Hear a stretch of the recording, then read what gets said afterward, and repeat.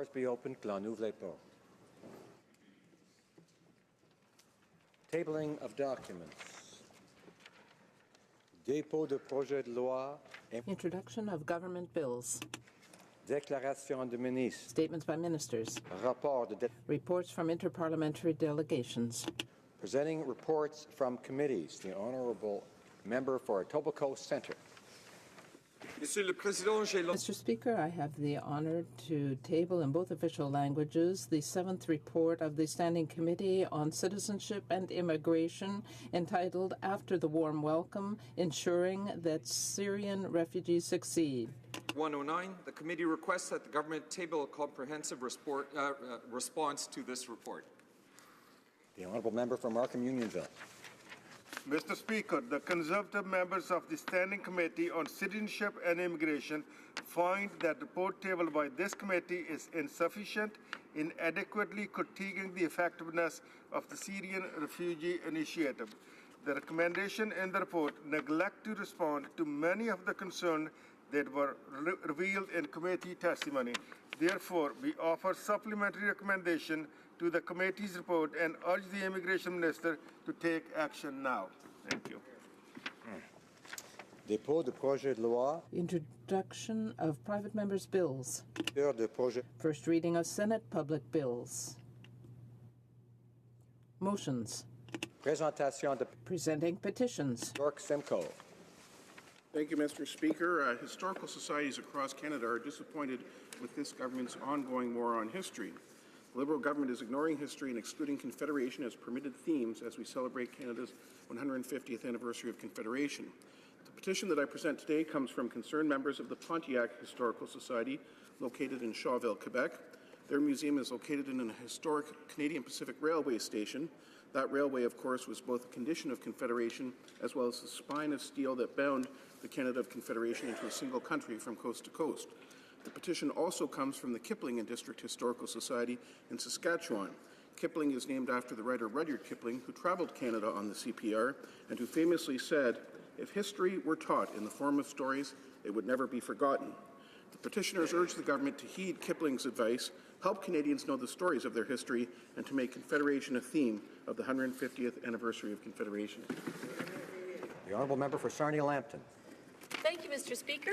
It's my pleasure to present this petition that calls on the Minister of Health to help ensure that all Canadians have access to quality palliative care as an end-of-life choice by endorsing palliative care options, such as those contained within Bill C-277, an act providing for the development of a framework on palliative care in Canada. Thank you, Mr. Speaker. Algoma, Manitoulin, Kapuskasing. Mr. Speaker, I'm pleased to rise to table petitions on behalf of my constituents in Algoma, Manitoulin, Kapuskasing from Echo Bay, Bruce Mines, Hearst, Wawa, Richards Landing, and some from Sault Ste. Marie, Caledon, London, and Woodstock. And it's with respect to the Algoma passenger train, which hasn't been operating for over a year, and it's resulted in substantial hardship for the residents, businesses, and other passengers. 75% of the people are not able to access their property, and First Nations indicate that they haven't been consulted. They're asking the Minister of Transport to put Algoma passenger train back in service and to reinstate the money that was promised under the Conservative government. For Saanich, Gulf Islands. Speaker, I rise to present two petitions. The first is relating to a missing persons index, which the petitioners want to see legislation to create a missing persons index. This is more of a follow-up at this point because the legislation has gone forward, but the full funding and implementation of the missing persons index is still to be achieved. The second petition, Mr. Speaker, calls for a ban for the entire West Coast for tankers carrying crude oil, particularly bitumen mixed with diluent. These petitioners are from throughout Vancouver Island, but primarily from my riding. Thank you, Mr. Speaker. Presenting petitions. Questions on the order paper. The Honourable Parliamentary Secretary to the Government House Leader. Yes, thank you, Mr. Speaker. I would ask that all questions be allowed to stand at this time. Is it agreed? Agreed and so ordered. Orders of the day. Government orders, government bills. C-29, the Budget Implementation Act 2016, et sur l'amendement de Monsieur Deltel. And on the amendment by Mr. Deltel. Débat. Resuming debate. There are 7 minutes remaining, in the remarks of the Honourable Member for Montmagny, Lille, Kamouraska, Rivière-du-Loup. Thank you, Mr. Speaker. I will continue my comments that I began last night. I feel it is important to speak. If you could just wait one moment, there is no interpretation. And is the interpretation into English working? So that it has begun. The Honourable Member. Thank you again, Mr. Speaker. I feel it is important to rise here today to speak to Bill C-29, which implements certain provisions of the budget of March 2016. We're talking about expenditures of billions and billions of dollars that do not keep the promises of the Liberals, the ones they made in the election campaign. We know that we are going to end up with a deficit of many billions of dollars, $34 billion for this first year alone. Not only is the government increasing Canada's debt on the backs of future generations, it is not meeting its own promises. So we don't see any results. We don't have infrastructure. We don't have more jobs. In fact, there are 50,000 fewer jobs than what was expected. The economy has started to stagnate, even though the government has spent a great deal of money. The Bank of Canada, the IMF, the OECD have said that Canada's performance will decrease over the next 2 years. The unemployment rate is still at 7% after a year. And we know that in 2016, the labor market has actually shrunk. So, Madam Speaker, the government said it was going to create 43,000 jobs, and in fact we have 7,000 fewer, so that's a loss of 50,000 jobs. In fact, this is a terrible record. The government should have realized early on that it was on the wrong path and should have corrected its the way it was approaching things. I think it would still be a good idea to change tack, and I would encourage the government to do so. With just a simple gesture, the government could eliminate this deficit. But on this side of the House, we feel that results speak for themselves, and I just have a few moments left, I know, but it seems that the government thinks that the budget will balance itself. But whether you're talking about a family budget or a business, you have to understand that a budget does not balance itself. There has to be a plan to get back to a balanced budget. And no one yesterday, on the government side yesterday, could indicate how this would happen. The government seems to think right now that through magical thinking, the budget will magically balance itself, but that's not the case. I have been in business. I still run a business in partnership with someone else with a number of employees, and I can tell you that the measures that the government has taken are wrong. It is imposing new taxes. It promised to reduce small business taxes from 11% to 9% to allow businesses to invest in new equipment to increase productivity.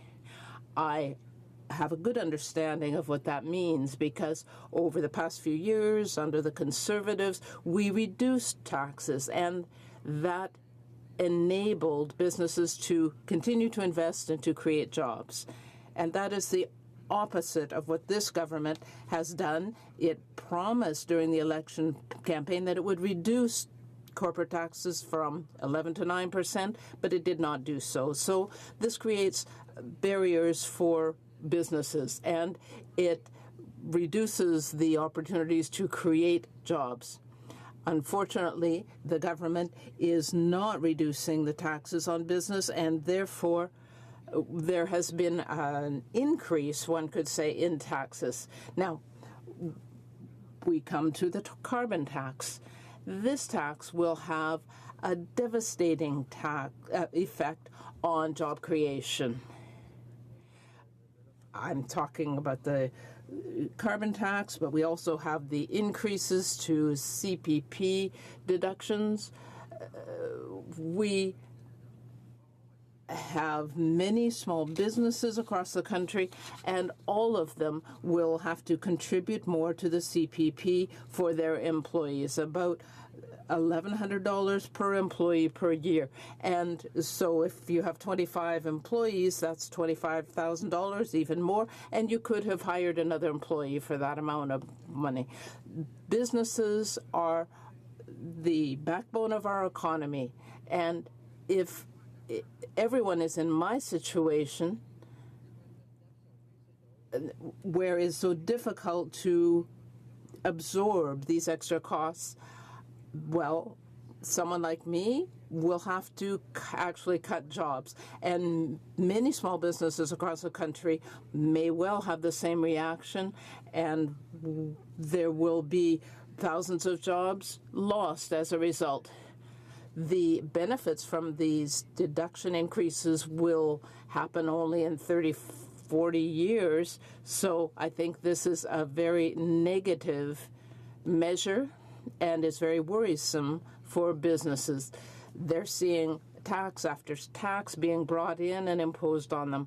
And not just businesses, but all Canadians are affected by the carbon tax and the other taxes. So consumers are going to have to pay more for gas, for everything they buy, in fact.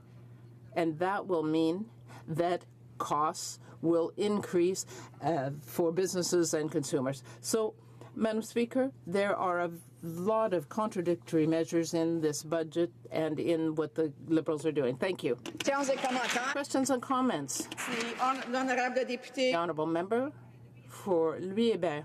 Thank you, Madam Speaker. I would first like to thank my colleague for his speech, which was very interesting, but I would like to hear from him about the IMF, because Christine Lagarde, the head of the IMF, has said that Canada is investing in infrastructure, which is a good thing to do while interest rates are low. And I also want to hear about corporate taxes, because we know that $630 billion is sleeping. It is not being invested. So does he think that we should have more targeted tax credits for this purpose?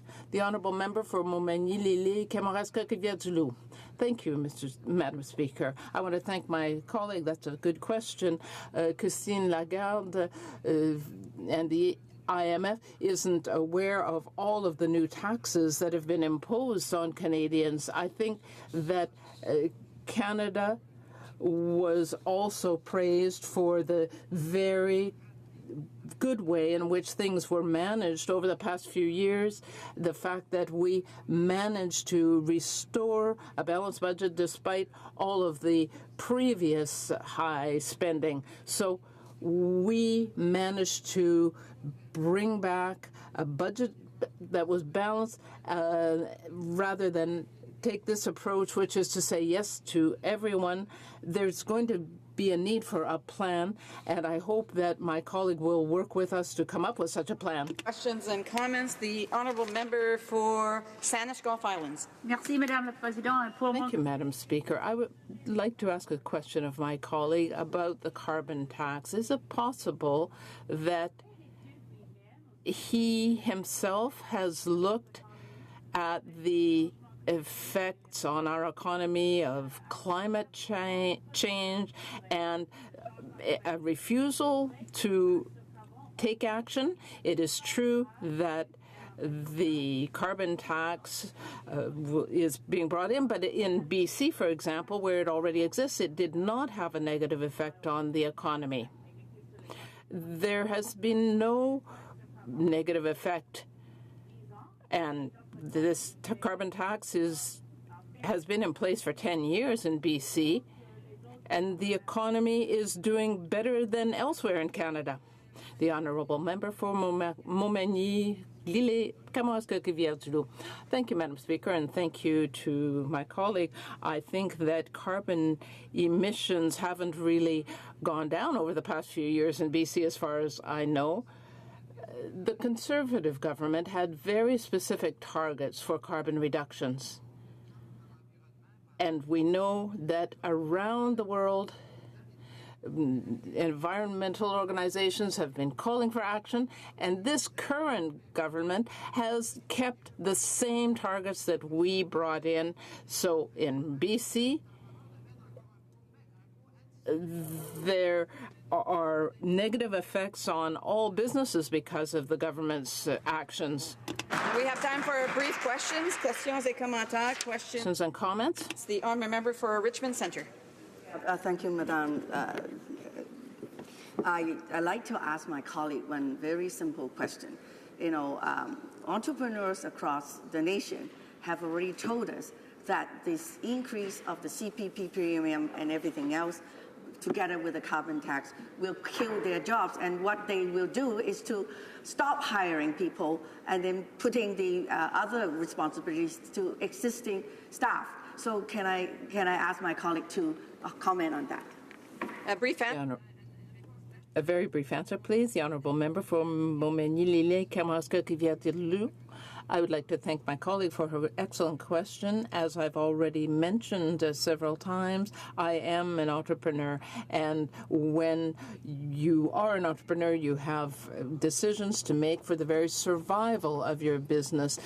The decisions are difficult, and when tax after tax is imposed on a business, then it is difficult to meet all those financial obligations. And in most cases, you don't sell your equipment or your buildings, you actually reduce the number of employees. So I want to thank my colleague for that question because it's a fundamental issue when we're talking about Canada's economy. Reprise de débat, the honourable member for Brampton East. Madam Speaker, it is an honour to rise today to speak to Bill C-29, the Act to amend certain provisions of the budget tabled in Parliament on March 22nd, 2016. Madam Speaker, I was elected to this House just over a year ago with all of my colleagues with the purpose of speaking up and advocating about the priorities of our local constituents. For me, that happens to be the wonderful people of Brampton East. My constituents are varied, from young families trying to join or stay in the middle class, to students and young Canadians entering the workforce, parents whose kids are growing up, leaving them, and people planning for retirement, and seniors who too often worry about their finances. In the last year, for all of these groups, we have taken monumental steps towards real change. From cutting taxes to close to 9 million Canadians and introducing the Canada Child Benefit, to increasing student grants for low and middle income families, increasing monthly payments for seniors, we are ensuring Canadians today and tomorrow will be able to live comfortably and confidently. We need to build on this momentum. Madam Speaker, as a member of the Standing Committee on Finance, I've had the opportunity to go through 2 pre-budget consultations now. The first was in February, which gathered 92 witnesses in Ottawa, from whom we heard over 4 days. These witnesses included individuals, NGOs, First Nations advocates, and other valued groups. We also received 172 submissions, online and from individual groups. The responses we received varied in topic, but the committee concluded its work with a report that offered 56 recommendations, many of which were included in this budget and this Second Implementation Act. We were elected 1 year ago on an ambitious new plan for a strong middle class and promised that we would do all we can do to help every Canadian succeed. Budget 2016 is an important part of fulfilling that promise. It offers immediate help to those who need it, and it lays the groundwork for sustained, inclusive economic growth that will benefit Canada's middle class and those working hard to join it. Madam Speaker, over the summer, I knocked on doors every Tuesday throughout August with a team of volunteers. This allowed me to check in with the wonderful residents of Brampton East about their priorities for their families, their community, and future generations. This bill helps those very same people. We meet each day at the doors, at our office, and at local events. This second Budget Implementation Act proposes items that will complete the implementation of outstanding measures from the Government of Canada's first budget, growing the middle class. To speak to just a few examples, this bill contains significant changes for seniors, improvements to protect Canadian consumers, tax fairness for Canadians, and last but not least, help for low and middle income families with children. Madam Speaker, the Canadian Association of Retired Persons estimated that roughly 600,000 seniors are living in poverty in Canada. 600,000. This is far too many, and I think Canadians would be shocked by that number. These seniors are our parents, our neighbors, our relatives, and our friends. For this reason, the government has made significant new investments to support seniors in their retirement years. Increased benefits will ensure that Canadian seniors have a dignified, comfortable, and secure retirement. In this bill, we are ensuring that Canadians are protected financially by strengthening and modernizing the financial consumer protection framework in our country. Canadian families weathered the 2008 financial crisis fairly well because of our strong financial sector. We will build on this strength by ensuring our financial sector is able to adapt to new trends, incorporate emerging financial innovation and technologies, challenging existing business models, and more. This bill will also modernize the financial consumer protection framework by clarifying and enhancing consumer protection. It will do so through amendments to the Bank Act to enhance consumer protection in the areas of access to banking services, business practices, disclosures, complaints handling, as well as corporate governance and accountability. Of great importance to me, this bill is about fairness, one of Canada's fundamental values. This bill ensures that the government has a plan to combat international tax evasion and aggressive tax avoidance through new measures, and it builds on the efforts that are currently being made both here in Canada and abroad. This work will help protect all Canadians and ensures that everyone pays their fair share. Canada has the lowest debt-to-GDP ratio of any G7 country, and interest rates are historic lows. Now is the ideal time for Canada to invest in its future. Last but not least, this bill ensures Canadian families have a little bit more help with the high cost of raising children through the new Canada Child Benefit. Simpler, tax-free, and more generous, the Canada Child Benefit will replace existing federal child benefits. With the Canada Child Benefit, 9 out of 10 Canadian families will receive higher monthly payments, and hundreds of thousands of children will be lifted out of poverty. This benefit will be indexed starting in 2020. We listened to the passionate advocates who said that the CCB must be indexed to inflation. We listened.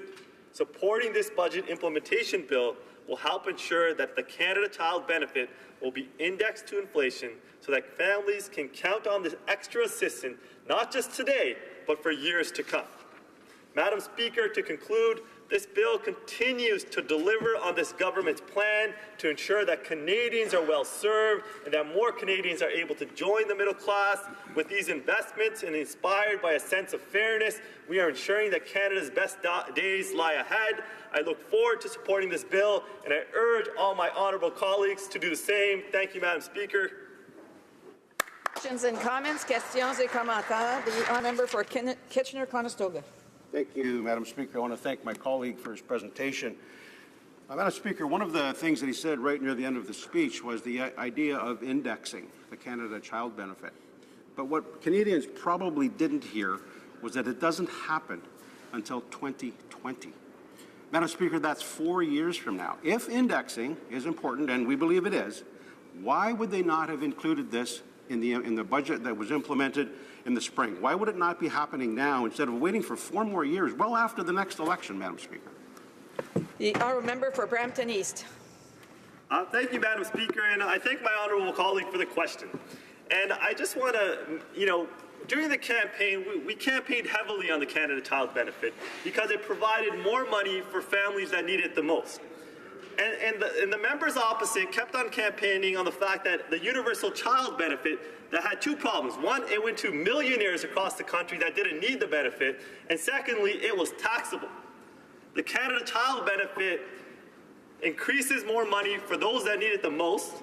It is after tax, and now it's indexed to inflation. It's a great benefit that helps middle-class families, helps the people that need it the most, and I encourage the members opposite to support that benefit. Thank you, Madam Speaker.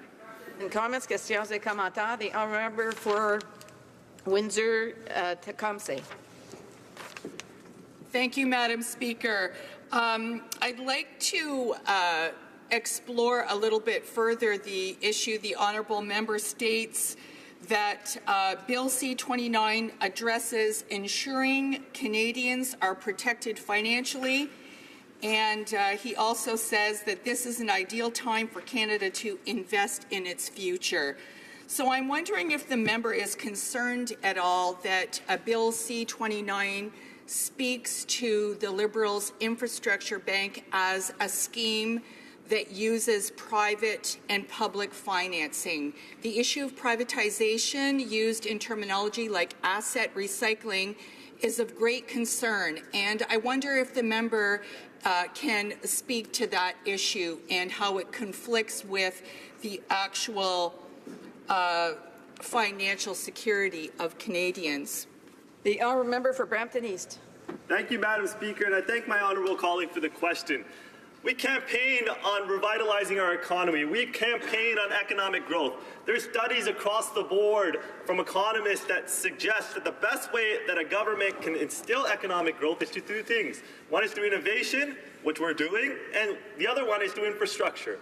And we think the infrastructure bank is a great idea, and Canadians recognize that as well. And if you talk to our partners at the provincial level and at the city level, they recognize that there's a huge infrastructure deficit across our country from coast to coast to coast.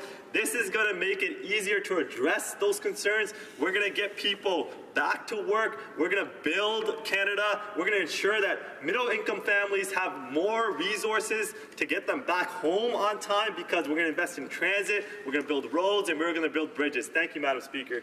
Questions and comments, questions et commentaires. The honourable member for Eglinton Lawrence. I want to thank my colleague from Brampton East this morning for all of his remarks and for all of his hard work in his riding. He spoke at length this morning about the Budget Implementation Act. I wonder if he might take a moment to elaborate on the positive impacts that the middle-class tax cut that was implemented as part of Budget 2016, as well as the Canada Child Benefit Plan. Thank you, Madam. The honourable member for Brampton East. Thank you, Madam Speaker, and I want to thank my honourable colleague from Eglinton Lawrence for the question. This young man is doing a great job in his riding. He's being a very accessible member of Parliament. We could all take, learn a thing or two from him. But his question is a very important one, especially on the tax cut. 9 million Canadians have more money in their pocket today because of our government. The Canada Child Benefit is helping 9 out of 10 families.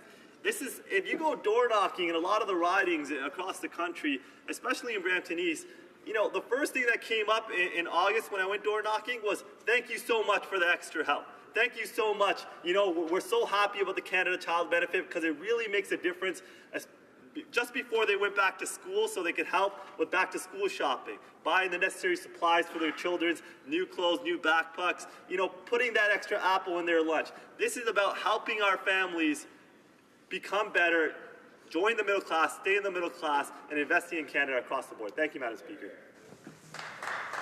Reprise le débat, resuming debate, l'honorable député de Sherbrooke. The honourable member for Sherbrooke. Thank you, Madam Speaker. I'm pleased to rise today to speak to Bill C-29, which is a second act to implement certain provisions of the budget It follows on the heels of the first Budget Implementation Act, the first budget by the Liberals as well, which created a great deal of disappointment. Now, this time in the Budget Implementation Bill, several issues are mentioned. It's quite a large bill, so if I may, I will focus simply on a few of the aspects of it. There are over 250 pages in this bill. And I'd like to focus on something that was announced in the Budget 2016, which was relating back to the OECD. It was a project conducted. Several countries are involved, and it's designed to fight tax evasion, which is a crucial issue and a very important one. And I'd like to say a few words about that. I'd also like to talk about the Canada Child Benefit, which was slightly modified in the Budget Implementation Act to adjust to the criticisms of the program. And then I will talk about asset recycling, which was announced in the budget, which is a term that really means privatization of Canadian infrastructure. So I will spend a few moments focusing on that as well. Now, what does this mean country by country? Where did this initiative come from?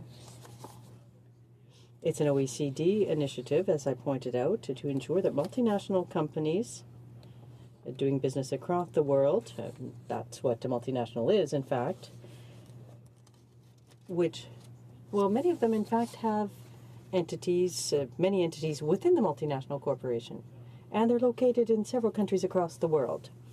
Now, unfortunately, there are some tax experts and accountants who are unscrupulous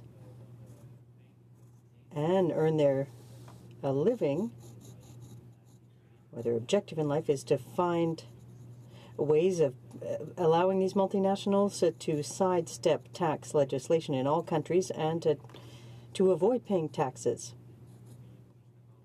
So to avoid paying their fair share in the countries where, in fact, they benefit from our public services, from our infrastructure, etc. There are some multinationals here, as well as elsewhere, that use the highways, for example, the airports, that benefit from taxpayers' money that's invested, people who've worked in those countries, but they don't contribute, they don't pay their fair share because they're avoiding their taxes.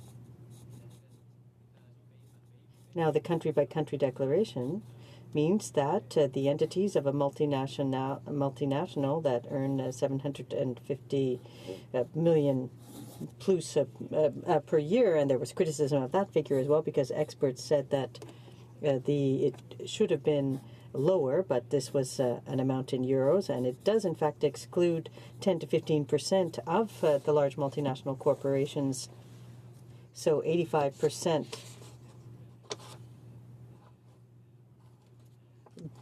don't meet the criteria of 750 million euro, but at any rate, what they will have to declare in the resident country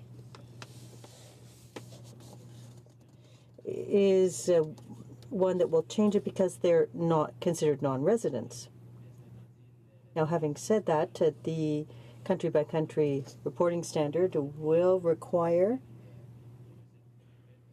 disclosure of revenues, profits, the number of employees on a country-by-country basis. And this will enable the Government of Canada and other governments across the world, in fact, to see if there are disparities in the figures, to see if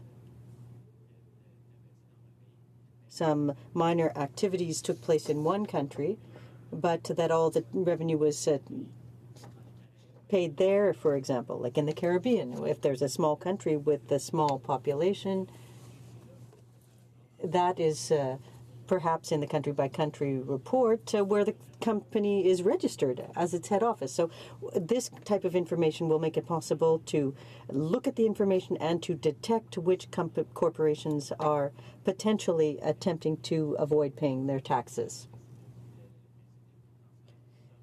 And this will also be focusing on the exchange of for example, patents, exchanges of services that enable them to sidestep taxation. So there are a number of good initiatives outlined by the OECD. This is a good one. This is a relatively good measure. The only problem is with respect to the amount of the 750 million or 70 million euros. It should have, multinationals should have been required also to report to Revenue Canada, and we could have also insisted on more detailed information, even more detailed information. The information should be published as well so that Canadians can see, in fact, the tax arrangements put in place and by way of an example, if you go to a mall as a consumer, it might be a good idea to know what kind of fiscal or tax measures a company has in place before purchasing their goods as a consumer. I'd also like to denounce the fact that there was no indexation as well. That was criticized by many experts, and fortunately the Liberals heard the criticism and then included indexation in this budget bill. They acknowledged the mistake. They acknowledged that they forgot to do the indexation, and but then they said they won't be indexing it before 2020. So that'll have an impact on people of Sherbrooke who benefit from the child tax benefit. There will be a decrease in the overall amounts, and if we look at the cost of living that's going up, groceries are going up. People in Sherbrooke talk about it all the time. Groceries are going up nonstop, and their salaries are not. So their spending power is decreasing, and the situation with the benefit will not help the people of Sherbrooke. Well, hopefully the government will listen to reason and make some additional changes there as well, as they did with the very concise arguments with respect to the lack of indexation. So they should hopefully listen to reason and implement the indexation immediately, not in 2020. Another issue that I wanted to talk about is the recycling of assets. It's a term that's used by the government in Budget 2016 in a document that was tabled in the House. And so it discusses asset recycling. And so what does that really mean, asset recycling? And there are also rumors that are circulating on the investment bank, the infrastructure bank. They mentioned it in the election campaign. They already alluded to this project to create an infrastructure investment bank. But what we're learning now is that the government, and we might get more news on this today in the economic update, but the government is contemplating the idea of privatizing, and not only privatizing infrastructure that we already have, and that's what asset recycling means. So by privatizing government assets, sending them into the hands of the private sector to make money. And how do you make money? Well, you put in place tolls and fees. That's how it works. The same principle could be applied to the infrastructure bank so that we can continue to invest. Well, private investors will ask for a return on their investment, and to get a return on their investment in infrastructure, what do? Well, you create tolls and fees. You make the users pay. So they'll have to pay to use that infrastructure, which should be public and which should be available to all. As I mentioned in the beginning of my speech, everyone should pay their fair share of taxes, and if you pay taxes, you should get services from state, and you shouldn't have to pay a second time for those services. So I hope the government will hear reason on these issues. Thank you. Questions and comments? The Parliamentary Secretary to the Government House Leader. Yes, thank you, Madam Speaker. Maybe if I could pick up on the member's last point. I know a number of NDP made mention to the whole idea of infrastructure and how infrastructure is ultimately paid for. 4 or 5 years ago, the NDP government in Manitoba dealt with it by bringing forward legislation supporting P3s, which included private sector and government-sponsored infrastructure projects. And my question to the member is, do the NDP at the national level, because obviously at the provincial level it's a different thing, but at the national level believe that the private sector plays no role whatsoever in the infrastructure? The Honourable Member for Sherbrooke. Thank you, Madam Speaker, and I'd like to thank my colleague for his question. And I would like to say at the outset that P3s are not the same thing as the proposal to have an infrastructure investment bank that would take private money and public money to build projects. It's a project that requires a return on investment. It's a bank, and a bank doesn't work if there's no return on investment. So that's very different from a public-private partnership. And so it's important, obviously, to have good infrastructure, but I don't think I said as I said in my speech, I don't think users should pay for infrastructure that's paid for with public money. Who's public? Well, the public are the users. We shouldn't ask the public to pay twice for the same thing. So taxpayers' money should be used to give the public infrastructure. Why would we ask them to pay twice? Questions and comments. The Honourable Member for Sarnia-Lambton. Thank you, Madam Speaker. I'd like to thank my colleague for his speech. He had lots of good math facts in his speech. And when it comes to the math facts about this budget, we hear a lot of rhetoric about the middle class. But it seems to me, if you give them a $900 tax cut and then you take away $1,100 when you do the CPP, and then you add a carbon tax and an internet tax on that, you're really not helping them out. And with seniors, I would say giving them an extra $60 a month with the GIS is nice, but then Kathleen Wynne comes along and takes away $130 a month, and then there's a carbon tax, and then there's an internet tax, and then they're not better off. And so I wondered if the member could comment on whether he thinks this budget is going to make the people of Sherbrooke better off. The Honourable Member for Sherbrooke. Thank you, Madam Speaker, and I'd like to thank my colleague for her question. And indeed, taxpayers, my fellow citizens in Sherbrooke, are finding themselves paying more and more, and they have less and less income, and life is getting more expensive. And new measures that will make them pay even more, well, that's not a good thing. And so what we want is for citizens to fully participate in the economy. We want to make sure that they have money in their pockets so that they can reinvest in the economy.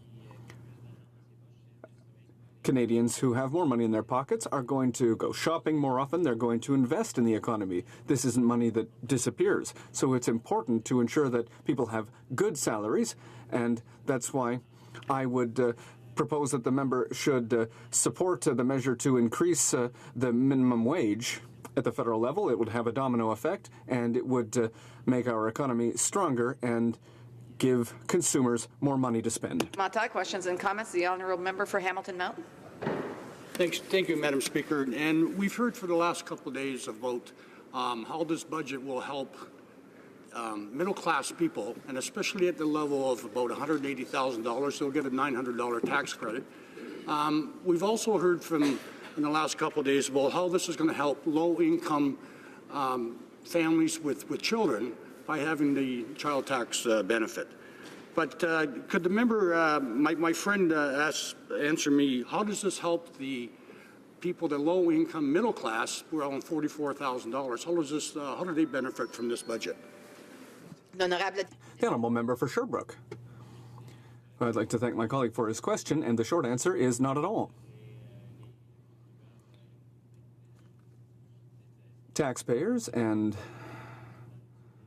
well, we often talk about taxpayers. Maybe that's, it's because I do so much work on national revenue, but Canadians who make less than a certain threshold don't get anything don't get anything more from their government.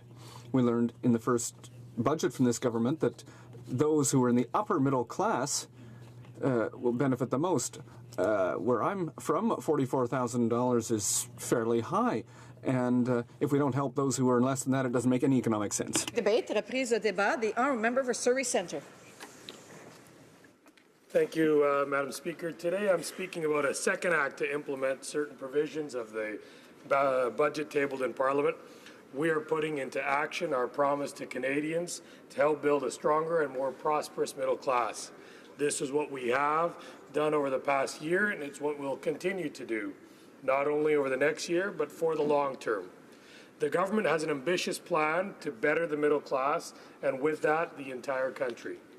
We have received support around the world on the steps we have taken, from the Financial Times, the Wall Street Journal, the OECD, and the IMF Managing Director, Ms. Lagarde, who cites Canada as the role model for its ability to mobilize all possible levers to generate growth.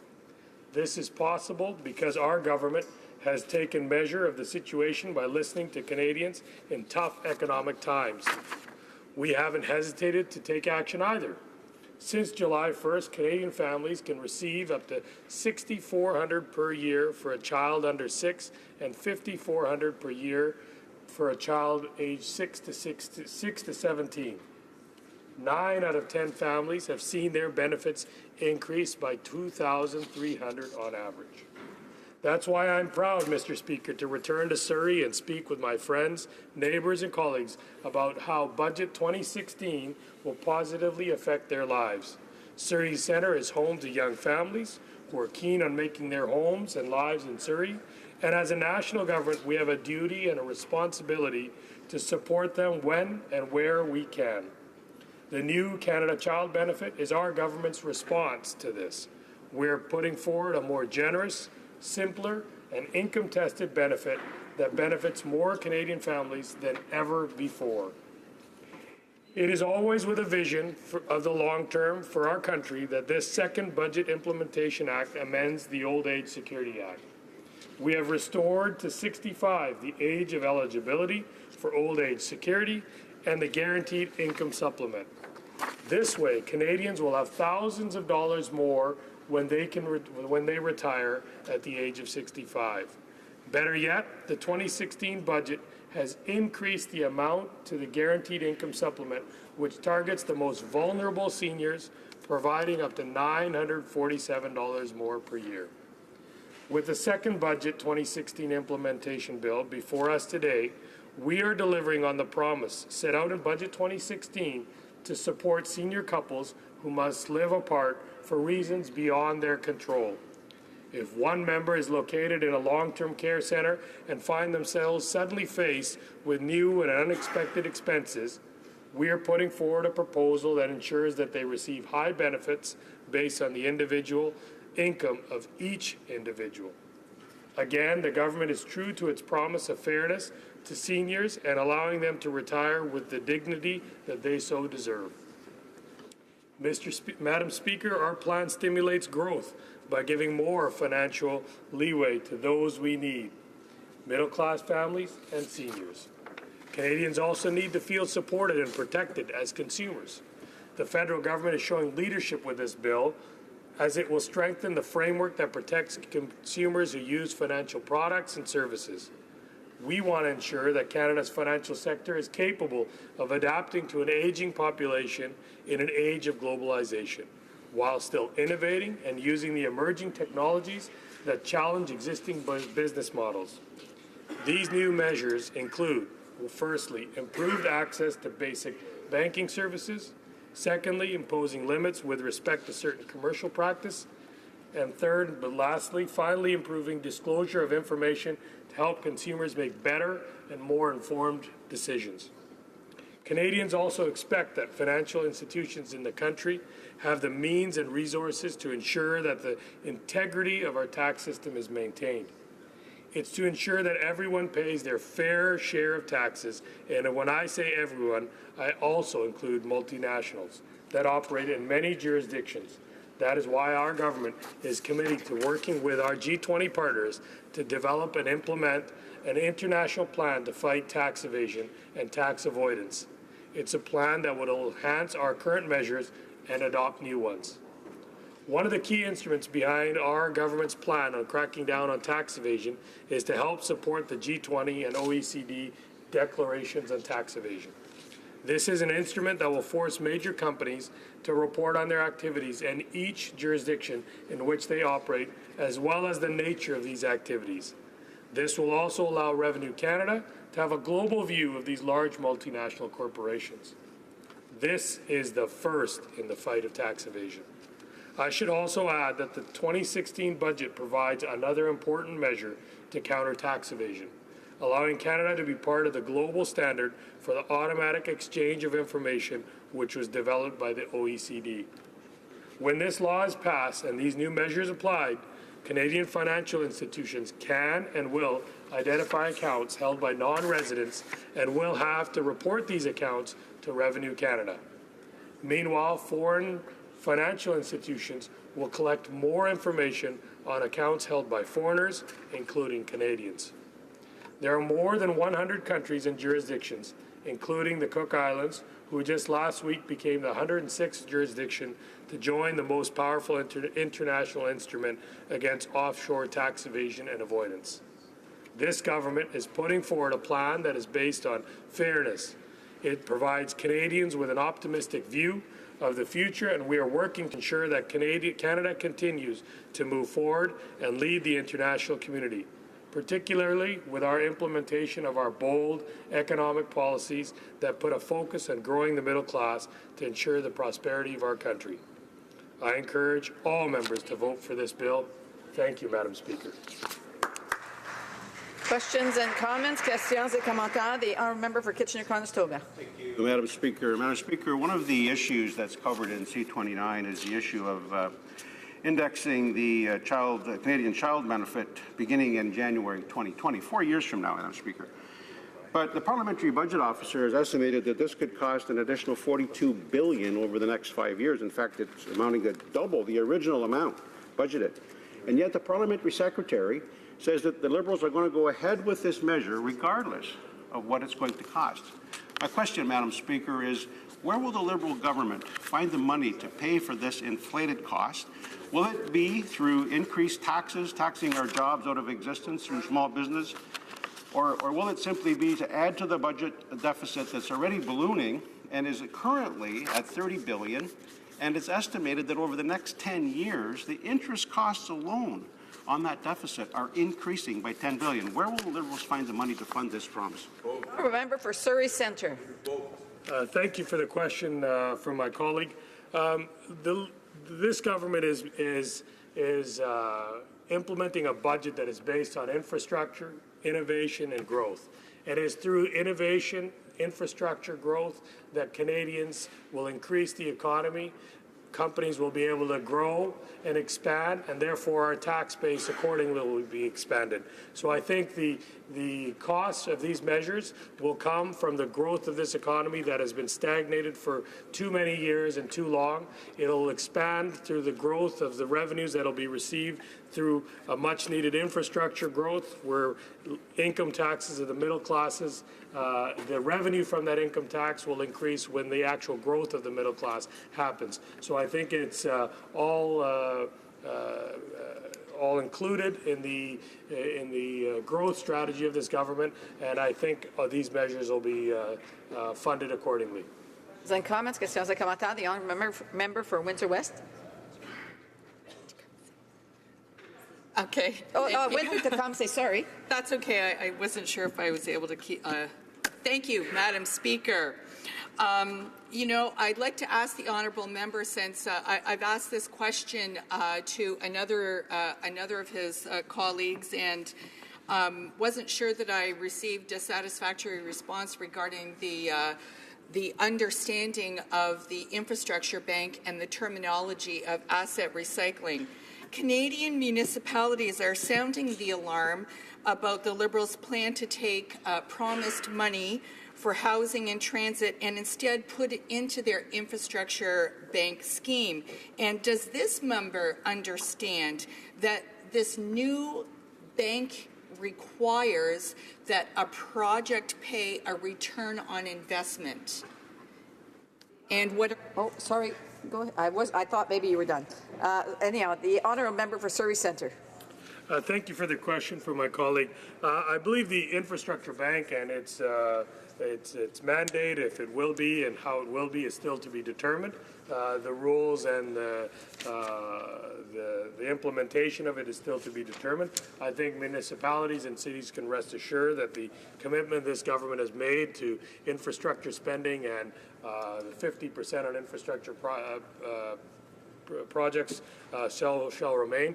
The goal of the infrastructure bank is actually something that a lot of these municipalities have been asking for, which is a base by which they can rely on for satisfactory funding at low cost to implement a lot of the infrastructure projects which they have been so dreaming for so long. You can go coast to coast to coast of this country. You can go to the major cities of this country and you see failing infrastructure projects. You see sewer systems that are outdated, bridges that are falling apart, highways that are needing of much needed repair.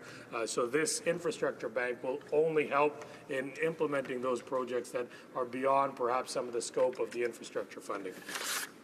Resuming debate, reprise de débat, l'honorable député de Beauport, Côte-de-Beaupré. The honourable member for Beauport, Côte-de-Beaupré, Île-d'Orléans, Charlevoix. Good morning, Madam Speaker. It's always a pleasure to participate in discussions here in the House. Yesterday in the afternoon, I had the opportunity to spend a good part of the afternoon here, and I listened to a number of speeches, and I have to admit I was left a little bit perplexed by some of the Liberals' arguments. And let me give you a sort of a timeline of the Liberal plan. At the beginning of the election campaign last August, the Liberals talked about a modest deficit which would allow the Government of Canada to create jobs, which would allow the Canadian economy to prosper, which would allow the development of infrastructure projects. Later, in this same election campaign, we learned that the deficit would be very, very small. Just $10 billion. $10 billion. In March, well, oops, we learned that all of the services that they wanted to offer to Canadians would cost $30 billion to the taxpayer. And, well, that's not quite the same number. And that wasn't what was promised to Canadians. And now, recently, we've learned that the deficit might be $35 billion or even more. Or, well, I don't know, but I don't know how our Prime Minister, well, he might just decide it's going to be even more than that because he doesn't apparently really know how to count. He is spending our money, or rather, taxpayers' money, my money, the money of my daughters, my grandson. He is spending so much money that there's not much left for Canadians. So who's going to have to pay the bill? I'm going to pay for part of it, but most of it will be paid for by future generations. My children, my grandchildren, my great-grandchildren. When I listen to the Liberals, they're saying there isn't any problem. We want Canada to be wonderful for our children. It doesn't matter whether they don't have any money to pay for this. I think that whatever they're smoking, we can sure smell it on this side. We know that there should have been some results because of all this investment. We should have been able to see some results by now. But what we are seeing is that jobs are being lost across the country. There is infrastructure spending, but no concrete achievements. A lot of money is being spent. Neither this side nor the other has seen any results. I can tell you in my riding, nothing has been done. The government has talked about programs that they are saying are helping 9 Canadians out of 10, and they are going to pay for through their new carbon tax.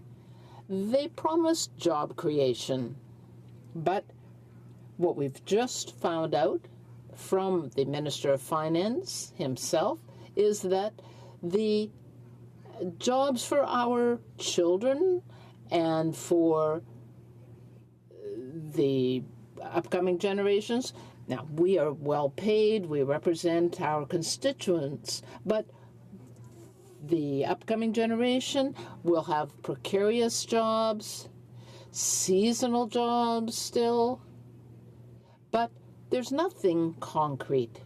Where are those wonderful promises that the Liberals made? They seem to be throwing up a smokescreen, and they're saying, well, we are the ones that make things happen. We are the best when it comes to governing. What I can tell you is they are the best when it comes to photo ops.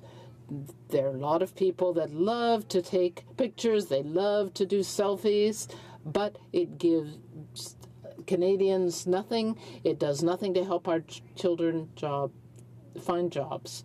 So job creation is one aspect. Nothing is happening. But now they are planning to index the Canada Child Benefits starting in 2020.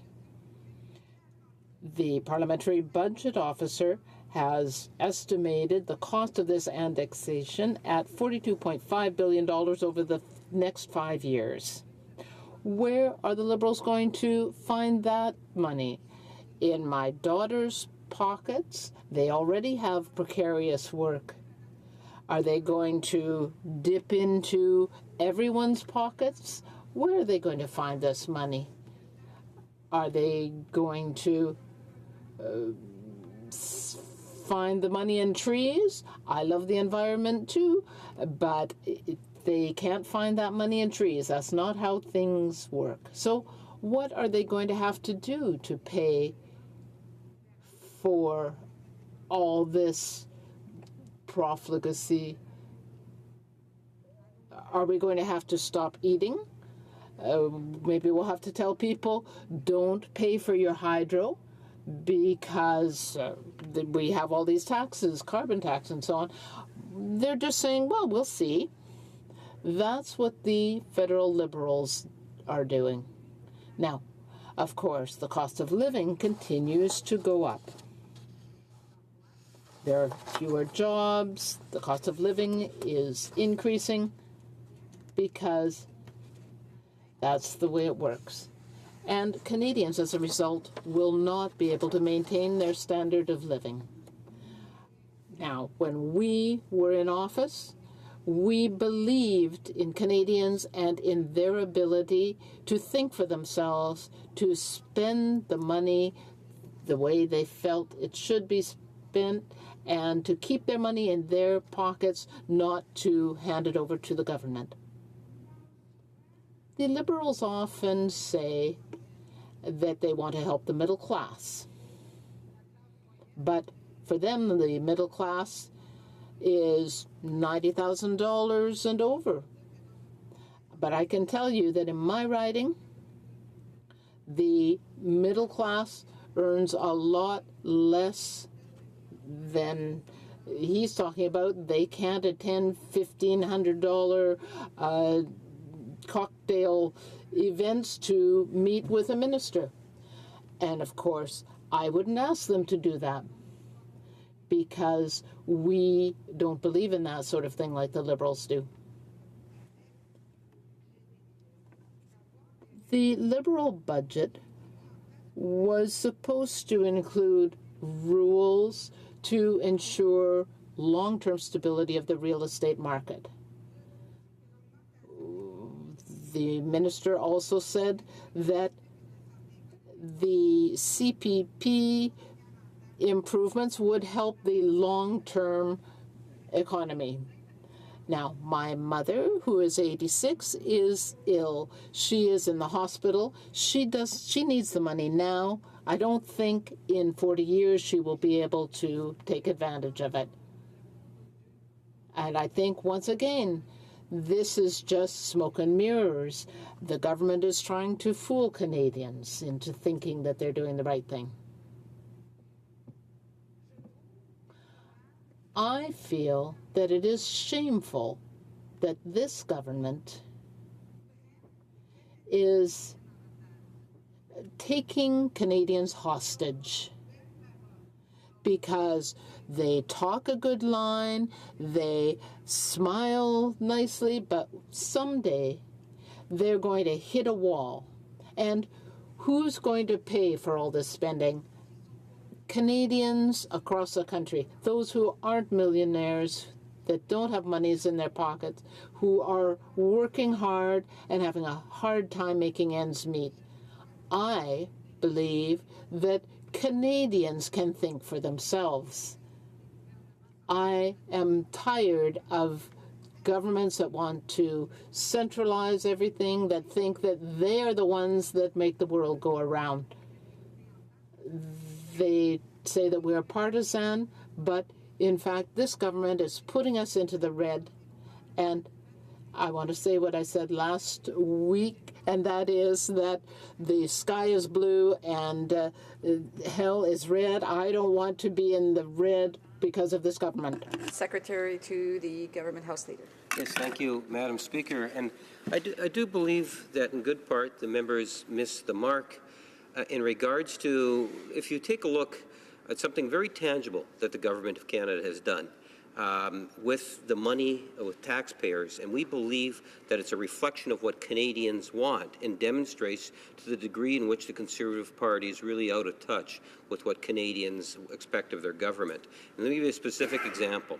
The Guaranteed Income Supplement will, in fact, enhance incomes for the poorest of our seniors in every region of our country.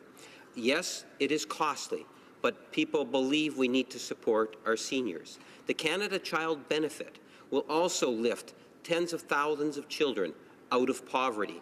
Yes, it is costly, but this is something that Canadians want for us to deal with poverty. Does the member not acknowledge that the government has a role to play in dealing with poverty in Canada? The Honourable Member for Beauport, Côte de Beaupré, Île-d'Orléans, Charlevoix. I would like to thank my colleague for his question. And unlike him, if he thinks I don't understand, it isn't because I'm a woman that I don't understand. I do understand, and I understand very well what people in my riding are telling me. Poverty has always existed. I was poor, and I know what we're talking about. Just because I was poor and it was hard for me to pay my rent and for my groceries, the government didn't take money away from me. It left me with money to pay for what I needed. What the government is doing right now is, well, I don't know who they listen to, but they didn't listen to the real middle class or poor people. Otherwise, they wouldn't be bringing in a carbon tax or other taxes. They would be leaving the money in people's pockets. À la présidente. I would ask our colleagues to please address their comments through the chair. Thank you, Madam Chair, and thank the member for her statements and speech today. One of the things that mentioned was the previous record of the Conservative government, and we're talking about consumption taxes. In particular, the Conservatives are responsible for the GST, and now the son of the GST be the HST. So the member will have a chance to answer the question. Once the question is asked, we have to show respect for the person who has the floor at the moment. Thank you, Madam Speaker. I've never been heckled giving my speech or question from the actual speaker, but at any rate, it's never too late to learn here. The process of that was a $6 billion contribution, $4 billion to Ontario and $2 billion to British Columbia at a time of a deficit. And I had the House of Commons do some analysis about those borrowing costs, and it's going to be more because we were in a deficit of a $8 billion to $10 billion expenditure with the borrowing costs rolled in. So I'd asked the member about the history of the Conservative Party that actually borrowed $6 to $8, possibly $10 billion to bring in a consumption tax that affects every age and every consumer and every income versus out of a based income tax. And so again, why do the Conservatives feel that the HST was so important for Canadians? And generally speaking, consumption taxes hurt all, not just the individuals that should pay for those things. The Honourable Member for Beauport, Côte de Beaupré, Île-d'Orléans, Charlevoix.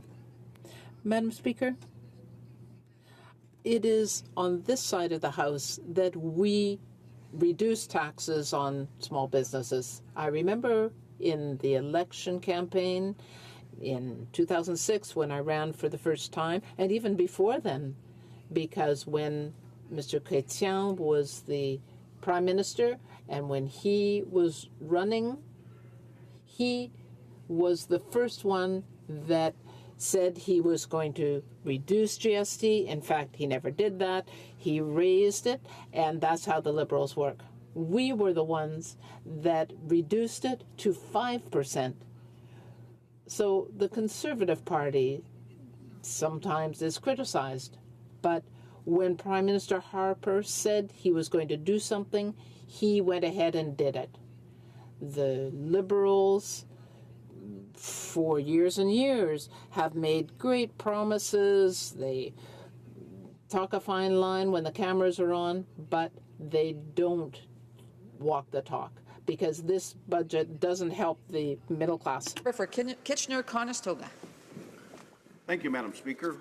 Madam Speaker, today I rise in the House to participate in the debate on the Liberal government's second budget implementation bill. In the spring, the Liberals presented their first budget. The actual implementation comes in two phases. The Bill C-15, the Budget Implementation Act 2016, number 1, which was passed last spring. Now we're implementing the next phase of the budget, known as the Budget Implementation Act 2016, number 2, and these are technical measures to move the budget into law. Madam Speaker, left with a $2.9 billion surplus by our Conservative government, confirmed by the Parliamentary Budget Officer on October 24, the Liberal government, who campaigned on controlled deficit spending, blew through their promises and didn't just double their projected spending, but tripled it. But if that wasn't enough, Madam Speaker, it has now been made clear by the Bank of Canada, the International Monetary Fund, and the OECD that Canada's forecast growth will be much less than anticipated. This means the deficit will actually be larger than 3 times their original promise. In fact, TD Bank estimates that the deficit will be approximately $34 billion. If you consider just debt charges alone over the course of this government's mandate, interest charges increased by almost $10 billion. So over the next 4 years, the interest cost alone rises from $25.7 billion to $35.5 billion. That's just interest alone, Madam Speaker. That's a lot of money that could be invested better in perhaps reducing taxes, especially for our small business sector. Madam Speaker, Canadians believed the Liberal Party when they said the deficit spending they were going to be undertaking would lead to prosperity and growth. Following the release of the budget, my office sent out surveys to every household and business in my riding, asking whether or not they supported the out-of-control spending of this Liberal government. Of the responses I received, over 90% of my constituents did not support these ballooning deficits and unnecessary spending. Canadians will remember the stimulus spending the Conservative government undertook during the recession years of 2008 to 2010, and the ability of our government to lift Canada out of the recession stronger than any other G7 country. On top of that, Madam Speaker, our Conservative government kept our promise to return the budget to balance, and as I said before, even left the Liberal government with a surplus of $2.9 billion. However, Madam Speaker, we are not seeing the promised results of the Liberal deficit spending that just a year ago the Liberals promised they could spend their way to prosperity and growth. Hardworking Canadians trusted them to borrow just a modest sum. They said they would create more jobs and put more money in their pockets. Well, Canadians are still waiting. By most measures, they're worse off than they were a year ago, and the unemployment rate has not changed since the Liberals took office. Madam Speaker, good jobs are in short supply. The vast majority of new jobs created under the Liberals have been part-time, which helps explain why weekly earnings for the average worker haven't budged. Meanwhile, the cost of living goes up, and it's now harder for Canadians to afford a new home, and the new federal rules announced last month mean even fewer will be able to buy that first home. Madam Speaker, during the summer, I invited the member from Barrie, Springwater, Oro-Medonte, who was critic for the economic development for Southern Ontario, to my riding to participate in a manufacturing roundtable. We had a great turnout, and I was pleased to listen to the concerns of many in the Waterloo region. In addition to a number of small business owners, also present was the Cambridge and Greater Kitchener-Waterloo Chamber of Commerce. One point that came up time and time again from these business owners was that you cannot operate a business for very long by borrowing for operating costs. Now, all of us realize that for a major capital investment, such as a home or new equipment, will require sensible borrowing. But to borrow more and more for operating costs, Madam Speaker, that's a recipe for disaster. It's really only a matter of time until you are finished. The same principle needs to be operative at the federal level of budgeting. We can't continue to borrow to operate a bloated government. Another issue that was brought up during the roundtable was the increased challenges that this Liberal government is forcing on businesses, changes to the CPP program, and at the same time, the prospect of a national carbon tax. Now, both these changes being implemented in the near future, these job-creating businesses in the Waterloo region will be forced to make hard decisions and limit their own growth or perhaps even lay off workers.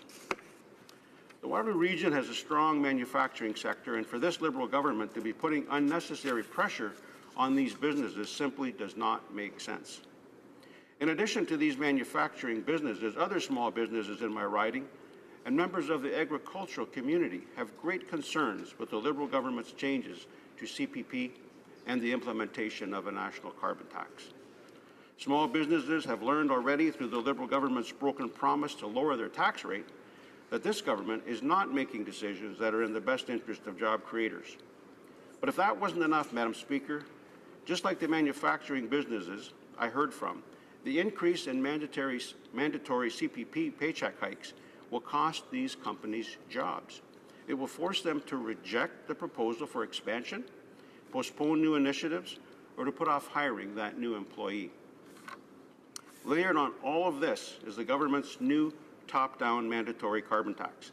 In my riding, there are over 1,200 farms, approximately 1,400 farms in all of Waterloo region.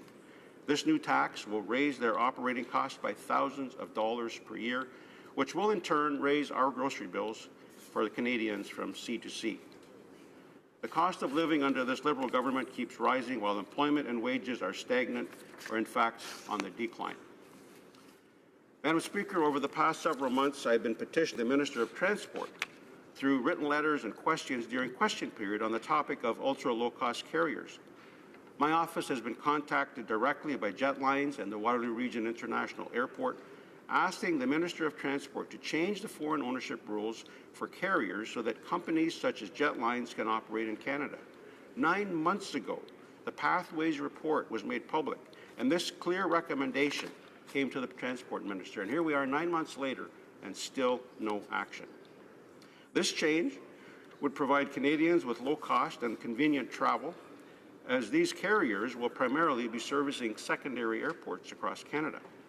Again, Madam Speaker, this is an absolutely clear issue. This has the potential to create thousands of new jobs and offer a more affordable option for travel, but the Liberal government remains committed to standing in the way of private enterprise. The Liberals said a massive deficit would create jobs. Well, the Parliamentary Budget Officer's employment assessment said that after a year of Liberal borrowing, there have been 0 new full-time jobs created. 0. Job growth is at half the rate of the previous government, and all of the jobs are part-time. Despite the low dollar, there are 20,000 fewer manufacturing jobs than there were a year ago. Last, Madam Speaker, I'd like to talk about the tax credits that this government has abolished with this new budget and the introduction of their Canadian Child Benefit. Madam Speaker, the Liberal government removal of the student textbook tax credit has big impacts on the Waterloo region, home to several universities and colleges. With the cost of tuition increasing and fewer job prospects, students need help covering costs, and this was one method the government was able to help them. The Waterloo region is also home to many great sports clubs and associations. Our previous government introduced a child fitness tax credit to help families pay for the cost of their child's sports fees. This helped many families who otherwise might not have been able to afford it, and it also encouraged health and wellness through sport, which in turn reduces health care costs. The Liberals defend these cuts by citing the Canadian Child Benefit, but recently we discovered that their own budgets did not allow for indexing to inflation. This would mean that Canadians each year would actually be losing money under this new plan. In an effort to remedy this monumental error, the government has included in this legislation updates to the program allowing for indexation. The Parliamentary Budget Officer has estimated that indexing and enriching the Canadian Child Benefit will cost $42.5 billion over the next 5 years. The Parliamentary Secretary said they're going forward with these regardless of the financial pressures it puts on public finances. The Parliamentary Budget Officer found the program would cost more than double the original amount budgeted if indexed over the next 5 years. Madam Speaker, where will the Liberals find the money for this new spending? As we have seen already over the past year, and have been made clear in this speech, the government will be digging deeper and deeper into debt without any plan of ever returning the budget to balance. In conclusion, it's clear that this government's uncontrolled spending and poor policy decisions have been, continue to be, and will be over the next 3 years disastrous for the Canadian economy. That's why I cannot support this legislation. I ask the Liberal government to reconsider the poor economic decisions that are included in this bill. Thank you, Madam Speaker. Questions and comments. The Honourable Parliamentary Secretary to the Government House Leader. Yes, thank you. Madam Speaker, the member spent a vast majority of his time commenting on deficit, so I figure I'll ask the question in regards to the deficit issue. I'm sure I've said this many times inside the House, that what we had provided Stephen Harper and his government when he had taken office was a multi-billion-dollar budget surplus. And every year, virtually since he took office, he had a running deficit. In fact, Madam Speaker, he had the largest total running deficit than any other government in the history of Canada, in excess of 150, that's $150 billion. Madam Speaker, my question to the member is, given the track record of the Conservative Party on deficits, contrast that to the Liberal governments that have consistently had balanced budgets. Why does he believe that the Conservatives have any credibility on the issue of balanced budgets? For Kitchener-Conestoga. Well, thank you, Madam Speaker. I just want to remind everyone that one of the ways the previous Liberal government balanced their budget was to cut $25 billion from the health care and social transfers to the provinces, and our provinces and municipalities are still suffering from those cuts. But, Madam Speaker, what my colleague fails to remember as well is that this government, our Canadian Conservative government, paid down over $40 billion of the national debt while we were in government. And yes, during 2008 to 2010, we did go into deficit to fund infrastructure projects and to create jobs. And Madam Speaker, our job creation record was incredible. It was the strongest in the G7. Well over 1 million new jobs created as a result of the investments that we made. In contrast to what we found here, not one new job in spite of all of this borrowing. Thank you, Madam Speaker. Amata, questions and comments. The Honourable Member for Windsor-Tecumseh. Thank you, Madam Chair. I'd like to ask the Honourable Member, since he has a good recollection of the practices of Liberal governments of the past and talking about Canadians still suffering from those cuts. Indeed, 1997, the sale of the Port of Churchill. Look where we're at now, and throwing more and more money at that fiasco. And so I'm wondering if the member is at all concerned now with this next suggestion of privatization and sale of assets, with the mention of asset recycling in the budget. And I wonder if the member is at all concerned with this cost pressure on Canadians as well. The honourable member for Kitchener-Conestoga. Well, Madam Speaker, I haven't done a lot of research into the actual privatization measures that are in the bill, but some of the concerns that I outlined in my speech are very clear concerns when it comes to increased costs. For example, the child care plan that the Liberals have implemented, and the parliamentary budget officer has indicated very clearly the increased pressure this will place on the budget, up to $40 billion additional funding, and there's no mention in the budget as to where that money could come from. So, Madam Speaker, I don't have a clear answer to the question that she's posing, but I'd be happy to discuss with that later. The honourable member for Oshawa. Very much, Madam Speaker. I want to thank my colleague, too, for a wonderful speech. And, you know, legitimate criticisms of the government. I hear government members talking about the Conservative record, and I was wondering if you could actually comment, because he was here during that world economic downturn that we had to navigate through. The Liberals keep talking about the size of the deficit. Well, he was here. He knows that the Liberals at the time were pushing us to make the deficit even larger. And we're looking at a situation now in the world where the world isn't in a recession like it was back then. The Liberals are talking about making investments, but where's the actual results of those investments over the last year? Could he point to any?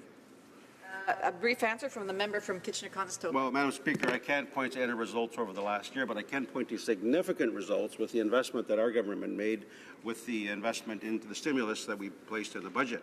In fact, one of them was the Knowledge Infrastructure Program, which invested in colleges and universities, allowing them to expand their facilities to actually train more workers.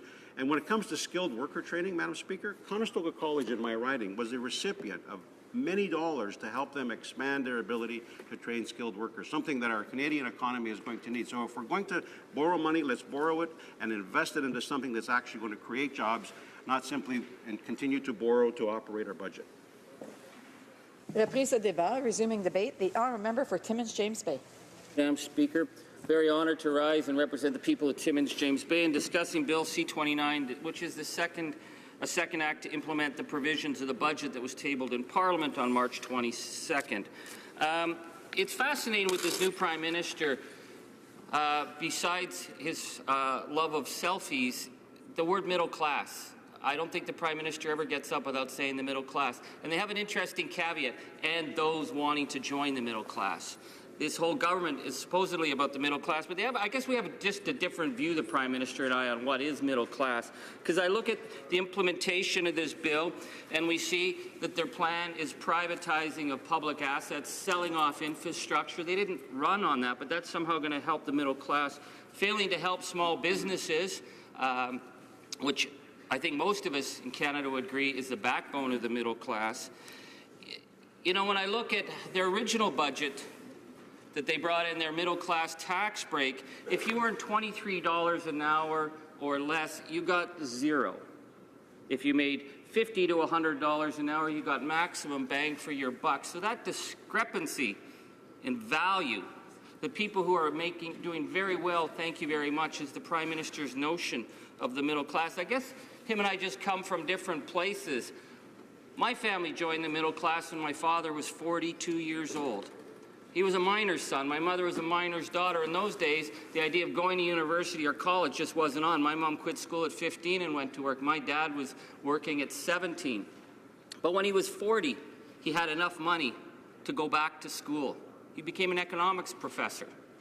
That was the middle class, the belief that you could rise up if you saved money, if you got an education, there'd be something for you. So what did the middle class look like for our family?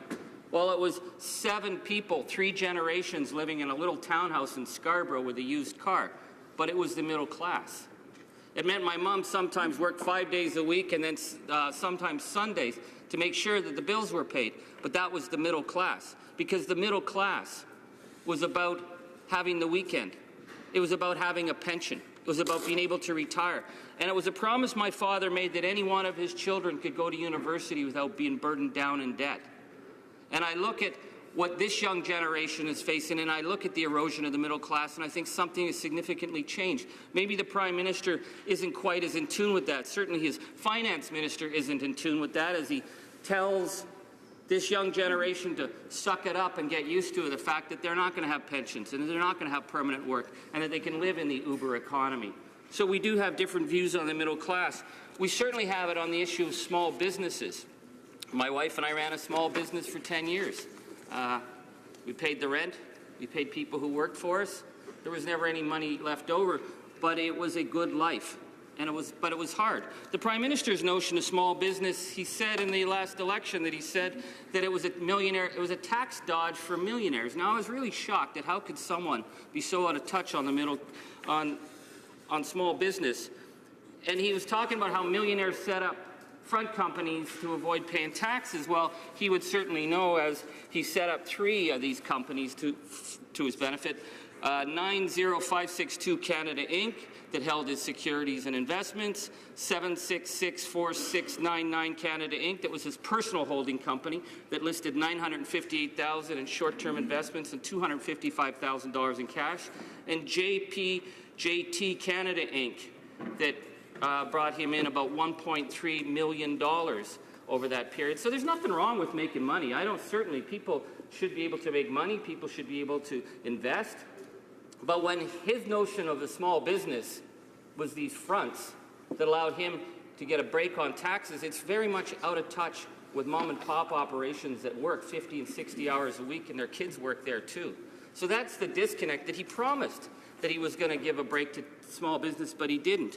Now, the other area he promised a big break in the election, this is when he was still running on the Progressive platform. We all remember that.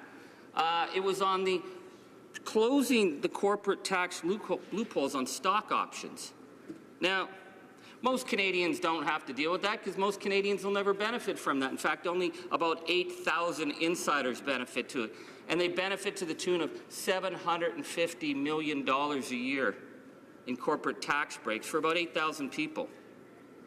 And the Prime Minister promised he would close that. But of course, the Finance Minister, as soon as he got in, said, don't worry, pals and buddies on Bay Street, your interests are protected. Now, I think of that because I see a government that tells us that they can't find $155 million to cover the shortfall in child welfare for children who are literally dying from lack of mental health services and living in a broken foster care system. They can't find $155 million for the 163,000 children who can't get home. But he could find $750 million for 8,000 friends, probably many of whom know the Finance Minister.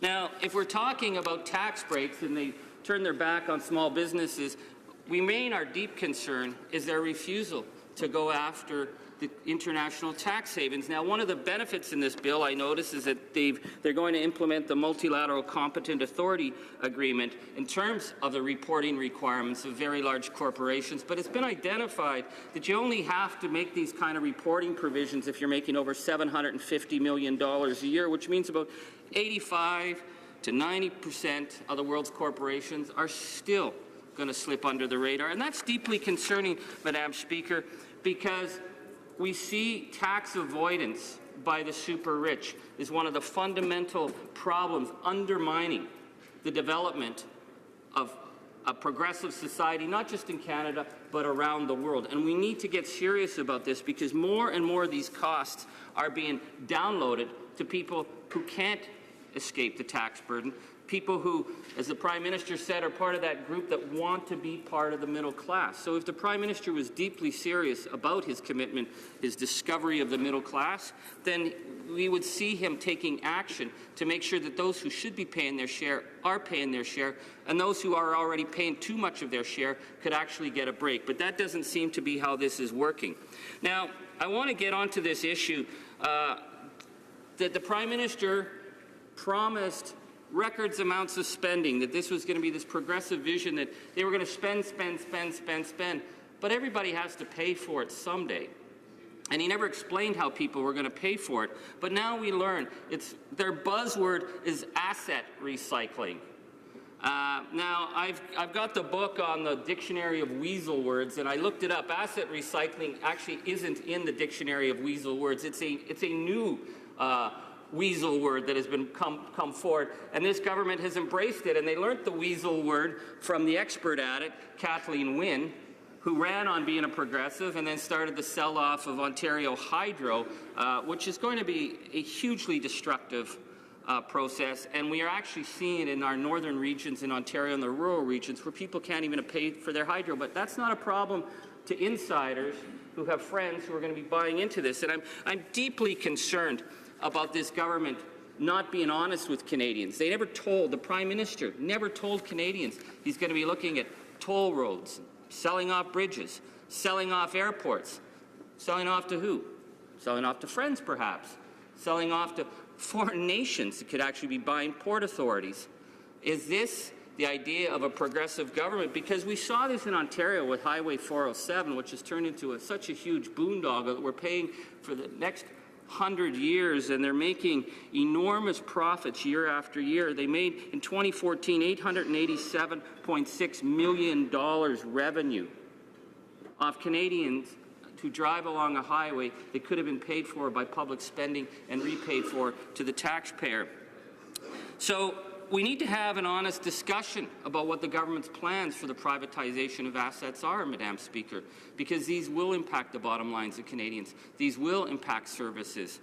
And the fact that the Prime Minister was not honest with Canadians and didn't explain how he was going to cover those costs is deeply troubling. So we see the first wave now of this asset recycling that will be coming on to Canadians, and I urge people in the rest of the country to pay attention to what happened with the Wynne government, because the Wynne government, not only were they doing the sell-off of public resources, but they were doing cash for access to ministers. And if you look at the front bench, they're a regular slot machine for industry types who go to them at private meetings, pay them $1,500 to meet with them as the government's talking about contracts, as the government's looking at serious sell-off of assets. And who has their ear? It's not, Mr. and Mrs. Ordinary on the streets of Canada. No. These are being done in corporate boardrooms. And at all the outrageous things I saw in the previous government, they actually never even tried to pull something like that, except once. Bev Oda pulled it, and she gave the money back. But these guys are carrying on, and that's not in the interests of the middle class. Thank you very much. Questions and comments? Questions et commentaires. The Honourable Parliamentary Secretary to the Government House Leader. Yes, Madam Speaker, for a number of years now I've had the unfortunate happenings to be inside the chamber and listen to many of the personal type of attacks that the member across the way will often get into. And I do find at times he is somewhat extreme in his comments. And I do think that is most unfortunate. I do believe many of the accusations that he has made are just outright wrong, Madam Speaker, on many different fronts. And I only wish I had the time in which to address each and every point that the member consistently hits. My question to him is very concise. He wants to talk about being progressive. Why then is he voting against a budget that lifts children and seniors out of poverty, that has a tax on Canada's richest, Madam Speaker? These are the types of things in which he just finished speaking about, or the member spoke about, Madam Speaker, and challenging the government to do. And in fact, the government is doing just that, not to mention the millions of dollars that we're doing to investigate how we can end tax loopholes. The honourable member for Timmins James Bay. Well, Madam Speaker, my honourable colleague has accused me of being extreme. Okay. I'd rather be accused of being extreme than bizarre. When I hear that kind of question, I'm not sure what he was getting at. I looked through this to see, that this is somehow looking after all the little widows and orphans around the world, the way the government is claiming it is. It actually looks like it's just helping their friends. But maybe, again, that's a different view of what the middle class is. The Prime Minister thinks he's middle class when his frontline ministers are engaged in cash for access, private parties with the senior levels of all senior corporations. And Liberals actually believe this is somehow a good thing because they say, and we've heard it from the finance minister, this is how they talk to ordinary people. Well, I'm sorry, Madam Speaker, the ordinary people I know don't get invited to those insider rub-dubs. Maybe only Liberals do. Questions and comments? Questions et commentaires. The honourable member for Calgary Rocky Ridge. Oh, sorry. I had the wrong. Oh, is it Souris Moose Mountain? Sorry. Thanks, Madam Speaker, and I thank the member from Timmins James Bay for his comments. And I paid a little particular attention to his comment about the Prime Minister indicating small businesses and how they small businesses are trying to avoid taxes by becoming small businesses. Well, the majority of agriculture industry is small business. My farmers in my riding are small businesses. And I'm wondering if the member could expand on how he sees this budget is going to impact on these small businesses, in particular dealing with the fact that the promise that this Liberal government made to reduce the small business tax from 11% to 9% did not happen. Good question. Honourable member for Timmins James Bay. Thank you. I would like to thank my honourable colleague. The question of small businesses, I think, is vital because this Prime Minister promised that he would help small business, and he walked away on that promise. The Prime Minister said publicly he thinks they're millionaire tax dodges. Well, I'll tell you, in the rural regions that I represent, the farm communities take on enormous amount of debt. They need that debt in order to put the assets in the ground so that they can run a viable business. And so they carry a huge debt load. But in carrying that debt load, they're actually putting that money right back into the local economy, unlike the insider friends of the Prime Minister who don't put that money back in the local economy, who seem to be putting it in offshores. This is why we need to deal with the issue of offshore tax havens. So when we talked about the lowering of the tax bills for the middle class, we're talking about putting that money right back into families' pockets and right back into our local economy. And for brief questions, questions et commentaires, questions and comments, l'honorable député de Rosemont. The Honourable Member for Rosemont, La Petite Patrie. Thank you, Madam Speaker. I'd like to thank my colleague from Timmins James Bay for his speech. I think that the Liberals, well, in the last campaign, they didn't campaign using the word privatization. Instead, they talked about asset recycling, which is esoteric language, and that's unfortunate because they're going to do, and people in Quebec are going to understand this, we're going to see all the profits go to private business. Une brève réponse. A brief answer, please. Madame la Présidente, le Premier Ministre. Madam Speaker, the Prime Minister made a promise in the last election campaign to be progressive. This is not progressive to follow a policy of privatization to help his buddies. That's not acceptable for Canadians. Debate, reprise de débat. The honourable member for Calgary Shepherd. Thank you, Madam Speaker. I'd like to thank the members who've taken part in this debate so far on C-29, which is the second part of the Liberals' plan to implement and then break many of their election promises. And I want to jump right in, though. The first thing I want to talk about is the indexation of the Canada Child Benefit, which is nice to see because during the budget debate, I asked this question of almost every single Liberal government caucus member I could possibly ask, and it was on page 240, Annex 1 of the budget, that actually the numbers are right there, that they actually go down starting in 2017, 2018. So it's nice to see that the government will actually be indexing this thing. It's something I was asking for repeatedly on why this was happening. Obviously, they figured out that they forgot initially to index it to inflation. So it's nice to see that they listen sometimes, although I do note that the thresholds only begin to be adjusted in 2020, 2021. So it will actually be a gap year for many families, which will lose access to the child benefit program. And again, like I said, this was a question I asked repeatedly. None of the members provided me a cogent answer or a response directly to what I was trying to find out. But it's good to know that they're paying attention here in the House, and occasionally they do change policies. Many government members I've heard today have lauded themselves on their so-called pretend middle-class tax cut. But of course, we know this, the biggest bang for your buck, the most tax reduction will be for those earning $199,000.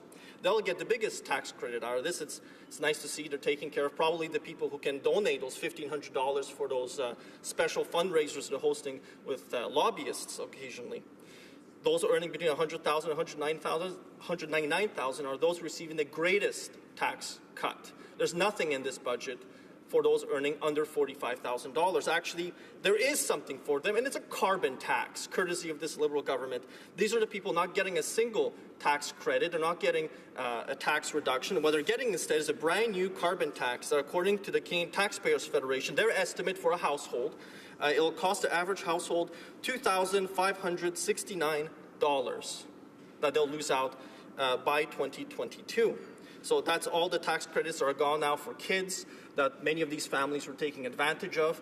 So what they're getting is very much of little and actually be giving to the government more of their after-tax pay. And then we have the CPP increases as well that will further reduce their ability to save, ability to pay for their day-to-day goods that they need.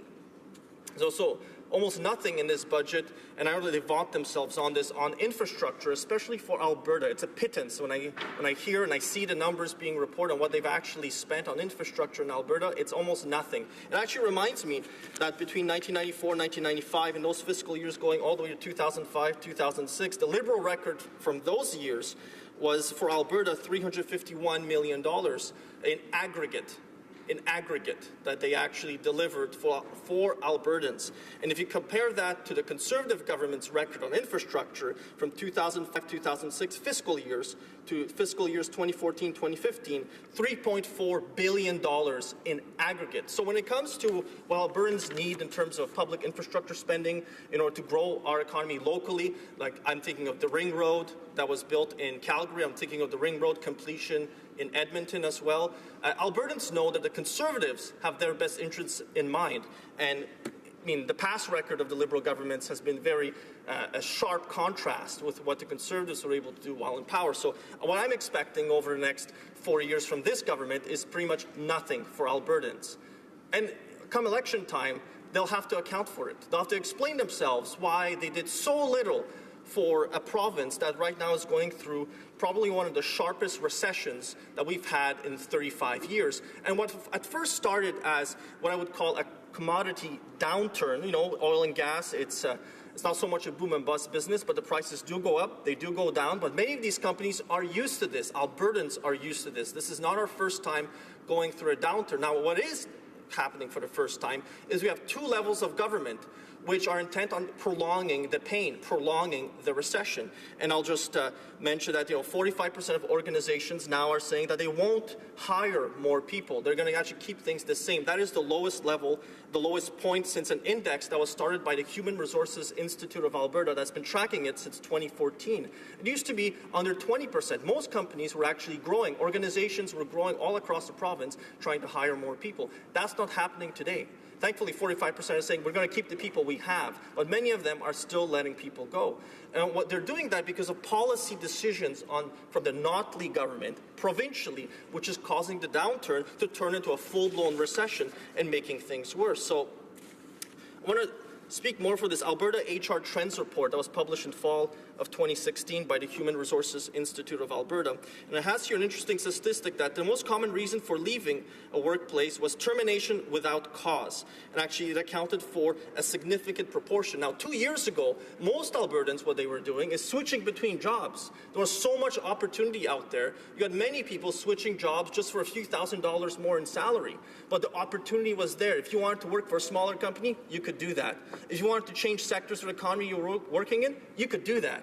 If you wanted to move your family to a different city, you could do that. What can you do today? Not much of that. You can't do any of those things because of government decisions, lack of pipeline approvals, lack of negotiations on free trade agreements, where our commodities need to go. Like, what they're really doing is they're just following through what the previous Conservative government left for them to accomplish. There's nothing new going on. Albertans need every single pipeline to be approved in order to get the construction jobs out of it, but for the oil and gas companies, the energy companies, to have an opportunity to plan for the future if they know they can move their commodity through a pipeline. Moving it by rail is extremely expensive. It cuts into the margins. You can't have as many people working for you. You can't grow your company.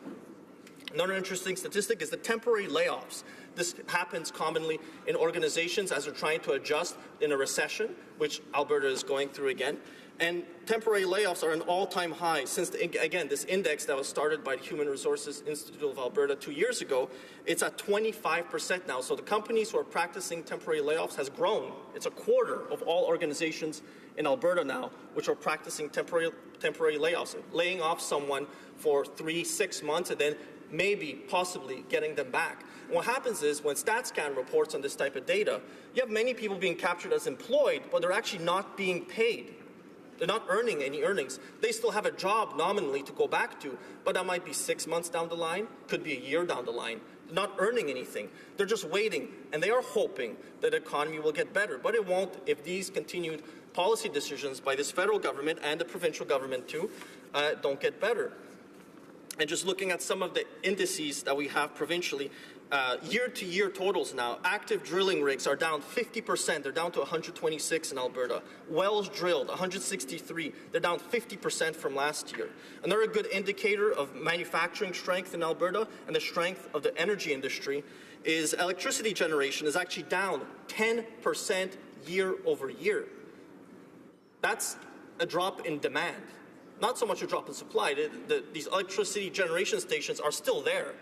They haven't gone anywhere. The coal power plants are still there, they haven't gone anywhere. Another one I want to talk about is employment insurance recipients is up 62% year over year.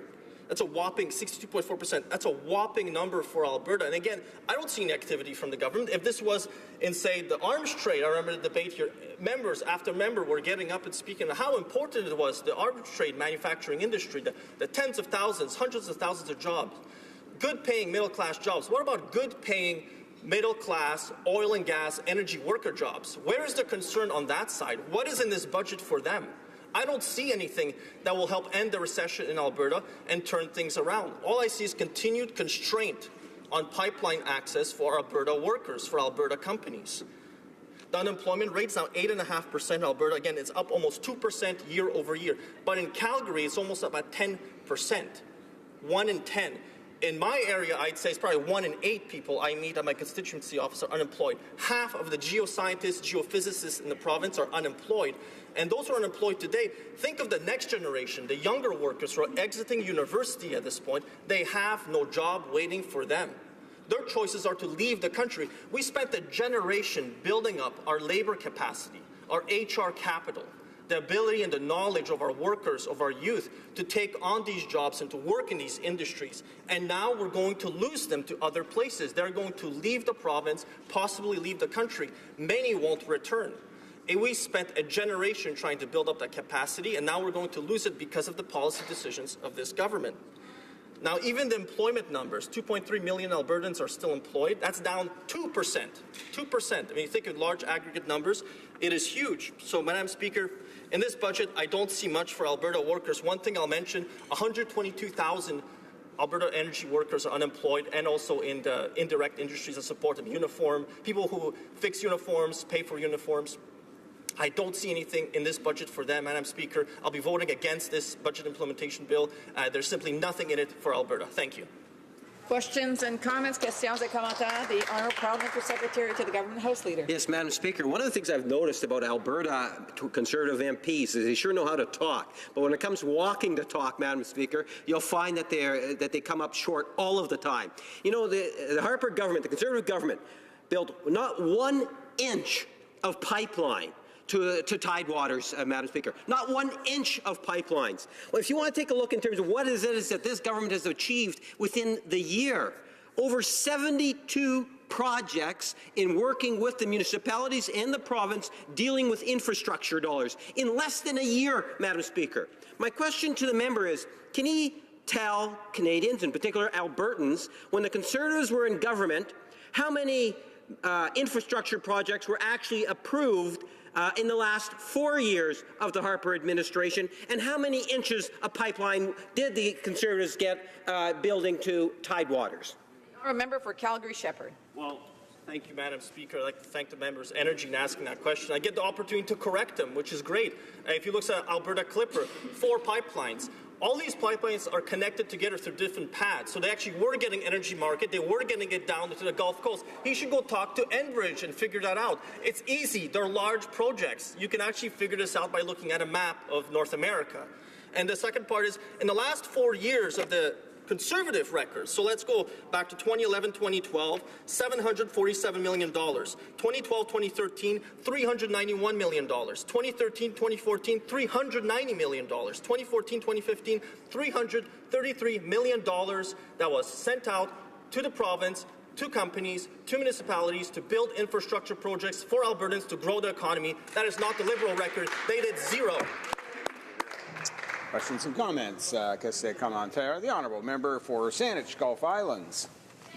And I'm interested to hear my colleague from Alberta talk about what's not in the budget for energy workers. I would put to him that I would like to see energy workers in Alberta working in projects supported by Unifor and CLC, such as improving our refinery capacity.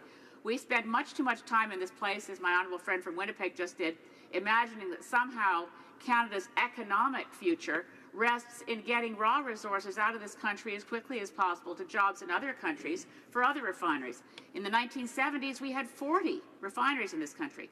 We now have 17, and if they build the Kinder Morgan pipeline, that refinery in Burnaby, the Chevron refinery, will likely close because it can't process raw bitumen, but the Kinder Morgan refinery will ship, the Kinder Morgan pipeline, rather, will be shipping raw bitumen that Chevron can't handle to export markets instead of creating jobs in Canada, which is why Unifor opposed that the Kinder Morgan pipeline. So my quick question to my friend from Alberta is, would he agree with me that this country ought to start figuring out what we do that creates sustainable long-term jobs in ancillary infrastructure rather than focusing on rip and strip exports?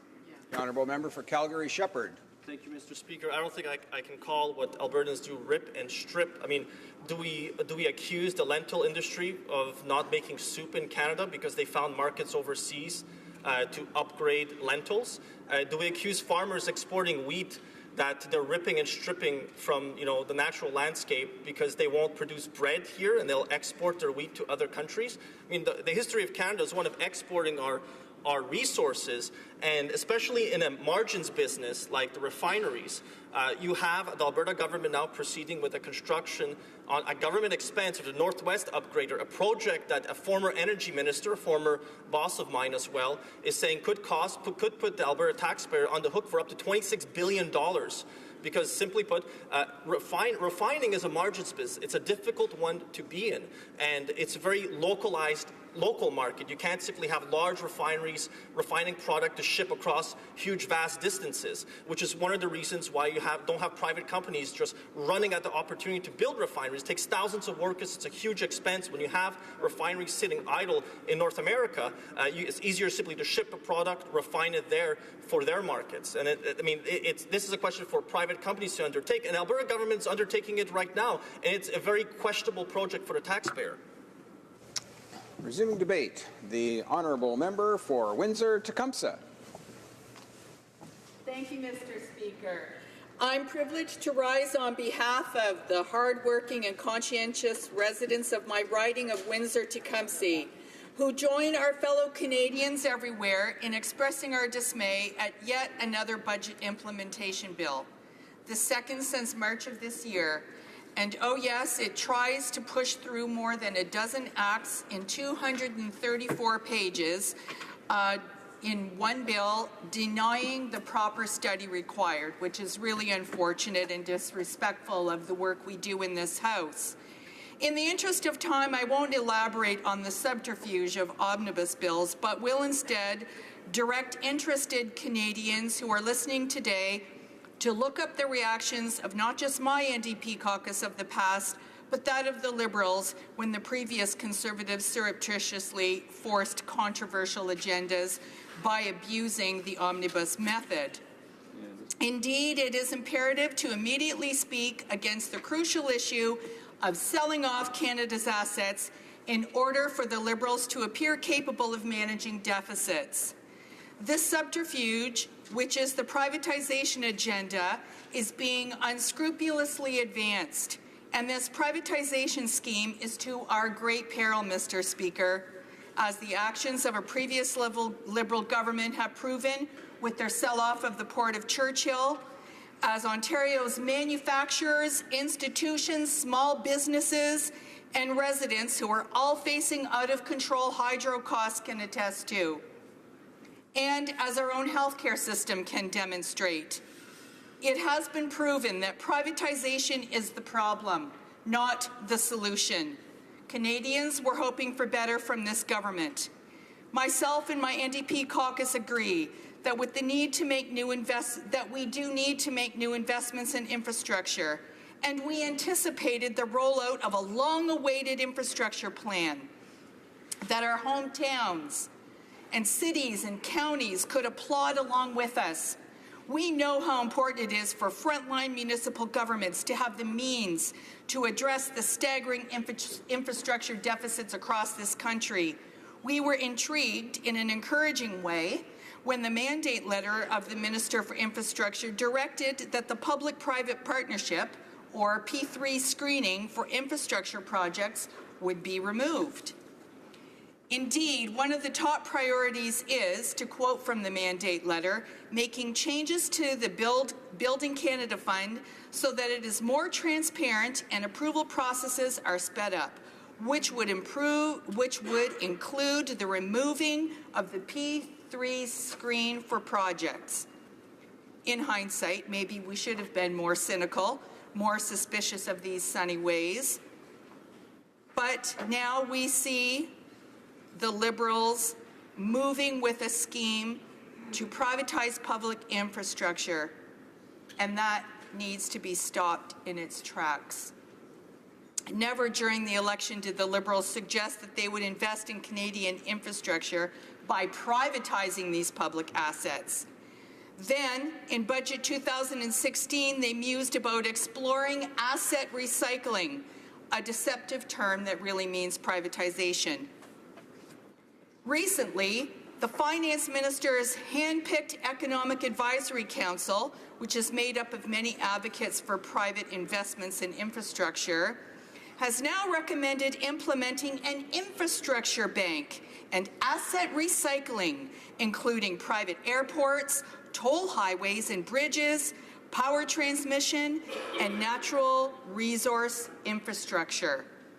Liberals are clearly going ahead with a Canadian infrastructure bank that will largely be funded with private funds that will be demanding a high rate of return, which will be provided by the privatization of revenue streams of this infrastructure, such as tolls and user fees.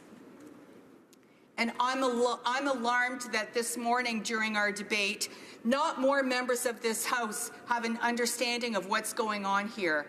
Everyone needs to buckle down and read this. These are real impactful statements that are a foreboding for what announcements are to come very quickly. The Federation of Canadian Municipalities has expressed serious concerns that the Liberals will take the money promised for housing and local infrastructure and instead put it into their new infrastructure bank scheme, meaning far less money for local priorities. Canadian communities were counting on this money to address urgent infrastructure needs, but now they may face red tape and new privatization hurdles instead of what was promised. The fact is, in order for private investors to want to take part in the Liberals' now questionable infrastructure bank, the scheme depends on projects creating new revenue streams, which means Canadians will end up paying the price through user fees and toll roads. The hopeful progressive language in the mandate letter, along with the Liberals' campaign platform, is indeed a fluffy ball of cotton candy. Now we hear backlash from recent reports that poise the Liberals to move ahead with plans for selling off existing public infrastructure like airports, ports and bridges.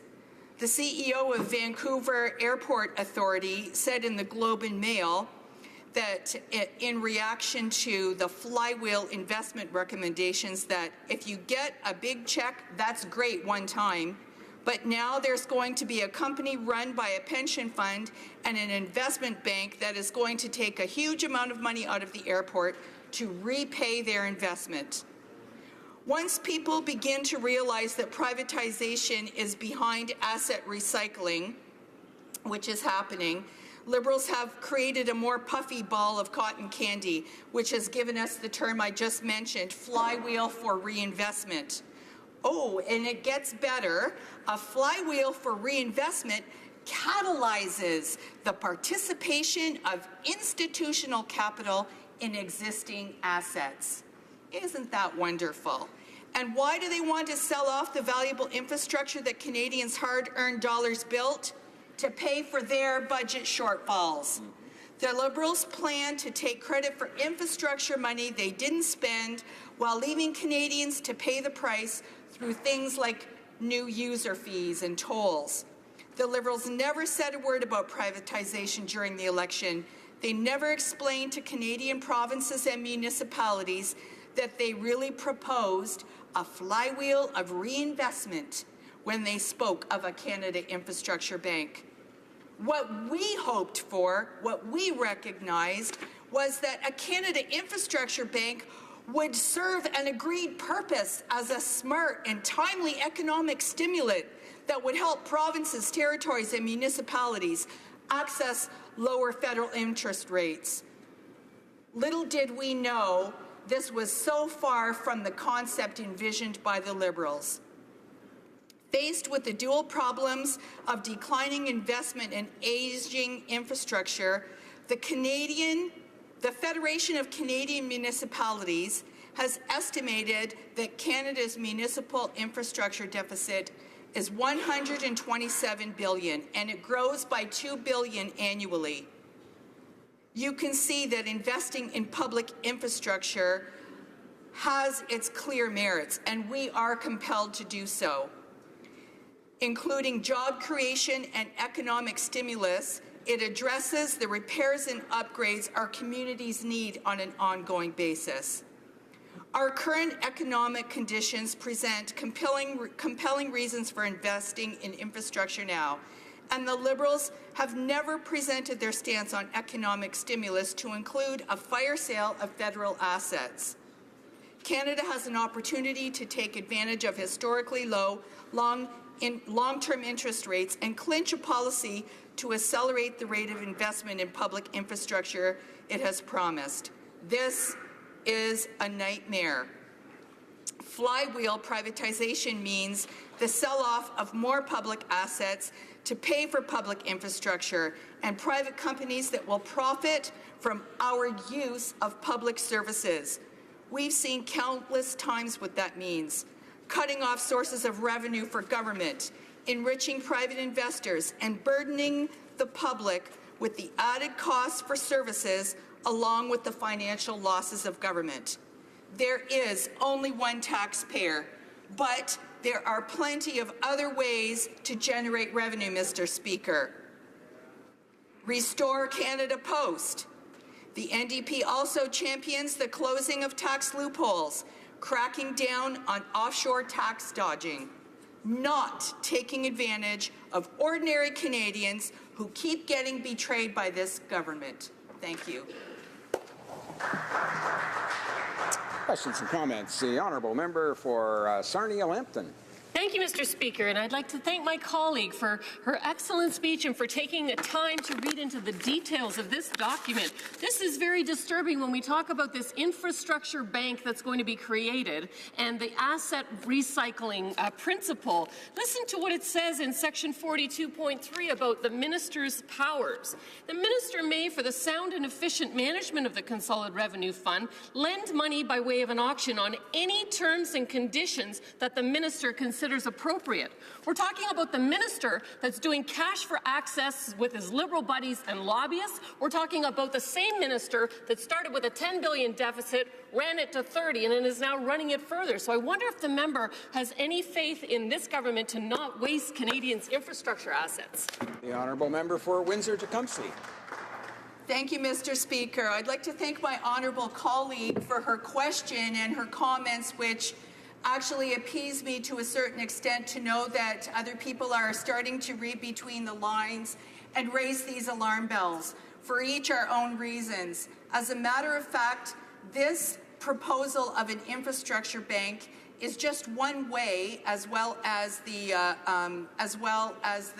chapter that was quoted by the member, that we're undermining the real work of this government and the initiatives that we have to take. We do have a role and a responsibility, and the use of public assets is not the way to go. And in terms of transitioning to a green economy that this government has made indications to commit to, we're undermining that, and we're spinning ourselves backwards here.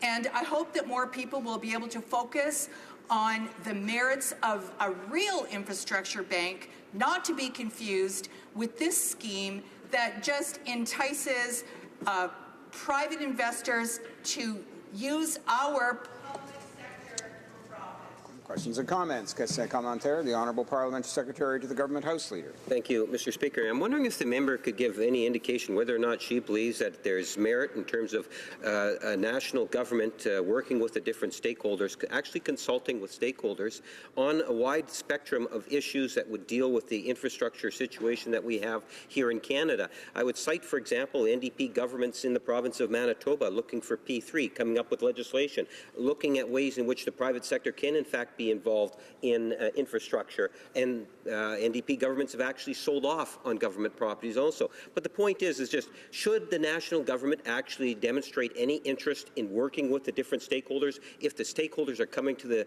Ottawa saying, we want a national government, is there an obligation from her perspective for Ottawa to be listening to what provinces are in fact saying and cities with respect to infrastructure?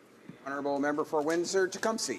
Thank you, Mr. Speaker. I thank my honourable member for the question, and I guess the quick answer is yes, they should be consulting, but not for $1,500 a ticket.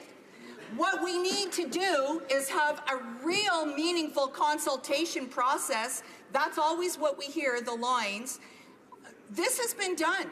We know that this process and the consultation that has been taken place and the things that have been rolled out now to indicate to us that we do have an investment bank scheme, what kind of consultation has taken place? It's all nice for me to tell you what I think should happen. It's a little late. Read your Bill C-29. Questions and comments. The Honourable Member for Vancouver Kingsway. Thank you, Mr. Speaker. Well, I think all Canadians know that we have a very sluggish economy right now. The Bank of Canada recently revised our growth downward from 1.3 to 1.1%. We have a jobless environment, and trade has been really sluggish for the last several years now. Of course, the Liberals came into power telling Canadians during the campaign that they would run 3 modest $10 billion deficits and balance the budget in the 4th year. The reality is, in their very first budget, they ran a $30 billion deficit and plan on running another 5 of them. Now, they did promise Canadians that their recipe for dealing with this was to build public infrastructure, not sell it. So my question is about asset recycling. They make it sound like privatization is an environmentally advantageous step. What does my honourable colleague think about this government's plan to sell public assets like airports that make money for Canadians instead of building public assets as they promised Canadians during the election? Honourable Member for Windsor-Tecumseh. Thank you, Mr. Speaker. I appreciate my honourable colleague's question and his comments with regards to the real profound impact of what's being suggested here with asset recycling. And you know, the privatization of public assets are going to open the door to these investor-state challenges as well that we're seeing coming up under not just NAFTA, but now under CETA and potentially under the TPP. And this is counterintuitive to what the platform has been for the Liberal government.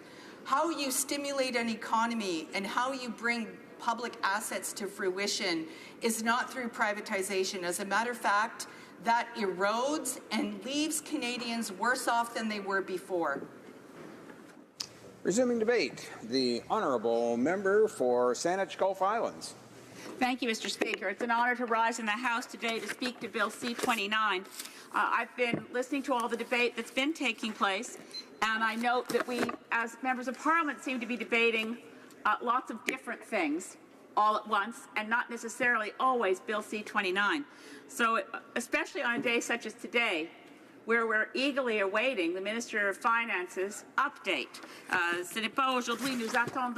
Today, we are waiting for the fiscal update, the economic update by the Minister of Finance on the state of public finances. So, I am pleased to have the opportunity to make a speech right now in this debate, but I will be attending the lockup for the fiscal update. Minute now, we'll be getting additional financial information from the Minister of Finance, and some of the media reports that have foreshadowed what we may see in that report have become part of this debate as if they're in C-29. Well, they're not, so we don't know much about what will be proposed. There are concerns, as many colleagues have raised, about what might be proposed around infrastructure, what might be proposed around specifics of an infrastructure bank. It's not in C-29. We know that we're also talking today about the budget document itself, and much of what's in the budget document is not in C-29. So let me just clarify for parliamentarians and those who may be watching us today across Canada, what is this bill C-29? First of all, I try to be as fair as possible in all circumstances, and I railed against the omnibus budget bills of the previous government, such as the spring omnibus budget bill of 2012, Bill C-38, that changed more than 70 different laws and regulations, that abolished important institutions of public policy, such as the National Roundtable on Environment and Economy. It did many things that were never referenced in the budget. It extended itself well beyond what a budget should usually do, and this was the spring omnibus bill of 2012. The fall omnibus bill was C-45 of 2012, and it completely gutted the Navigable Waters Protection Act, while the spring omnibus bill gutted the Fisheries Act and the Canadian Environmental Assessment Act. I reflect on that just to say that there's different kinds of omnibus bills. There's illegitimate omnibus bills, and there are bills that take into account many different measures, but all flow from a budget. This is in the category of legitimate omnibus bill. There's nothing in here that isn't required by what was in the budget document that we received last spring. Last spring's budget set out changes, particularly to Canada Child Benefit. It set out changes to various aspects of the Income Tax Act. So if Canadians were to pick up Bill C-29 and read it, they'd find little that would be, as a matter of fact, I think I'm not making too much of a stretch to say nothing that would be alarming. There are provisions to begin to understand how we measure carbon emissions in terms of emissions allowances, how taxpayers account for that, how Revenue Canada and the Department of Finance will account for that. So this is what I would describe as, there's certainly new rules for charities, extensions for what kinds of donations can be considered charitable donations. There are provisions that are purely to do with the tax code, as one would hope when you're looking at a budget bill.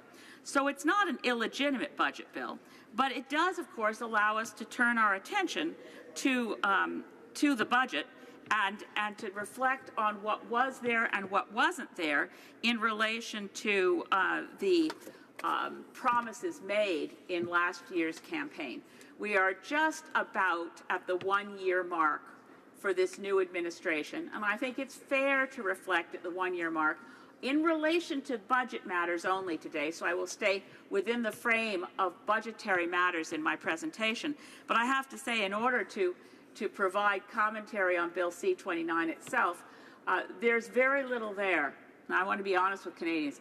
There's nothing here that gets me worried or upset, except for what's missing. And I want to be clear about that.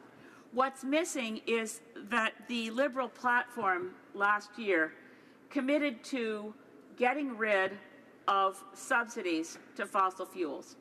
There were really only 2 bullet points under the Liberal platform commitment to climate action. Well, I'd say 3. One was that they would attend at Paris and negotiate. They did that, and they did it superbly. 2 was that there would be put in place a national carbon price. That's a work in progress, but we've seen some progress. I have to say I bemoan the fact that the starting price is at $10 a ton, but the architecture of it is fair and will only top up those provinces that have failed themselves to decide how they want to price their emissions. But this missing piece really deserves much more attention. The commitment was clear that subsidies to fossil fuels would come to an end. Now, the 2016 budget, back at page 221, commits until the end of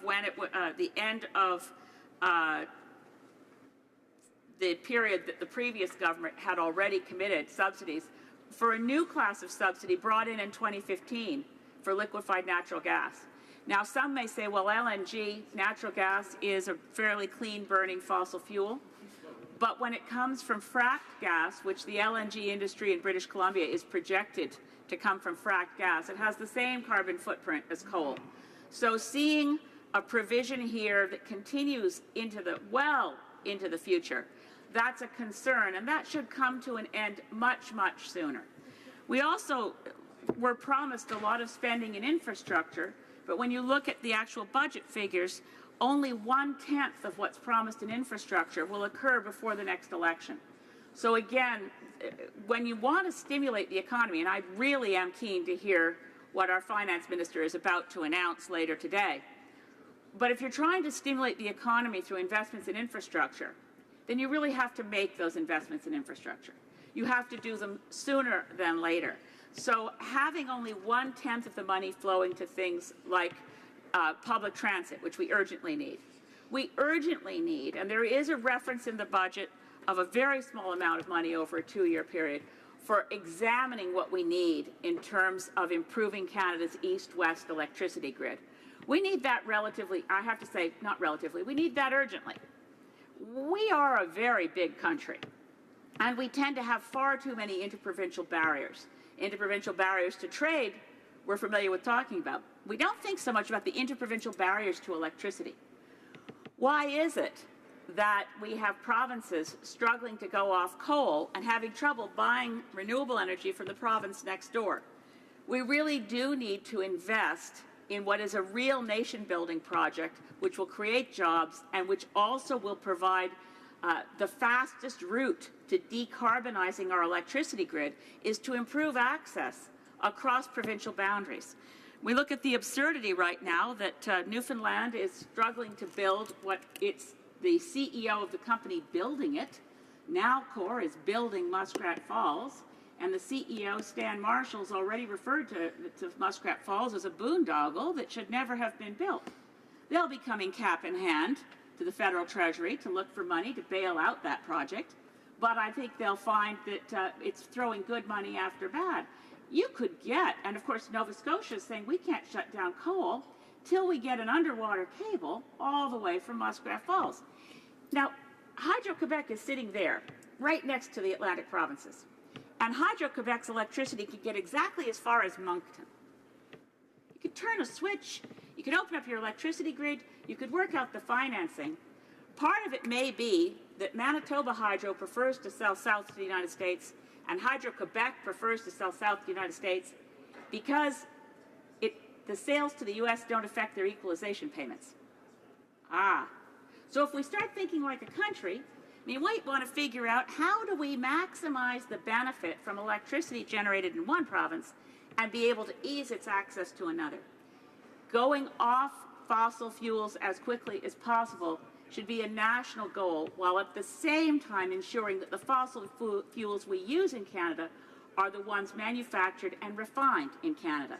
I think we have the beginnings of a made-in-Canada solution for our energy, for our workers, for the Alberta economy, if we were willing to invest in refineries instead of pipelines and take away the subsidies to fossil fuels as was promised. Thank you, Mr. Speaker. Questions and comments? Question commentaire. The honourable member for Sarnia-Lambton.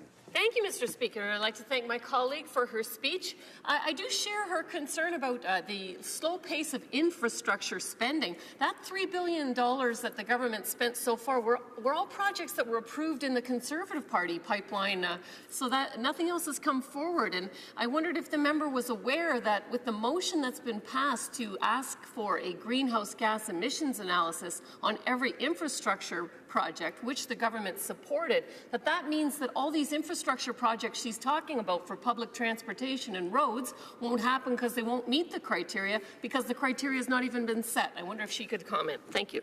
Honourable member for Saanich Gulf Islands. Yeah, I appreciate the question from my friend from Sarnia-Lambton. I actually have seen in the past, I think a lot of parliamentarians have forgotten that there was a greenhouse gas screen on infrastructure projects during the previous administration under Prime Minister Paul Martin. It didn't slow down infrastructure projects, not to my recollection. I have only been a member of Parliament here for 5 years. I'm plagued with a good memory. I have to say I remember when these things worked. So knowing that they worked in practice, I think that they will work again. Questions and comments? Question commentaire. The honourable member for Peace River Westlock. Thank you, Mr. Speaker, and to my honourable colleague, I much enjoyed her speech. She mentioned two things that, when she says them, my ears perk up for sure. Nation-building projects. I think back to the railway and things like that. And specifically now, I really feel that the Energy East pipeline would be a national building project, taking product from Alberta, bringing it to a refinery in New Brunswick, displacing foreign oil. I was just wondering if she's supportive of that project. And also with the equalizations, this is new to me, this whole thing of selling electricity to the states in order to maintain your equalizations payments. So would you agree with me that the equalizations payments are sometimes a false incentive? Thank you, Mr. Speaker. Honourable member for Saanich Gulf Islands. Thank you. And my honourable friend from Peace River Westlock, I'll try to get to, those are two big topics. On the first one, about electricity and selling to the states, this was raised with me with the head of our local Chamber of Commerce in Saanich Gulf Islands. I said, did you realize that when Quebec sells to another province, it counts in the equalization payment, but revenues achieved out of province don't? Now, to Energy East as a pipeline project, it's often promoted as though it was taking Alberta product to refineries in Eastern Canada. At the moment, there are no refineries in New Brunswick that can process raw bitumen. So part of the Energy East product line will be back in shale, and that portion can be refined in New Brunswick, but the bulk, like 70% of what Energy East is proposed to carry, is the solid material bitumen mixed with diluent so it will flow, and it would flow past the refineries and onto tankers.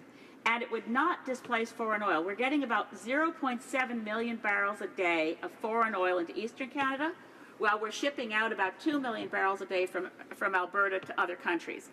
And as again, I mentioned in a question earlier, we used to have 40 refineries in Canada in the 1970s. We weren't closer to markets in the 1970s. We weren't an oil-producing country in the 1970s. What's happened is the people who make decisions about building refineries in the private sector have no interest in creating Canadian jobs or Alberta jobs. I think we, as elected officials, should care about creating the jobs that Peter Lougheed had in his original plan for how the oil sands should be developed. Question commentaire. La députée de Rosemont-la-Petite. The honourable member for Rosemont-la-Petite-Patrie.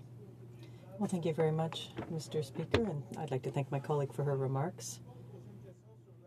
I don't want to put a question on the environment, but I want to use a term invented by the Liberals that refers back to the environment. It's about asset recycling. Now, it sounds good, but it's something that's used to talk about privatization. The Liberals never campaigned on privatizing our federal infrastructure, but I would like to know what the honourable member thinks about that possibility where our assets would be sold off and consumers would have to pay twice. Gulf Islands. Merci, Monsieur le Président. Merci. Thank you, Mr. Speaker, and I'd like to thank my colleague. I agree with him. That wasn't part of the election campaign.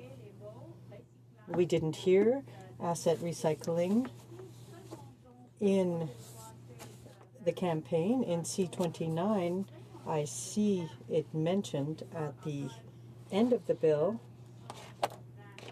on page 228 in reference to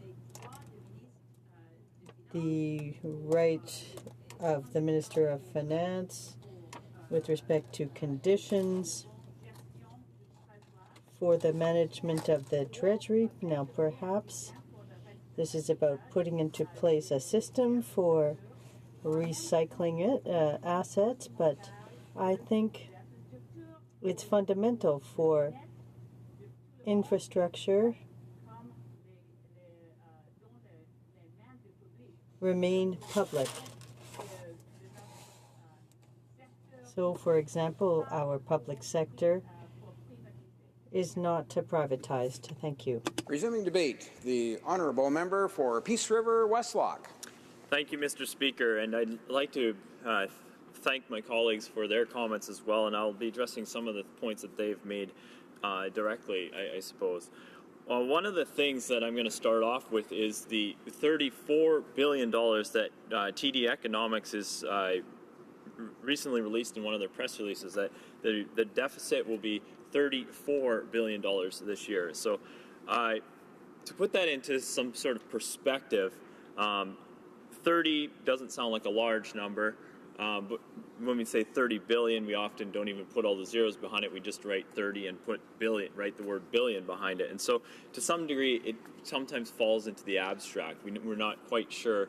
We know it's a large number, but we don't really have some definite reference points as to how much money this actually is. So this morning I went and I Googled the new Chrysler minivan, Chrysler Pacifica. It came out, 6-8 months ago to the dealership near you.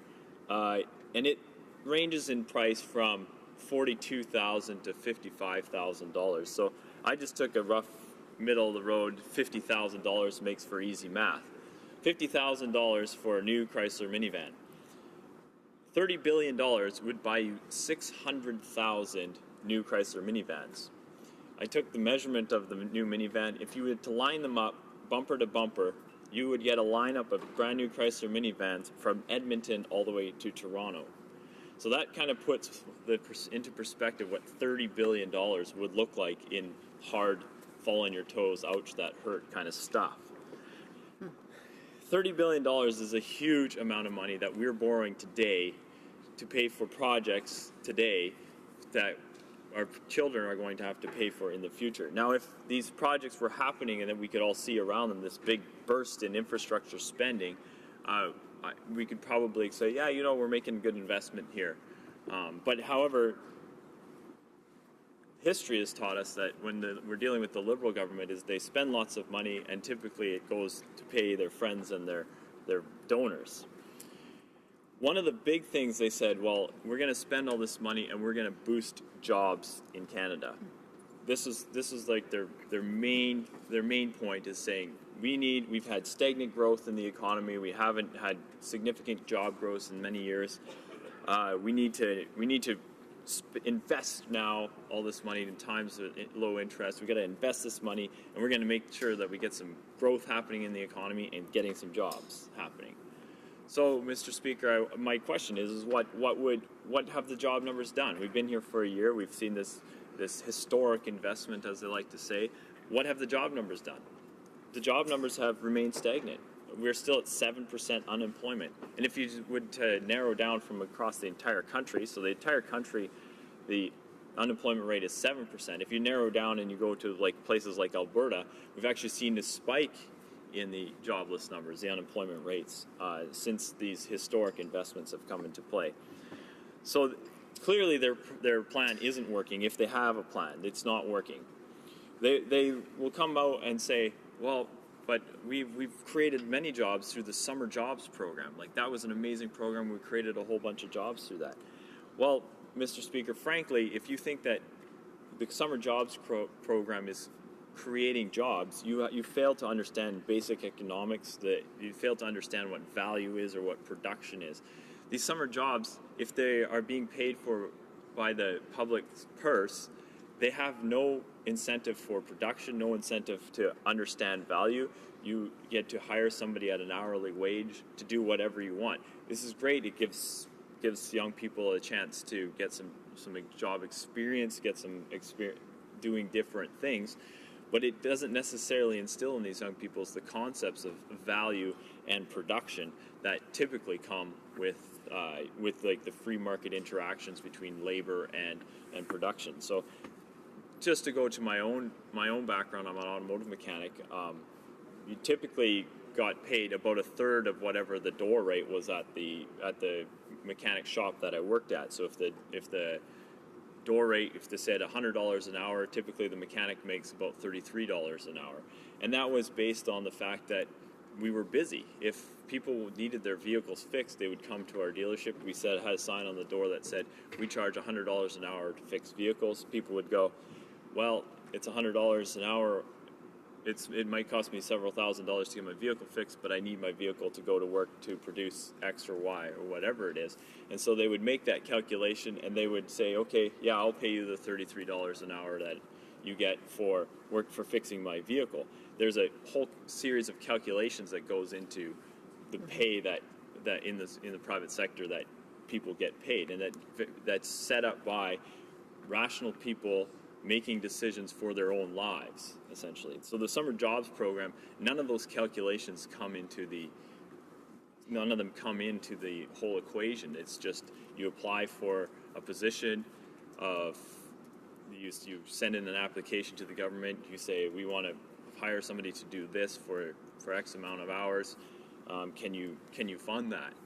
The whole concepts of value and production are thrown out the window in that case. And so these are not even, whereas they are great experiences, they aren't necessarily typical of what a job should be and is. One of the other things that I'd like to address with the new Liberal budget that they've implemented is that they seem to be starting in bumps and stops and fail to realize that our entire economy is a delicate, balanced system to some degree. And when you push one spot in, somewhere else another spot comes out, essentially. And it seems that there's the whole unintended consequences aren't taken into account when they come.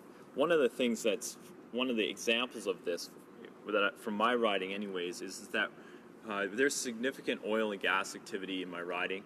One of the things that happens in oil and gas production is, specifically oil production, is when they're taking the oil out of the ground, a lot of times you'll get some natural gas or sour gas coming along with it. Typically, there isn't a pipeline to put the natural gas in. There's a pipeline for the oil to go in, but there isn't a pipeline for the natural gas to go in. And so they light a fire and they burn the natural gas off right there. It turns from natural gas into water and CO2, and everybody goes along the ways. Now, probably starting about 10 years ago, the Alberta government worked very hard to get a system in place where people could use that natural gas that they were just burning off in a flare stack, and they could actually use that to produce electricity. And they set up the whole market so that the people that were burning off the natural gas, rather than sticking in a flare stack, they could buy a natural gas generator, they could run the natural gas in the generator, they could create electricity, they could either sell it to the grid or they could use it on site. That whole system was set up to be revenue neutral. So the oil company that was operating there, they were doing that all just for the environment. There was no cost benefit for them. It cost them a bunch of money, but they recouped the money over time. And so they didn't make any money on it, but they didn't lose any money on it. And so for the sake of the environment, we would do this. Now in comes a carbon tax from the provincial government, and it now makes that cost-benefit analysis drop on. It costs more than it benefits. It was right at the break-even point. Now it costs more than there's benefit.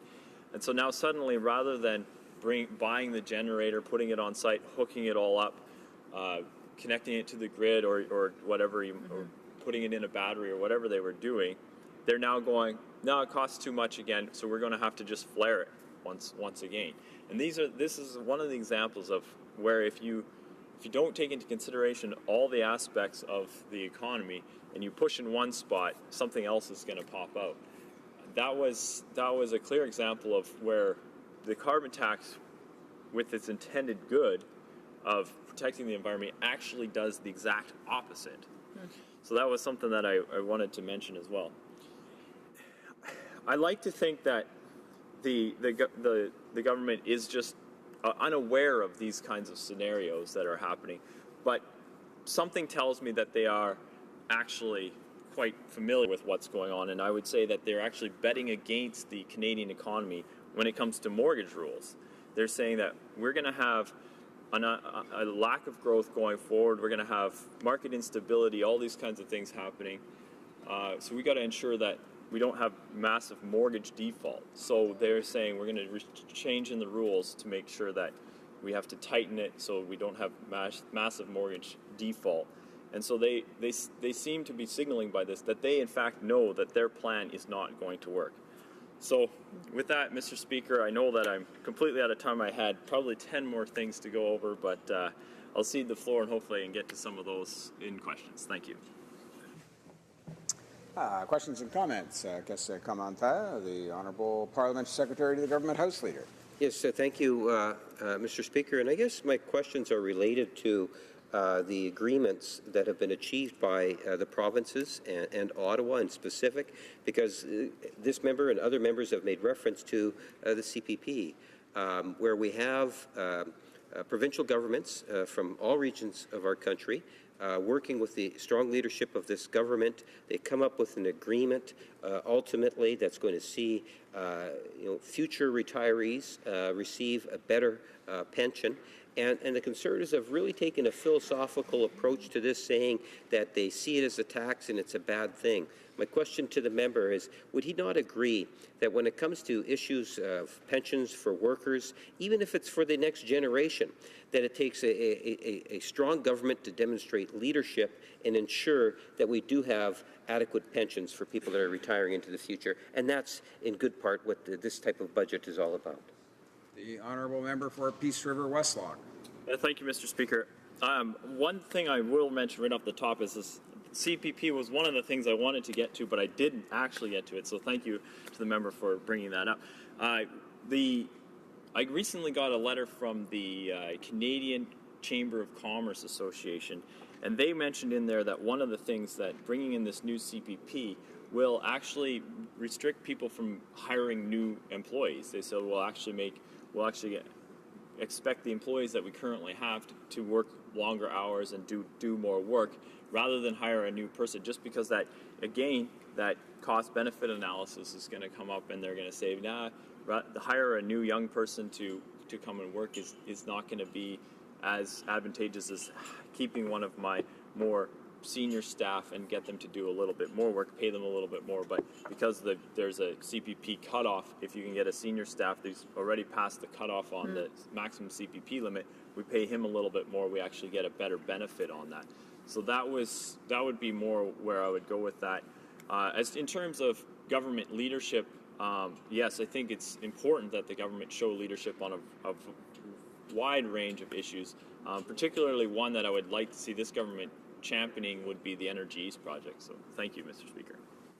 Question commentaire. The Honourable Member for Sherbrooke. Thank you, Mr. Speaker, and I'd like to thank my colleague for his speech. I'm trying to reconcile his words, allergic to deficits, with the money that was added to the public debt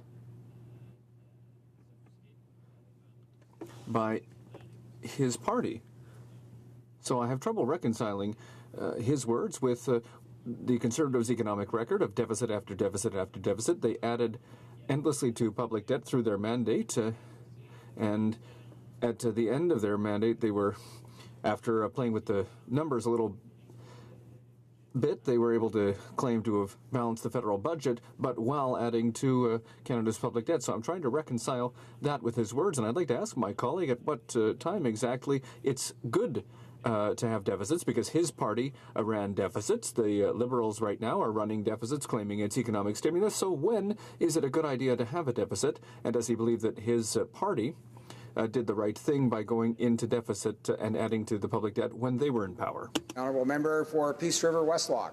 Thank you, Mr. Speaker. As to whether we did the right thing going into deficit spending during the greatest recession this world has seen, I think the jury is still out on that. I don't think that we're overly proud of what we did there. I do know that we're very proud of the record that we did keep in terms of bringing our country through the recession, the best of the G7 nations. We didn't have a significant meltdown in our housing market. In fact, our housing market is as strong as it's ever been. The deficit that we took on, I would say we did that with some chagrin. I would say that deficit would have been much, much larger had the member who's questioning me had his party been in power. That we would be at the place right now where we would not be able to take on more deficit. It's because of our good fiscal policy that we had a great credit rating, all these kinds of things that allow this government to now take on the deficit spending that they are. I wouldn't say, I would like to see the if they're going to spend the deficit as they say they are, let's see these job numbers that they're promising us. Resuming debate, the honourable member for Elgin, Middlesex, London. Thank you very much, Mr. Speaker, and I'm honoured to stand here and rise and speak on Bill C-29, an act to implement certain provisions of the budget tabled in Parliament on March 22nd, and other measures as well. I had spoken about this budget initially when it was tabled, and at that time I was very concerned with the numbers that I had seen and the spending that I was seeing. But today I'm even more concerned, especially where we have seen the lack of growth and the lack of support, and a number of groups jumping off the bandwagon saying they're not doing what they said they would do. When this bill was initially tabled, there was $113 billion that was being borrowed, and TD Economic Services has now estimated that there's going to be an additional $16.5 billion of new expenditures. But let's go back to what this government had promised during the 2015 election. 2015 election was truly just a year ago, and we have seen so many changes from what this government is delivering compared to what they were providing in their platform. And I'd like to go back to a debate that I had in the city of St. Thomas. There were 6 candidates, and I recall the Liberal candidate at that time, it was one of our final debates, and I recall her saying that we will have shovels in the ground by December of 2015. Now, obviously, I am here, and I'm very grateful for that, but she obviously heard that as part of the platform. She was being told by the leader and by the leaders of the party that they were going to be in the ground doing great work for Canadians and building infrastructure. And, you know, I think they actually believed it. And I believe many of the members that are now sitting across in the government side believed that when they came here that they were going to be doing some good work. But as I said, that was December of 2015 where this promise was to have shovels in the ground. And I can tell you, I haven't seen too many shovels in the ground. I haven't seen these projects that they're talking about that they're going to be working on. The infrastructure minister will come out and talk about the projects that have been proposed, the projects that the provincial governments have submitted, saying, yes, we are going to support these projects. But that is only stage 1 of this process. And that means that there's only a finite number of people that are actually working on this infrastructure build. It may be the architects, it may be the engineers, it may be the administrative people that are putting in these applications. But it is not the people that are out there with the hard hats and the work boots doing that work. We do not see that happening yet. So I ask, out of all of these communities and provinces that were promised in the 2015 campaign, more roads and better infrastructure, where is this and where is the spending? We have seen spending from this government, but we haven't seen anything about it. And I go back to, you know, when you go to the bank and you're talking about good debt versus bad debt. And it's simple. It's something I say to my children. What is a bad debt and what is a good debt?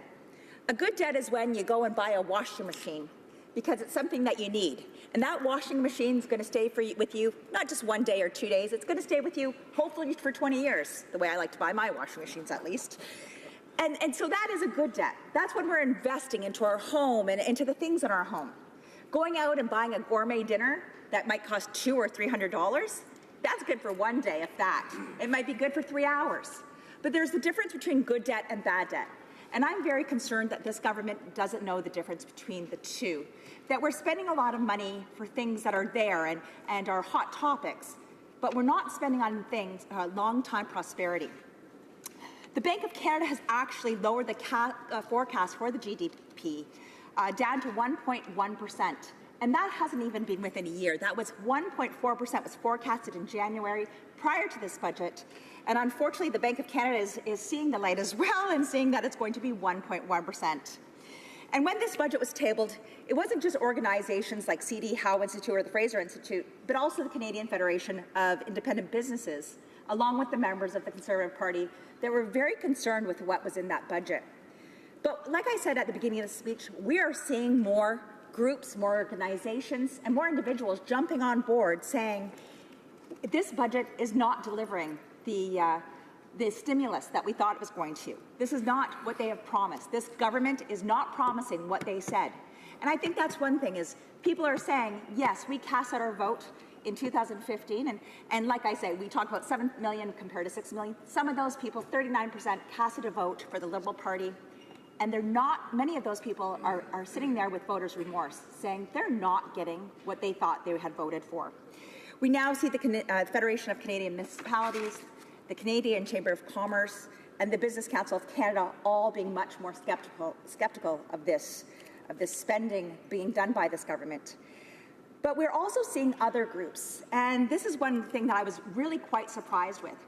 We have a Prime Minister who talks about building relationships, and one of the key relationships he's going to have is with those persons from First Nations and our Aboriginals. But last week at committee, in the Status of Women Committee, we had the opportunity to listen to a lady by the name of Tracy O'Hearn. And Tracy was representing the Inuit Women of Canada organization.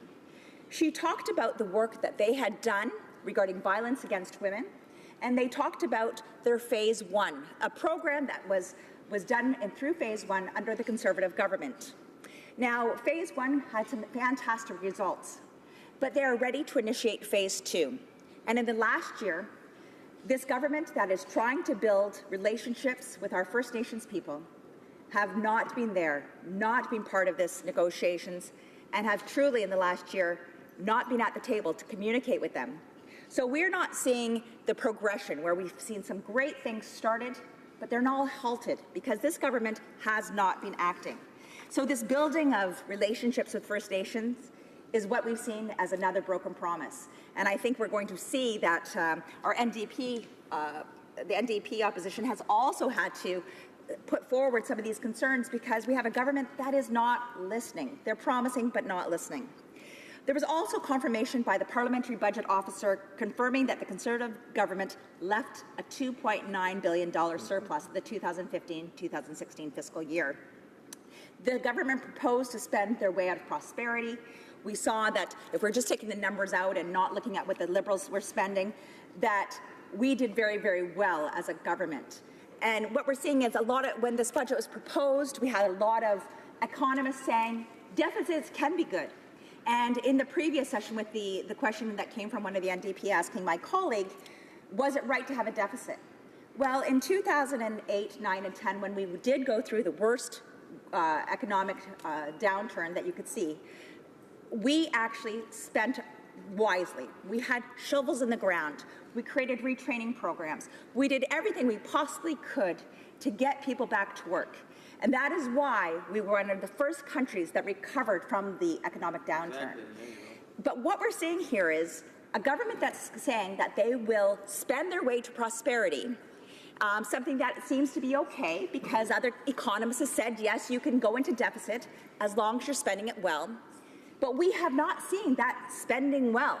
So they're going into deficit, and we're not seeing anything for it. Instead, we see that the people in Canada are floundering.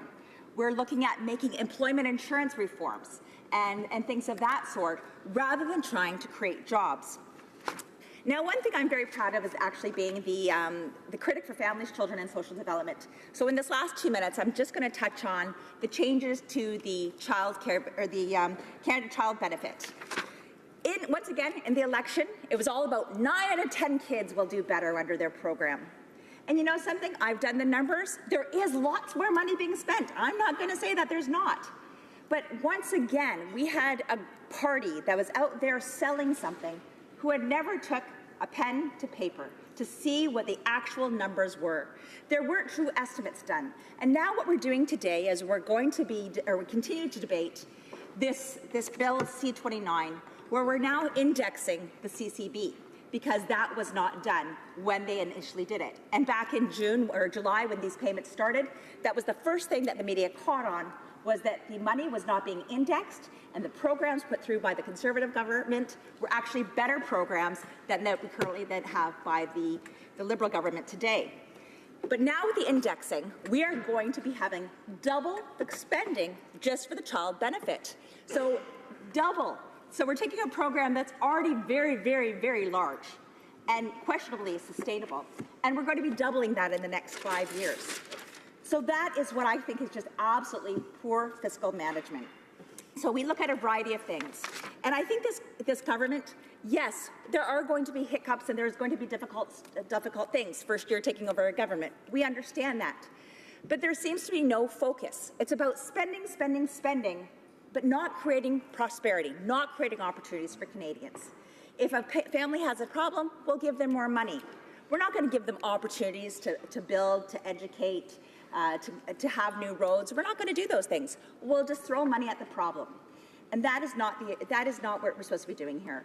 We are in charge, this government is in charge of a country and is in charge of their finances, and I'm very concerned that those promises that they put in 2015 are extremely irresponsible, and I'm very concerned where we will see our government and where we'll see our country by the end of October of 2019. So I thank you very much for your time, and I wish you all the best for the day.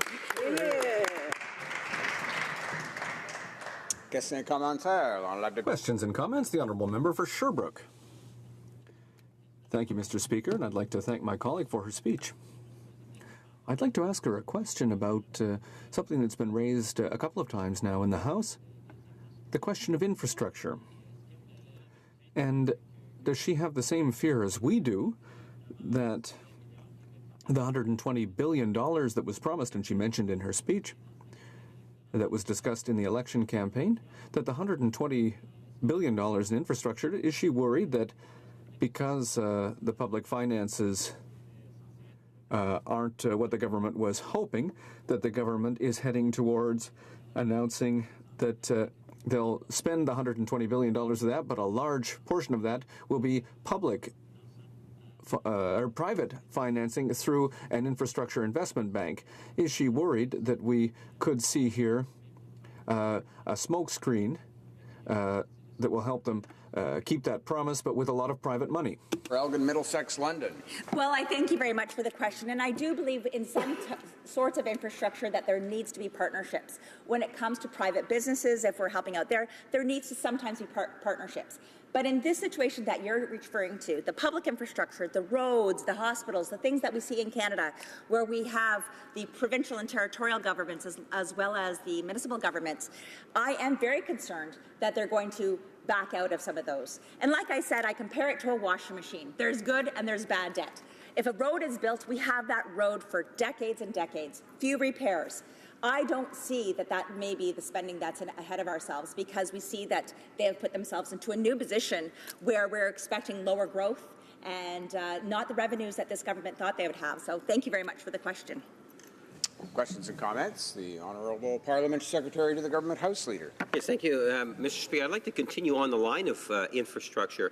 You know, in the province of Alberta, where there's been a number of difficult times, and we've had a government that's moved in many different ways to try to help Albertans as they go through this difficult time, and we're very optimistic in terms of that Albertans who have a very strong spirit will not only get out of it, but they will do well into the future. But one of the ways in which they're going to be able to capitalize in terms of going well is because of this government's commitment on infrastructure. In fact, there are 72 projects in working with municipalities and the province that have already been approved to date. And I'm wondering if the member would recognize that through this infrastructure spending in working in cooperation with the province and municipalities, that all Albertans will directly benefit by it. Honourable Member for Elgin, Middlesex, London. I thank the member, and I know he said he was listening to my speech as he was munching today, so thank you very much. But I think he missed a part of that speech where I said there's phase one, where it's the administrative part, where it's the people who are building the plans and all of those things. It's not the men and women who are going back to work with the hard hats and the work boots. So phase one does not incorporate. We may see these projects, but do we actually see shovels in the ground? Do we see how many of those projects, and maybe the member will have this conversation with me outside, but how many of these projects actually are shoveling, taking the dirt, and creating new opportunities? Or are these still architectural things where the provincial governments have said, yes, we're going to allow this, and the building's going to start in 3 to 4 months? So I think we have a question there because we really don't know how far they've progressed. Questions and comments? The Honourable Member for Richmond Centre. Thank you, Mr. Speaker. The Conservative government have cut taxes over 160 times to reach the lowest level in 50 years and allowed the average family to save $3,400 per year, and we still balance the budget. So my question to my honourable colleague is that what has the current government done, the damage they have done to our families regarding the taxes? Member for Elgin, Middlesex, London. Well, thank you very much for the question. And, you know, I'm just going to compare what we had and what we don't have any longer. I'm a mom of 5. I've said that probably many, many times. My children had memberships all the time up to the age of 18 at the YMCA. Those were things that I was able to use as fitness tax credits. My children play sports. My children, one does acting lessons. They all do different things. So in the previous government, there was that incentives to make sure that I could give opportunities for my children. This government has, in one hand, they're providing money through the child benefit and what they like to say is those middle-class tax cuts. And then the other hand, thank you, and the other hand, they're saying, well, here you go, here's your bill for your CPP, here's your bill for your carbon tax, and here's your bill for our $130 billion deficit. So, you know, it's really short-term prosperity with long-term debt. Resuming debate, the honourable member for Carlton Trail, Eagle Creek. Thank you very much, Mr. Speaker. I am pleased to participate in this debate on Bill C-29, an act to implement certain provisions of the budget tabled in Parliament on March 22nd, 2016, and other measures. Mr. Speaker, since that time, we can say that sunny ways have come and gone. Over the past 12 months, we've seen countless promises broken, a ballooning deficit, and a stagnant economy. We are also watching as this federal government picks too many needless fights with the provinces. The separation of power that is a fundamental part of Canada's Constitution appears to be an afterthought for this Prime Minister and his government. The cornerstone for this government is to tax and spend and get more and more involved in the day-to-day lives of Canadians. There is no decision too small for this government to make, no area in which it shouldn't intervene. A day does not go by in this chamber that I don't hear the Liberals take pride in repeating some platitude like, what we promise Canadians is to help them throughout their lives. We know that for the Liberals, government knows best. Unfortunately, big government costs a lot, and the money to pay for it all comes from Canadians paying taxes on their income, on most goods and services, and mandatory fees. To these Liberals, government is not the last resort, it is the first call. The idea that government should serve as a safety net has outlived its usefulness. Instead, the government should be omnipresent and, I quote, helping you on each and every day. Right now, the resource sector in Western Canada is struggling because of low commodity prices. But rather than focus on the underlying long-term issue, which is the discount that Canadian energy products are sold at due to a lack of access to markets, the Liberal solution is to provide a temporary bump in employment insurance to folks who are out of work. This bears repeating. Rather than put in place the conditions needed to create real jobs and opportunities, the government's preferred course of action is to increase employment insurance. I think this exemplifies quite well what the Liberal vision is.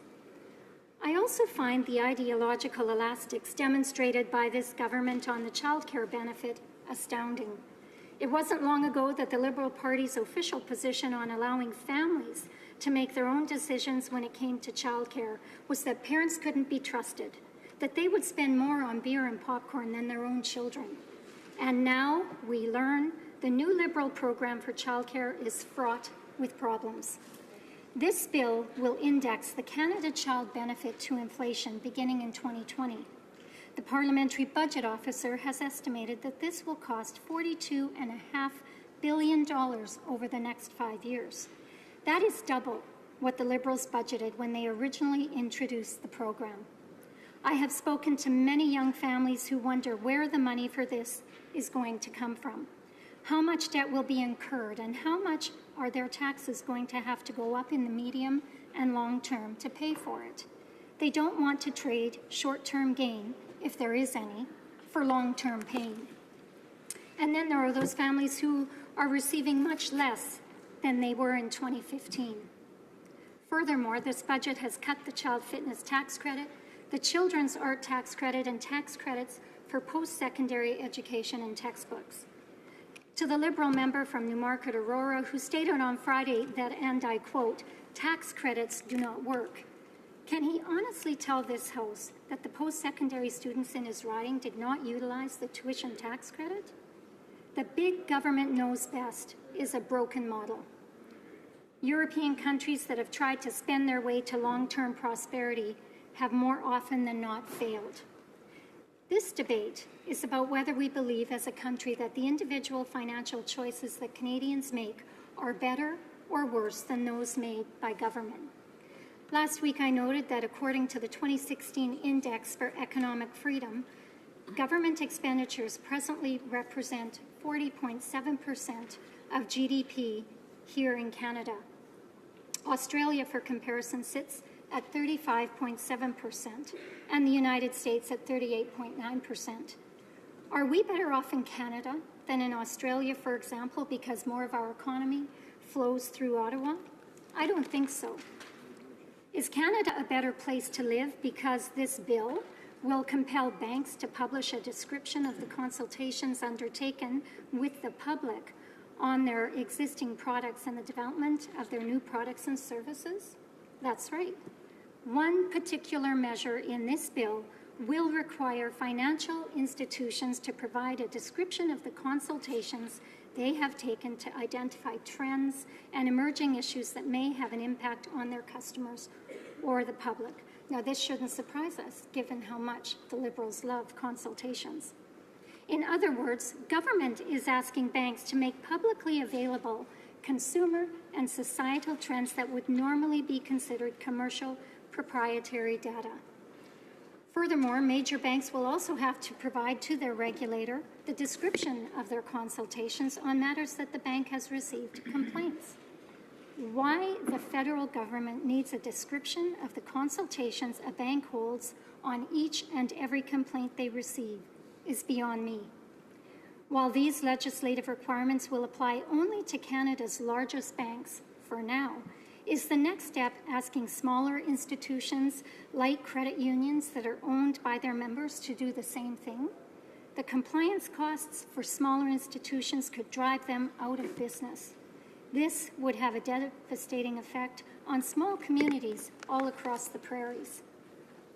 Let's look at the ways that the Liberals have increased the overall tax burden on Canadians.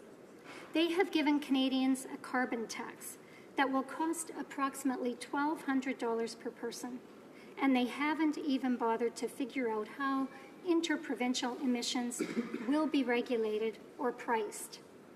They have raised contributions to the CPP from 9.9% to 12%. As a consequence, Canadians will get 2% less on each of their paychecks. This CPP contribution increase will cost families more than if the government had raised the sales tax from 5% to 7%. It goes on. The Liberals are freezing a planned tax cut to Canada's small businesses, a planned tax cut that they campaigned on and one that they supported while in opposition. And they are also imposing a myriad of new regulations that just drive up the costs of doing anything for Canadians. For example, the Minister of Transport just introduced new regulations on railways that will order them to provide detailed information on the emissions produced by every single one of their locomotives. Rail is the most environmentally friendly means of moving goods. A gallon of diesel can move a ton of goods over 800 kilometers. What's worse, the minister based these new regulations on data collected before 2010 that is now completely out of date. So now, as railways are working to move Western Canada's harvest to market, they are being faced with added red tape and tougher emission standards on top of the new carbon tax on diesel. Ultimately, it's the farmers trying to get their grain to market who will see their bottom line affected. These regulations inevitably lead to increased costs that will be passed on to consumers. It's just another hidden tax. At the end of the day, all Canadians, including the families this government likes to talk about, are being asked to pay up to finance the big Liberal society. In conclusion, Mr. Speaker, more and more Canadians are expressing not only their frustration, but a deep concern at the direction that this government is taking Canada. Government should always act with great humility and modesty, as its actions impact all Canadians and cannot be reversed quickly and without disruption. In the 8 years that I have had the privilege of serving as a Member of Parliament, my belief that Canadians and not government know best how to manage their finances has only been strengthened. Unfortunately, the Prime Minister's and his government's belief in big government permeates this budget, and that's why I won't be supporting this bill. Thank you. Good job. Questions and comments. The Honourable Parliamentary Secretary to the Government House Leader. Thank you, Madam Speaker. There have been a number of Conservatives that talked a great deal about the small businesses and just to provide assurances, that this government has in fact listened to the needs of small businesses. And I suspect if you were to canvass you'll tell that most small businesses want to see is customers.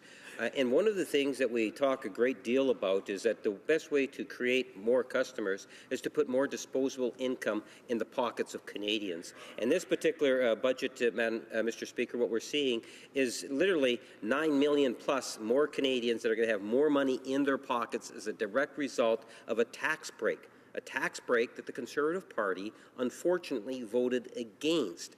My question to the member, would she not agree, just basic economics will tell you that if you put more disposable income into the pockets of Canadians, those Canadians will spend that money, thereby creating more customers for small businesses.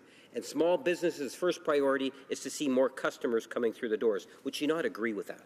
Honourable Member for Carlton Trail, Eagle Creek. Well, thank you very much, Mr. Speaker, and I thank my colleague for his question. And I have to say there's probably very little that the member opposite and I do agree on. But I can say this, only Liberals would consider the $40 billion carbon tax, the 2% decrease in each paycheck, the tax hike on small business owners, countless new fees, and cutting the children's arts tax credit, children's fitness tax credit, and the post-secondary tuition and textbook tax credit to be a tax cut. Only the Liberals would consider that all of these things that they have done are good for middle-class Canadians. When it comes to paying back the massive Liberal borrowing, every single Canadian's taxes are going to increase for many years, and they know that. Thank you. Questions and comments. The Honourable Member for Sherbrooke. Thank you, Mr. Speaker, and I would like to thank my colleague for her speech. I would like to know what she thinks about what the Prime Minister has done with respect to small businesses. During the election campaign, the Prime Minister said that the taxes should be lowered, but they haven't been. Does she share his vision? Does she think that small businesses use different means just to try to get around tax requirements, and that they try to avoid taxes? They create 80% of the jobs in Canada. Well, thank you very much, Mr. Speaker, and I do thank my honourable colleague for his question.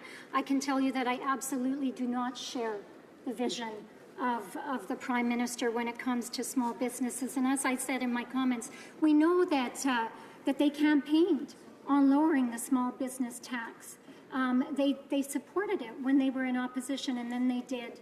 And now they are doing something different.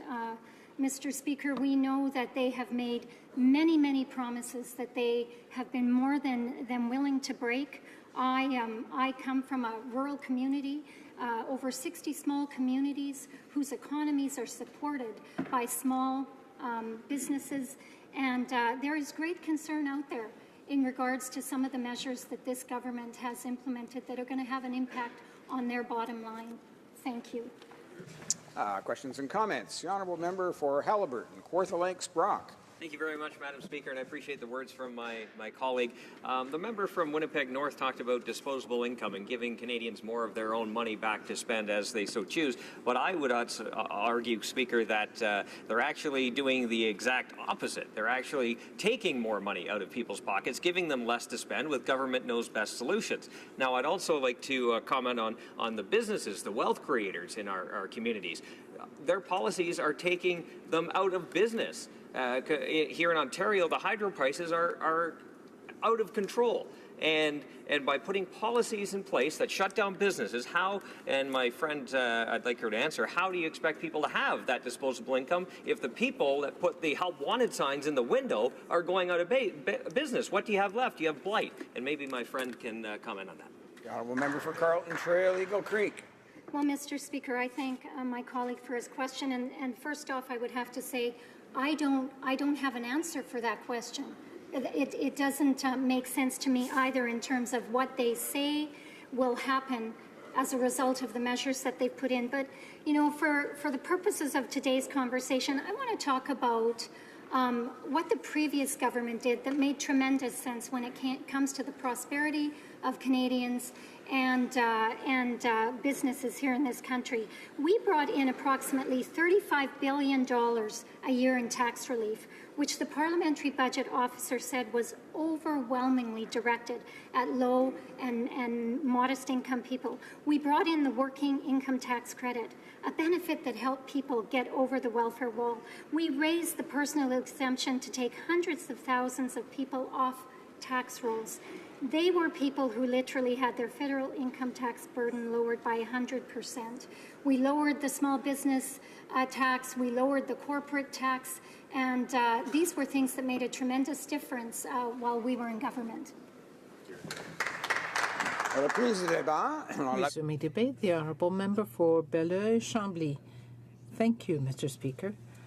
I'm pleased to speak today on the Budget Implementation Act, because this is an opportunity to talk about what is missing, the mistakes this government has made in the budget, in our opinion, in the NDP. So there are a lot of things that can be said. But I want to take this opportunity to talk about the issues with respect to public safety and infrastructure, because these are the areas for which I am the NDP critic. And certainly there are gaps in my riding, in our communities, because of the decisions made by this Liberal government. I'd like to start, Mr. Speaker, with the issue of Bill C-51.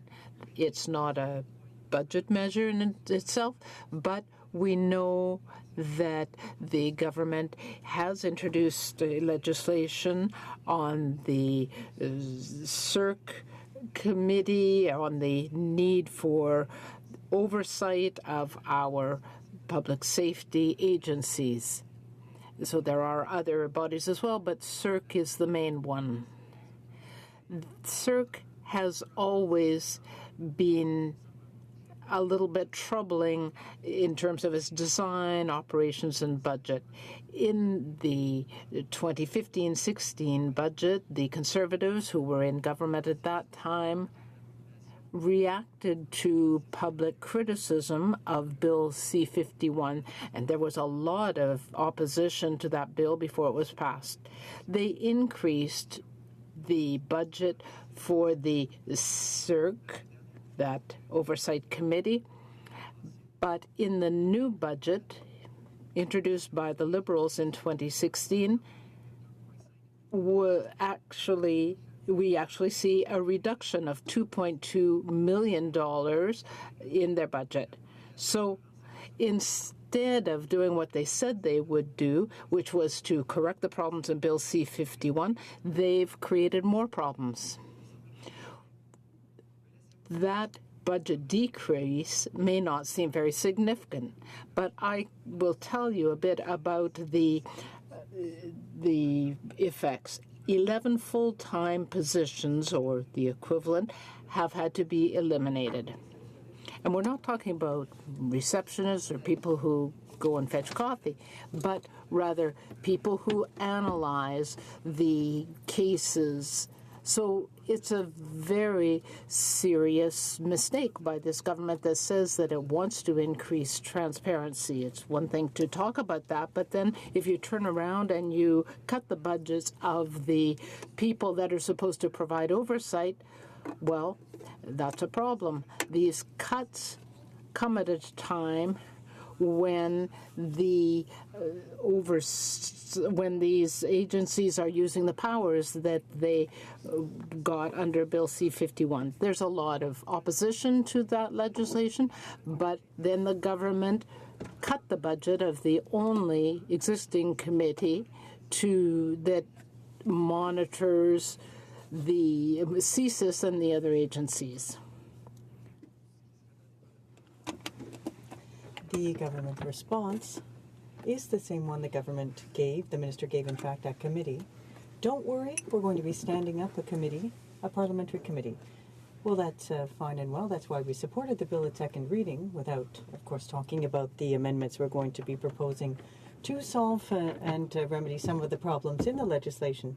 But let's be clear, Mr. Speaker, all of the experts we heard from at committee as part of our consideration on national security and in the discussions today on C-22 have stated that the committee can't exist in a vacuum.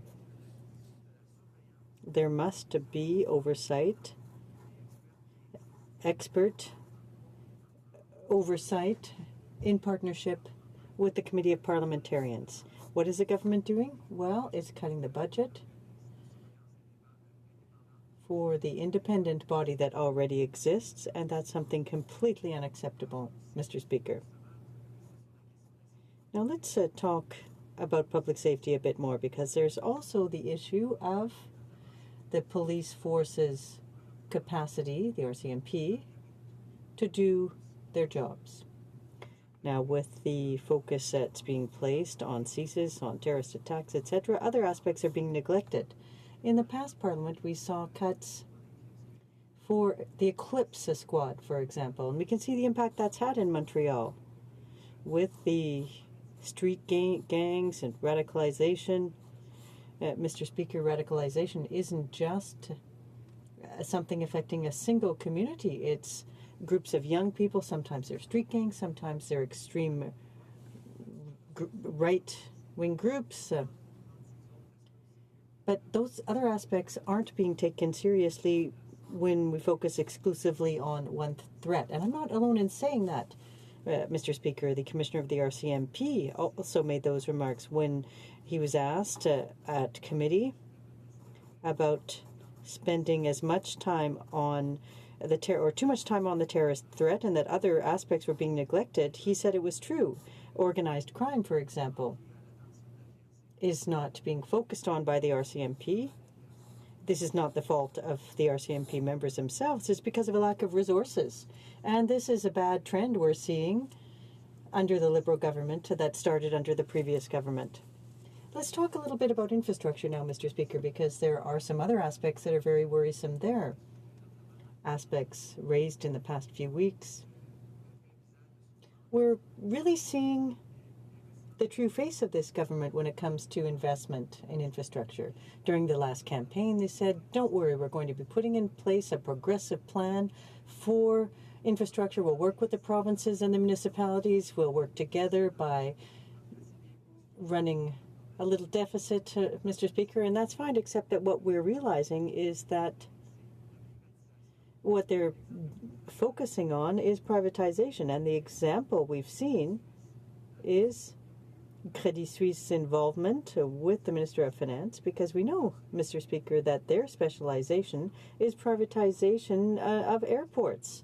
So explain to me, not you, Mr. Speaker, but I'd ask the government to explain why we're not seeing a conflict of interest here when a company that specializes in privatizing airports is working in close cooperation with the Minister of Finance, and we're simply told, no, don't worry, there's not going to be any privatization. The member for Musquina-Témiscouata-les-Basques said yesterday, so clearly it's like putting a fox in the henhouse, and there's reason to be concerned, Mr. Speaker. We saw this happen with the CHUM in Montreal, with the 417.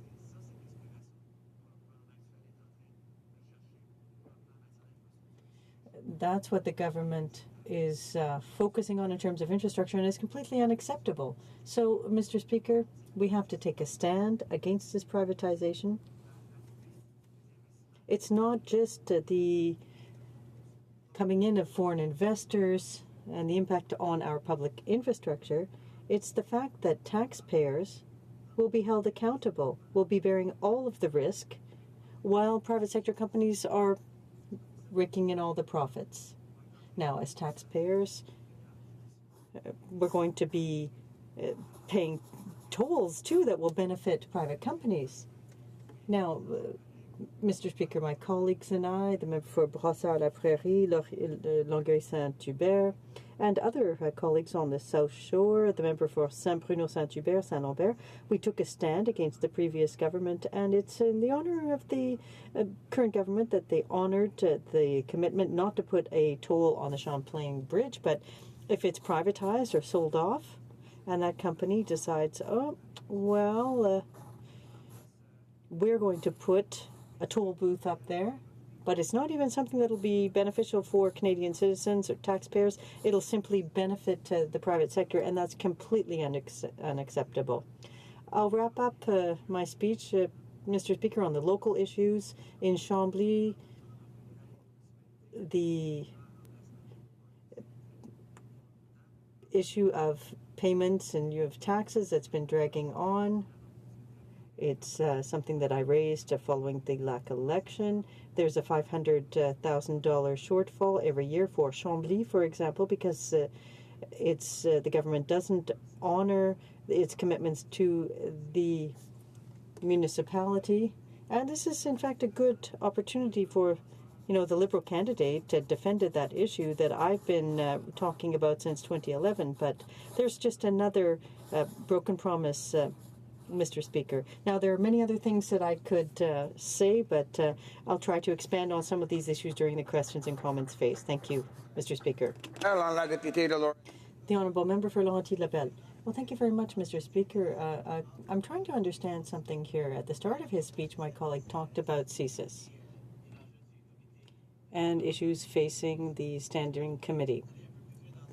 Can he go into that issue and to explain to us, elaborate on what work he feels is necessary there? The Honourable Member for Belleuil-Chambly. Well, thank you, Mr. Speaker. I thank my colleague, but I don't know if he listened to my speech because I said that the problem was with respect to the existing committee that must work in close cooperation with the Parliamentary Committee. So CIRC, which is that committee that was created in the early 80s, had a budget. But the budget for that committee, which monitors CSIS, will decrease following the adoption of this budget. It'll go down by $2.6 million per year. And as I said in my speech, that represents a great loss, 11 positions. And those positions are held by analysts who are analyzing action taken by CSIS in order to fulfill its mandate to ensure that CSIS is monitoring, is acting and while respecting the rights and freedoms of Canadians. So when we look at the budget and we see these types of cuts, we need that committee to keep working with the Parliamentary Committee when it is struck. There also needs to be expert, independent surveillance and oversight. This is a major problem with the budget. The Honourable Member for Sarnia-Lambton. Merci, Monsieur le Président. Thank you, Mr. Speaker. I'd like to thank my colleague for his speeches. And the elimination of oversight, because if I look at this document that we're studying today, in the Liberal government platform, they had said they were going to give greater oversight of taxpayer dollars. In fact, they said they were going to change parliamentary financial processes so the government could be better held to account by Parliament and the public. Yet in this piece of legislation that we're studying, Section 42.3, it gives the minister power to decide terms and conditions and who and how they would lend any amount of money from the Consolidated Revenue Fund without any oversight of Cabinet, any oversight of this House, any oversight of the public. So, I mean, ironically, the promise is on the same page as the one to end abuse of omnibus bills, so maybe it's worth about the same amount, but I wonder if the member could comment. Member, l'honorable député de Beloit-Chambly. The honourable member. Well, thank you very much, Mr. Speaker, and I'd like to thank the member for her comment, her question. Now, why would the minister want that authority? Because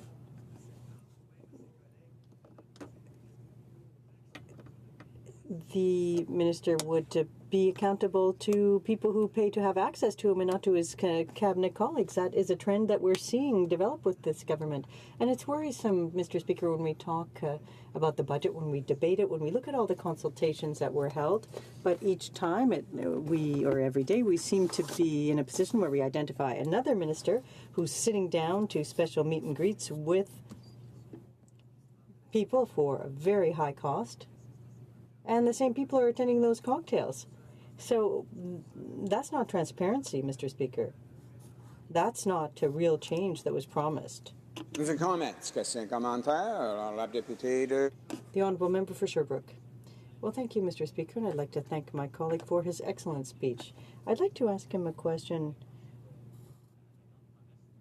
What does he think about the Liberals' promises on infrastructure? Billions that were supposed to be arriving in our communities. There were supposed to be projects starting back in December 2015, right after the election. We were told that the money would be flowing quickly. Those projects would be started up within the same year.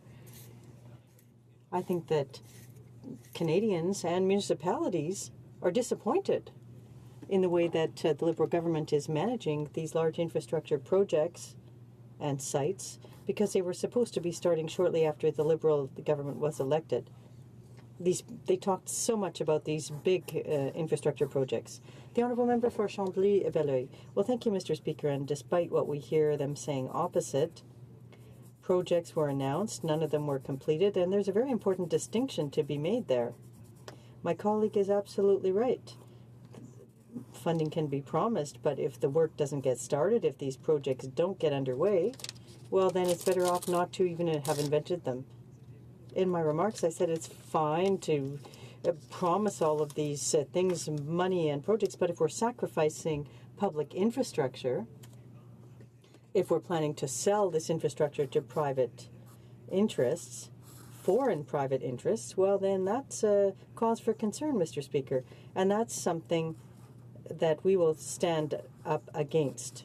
That's completely unacceptable to privatize our public infrastructure in this country. Resuming debate, the Honourable Member for Oshawa. Thank you very much, Mr. Speaker. And I wanted to take this opportunity to stand in this House today to express for my constituents in Oshawa deep concerns when it comes to the frivolous spending of this government, and more importantly, the lack of results for hardworking Canadians. Now, Mr. Speaker, we had an election last year, and we had a lot of promises in that election, so let's take a look at some of those promises. Just a year ago, the Liberals promised that they could spend their way to prosperity, and hardworking Canadians trusted them to borrow just a modest sum so that they could create more jobs and put more money into the pockets of Canadians. So, first of all, Mr. Speaker, what was that promise all about? Let's take a look at what modest means to Liberals, because I think only Liberals could say $10 billion deficit is modest. So let's see. They ran on a modest $10 billion deficit, but by March 2016, only 3 months into the year, Mr. Speaker, the deficit was over $30 billion. And on top of it, just last month, the Prime Minister admitted that he didn't know how big the deficit would be this year. Now, how can the Prime Minister create jobs and promise economic growth when he doesn't even know how much money he's spending?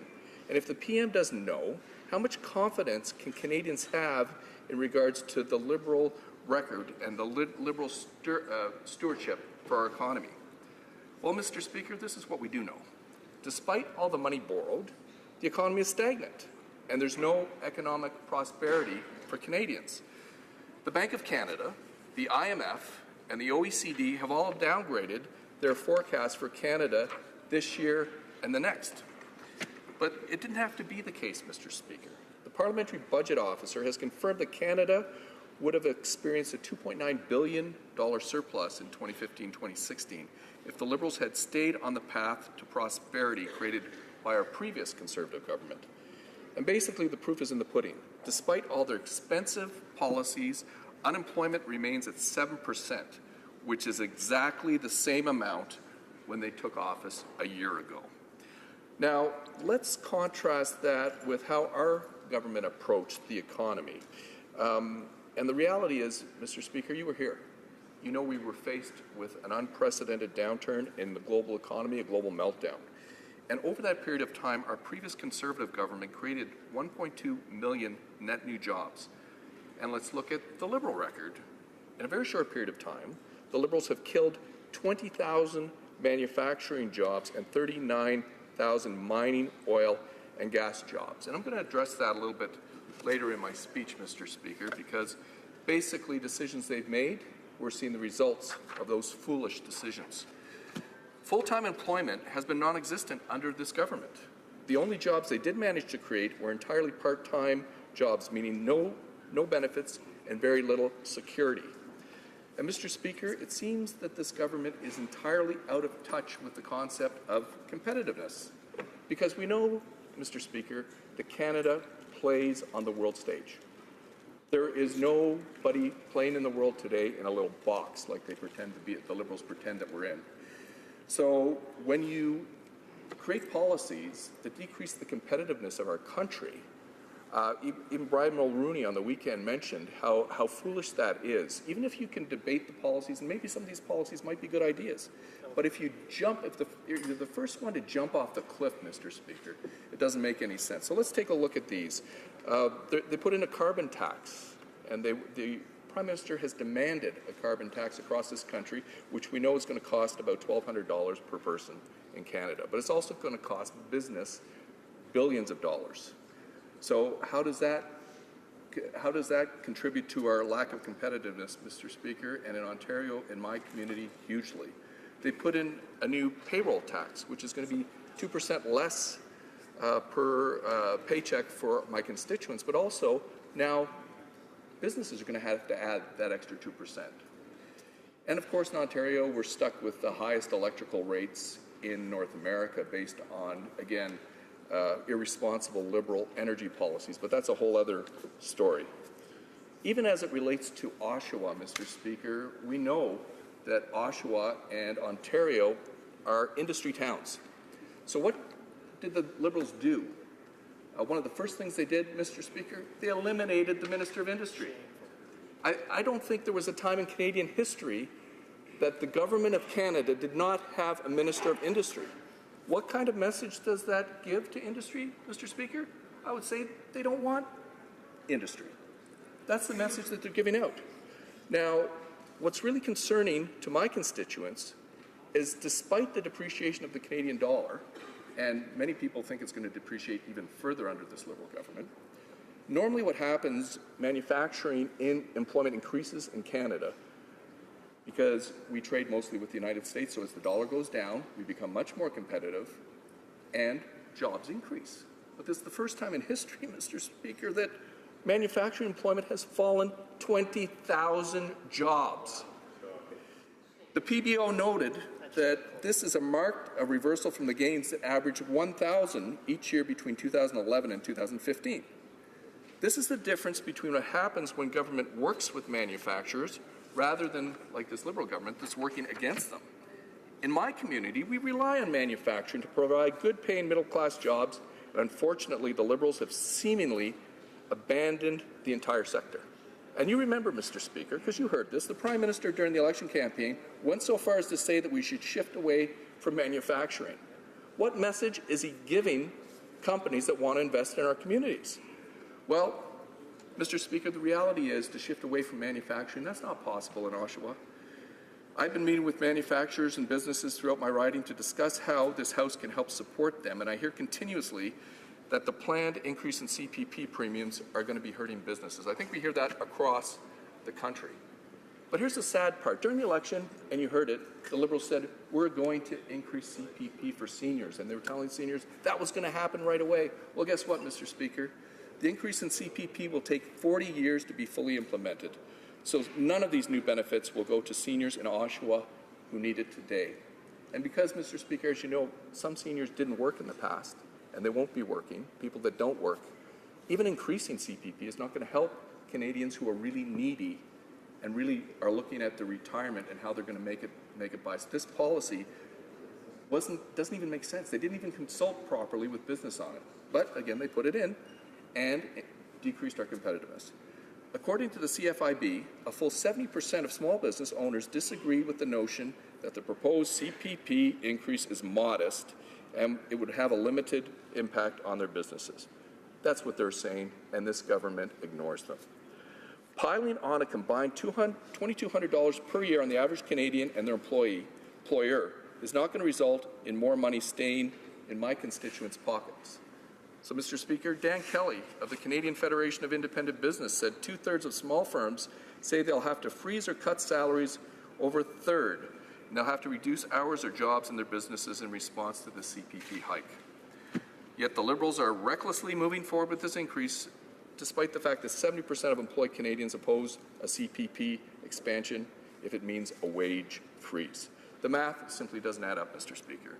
We have businesses across the country telling the Liberals, please don't do this, but at the same time, Canadians are telling them they do not support this if it means it's going to be a freeze to their wages. Don't the Liberals realize that Canadians understand this is just a shell game? Another significant concern for businesses and constituents in my riding is the job-killing carbon tax. Now, Mr. Speaker, it's widely recognized by my Conservative colleagues and all Canadians that Canada must do its part in reducing greenhouse gas emissions, but that shouldn't be at the expense of our economy. Based on numbers from the British Columbia and Alberta governments, the Liberal carbon tax will add 11 cents per litre at the pump. The Canadian Tax Journal determined it will add at least 15% to our natural gas bills and almost 10% to our hydro bills. In total, the Canadian Taxpayer Federation said the Liberal carbon tax will cost the average family more than $2,500 each and every year, and it's only going to go up. We've seen them develop these new terminologies as far as carbon pricing. One of them, Mr. Speaker, is decarbonizing our economy. What does that mean? It means shutting down any businesses or anybody that burns any type of fossil fuel. They've talked about carbon pollution. What does that mean, Mr. Speaker? Just about breathing. Here, there's a little bit more carbon pollution. Why did they change this terminology, Mr. Speaker? Why? Because they want to tax it. How long before the Liberals are even going to be taxing breathing, for heaven's sakes? But the challenge with these taxes, Mr. Speaker, is that they have no proof that it does any benefit in lowering carbon emissions. Now, I see you're giving me the time, cutting off. There's so much more I could talk about, but let's take some questions and see what we can do to help further this debate. Questions and comments. The Honourable Member for Laurentide-Labelle. Thank you, Mr. Speaker. The member for Oshawa referred to the lack of an industry minister for the first time in a long time. I'd like to point out that the industry minister still exists. He's not called the Minister of Innovation, Science and Economic Development. He has the same department and has a broader mandate to look at the future. So I'm wondering if the member objects to innovation, science or economic development. Thank you, Mr. Speaker. Honourable Member for Oshawa. Absolutely not, Mr. Speaker. I think innovation is the way to move forward. But what I was talking about with my statement was exactly what is the message that this Liberal government is giving to industry. And I talked about the language, the ideology, how they've changed even the way Canadians talk. Because guess what, Mr. Speaker? I said 20,000 manufacturing jobs gone, 39,000 in the oil, gas, mining sector. In other words, industry that creates jobs. They're gone. Within a year, a record amount gone.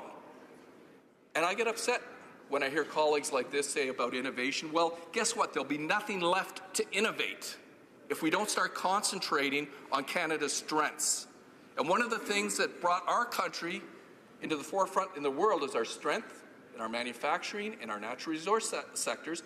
And this government seems determined to shut it all down. In other words, there will be no industry left if the Liberals keep on their way forward the way that they want to address this issue, Mr. Speaker. Questions and comments? The honourable member for Chilliwack Hope. Well, thank you very much, Mr. Speaker, and I'd like to thank the member for Oshawa for his great speech. I wanted to talk a bit about, he talked about competitiveness and how the Liberal tax regime, their regulation regime, has actually resulted in lower manufacturing jobs when our dollar being this low typically results in an increase in manufacturing jobs. And on that same vein, I want him to maybe expand on what he thinks will happen if we introduce a carbon tax, which the government is forcing on the provinces and forcing on Canadians, when our biggest competitor to the south, we're a few days away from a presidential election, and neither Hillary Clinton nor Donald Trump have even said they will act at all. They are not going to put a national carbon tax on. So does he think that will put us at a further economic disadvantage? Honourable member for Oshawa. Well, I want to thank my colleague for his excellent question, because this is really the importance of part of this debate. He noticed that it's not even a topic in the United States. And this is where what frustrates me about the Liberal government selling out Canada's advantage. Because, Mr. Speaker, we all know Mr. Obama goes to these climate conferences and he signs on, but at the end of the day, he also knows that they are not going to be putting a carbon tax in federally in the United States. As well, state carbon taxes. The states that we compete against, Michigan, New York, Ohio, Tennessee, these states in the United States are not going to be putting a state tax. So when you're looking at competitiveness, what this Liberal government is actually doing is tying the hands not only of our industry today, but industry into the future. They're also putting a halt, basically, to any new investment into our community in anything that uses or utilizes carbon. So my colleague is absolutely correct. This is something that's decreasing our competitiveness, and it's actually foolish, Mr. Speaker, that they would move ahead without it being lock and step with our biggest trading partner, the United States. And this is something we have to push back on, because it's going to kill our economy and kill our jobs. Questions and comments? The honourable member for St. John, Rothsay.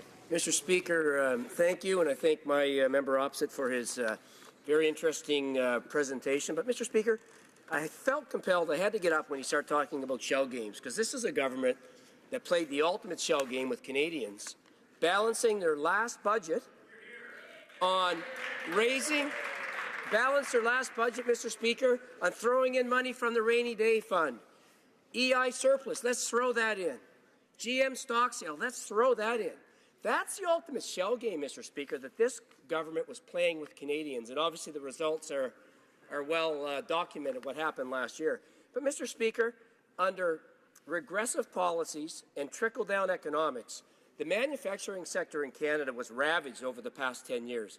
So I would like the member to stand up and give me examples of where the manufacturing sector excelled over the past 10 years in Canada. Thank you, Mr. Speaker. The honourable member for Oshawa.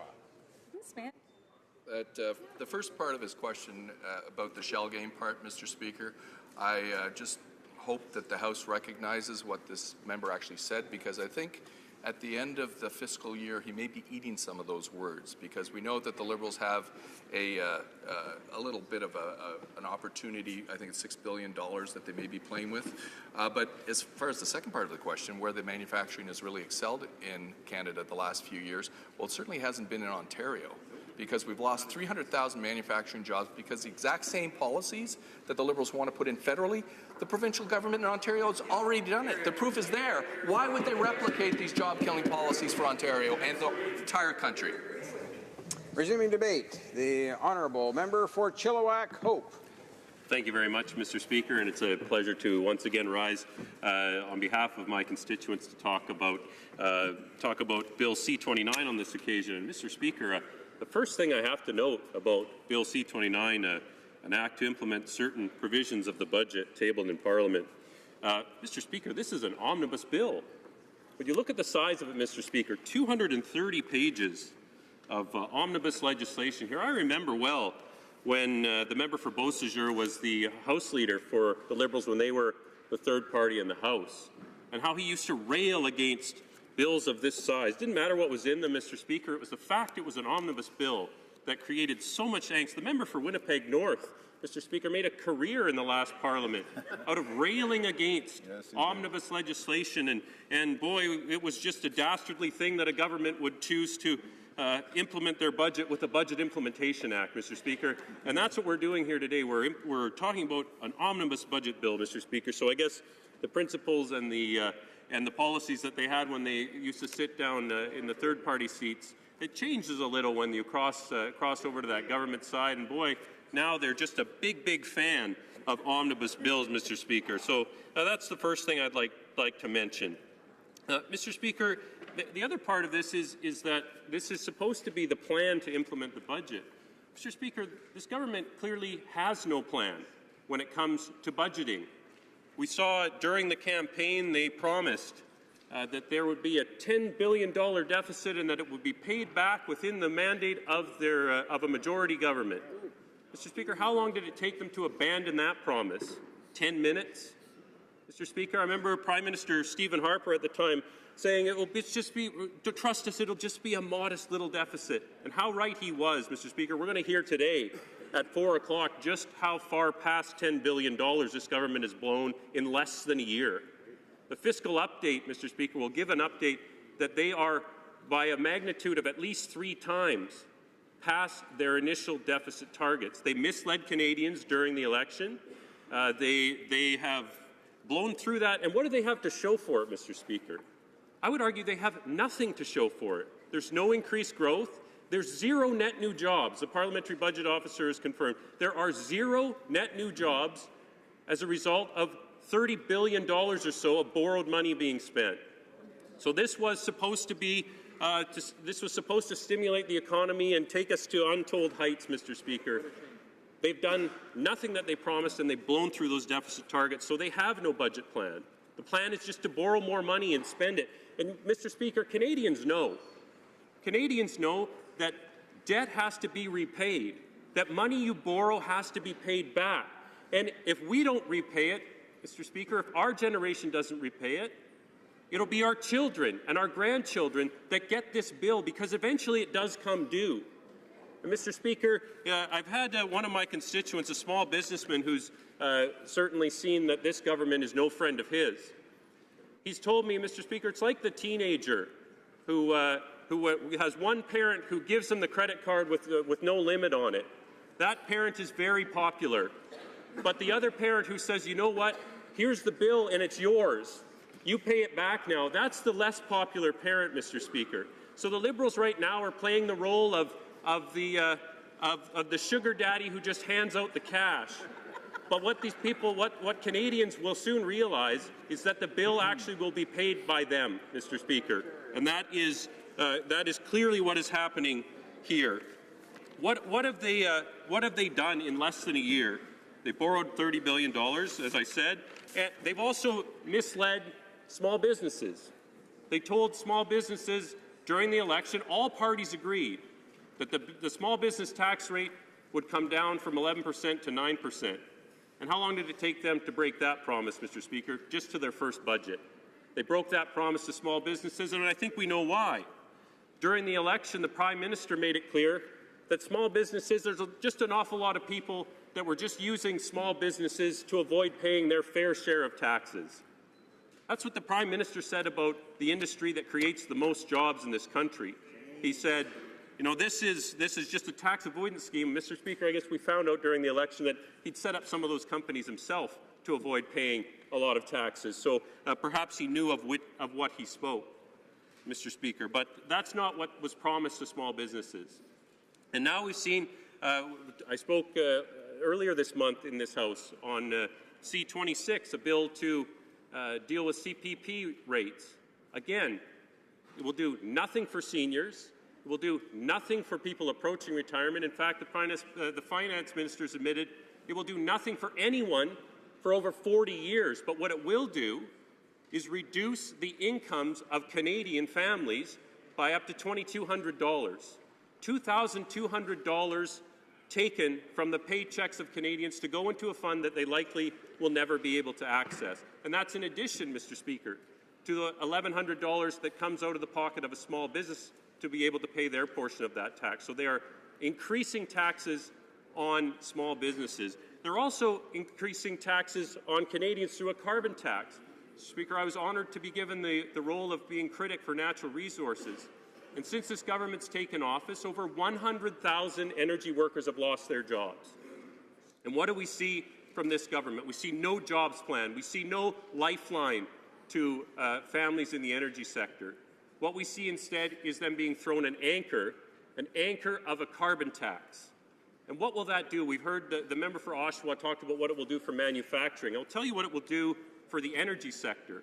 It will put an already crippled energy sector at an even greater disadvantage vis-a-vis the people that we are trading with, Mr. Speaker.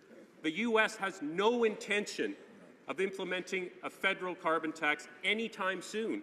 That's our major customer, Mr. Speaker. But when we moved a motion at the Natural Resources Committee to have the Liberal members tell us where is the economic analysis, what analysis have you done to show what impact the carbon tax will have on the natural resource sector, they voted against that, Mr. Speaker. And we know why. Because they haven't done any economic analysis on what the impact will be on the energy sector. They don't care, Mr. Speaker. They don't care about those 100,000 family-supporting jobs that have been lost. We've seen that they don't care about that sector because they continue to layer on regulatory burden after regulatory burden on the sector that is already suffering. Where there's pipelines to be approved, they don't allow for an evidence-based scientific policy to take place. They layer on an extra political layer where the minister will make the final decision, where the cabinet will make the final decision, where red tape is layered on upon an already burdensome process. It does nothing to protect public safety. It simply adds to the regulatory burden. Mr. Speaker, I want to go back to, as well, this government is fond of saying how they've cut taxes for middle-class Canadians. It's just not true, Mr. Speaker. People in my riding, the average income is under $40,000 a year. Guess how much they received from the income tax cuts from the Liberal Party? Zero, Mr. Speaker. They received nothing. So the most vulnerable, low-income Canadians got nothing from the Liberal tax cuts, while people like members of Parliament who make up to $150,000 a year got the most benefit you could possibly get out of that tax cut, Mr. Speaker. They did nothing for an average family in Chilliwack Hope with that tax burden, and anything that they did give to some families, they're going to tax back with an extra carbon tax and with additional payroll taxes. So Canadians are not better off. And they also canceled things like the child fitness tax credit, like the child arts tax credit, tax credits for tuition or for textbooks.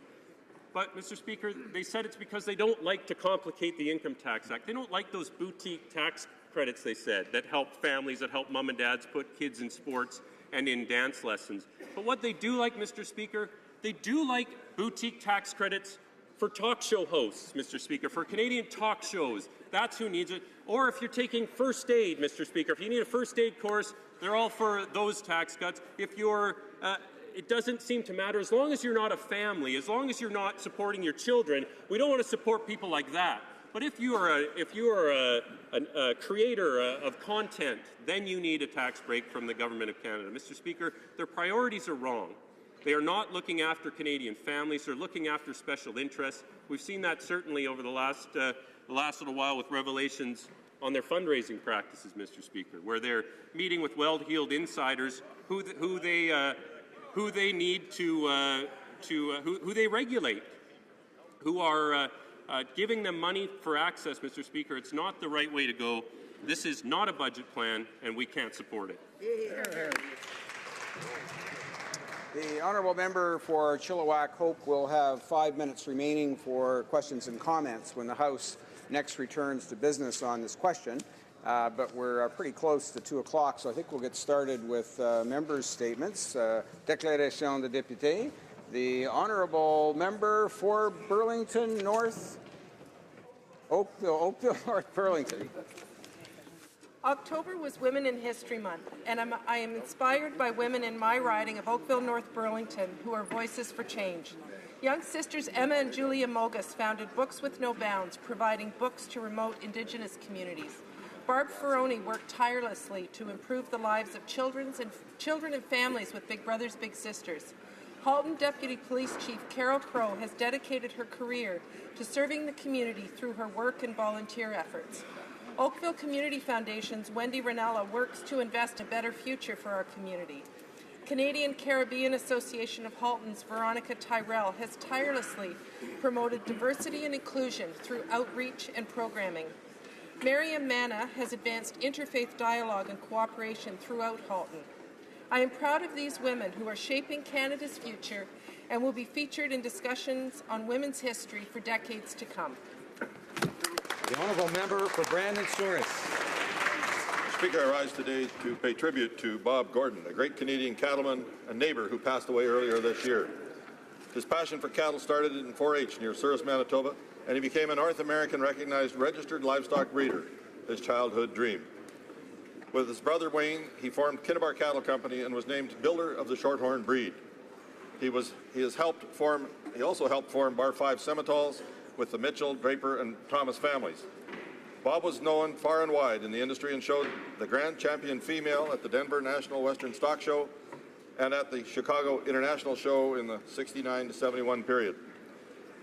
For his many accomplishments, Bob was inducted into the Canadian Agriculture Hall of Fame as well as the Manitoba Agriculture Hall of Fame with his wife, Joyce. Due to their love of the industry, it led them to write a book, which I urge all to read, called A Cattleman's Walk Down Memory Lane.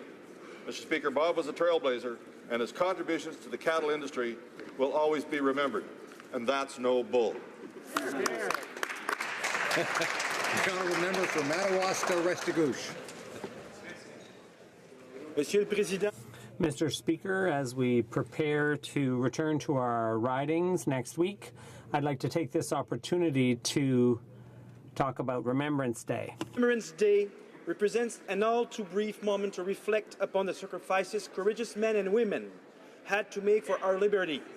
For Canadians, that means the price fellow citizens paid for us to live in the best country on earth.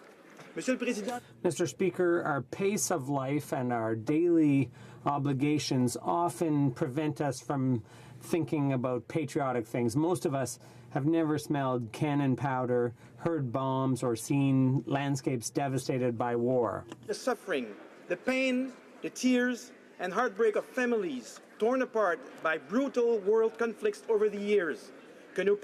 Let our thoughts and prayers be with those families, and let us never forget.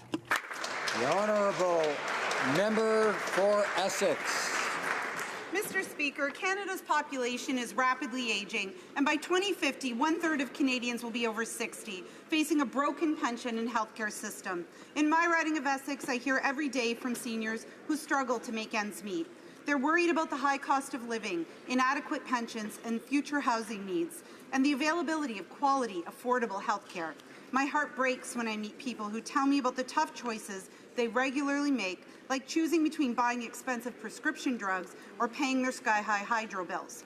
The seniors who built Canada deserve dignity and respect. They deserve a long-term plan of action that will ensure a decent quality of life for seniors now and in the future.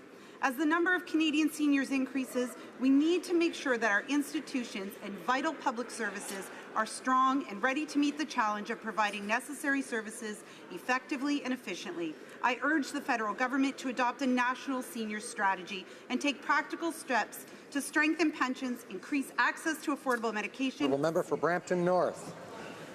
Mr. Speaker, it's been a little over a year since the members of this House were elected.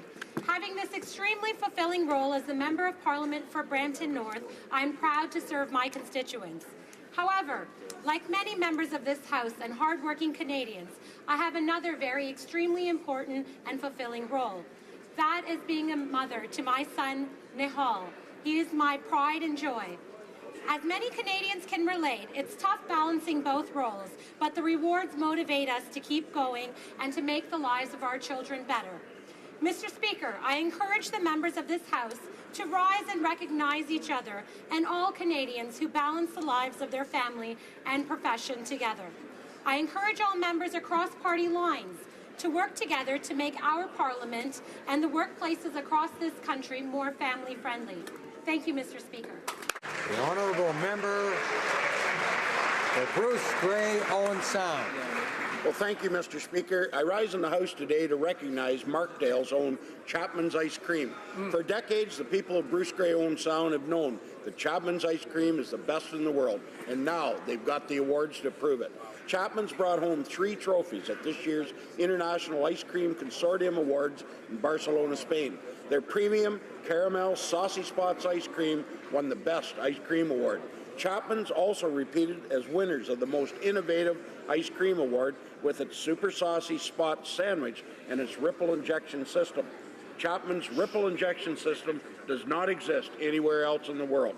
After winning both of these awards, it's no wonder Chapman's earned the inaugural Ice Cream Maker of the Year award for demonstrating initiative, strategic foresight, and competitiveness in the market.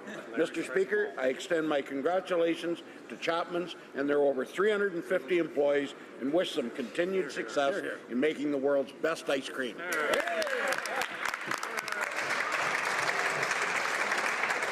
The honourable member for Gatineau. Thank you, Mr. Speaker. On Saturday, October 15th, I had the privilege of participating in the 8th edition of Les Rêves de Monique to celebrate the courage, determination, and great strength of men and women who have had a breast cancer operation. Every year, Les Rêves de Monique and its members put on a fashion show featuring 50 people who are fighting and have survived breast cancer in order to raise funds for post-op clothing. I had the immense pleasure of taking part in the event, and I'd like to congratulate Monique Bourassa for the organization, the sponsors, and the donors, and to once again underscore the importance of such initiatives within our communities. Thank you, Mr. Speaker. The honourable member for Marc-Aurèle-Fortin. Mr. Speaker, on this November 1st, I rise as the member for Marc-Aurèle-Fortin, but also as a former cadets officer in the RCAF. We will soon be celebrating Remembrance Day. I encourage my constituents, as well as all Canadians, to take part in this event on November 11th. The armistice of 1918 has become a symbol for those who fought for human dignity and hope. We honor their memory and their sacrifices, which made it possible for freedom to survive.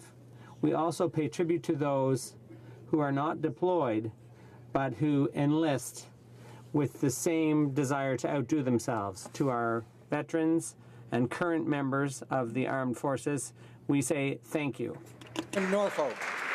Mr. Speaker, as many know, I recently underwent a double hip replacement, which has brought many challenges. But the support that I've received has been overwhelming. And I'd like to take this opportunity to thank everyone who's been helping with my prolonged journey to recovery. First and foremost, I want to thank my constituents for their kind words, their understanding, and their patience. To my colleagues in the House of Commons, thank you for your cards, your calls, your emails, and for help in covering House duty. Mr. Speaker, I have to tell you the House of Commons staff have been simply outstanding, and I thank them for putting up with me and helping with my wheelie walker. To my family and friends, as always, you've been there for me. Thanks. And frankly, Mr. Speaker, none of this progress would have been possible so far with the help of my wonderful staff. Thank you. Thanks to everyone from the bottom of my heart.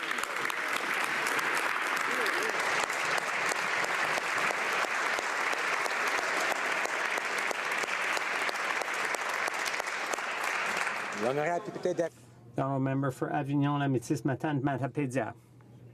Mr. Speaker, Harmony Project is in its 15th year. This local initiative makes it possible to build bridges between the Mi'kmaq community in Restigouche and the surrounding neighborhood. Since 2002, thanks to this program, hundreds of Mi'kmaqs and neighbors have forged bonds and brought the two cultures closer together and helped cause prejudices to fall away. This inter-community harmony project has been recognized at various levels, and I'd like to congratulate everyone who has participated in this project. The project is a good example to follow. It brings cultures together and strengthens community ties by making differences into strengths. Mr. Speaker, inter-community harmony is a successful project, and we should all be inspired by it. Thank you. The honourable member for Longueuil-Charlemagne. Mr. Speaker, this is November, and I proudly wear a poppy over my heart to support our veterans and those who've died in battle, lest we forget. Today, I'd like to pay tribute to a veteran from my riding of Longueuil-Charlemagne, Russell Sylvia, who died on October 6th at the age of 92 years. A veteran who served valiantly as a leading aircraftman in the Royal Canadian Air Force during World War II. Following his service, he was awarded the Defense Medal, the CVSM Medal and Clasp, and the 1939-1945 Medal. He was a fellow member of the Royal Canadian Legion Branch 94 of Greenfield Park, one of the two legions located in my riding. He leaves behind 4 children, Margaret, Russell, William, and Patricia.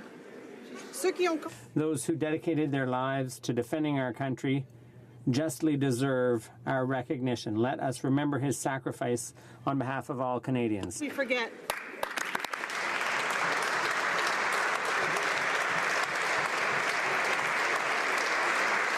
The honourable member for Elgin, Middlesex, London.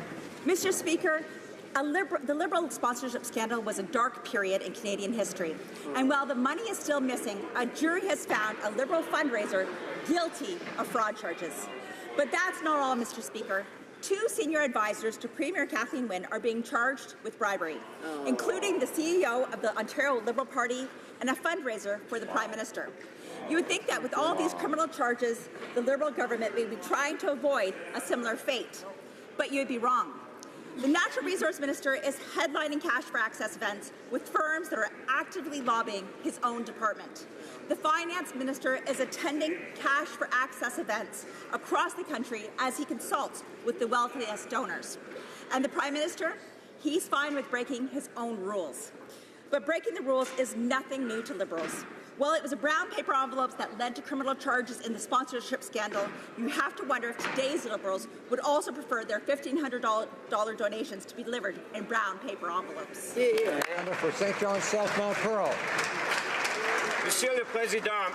Mr. Speaker, Malcolm Rowe was confirmed as a Supreme Court Justice. After 67 years, he's the first lawyer from Newfoundland and Labrador to be appointed to that bench. As Chantal Hébert said, many thought it would be impossible to find someone from my province who was functionally bilingual in addition to all the other requirements. Mr. Speaker, I'm happy to announce that that unicorn was found. He's an example to all of us here in the House. To quote the packet from Clarenville, Newfoundland. Proactive, hard-working judge who will reflect the views and values of Atlantic Canada. He will serve the court, the region, and the country well. On this issue, it wrote, Atlantic Canada stood together. The honourable member for Sherbrooke.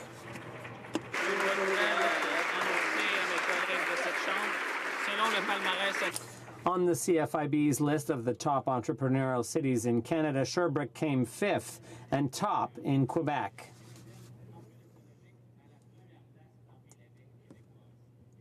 To reach this summit of entrepreneurship doesn't happen all by itself and doesn't happen overnight. It's thanks to organizations like Espace Inc., Création d'entreprises technologiques, and the new Innovation Park ASELP. It's also thanks to the vision of our municipal leaders and organizations like Sherbrooke Innipol, Progestion Estrie, and CDAC. I should also mention the dynamism of our Chamber of Commerce and an organization called Audace. I'm very proud as the member for Sherbrooke to rise in the House to underscore this great news and congratulate all those who work directly or indirectly on economic development in Sherbrooke and the surrounding region. Thank you. Honourable Member for Abbotsford. Mr. Speaker, I congratulate the government on signing the Canada-Europe Free Trade Agreement. That event is the culmination of many years of hard work by our previous Conservative government under Stephen Harper. The agreement sets the gold standard for the world, the most comprehensive trade agreement ever signed. Many thanks to Chief Negotiators Steve Verhoeven and Anna Renhart, my Chiefs of Staff Bill Hawkins and Andrea Van Voot, the MP for Battleford's Lloyd Minster, the MP for Durham, and my Parliamentary Secretary Gerald Keddy. But it's too early to break out the champagne. Sunday's ceremony was just another step towards ratification, and it now appears that a number of key outcomes are at risk. An uncertain fate awaits investor-state dispute settlements, and what concessions did the Trade Minister make on agricultural safeguards? Why will regional governments now have vetoes? And why isn't this government delivering promised compensation? Until the agreement is in force, we'll continue to hold the Liberal government's feet to the fire to ensure that the gold standard we achieved doesn't lose its luster. Hear, hear. The Honourable Member for Charleswood, St. James, Assiniboia, Headingley. Mr. Speaker, I stand today to speak about the importance of children's health in Canada. As a physician, I am aware of the negative health effects unhealthy foods can have on children. We must be proactive in educating our children on the benefits of healthy food. We can do this by restricting food and beverage advertising towards children and revising the Canada Food Guide. Food and beverage marketing greatly influences children's food and drink choices. The World Health Organization recommended banning food and beverage marketing to children, and a March 2016 Senate committee report recommended taking action on this issue. Poor diet contributes greatly to chronic disease, placing a substantial burden on Canadians and our healthcare system. By consulting with Canadians on these issues, I believe we can pave the way for healthier food choices for future generations. I'm proud to be part of a government that stands up for children's health.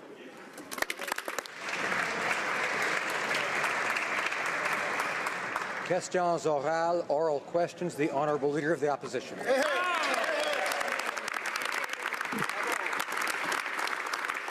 Mr. Speaker, today's economic update will confirm that the Prime Minister's plan is failing badly. The Prime Minister claimed that borrowing billions of dollars would get the economy growing and create jobs, but it hasn't created one additional new full-time job in Canada since he was elected. The average Canadian can't get ahead, and instead of jobs, all Canadians get are higher taxes. So what is the Prime Minister going to say to those Canadians that are out of work when they find out he's doubling down on a failed plan? Hear, hear. Honourable Minister of Finance. Mr. Speaker, I'm looking forward today to introducing our fall economic update to give Canadians a sense of what we're going to do in order to amplify the impact that we're making for Canadians.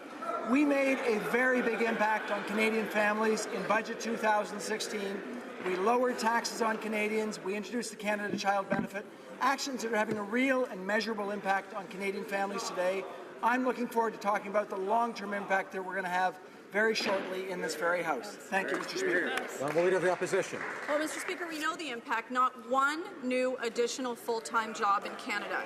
Now, the Prime Minister also promised to build infrastructure. He promised to get these projects out the door fast, and now we find out in reality only one new project has actually broken ground, and now construction season is over.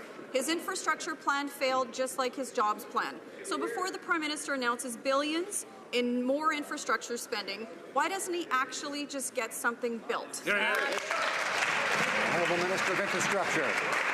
Mr. Speaker, a couple of weeks ago I stood in the House, said that we have approved more than 900 projects. Today I can tell you that we have approved more than 950 projects with a combined investment of more than $11 billion. And many of those projects currently underway, creating opportunities for Canadians from coast to coast to coast. The Honourable Leader of the Opposition. Order. Well, Mr. Speaker, if this minister got projects built as fast as he renovated his office, we would be in really good shape. Mr. CPP tax hike, his cancelling of the small business tax cut, his carbon tax will cost families thousands of dollars and make our businesses less competitive. When will the Prime Minister realize his plan has failed, stop making life harder for Canadian families, and stop raising their taxes? The Honourable Minister of Finance. Mr. Speaker, I'm very pleased to have the opportunity to talk about taxes in this country. The first thing we did was reduce taxes on 9 million Canadians. So for the single person getting that tax reduction, it's $330 on average less this year. For the family, it's $540 less this year. This is really important. But more importantly, Mr. Speaker, we've made a huge difference for Canadian families. 3.2 million Canadian families getting the Canada Child Benefit are experiencing a much better situation, $2,300 on average better this year without tax than they had in the years before. The Leader of the Opposition. Mr. Speaker, the Liberal Party is up to its old tricks again.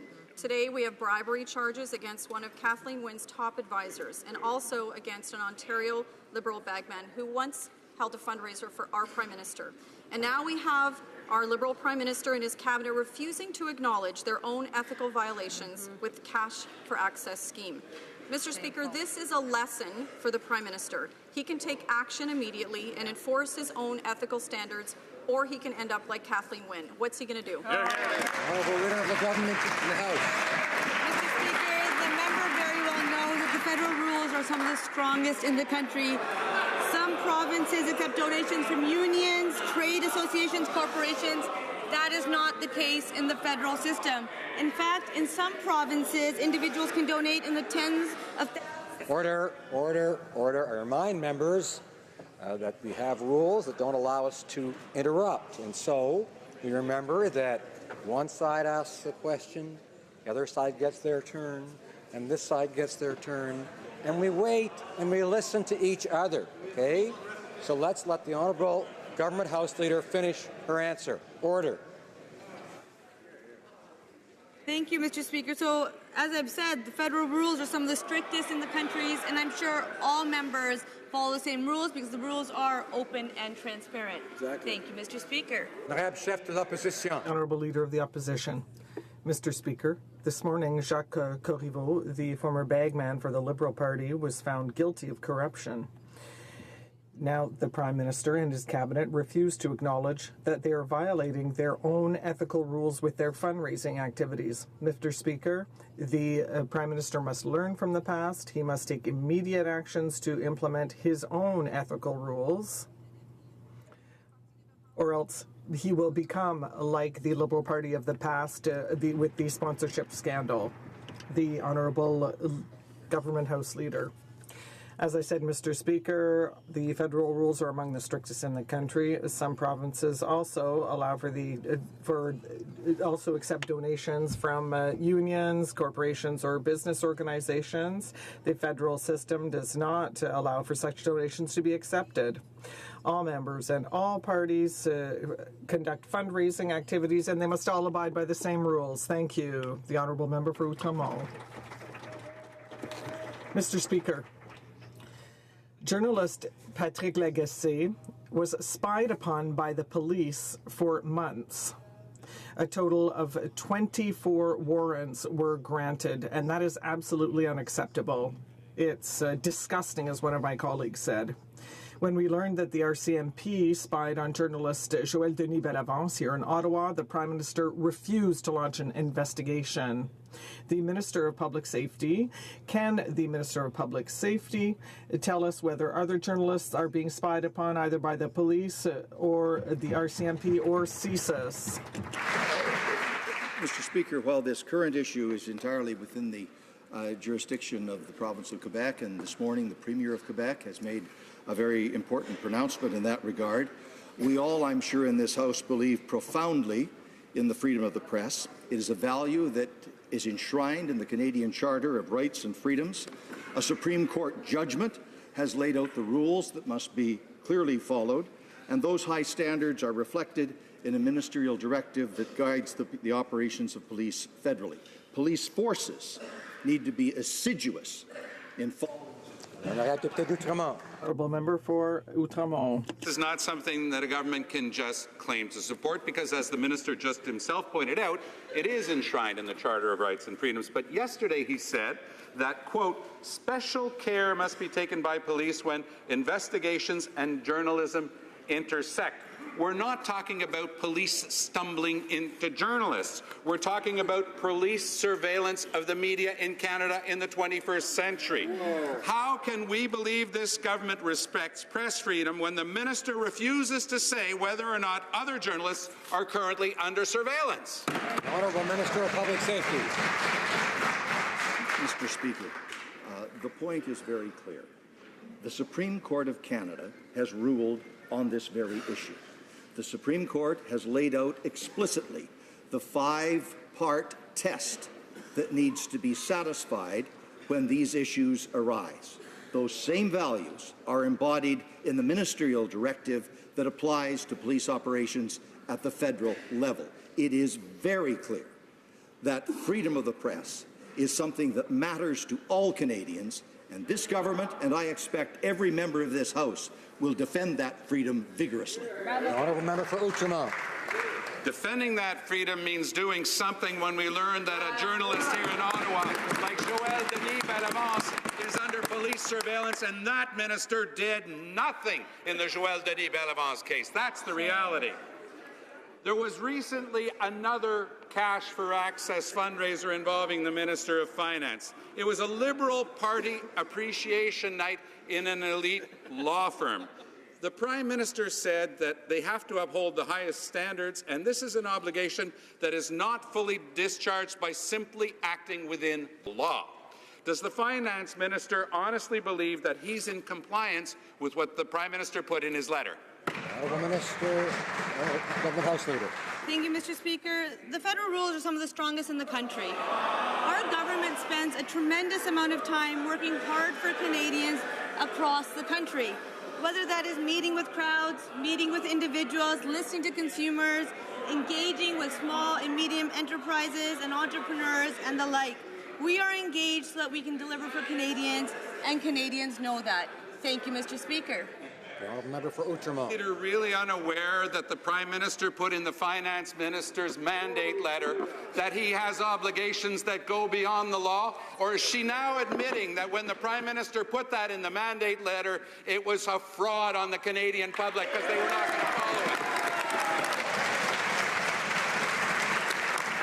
Honourable Government House Leader. Mr. Speaker, the member very well knows that the federal rules are some of the strictest in the country, and they're the same rules for all members. They are open and transparent, and I'm sure all members abide by those very exact same rules. There is no preferential access to this government. This government is demonstrating the most open and transparent approach, not just by following the rules, but by being engaged with Canadians compared to any previous government. Thank you, Mr. Speaker. Order. Order. The Honourable Member for Lac-Saint-Jean. Mr. Speaker, the Liberals' economic plan does not work.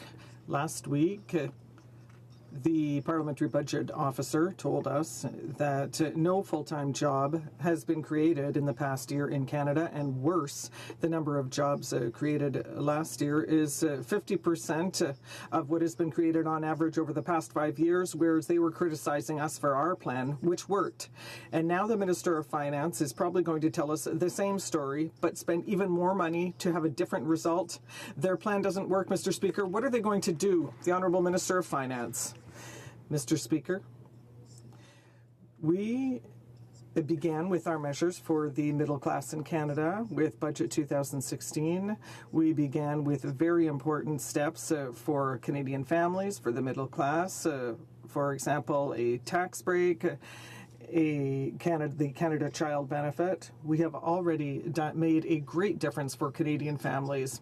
And today I am very proud and pleased to have the opportunity later to announce our fall economic update to explain to Canadians how we will be increasing our efforts in future.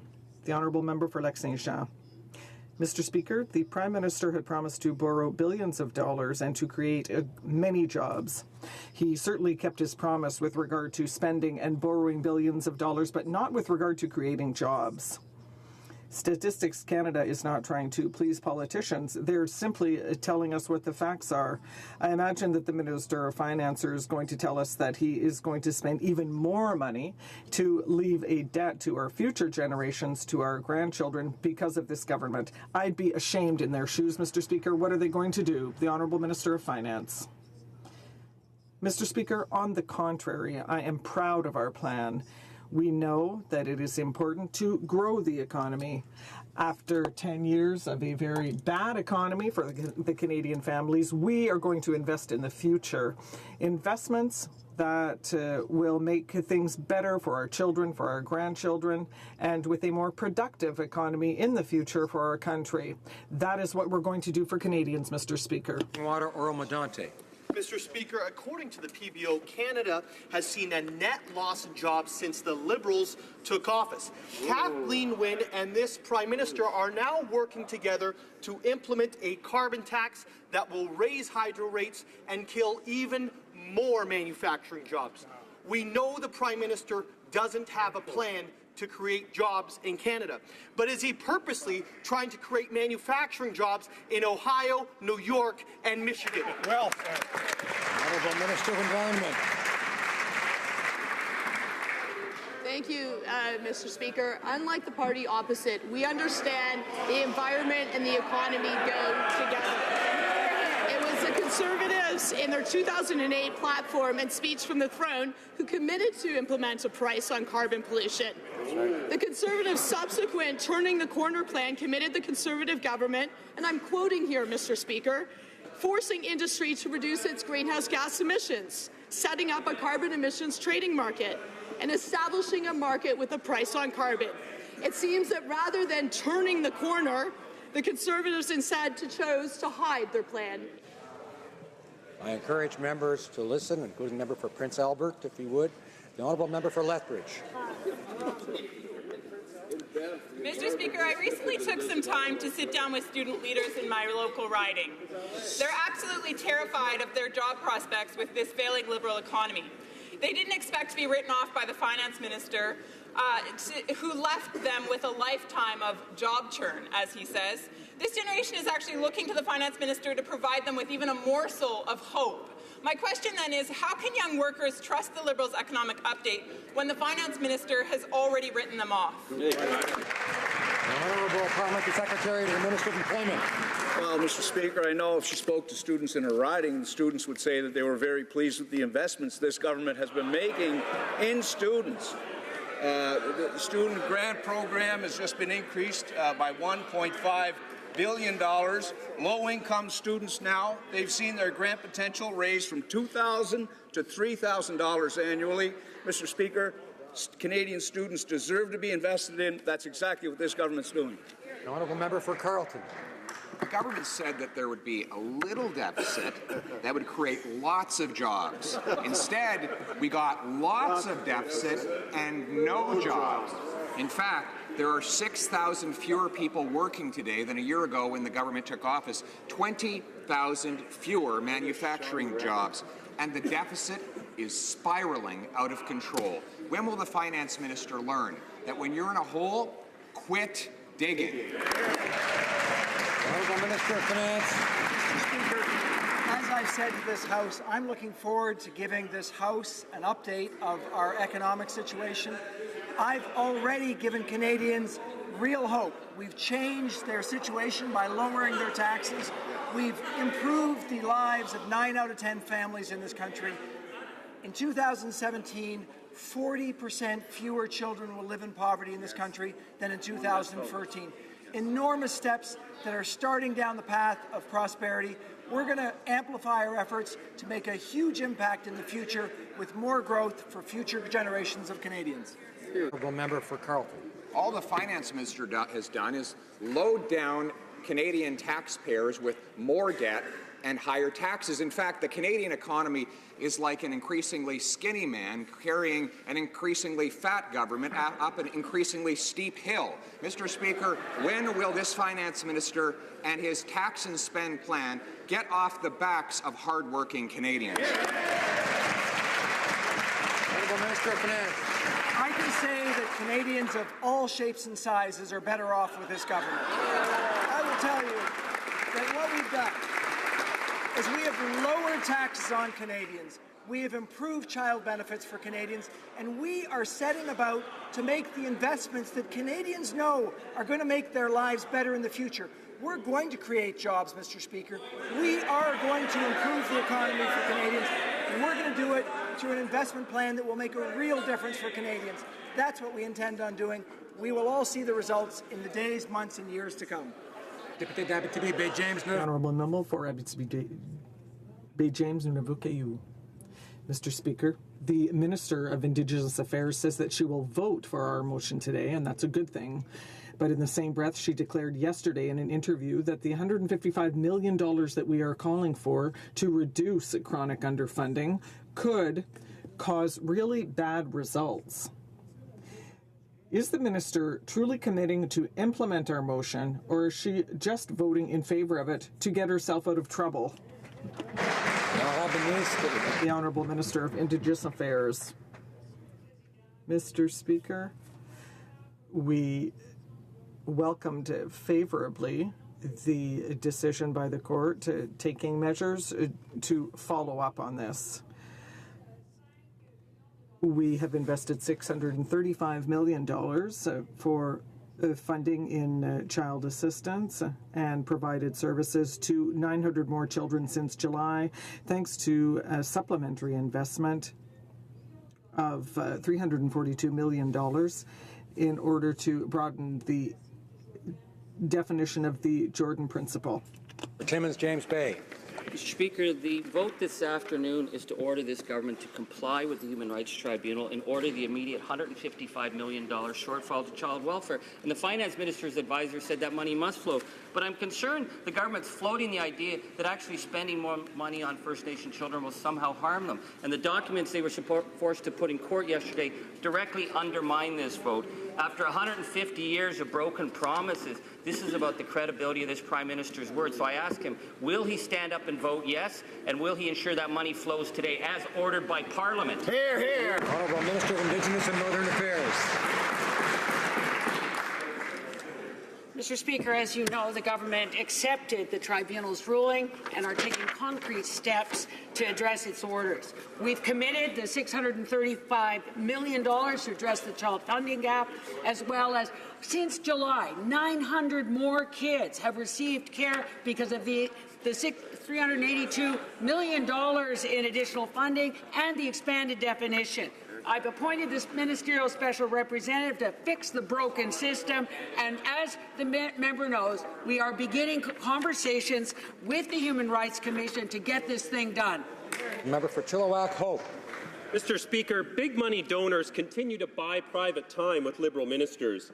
Many of these donors have financial interests that are regulated by these same ministers. The Justice Minister took money from lawyers. The Finance Minister took money from Bay Street bankers. And now we've learned that the Natural Resource Minister has had a little fundraising help from natural resource lobbyists. When will the Liberals finally do the right thing and end this shameful cash for access scheme? Honourable Government House Leader. Mr. Speaker, I appreciate the opportunity to rise once again in this House to remind all members that the federal rules are some of the strongest in the country. There is no preferential access to this government. This government is demonstrating the most open and transparent approach, not just by following the rules, Mr. Speaker, but by being more engaged with Canadians, listening to Canadians, consulting with Canadians, and we will continue to do the good work that we're doing. Thank you, Mr. Speaker. For Chilliwack, Hope. Thank you, Mr. Speaker. Those talking points are as old as the Liberal culture of corruption itself. Mr. Speaker, Liberal ministers continue to put themselves in blatant conflicts of interest by selling access to big money donors that they regulate. This isn't a coincidence. This is coordinated corruption with the Prime Minister himself leading the parade. What will it take for these Liberals to finally put an end for this cash for conflict of interest fundraising scheme? Honourable Government House Leader. Mr. Speaker, the member very well knows that all members of Parliament and all parties fundraise, and we all abide by the exact same rules. And when the rules are followed, no conflicts of interest can exist, and we will continue to follow the rules. It's true, Mr. Speaker, we are engaging with Canadians. We are listening to Canadians, something the previous government did not know how to do. Thank you, Mr. Speaker. The honourable member for Lévis-Lobinière. Mr. Speaker, as we speak, millions of people are working hard to meet their families' needs. All those workers will never have the means to pay for preferential access to meet a Liberal minister.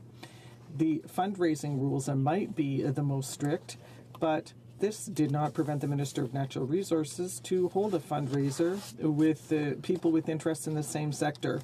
When will the government finally show judgment, stop giving preferential access, and may the guilty people stand up? The Honourable Government House Leader. Mr. Speaker, the member knows very well that the federal rules are among the strictest in the country. Our government does not practice favoritism. Our government follows the most open and transparent approach. It does not only follow the rules, but more than any other government has been above board. Thank you, Mr. Speaker. Mr. Speaker, it seems the Prime Minister is importing all of Kathleen Wynne's bad ideas and the insiders who are trained to execute her playbook. For weeks, Canadians have been learning about these tactics and have become increasingly concerned. Today, we've learned that some of these people are being charged with criminal activity. Just minutes ago, Mr. Speaker, Jerry Lougheed, a longtime Liberal supporter and fundraiser for the Prime Minister, was charged with 1 count of bribery. When will the Prime Minister admit that the tactics and people who are around him have failed to live up to any measure of ethical standards? Honourable Government House Leader. Mr. Speaker, the member very well knows that the federal rules are some of the strictest in the country, and all members abide by the exact same rules. It's true that our government has embarked on an unprecedented level of... Order, order. I invite the member for Grand Prairie, Mackenzie, and others to listen to the answer, not intervene, try to restrain themselves. Most members in all parties are able to sit and hear things they don't like without reacting, so let's all do that. The Honourable Government House Leader has a few more seconds. I appreciate that, Mr. Speaker. And once again, I will remind that our government has embarked on unprecedented levels of public consultations to make sure that we are responding to the very real needs and challenges of Canadians. This is why we raise taxes on the 1%, the wealthiest Canadians, and lower taxes for the middle class. We'll continue to do the good work that we are doing. Thank you, Mr. Member for Edmonton Strathcona. Mr. Speaker, the Liberals campaigned on a promise to mitigate the impacts of climate change. Under the Paris Agreement, Canada now must submit to the UN its plan on climate action and climate change mitigation. Mitigation experts are calling for urgent action here at home, warning that Canada remains unprepared to respond to increased flooding and extreme weather. So where's the minister's plan to mitigate the impacts of climate change? And will she show her plan to Canadians before taking it to the UN? Here, here. Honourable Minister of Environment. Thank you, Mr. Speaker, and I'd like to thank the member opposite for a question. As she well knows, we are working with the provinces and territories to develop our pan-Canadian plan on climate change. The Prime Minister met with the First Ministers where they agreed on this plan, which included taking action to adapt to the impacts of climate change. We know that we're seeing flooding across the country. We're seeing forest fires. Prince Edward Island is sinking by 43 centimeters per year. And we know in the north, Indigenous peoples are on the front line of the impacts of climate change. We are going to take action. We will be announcing this plan at the First Ministers' meeting later in the fall. The Honourable Member for Trois-Rivières. Mr. Speaker, the Transportation Safety Bureau is sounding the alarm about the government's inaction. No less than 52 of the TSB's recommendations have been on hold for at least 10 years. And the minister, who claims to be the champion of safety, is dragging his feet just like the previous government. Similarly, the TSB has clearly said that when it comes to the transport of hazardous goods, the safety measures in place are lacking.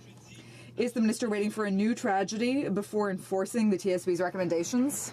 The Honourable Minister of Transport. Mr. Speaker, our government always appreciates the recommendations made by the Transportation Safety Bureau. We take them very seriously. I have said several times how important safety is for this government. Of course, we study all of the reports that are submitted to us by the TSB, and we've done a lot of things over the last year. Can we do better? Of course, we're working to do better when it comes to rail safety. Thank you. Rouge Park. Mr. Speaker, there are many small businesses in my riding of Scarborough Rouge Park that are looking for opportunities to grow and scale up. Scaling up of businesses is essential for Canada's economy and ultimately our middle class to grow and prosper. One of the challenges I hear from my local business leaders is the need to increase access to new markets. So can the Minister of Innovation, Science and Economic Development share with us how CETA will help businesses face this challenge? Minister. Mr. Speaker, I'd like to thank the member from Scarborough Rouge Park for his question. I'd also like to thank him for his advocacy in promoting business growth. As the member knows, the European Union is a market of over 500 million people, and it has economic activity of over $20 trillion. In signing this free trade agreement with Europe, Canadian businesses now will have, and all Canadian businesses in all sectors will now have greater market access. When businesses are able to grow, they create good quality Canadian jobs from coast to coast to coast, Mr. Speaker, and this is a priority for us. We're going to grow the economy and create good quality jobs. Member for Abbotsford. Well, Mr. Speaker, in October, the Prime Minister unilaterally announced a massive carbon tax grab on Canadians. He perversely claimed that Canadians would benefit economically from this new tax. But we recently learned from the Assistant Deputy Minister for Environment that an economic impact analysis has never been done and that the Liberals believed such an assessment was premature. Premature? The Prime Minister just hammered Canadians with a punishing carbon tax, and his officials say an impact analysis is premature. When will the Prime Minister finally tell us how badly this carbon tax will hurt Canadians? Hear, hear. The Honourable Minister of Environment. Thank you, Mr. Speaker. I'd like to thank the member opposite for his question. I'm very pleased to hear that the member opposite has decided to join the Canadian delegation at COP22. Of course, that doesn't change the fact that the party opposite is the only party that voted against the Paris Agreement. Unlike the party opposite, we understand that the environment and the economy go together, and I am very pleased about our achievements this past year. We helped achieve an ambitious Paris Agreement. We announced the greenest budget ever. We had the Pan-Canadian Plan on Climate Change, which includes pricing pollution. We had a climate and clean energy agreement with the United States. The Honourable Member for Abbotsford. Well, Mr. Speaker, she should be listening to real Canadians and real job creators. Here's what the Nova Scotia Canadian exporters and manufacturers had to say. With half the carbon tax costs being incurred by businesses, this will definitely negatively impact competitiveness and an already fragile economy, end quote. So, to the Prime Minister, why a harmful carbon tax? Why his disdain for job creators? And why the betrayal of provinces like Nova Scotia, which already leads Canada with clean electricity? The Honourable Minister of Environment. Mr. Speaker, the member opposite actually praised BC for its carbon price. So I find it quite surprising that he's now arguing against something that he knows is the most efficient way to reduce emissions, foster innovation, and grow our economy. He also knows that 80% of Canadians already live in a jurisdiction where there's a price on pollution. We understand that we need to take action to tackle climate change. That's also the way to grow our economy, create good jobs, ensure a sustainable future for our children. Hear, hear. Member for Lakeland. Mr. Speaker, rural Albertans recently rejected the urban-centric Liberal agenda. The out-of-touch edict to close the Vegreville Case Processing Centre that shocked the town and region is an example of why they did. This unilateral, deliberate removal of rural jobs to a Liberal-held city riding will cause unnecessary pain to families and devastate this rural town. When will the Liberals end their attack on rural Canada? Will the minister stop this edict and save the jobs of these hard-working people? The Honourable Minister of Immigration. Mr. Speaker, we certainly regret the impact this has had on some members of the community. We are working with stakeholders to ensure that everybody currently employed in Vegreville will also have the chance to work in Edmonton. But I can tell you, Mr. Speaker, that there was a strong business case to move the operation to Edmonton. This will result in better service, and it will result in net additional jobs for the province of Alberta. The honourable member for Lakeland. Mr. Speaker, the minister doesn't get the scope of the damage. 280 jobs, 250 spousal jobs, 3 local businesses, 1/4 of the students in town. Listen, moving these jobs is like taking 55,000 jobs out of Edmonton. No consultation and no cost analysis. Schools will lose students, groups will lose volunteers and donors, small businesses will lose customers, revenue and owners in town. Farm families will be hurt. Will the minister stop this destruction and keep these jobs in rural Alberta?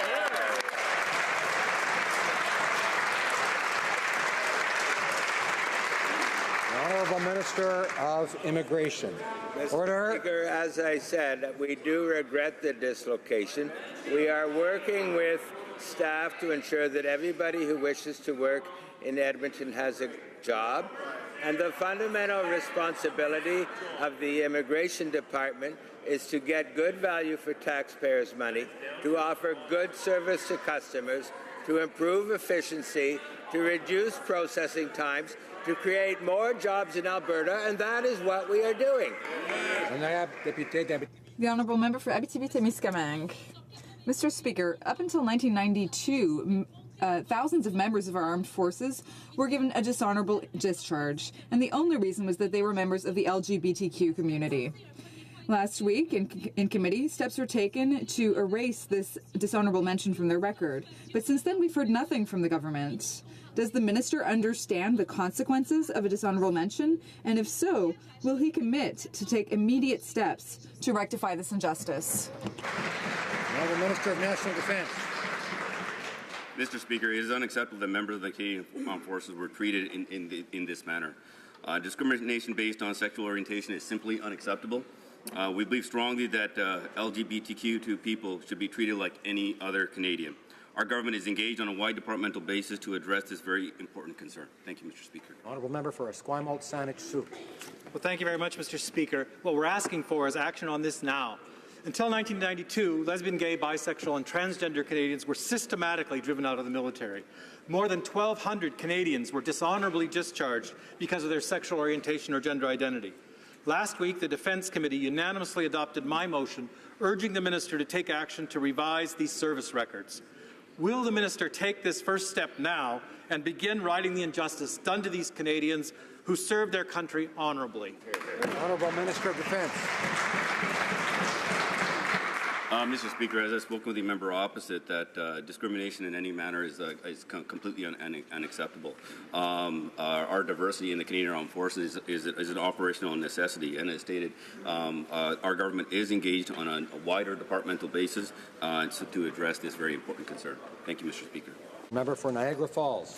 Thank you, Mr. Speaker. The Liberals are now saying they have a problem with mandatory sentences for convicted criminals. It is true under our Conservative government, people who brought drugs into this country to sell to our children, people who produce child pornography, and people who molest children would all go to jail. I'm proud of that, Mr. Speaker. I'd like to know what problem the Liberals have with that now. Honourable Minister of Justice. Thank you, Mr. Speaker. I am pleased to be conducting a broad review of the criminal justice system, including sentencing reforms.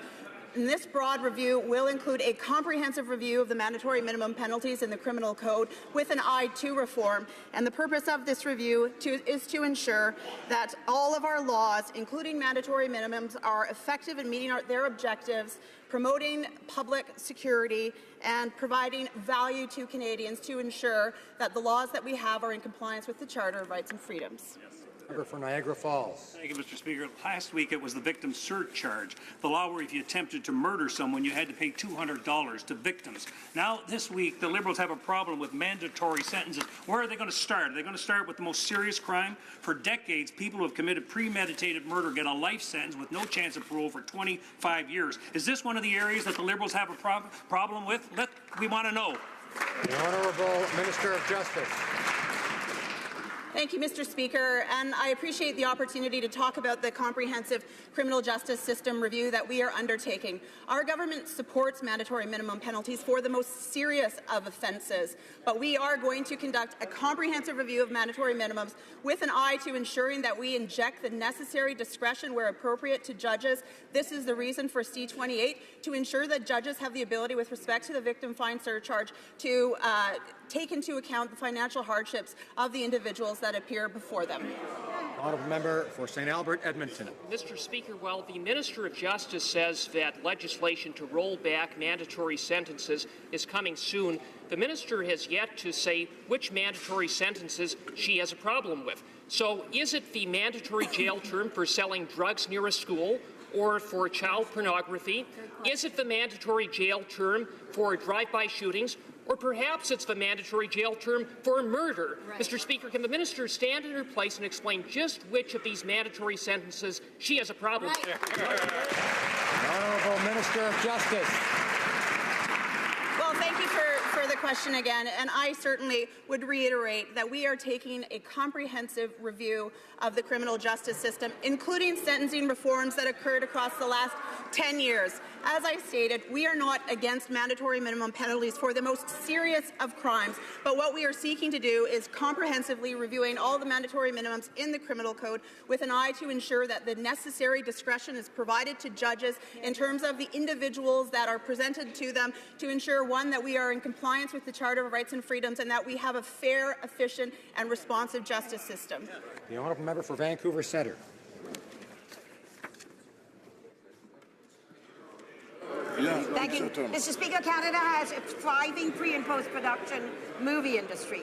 Vancouver has seen strong increase in the number of productions in recent years, making it the #1 hub for special effects globally. Can the Minister of Canadian Heritage tell us what government is doing to promote and support Canadian films? Honourable Minister. Merci à ma collègue de Vancouver Centre. I'd like to thank my colleague for Vancouver Centre for her important question. We know that the film industry generates millions of dollars per year for the economy, and we believe that we believe in the film industry, and that's why we've decided to invest in Telefilm Canada in our last budget. Is hosting a screening of the Canadian film Two Lovers and a Bear. This film is set in Nunavut and successfully premiered at Cannes. Many of the talented creators and actors are with us today, so I really hope you, Mr. Speaker, and all parliamentarians will be there tonight. The Honourable Member for Central Okanagan, Similkameen, Nicola. Mr. Speaker, Atlantic Canadians have every right to expect some level of representation by the Liberals. Unfortunately, not one of the 32 Atlantic Liberal MPs have stood up against these directives by an increasingly centralized top-down PMO. We learned this week that of the 14 members of the Finance Minister's Economic Advisory Council, you guessed it, Mr. Speaker, none of them hail from Atlantic Canada. Will the President of the Treasury Board finally start advocating for Atlantic Canada and demand that the Finance Minister fix this mess? The Honourable Minister of Innovation. Mr. Speaker, I'd like to thank the member opposite for the question, and I want to make it very clear.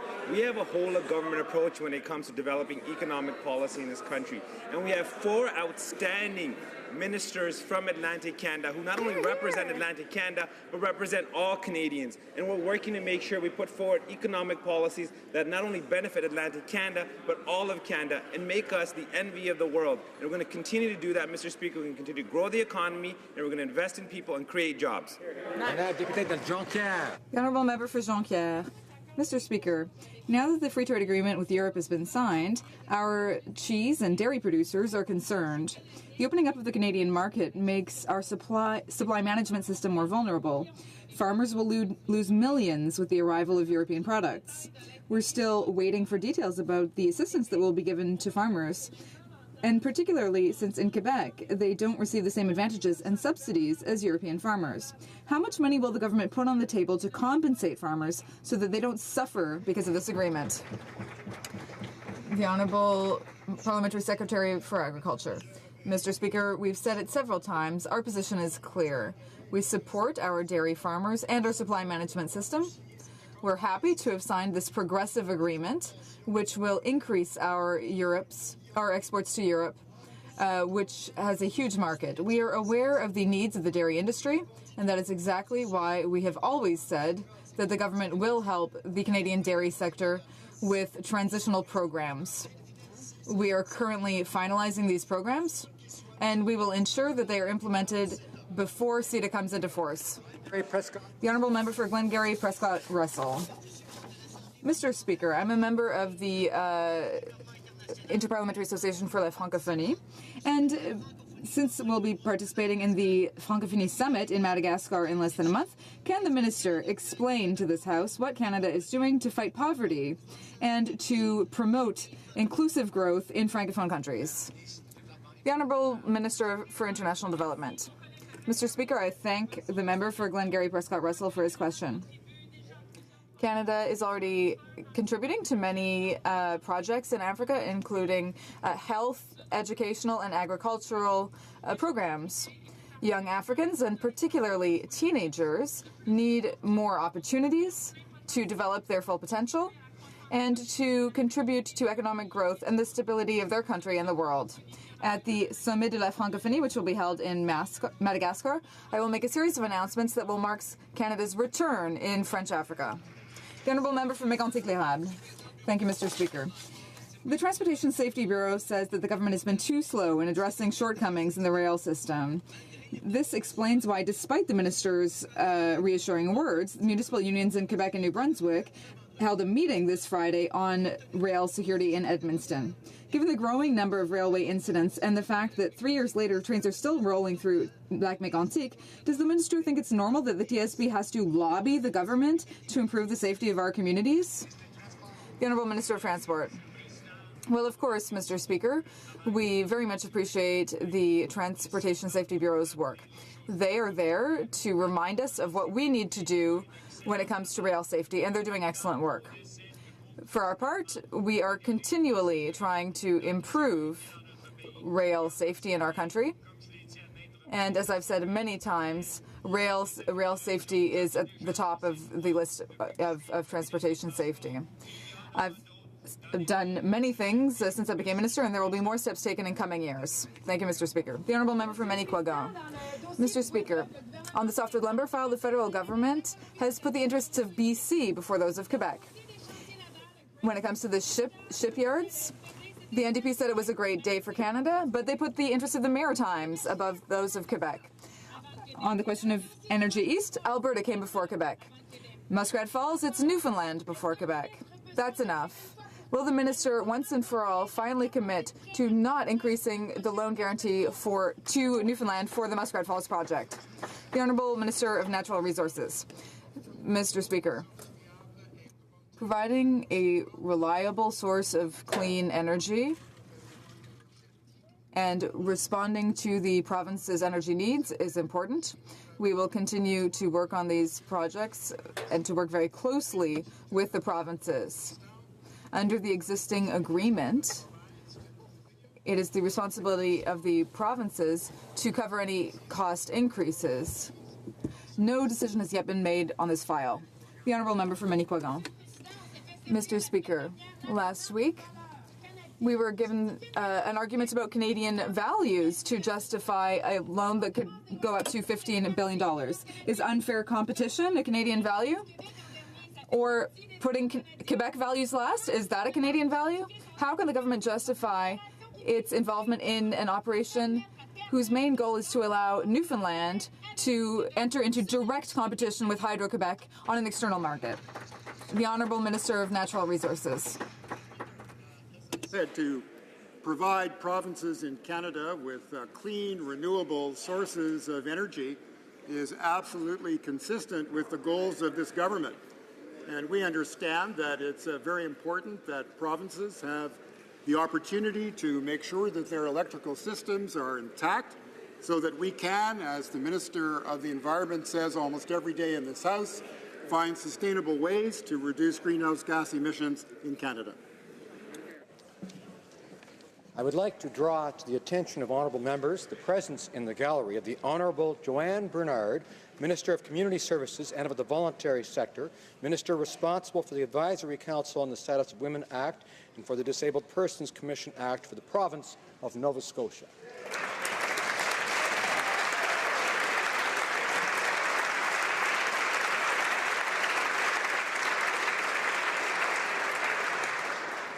I would also like to draw to the attention of all honourable members the presence in the gallery of several members of Canada's creative talent from across the country, including the North, the cast and crew of Two Lovers and a Bear, which will be screened tonight to launch movie nights across Canada. Cette célébration peint.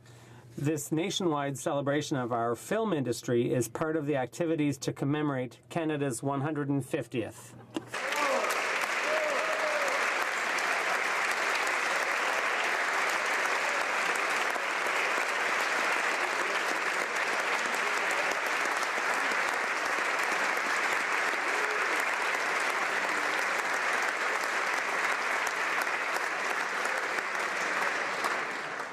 Comme il est 15h04.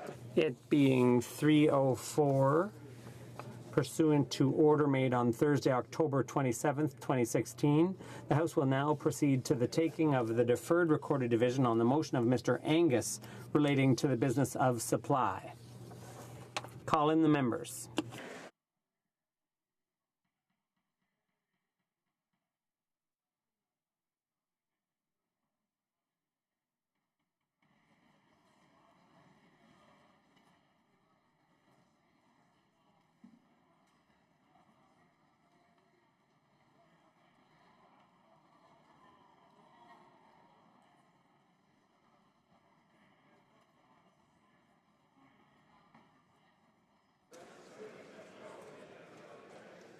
The question is the following one. Mr. Angus, seconded by Ms. Jolibois, moved that the House call on the government to comply with the historic ruling of the Canadian Human Rights Tribunal ordering the end of discrimination against First Nations children, including by A, immediately investing an additional $155 million in new funding for the delivery of child welfare that has been identified as the shortfall this year alone, and establishing a funding plan for future years that will end the systemic shortfalls in First Nations child welfare. B, implementing the full definition of Jordan's principle as outlined in a resolution passed by the House on December 12, 2007. C, shall I dispense? No. Fully complying with all orders made by the Canadian Human Rights Tribunal and committing to stop fighting Indigenous families in court who are seeking access to services covered by the federal government. And D, publiant tous les... D, making public all pertinent documents related to the overhaul of child welfare and the implementation of Jordan's principle. All those in favor of the motion will please rise. Mr. Mulcair. Ms. Ashton. Mr. Rankin. Ms. Duncan Edmonton Strathcona. Mr. Christopherson. Mr. Angus. Mr. Davies. Mr. Donnelly. Mr. Massey Windsor West. Mr. Garrison. Madame Boutin-Sweet. Ms. Matheson. Mr. Dubé. Mr. Boulris. Mr. Julian. Madame Moore. Mr. Stewart. Mr. Duval. Mr. Aubin. Mr. Nantel. Mr. Saganas. Monsieur Dussault. Madame Sanssouci. Monsieur Choquette. Madame Trudel. Mr. Blakey. Mr. Weir. Ms. Benson. Mr. Stetsky. Mr. Cannings. Mr. Johns. Ms. Malcolmson. Mr. McGregor. Ms. Hardcastle. Ms. Ramsey. Ms. Jolibois. Ms. Blaney, North Island, Powell River. Madame Hughes. Monsieur Trudeau. Mr. Hare. Ms. Qualtrough. Mr. Sadgen. Mrs. Philpott. Mr. Goodale. Madame Joly. Monsieur Dion. Monsieur Leblanc. Ms. Chager. Ms. Foote. Mr. Morneau. Mr. Bryson. Ms. Wilson-Raybould. Madame Le Boutillier. Madame Bibeau. Mr. McCallum. Ms. McKenna. Mr. Baines. Ms. Freeland. Ms. Bennett. Monsieur Poisson. Mr. Paradis. Mr. Easter. Ms. Scrow. Mr. Nault. Mr. Bagnall.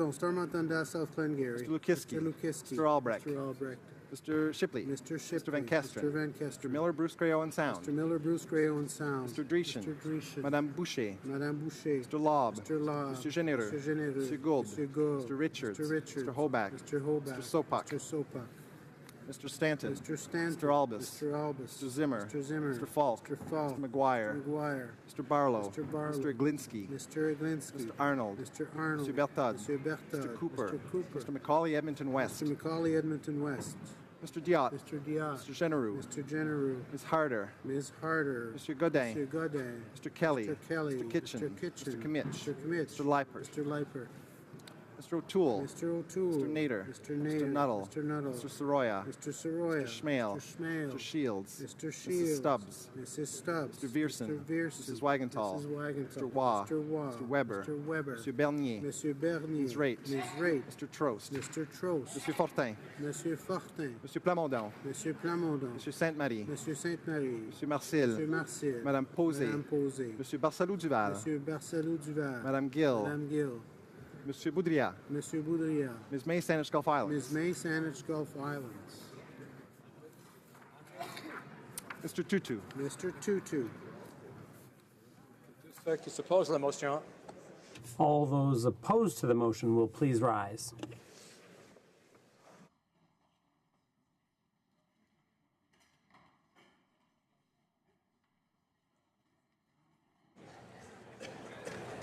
Yeas pour 302, 302, nays contre, aucun nil.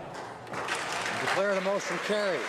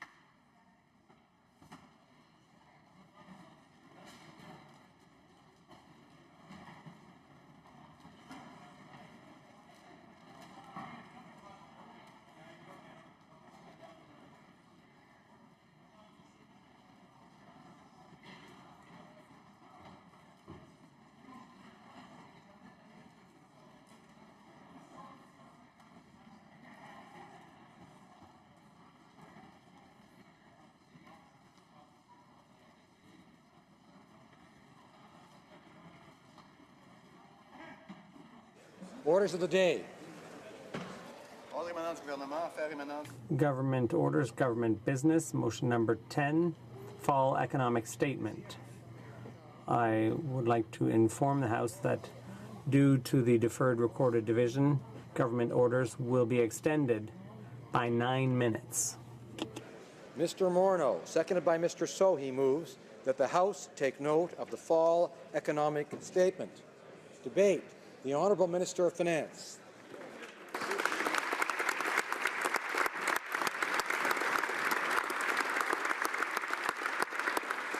Thank you, Mr. Speaker. I have the honour to table today in both official languages the government's fall economic statement. And it gives me great pleasure to update this House on the progress we've made on behalf of Canada's middle class and those working hard to join it. We know that Canadian families are filled with hope and they're not afraid of hard work. And I guess you'd like this. Yes?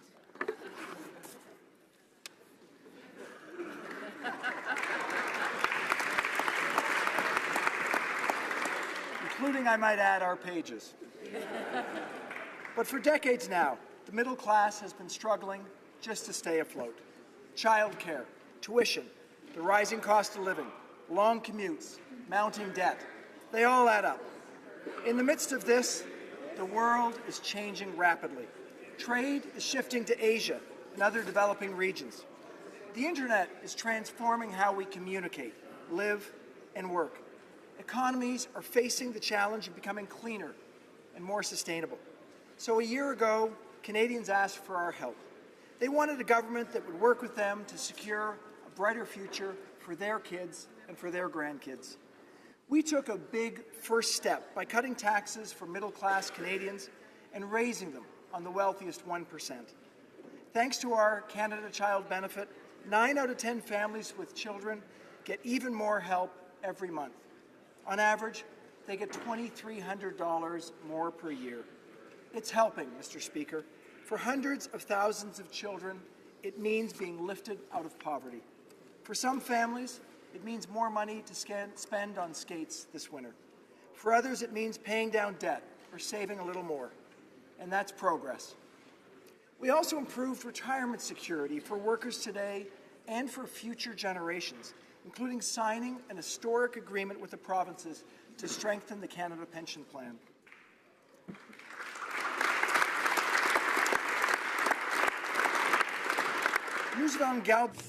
We kept our promises to seniors by bolstering the retirement income system.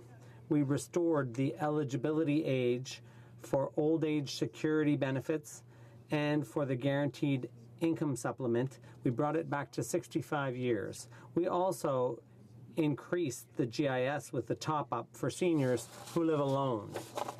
For young people to go to university or college by boosting Canada student grants. And recent grads now get a break on paying back their Canada student loans until they're earning at least $25,000 per year. We also immediately began investing in our future. The investments we've made in the infrastructure needs of our cities and communities create jobs today while building up Canada's economy in the future.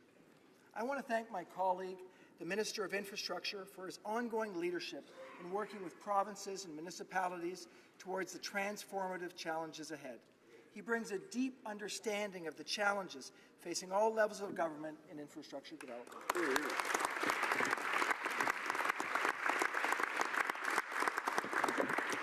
Taken together, our measures are creating jobs and helping the middle class to get ahead. Our economy is growing, just not as fast as we'd like. Since the last budget, private sector forecasters have, on average, revised down their outlook for real GDP growth in Canada.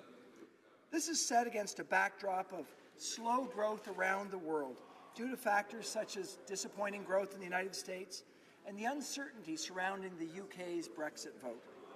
But our historic signing of the Comprehensive Economic and Trade Agreement, the most modern and progressive trade deal on the planet, shows that even in uncertain times, hard work and perseverance can lead to results that will create middle-class jobs. I want to recognize the passionate and dedicated work of the Minister of International Trade in getting this agreement over the finish line.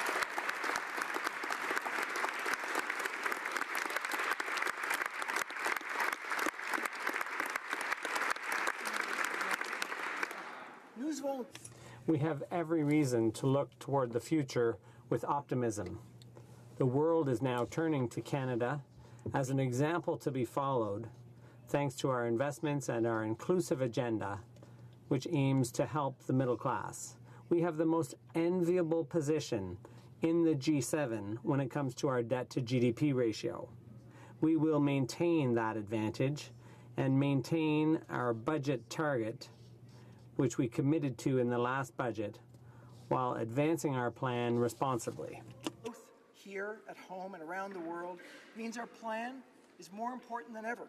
It's time to take the steps towards middle-class progress. Because our challenges and opportunities are long-term, I'm announcing measures that invest more dollars over a longer period of time so that we can create good jobs now and set our workers, businesses, and communities up for success in the future. Over the next 11 years, the Government of Canada will invest an additional $81 billion in public transit, green infrastructure, social infrastructure, and in transportation that supports trade and smart cities. This includes a specific commitment to build up and build out Canada's rural and northern communities. In recognition of unique needs,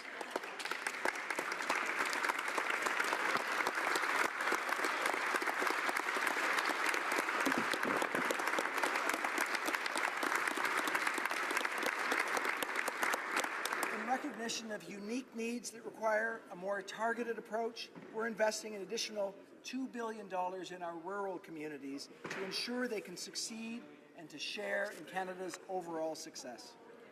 In all, combined with existing funds, we will invest more than $180 billion over the next 11 years in our towns, our cities, and trade corridors to provide cleaner air and water, better neighborhoods for our kids, and smarter, more connected communities.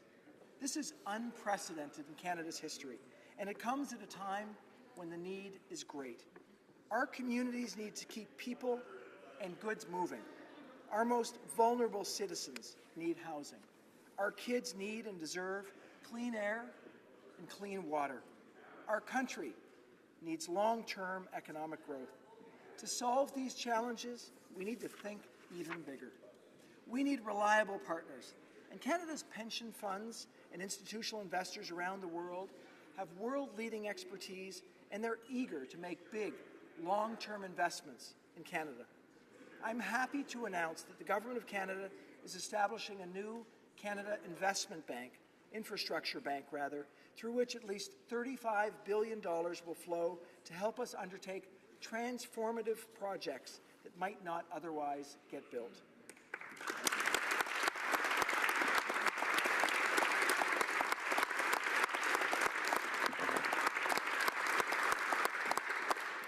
This bank will allow us to create thousands of jobs, get more projects built, and attract $4 to $5 in private capital for every tax dollar invested. That's progress. La Nouvelle Banque The new infrastructure bank will allow us to identify a range of potential projects that we can use to support our long-term investment decisions. In short, the bank will change our way of planning, funding, and implementing our major infrastructure projects in the country. That's progress. In the future, we'll need to hone Canada's competitive edge. Canadians are highly educated and skilled. We have what it takes to succeed. That's the story potential investors don't hear often enough around the world. I'm announcing today the creation of a new institution, the Invest in Canada Hub, whose job it will be to go out and sell Canada to the world. Dans un monde où certains pensent qu'il est... In a world where some believe that tightening our borders is the right thing to do, Canada stands out as an example to be followed in terms of inclusion and the management of diversity. We have an enviable fiscal position and an educated, qualified, and ingenious population. Investing in Canada will allow us to redouble our efforts to create good jobs for the middle class by attracting foreign investment. In jobs, we need strong global partnerships.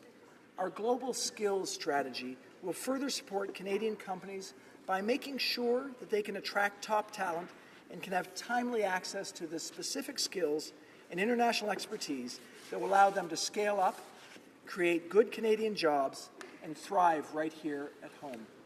Thanks to the stellar work of the Minister for Citizenship and Immigration, Canada is also taking full advantage of our diversity to support long-term economic growth.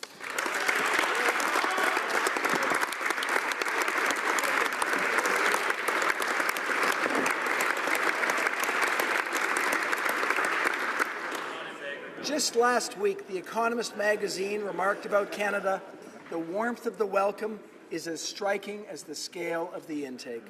That's progress. Mr. Speaker, it's not just what we're doing, it's also how we're doing it. We listen, we partner, we collaborate. Those aren't just words. They're at the very core of who we are as a government. That's why our fall economic statement also contains measures to provide greater accountability for government spending, to put an end to secrecy at the Board of Internal Economy, and to ensure the independence of the Chief Statistician and the Parliamentary Budget Officer. That's progress. Decades from now, when my kids tell the story of when their dad was Finance Minister, I want them to be able to look back and see our government's first year in office as the year Canada began on the path towards a new, modern economy. And we're well on our way.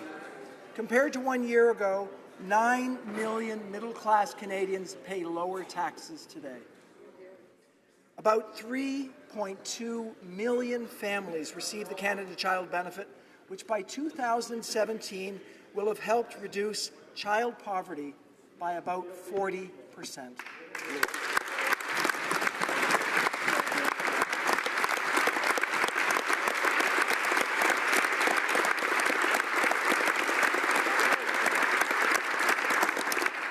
And Mr. Speaker, if there's one number that I want Canadians to remember today, 40% reduction in child poverty. 900,000 single seniors, they too will be more financially secure. 14 on-reserve boil water advisories have been lifted in Indigenous communities since Budget 2016. Nous avons construit We have built or renovated 2,700 on-reserve housing units across the country. Infrastructure projects create good jobs while ensuring more dynamic communities. Not even close. We'll continue to do what confident, ambitious countries do, invest in our own future, and we'll work with others to do it as well. As members know, the Advisory Council on Economic Growth has provided me with invaluable insights into the challenges and opportunities ahead. I thank them for their great work and advice. Our work is also informed by all those who take time to participate in pre-budget consultations, by our municipal, provincial, and territorial partners, and by international partners. We also rely on the great work of the finance committees and all members of both houses of Parliament who wake up every day, we know, looking for ways to leave a better Canada to the next generation. Through you, Mr. Speaker, I thank them for their service, and I look forward to working with all of you towards a strong middle class and a better tomorrow. Merci. Thank you.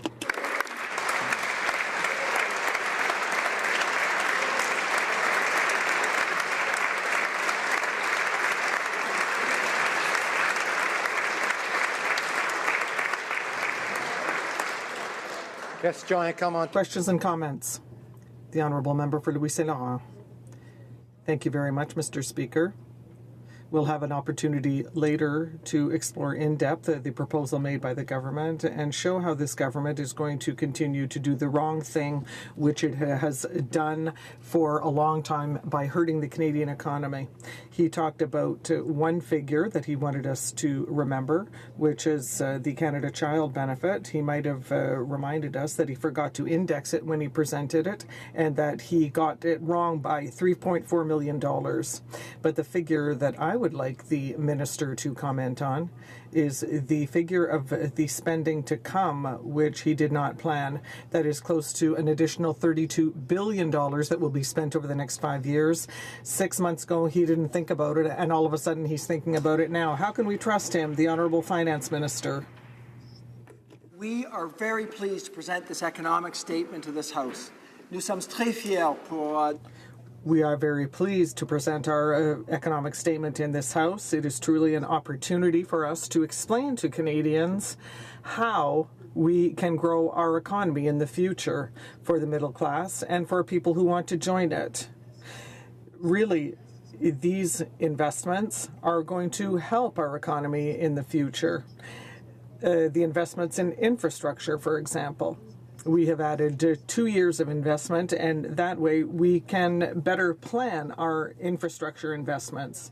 At the same time, we also added a trade corridor to ensure that we have an economy that works for our companies from coast to coast to coast. And as I mentioned, we added $2 billion for rural communities. We know that with our investments, the middle class and Canadian families will be better off in the future than they are now. Thank you, Mr. Speaker. The Honourable Member for Rimouski-Témiscouata-Lébasque. Mr.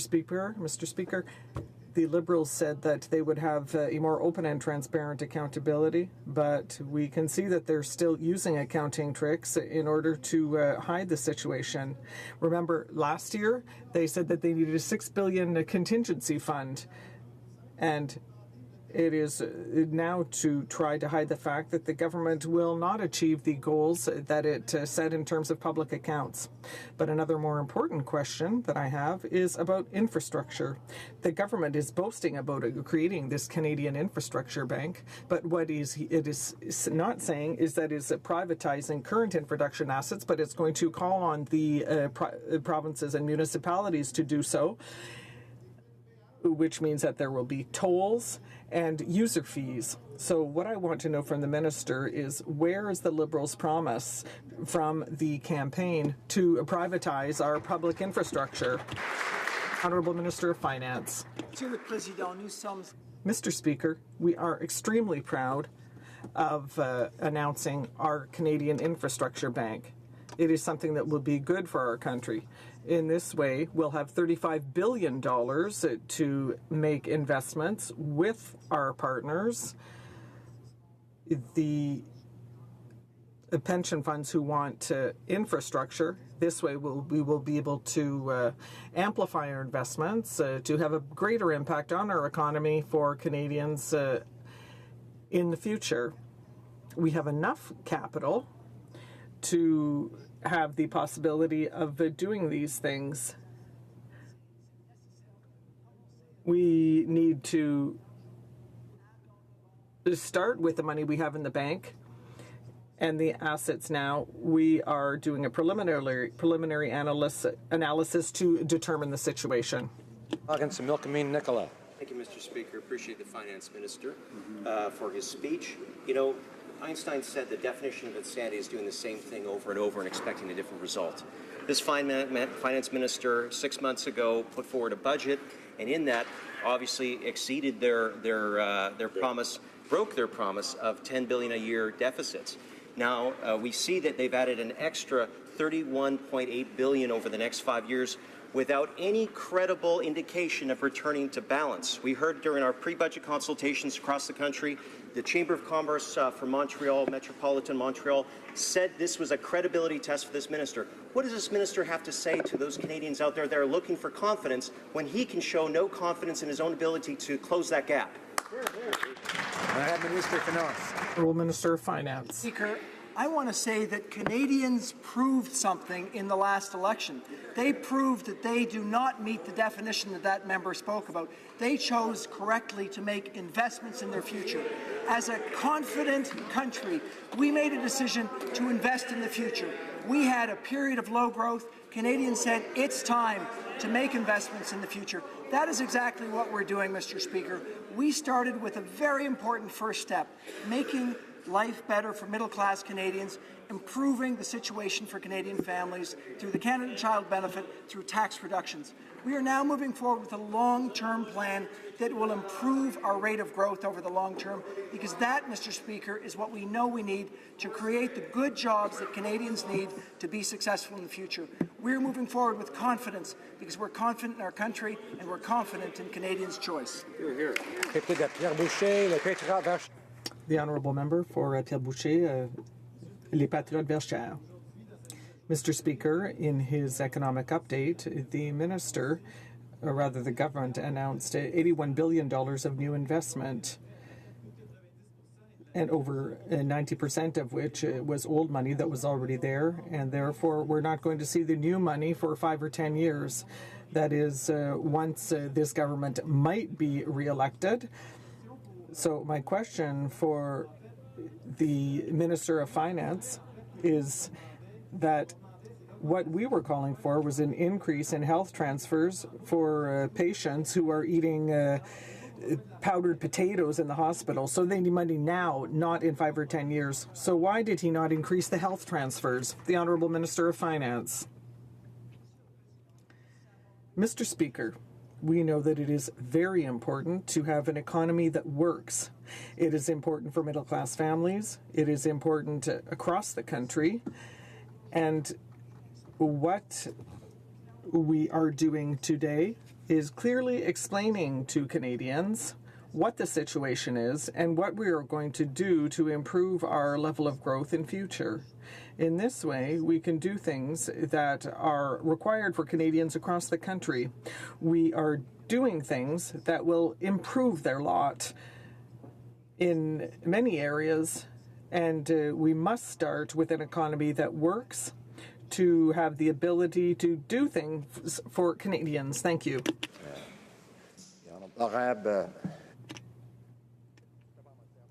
The Honourable Parliamentary Secretary to the Minister of Finance. I'd like to ask, obviously, our Minister of Finance made a great speech about how to invest in the future of Canada. But one thing he said, which struck my interest, was about the Invest in Canada hub. How can we attract more people to invest in our country, to grow our economy, to create Canadian jobs? So I'd like to hear from the Minister of Finance more about that, because this is going to be transformational for this country. Thank you, Mr. Speaker. Well, Minister of Finance. Mr. Speaker, I would like to thank the member for his question. He points out something that we have realized. We have realized that We in Canada have a great country, a place where people would like to make investments, a place where we can encourage people from other countries to come, make investments, and create jobs for Canadians. We know that that is something that we're capable of doing.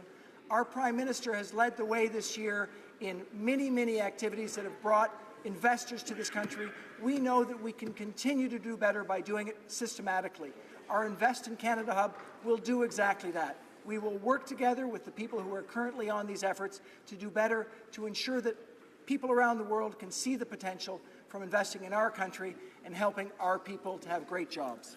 Member for Courtenay, Alberni, a very short question for Caribou Prince George. Thank you, Mr. Speaker.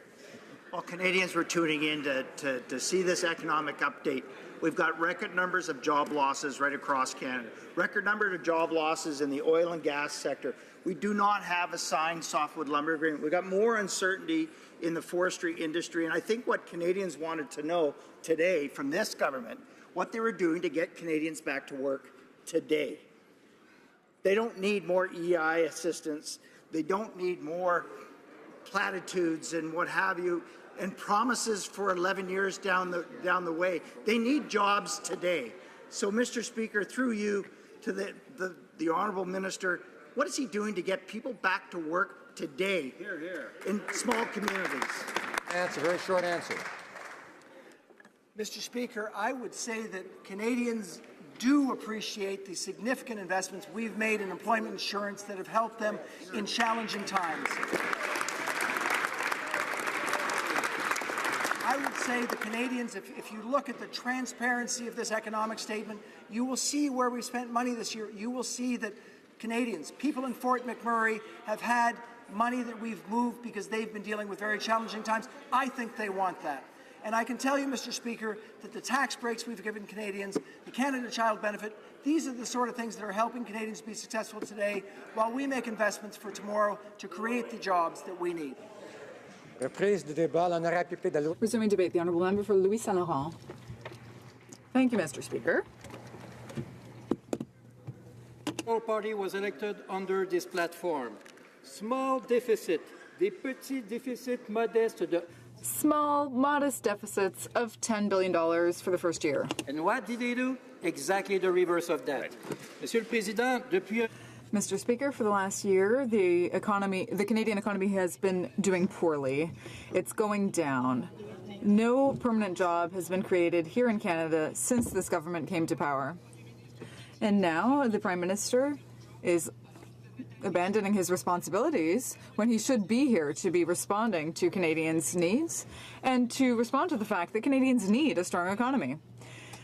Today, Mr. Speaker, we can see that the government is spending in an uncontrolled fashion. The government has invented new taxes that are hurting our companies, our job creators, our wealth creators, and the people who found small businesses. For the last year, this government decided to eliminate tax cuts for businesses that could have helped them make better choices by having more money in their pockets. The government increased taxes on these people, and the result is that this government failed. That's why today the government is presenting an economic update.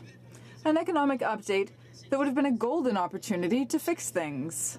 An opportunity for them to say, okay, we tried this, but it didn't work.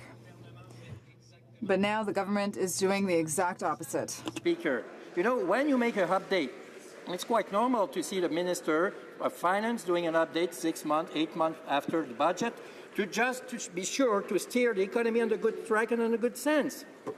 But unfortunately, the government failed to capture and to obtain this opportunity to get back on track for Canadian economy, for Canadian people. Monsieur le Président, le plan... Mr. Speaker, the Liberal plan to borrow irresponsibly and to run up huge deficits is simply not working. Now imagine they had expected 100,000 new jobs for the year 2016. What's the reality? 0 new jobs. And there's still 2 months left before the end of the year, so they'll have to hurry up if they want to meet their target. They've missed their objective. And rather than giving the necessary kickstart to public finances and the economy. Instead, the government stayed on exactly the same path and is going straight into the wall. And rather than fixing the situation, they're hitting the accelerator and they're going straight into the wall. That's the Liberal plan today, and it's very bad for the Canadian economy and for all Canadians. Mr. Speaker, I said earlier in my question that the key number that this government mentioned, or that's associated with this government, is $31.8 billion, rounded up to $32 billion. $32 billion of additional spending for the next 5 years, which were not planned for 6 months ago. They're improvising. They lack vision. They are poorly managing the finances. We wanted to have people in power who would be aware that when you manage public finances, you have to do so with long-term vision. You have to do so first and foremost while thinking of taxpayers' pocketbooks. But no, they continue to spend as though there was no limit on what they could do. And that's concerning. So, Mr. Speaker, the question is the following one. Now, in the document they tabled, well, you can see it's very interesting, but there's some information lacking. Where are they going to find this $32 billion in the coming years? What is the Liberal government's match plan to find this $32 billion over the next 5 years? Will they increase taxes? Will they increase income tax? Will they hassle our hard workers or our small businesses who create wealth? Well, there's nothing about that in this document, Mr. Speaker. Or perhaps the easy solution for them, I won't say the cowardly solution, but the easy solution will be to leave the debt to our children. Now, I have a lot of respect for the finance minister, but he was skating on very thin ice earlier. He was talking about how proud his children would be of him later on. Unfortunately, Mr. Speaker, I would like to remind him that his children and his grandchildren, and my children and grandchildren, your children, and the children of all Canadians will be paying for Liberal mismanagement later on. That will be the legacy of the Liberal Party.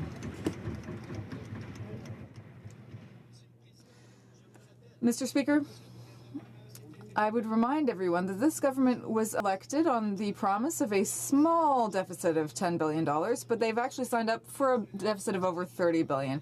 And there's nothing to deal with that situation in this document today. That's what concerns us as Conservatives and as Canadians, because we're the ones who are going to have to pay for this.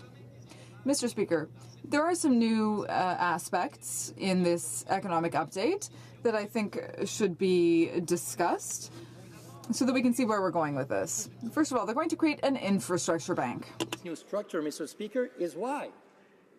Why this government table and propose to have a new structure in Canadian economy? You can hire money from offshore without any difficulty. You can invest public money and private money in infrastructure without any difficulty. We have the tool for that. PPP Canada, Mr. Speaker, or 3P Canada, or 3P Canada. So we still have that. Why create a new structure? Why create new red tape?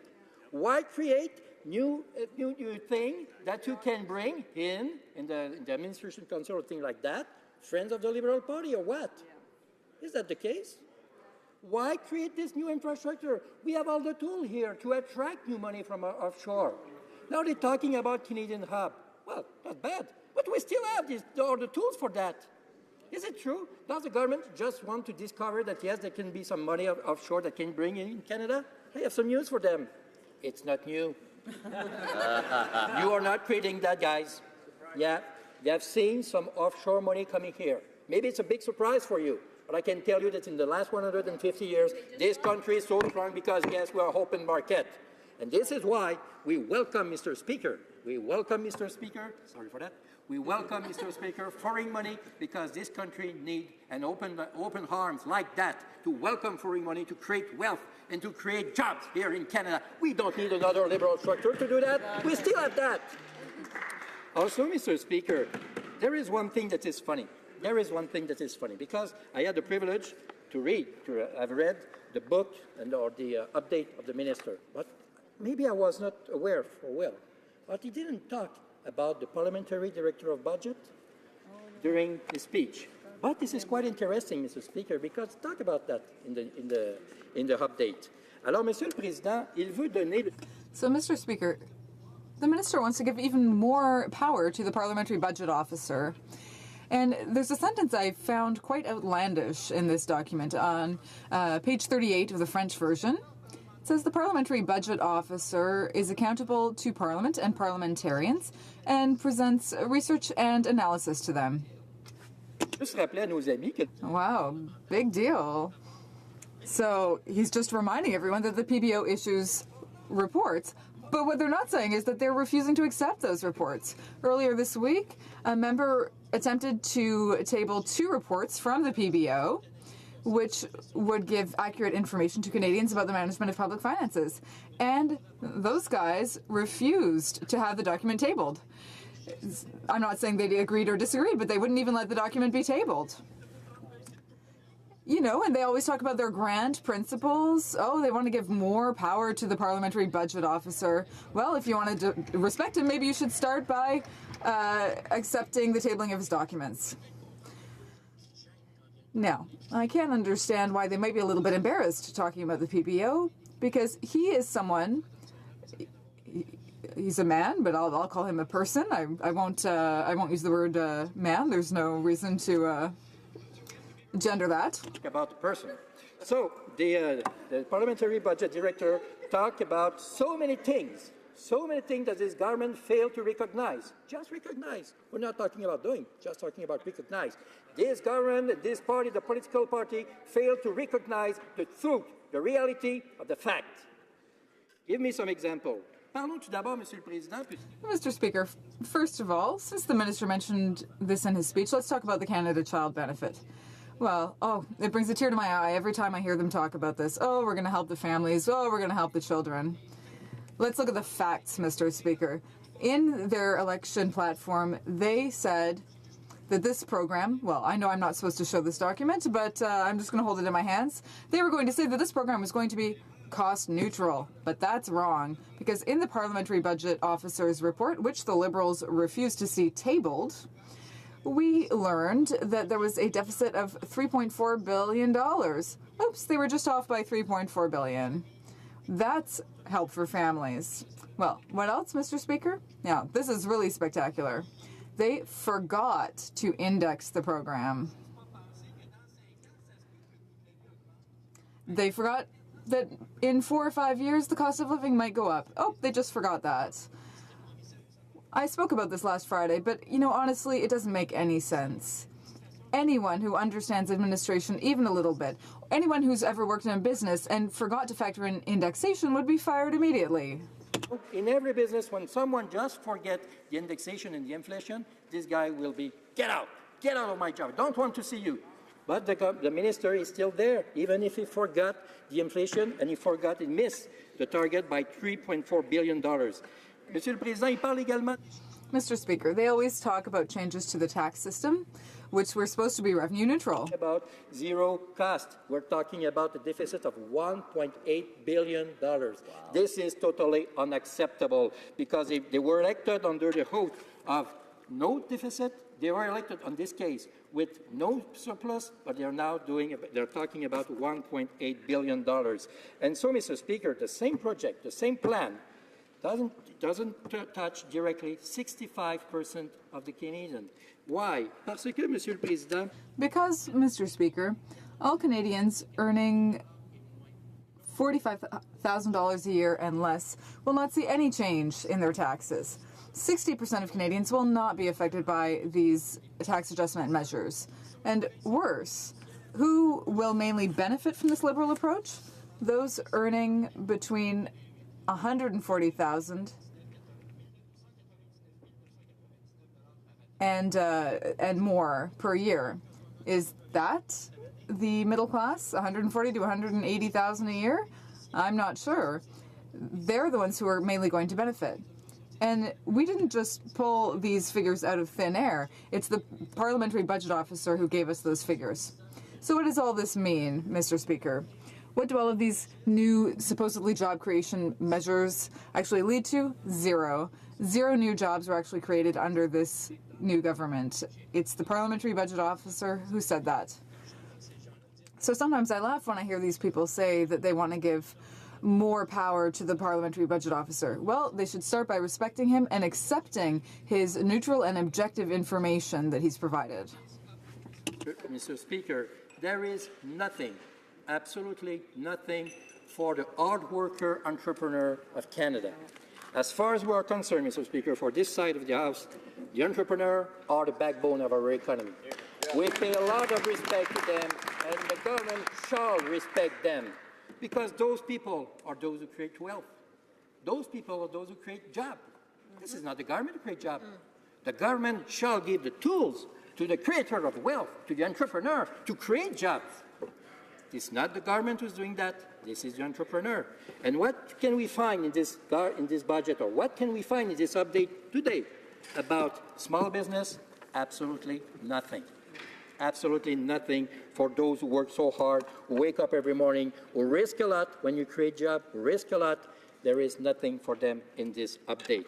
And more than that, Mr. Speaker, when we talk about mortgage, you know that a month ago, the finance minister, without any call before, introduced new way for mortgage, new things for mortgage, a new way to calculate the mortgage. So it's very difficult because we all recognize that there is a problem in Vancouver and in Toronto. But to fix the problem in Vancouver and Toronto, they apply a new way to do things from coast to coast to coast. That's not exactly the way to do that. The reality, Mr. Speaker, is for young family who start in life and their dream is to have a house, it will be more difficult thanks to the Liberal government who introduced new way of things without consulting people and without saying that before. Et Monsieur le Président, tous... Mr. Speaker, this whole unfortunate situation is linked to the situation of the Canadian economy. When you get elected by promising that you'll run a small $10 billion deficit, and then you unabashedly sign off on a deficit of $30 billion, well, that basically means it's a party. You can do whatever you want, and there are no restrictions. That is not a realistic and responsible way to manage public finances, because a deficit is a bill that we are leaving to our grandchildren, and they're the ones who will have to pay for today's poor management. Also, Mr. Speaker, Canadians never voted for uncontrolled deficits. They never voted for a government that was going to spend endlessly. They never voted for a government that was going to run a deficit 3 times larger than they thought and then accentuated it even further. Canadians have been misled by the Liberal government, and we are all experiencing the consequences of that today. That's why this government has failed. Canadians believe that and know that the government has lost control of the public finances.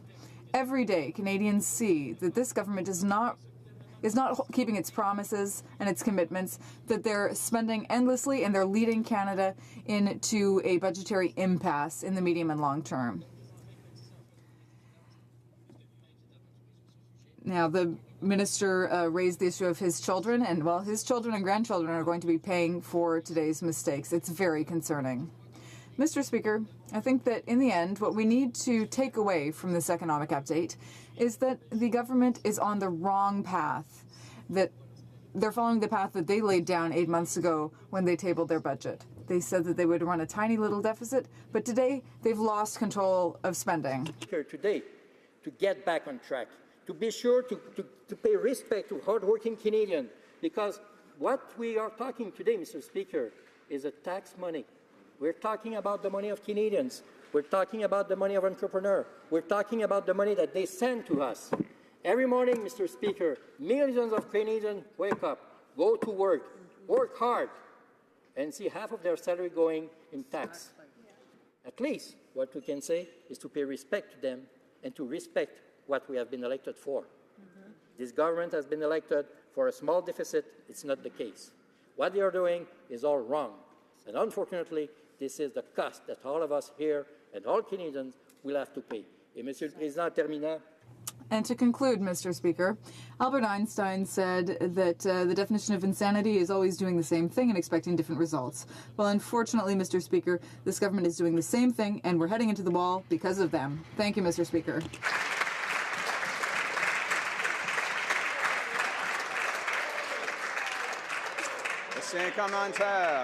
Questions and comments? The Honourable Parliamentary Secretary to the Minister of Finance. Mr. Speaker, thank you. We all appreciate our colleagues' rhetoric, but let's get back to the facts, Mr. Speaker. Today, the Minister was very clear. He laid out the next steps for economic growth in this country. He laid out a plan for job creation, Mr. Speaker, a plan to create jobs here in Canada. What we announced today. Brief form and ask my question to the member. What we've announced today is transformative. We're going to invest $81 billion more infrastructure, Mr. Speaker. That money is going to go in public transit, it's going to go in green infrastructure, it's going to go in social infrastructure, it's going to go in our transit corridor to bring more goods to our ports and airports in order to export them. It's going to invest in rural communities, Mr. Speaker. We're going to create the Invest in Canada Hub, Mr. Speaker, that's going to attract more investment. So my question to the member, for which I have enormous respect, and he knows that, why did he vote against reducing tax for 9 million Canadians? Why did he vote against the Canada Child Benefit, which is helping 9 families out of 10? Why did he vote against enhancing the Canada Pension Plan? And why is he voting against all measures that will help Canadians and bring growth in this country, Mr. Speaker? The Honourable Member for Louis Saint Laurent. Thank you, Mr. Speaker. First of all, I also would like to say very sincerely how much respect I have for my colleague, the Minister, or rather, should I say, the Parliamentary Secretary. That was a slip of the tongue. But you know what a slip of the tongue is. It means when you actually are letting a little bit of truth through. So, Mr. Parliamentary Secretary, excuse me. Perhaps one day the member for Papineau will open his eyes as well. But let's get back to the heart of the matter. Yes, Mr. Speaker, I am very proud, and my team is very proud to have voted against a budget that is leading toward a deficit of $30 billion when the government committed to have a deficit that was 3 times smaller. We know that we're living on credit here, and we can't do that for very long. And worse than that, today's economic update is making the situation worse because it's adding additional spending that is going to be imposed on Canadians over the next few years. For us, Mr. Speaker, we don't believe that's the right way of doing things. We are in favor of investments in infrastructure. We support that. I would remind my colleague that 2 years ago, the member for Roberval, who was Minister of Economic Development at the time, was at the head of a department that was planning for an investment plan of over $80 billion. But the difference was that we were doing it with a balanced budget, Mr. Speaker. Questions and comments? The Honourable Member for Belleuil-Chambly. Thank you, Mr. Speaker. I thank my colleague for his speech.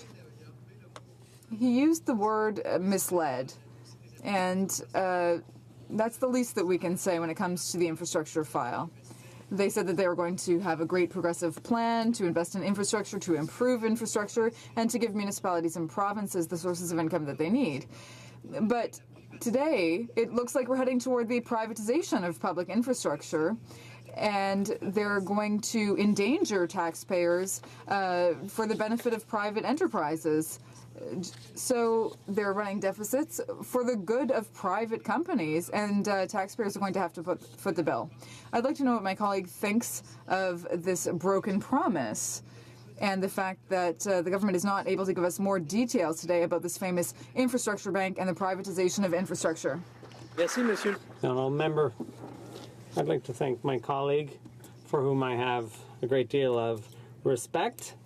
And even though we disagree on a lot of things, we agree that the sun rises in the east and sets in the west. But between those two extremes, we disagree on a lot.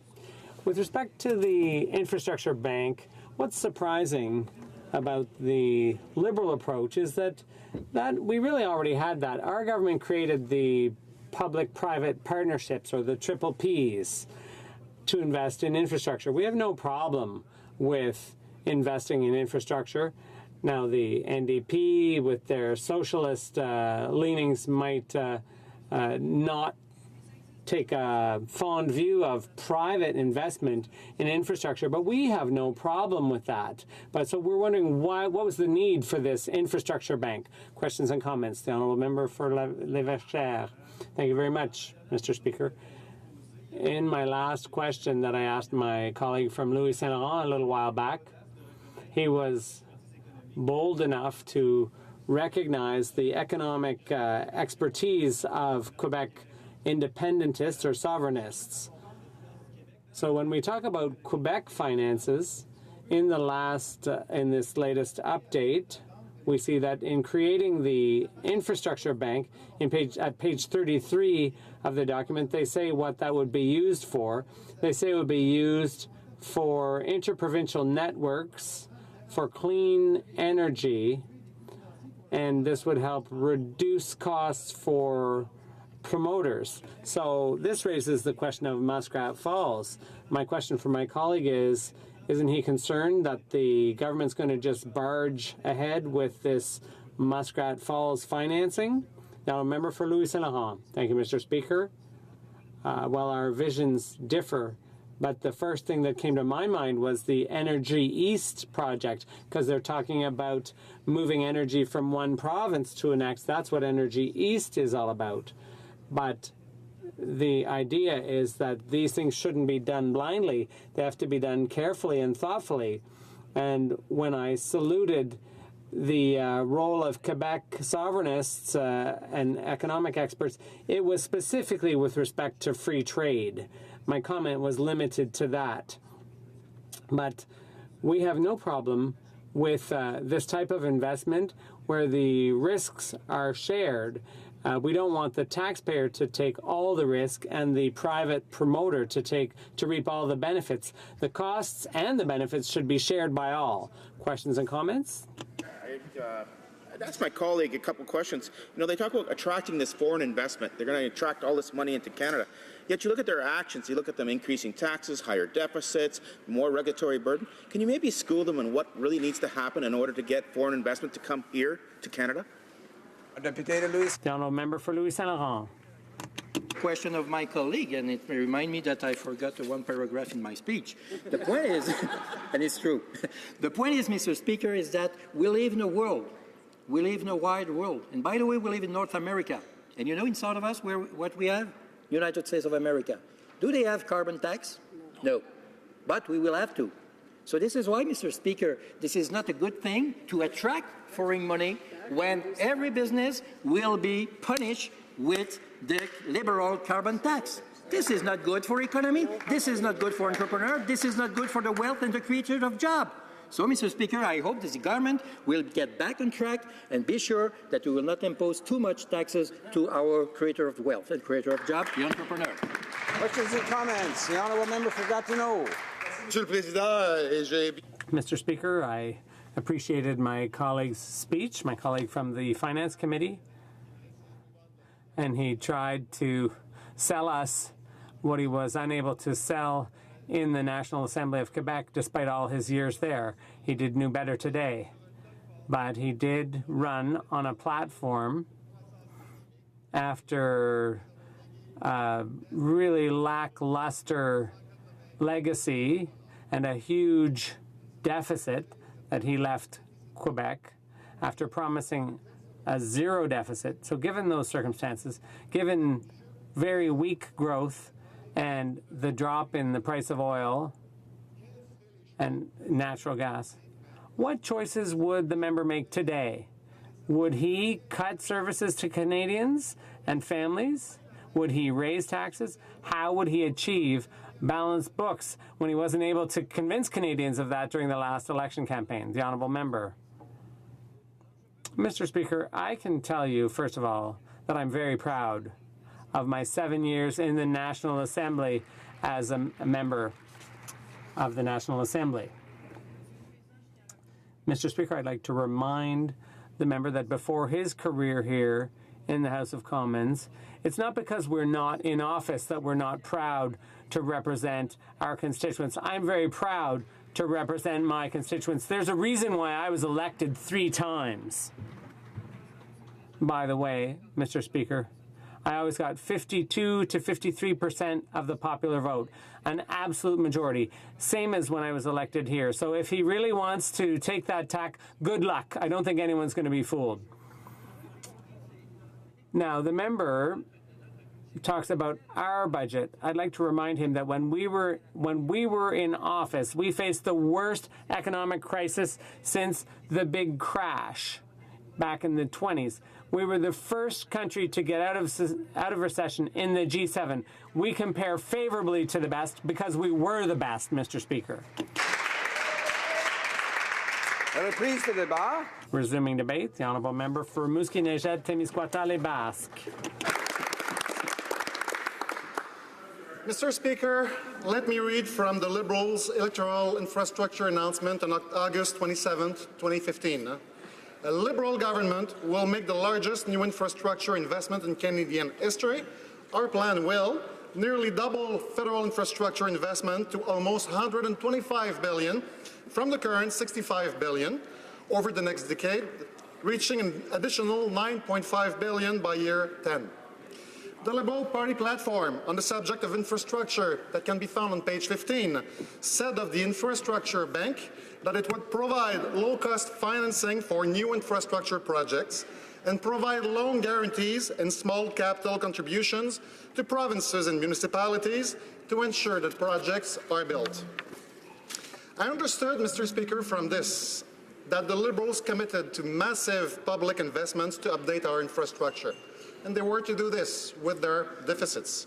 And believe me, Mr. Speaker, so did Canadians. And the reason is simple. Never did the Liberals mention anywhere in their platform that their intention was to privatize public assets.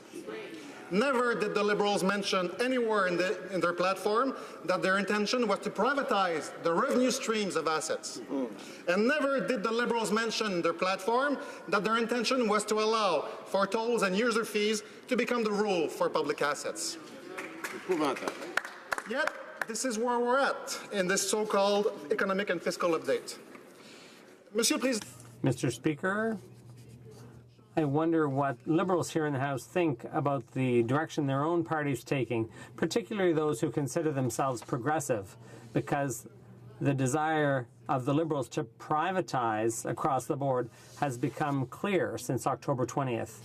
On October 20th, we learned that the Liberal government had given the investment firm Credit Suisse a mandate to study the advantages that would flow from privatizing 8 Canadian airports. Let's put aside the fact that never did the Liberals mention the possibility of privatizing airports during the election campaign, and that's a huge problem in and of itself. But is there not one Liberal member here in the House who thinks it's problematic that the Liberals gave a private firm a mandate to say whether or not the government should sell off its assets? And this is a firm that buys up infrastructure. Isn't there a single Liberal here in the House that sees the obvious conflict of interest in awarding that contract?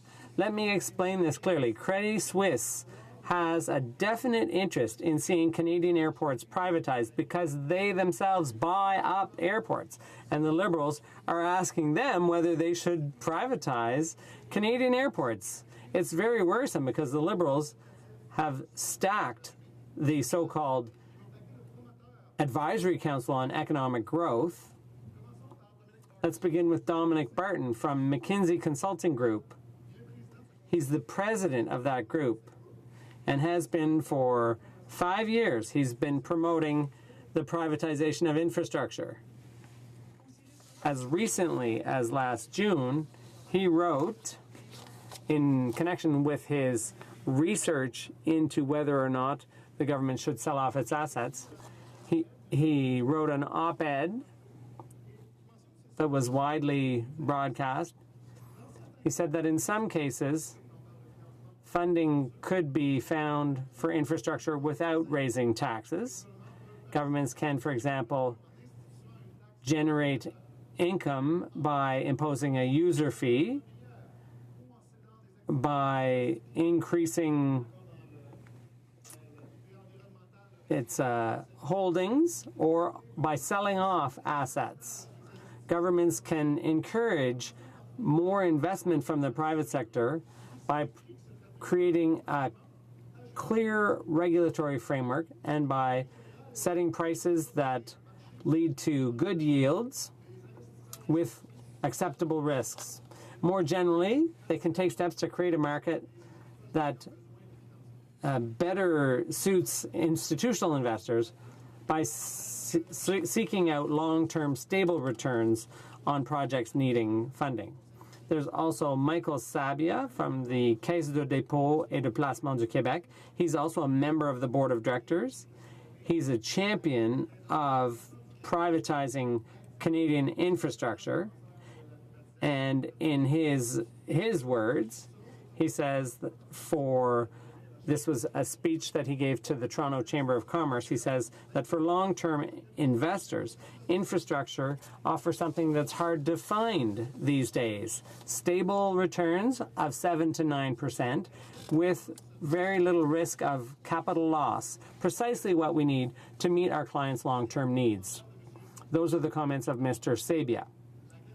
So the Caisse de dépôt et de placement also has a definite interest in the privatization of infrastructure.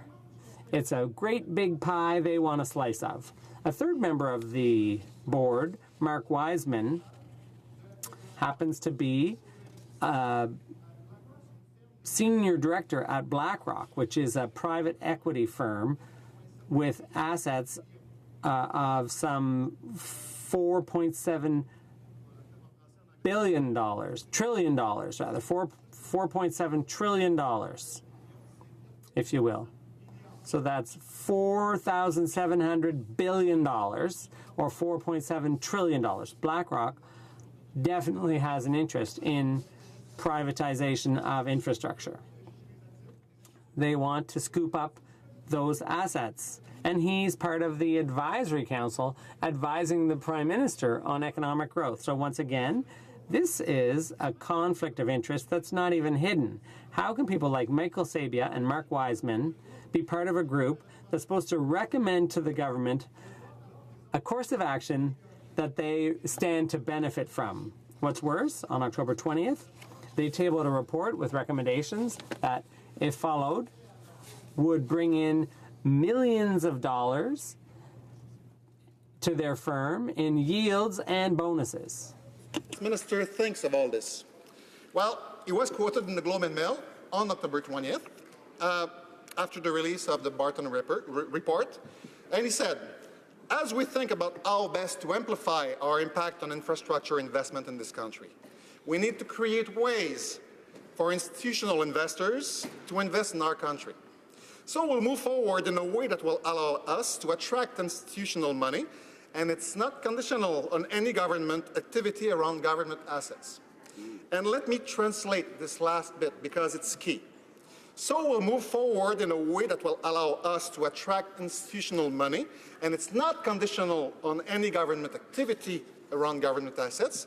That means the exact same thing as we'll bring in the private sector to take over and control our highways, our ports, our airports, our water treatment plants, and we'll move the public sector out of the way. This is exactly what it means. With the economic and fiscal update, it becomes clear that it was a plan all along. Because now, with the Canadian Infrastructure Bank, which I'll call the Canadian Privatization Bank, that will be funded to the tune of $35 billion by the federal government, they're hoping to leverage $165 billion from the private sector. And as the Canadian Federation of Municipalities suspected, $15 billion of the funds promised to municipalities and communities will be hijacked to be put in this bank. Now there is the $200 billion question. How can you give these private investors a 7 to 9% return? Recall that this is what Michael Sabia would like to see. On their investments on highways, on ports, on airports, on water treatment plants, on power distribution and other public infrastructure. You know, those private investors, and yes, we're talking about pension funds, but we're talking about private equity firms, well, they won't invest out of the goodness of their heart. There may be some people in those organizations, companies are generous, but their investors will be looking for a return and a high return. So the math is simple. If you really have to impose tolls, you have to impose user fees in places where there were none. And where there are currently user fees, you need to jack them up to get the return that you want. So the next question is, who will invest in this privatization bank? Well, to hear Liberals talk, you would think that it's only pension funds. Well, we'll ask the CPP to invest. We'll ask the Caisse de dépôt et placement to invest. Well, as I said, BlackRock is a private equity firm. It's worth more than 4,700 billion in assets under management. And by a strange coincidence, they will actually be hosting a meeting in 2 weeks in Toronto of interested investors. That's a strange coincidence. And it's as much of a coincidence, I would say, as seeing Mark Wiseman of BlackRock being a part and a member of this advisory council on economic growth. So not only pension funds will be part of this privatization bank, so will be private equity funds, so will be banks. And obviously, if you open it to private equity funds, to banks in Canada, you have to open it to outside of the country as well. So welcome funds from all over the world, and I really think that Canadians were not looking forward to the possibility of Saudi Arabia owning Pearson Airport when they heard Liberals talking about infrastructure during the campaign. And by the way, this economic update also announces that Liberals will be looking at increasing the threshold for review on foreign investment takeovers at $1 billion from the current $600 million. Once again, it's surely a coincidence, but this will mean that even more foreign takeovers will obviously be rubber-stamped and merely rubber-stamped, and there will be no oversight over them, especially those on infrastructure. So this fits very well with this privatization scheme that we're seeing. And finally, let's not forget the search for high returns usually also brings about boondoggles. And I will ask my Toronto colleagues to remember Highway 407. And for my friends in Montreal, should I remind them of the story of the CHUM, the Montreal Hospital? How is it that we're so openly seeing the Liberals consider privatizing our infrastructure? Well, Dominic Barton, last Thursday, before the Finance Committee, said what he's been saying for the past 5 years. Our view there is that we want to leverage private capital because we see the infrastructure gap being about $500 billion in Canada, and there is no way that public money can fill this gap. I agree with him. The $500 billion infrastructure gap is correct. We agree on that number. But let's not forget that the corporate tax rate was cut by various governments from 28 to 15%, which leads to an annual loss to the public purse of at least $10 billion, and it could be more, $10 to $20 billion a year. We were hoping that that money could be invested by corporations, but we were disappointed it didn't happen because the real investment rate has been flat for some 10 years. So what happened ultimately? Well, we have companies who've enjoyed huge tax cuts for 15 years. Those tax cuts fettered the government's ability to invest in things like, let's say, infrastructure. And those companies who benefited greatly from tax cuts, now they say, yeah, we have some money we could invest in infrastructure because the government can't do it anymore.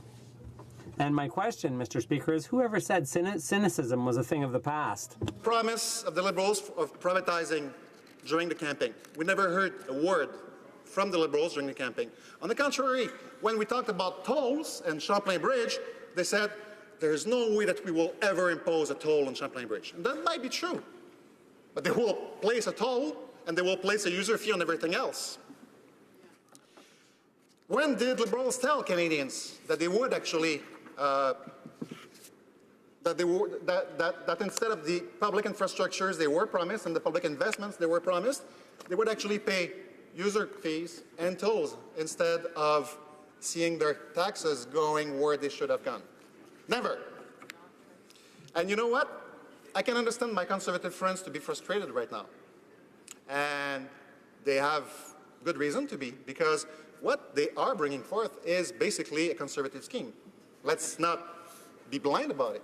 Except that in the last parliament, conservatives were not so bold as going that far, and now conservatives are doing the job for them.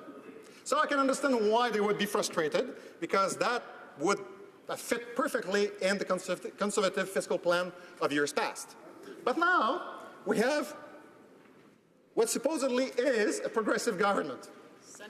We have a government that tries to convince Canadians that, you know what, signing on a trade agreement that was negotiated by conservatives is a progressive trade agreement.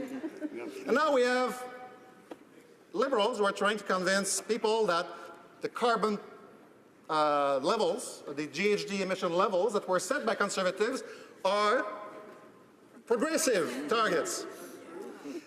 Well, I can't wait to see how they will be able to explain that the privatization scheme that they are putting forth right now is actually a progressive privatization scheme. Because that makes no sense. Yeah, liberals seem inclined right now to go where conservatives did not even dare to go. And that raises very important questions and very tricky questions that they will have to answer in the next few years. Because setting up this privatization bank won't be done tomorrow, even though we see elements right now in this budget.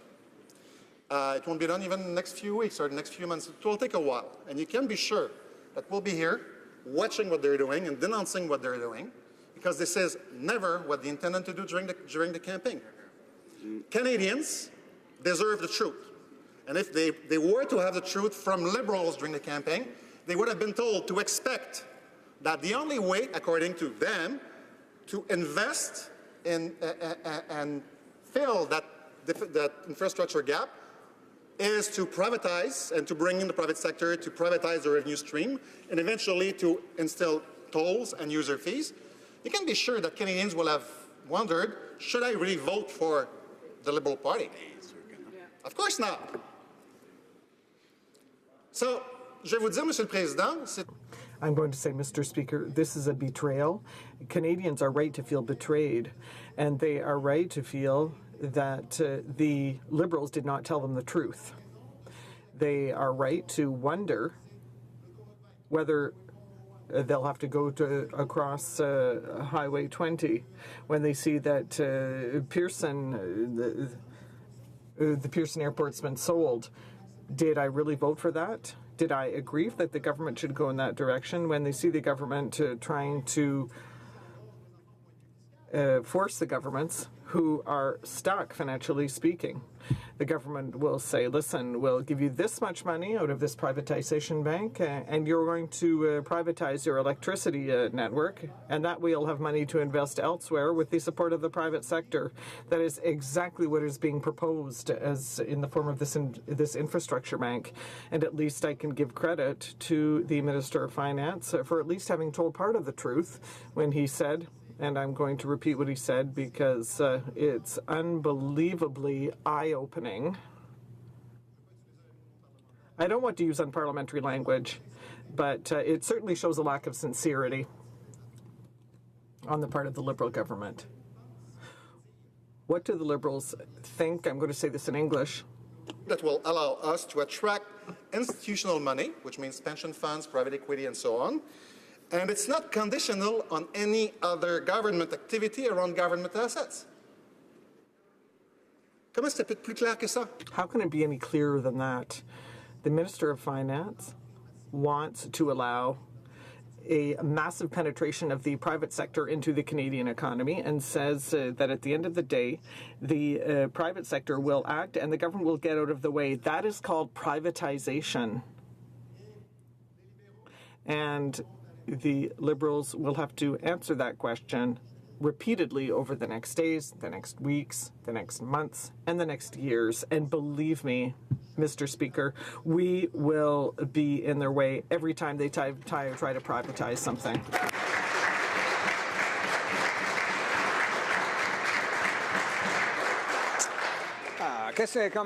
Questions and comments. The Honourable Member for Avignon-Métis-Matane-Matapédia. Thank you, Mr. Speaker. I'd like to commend my colleague and my riding neighbour, and I would like to say that it must be quite difficult for my colleague to find negative elements in our budget.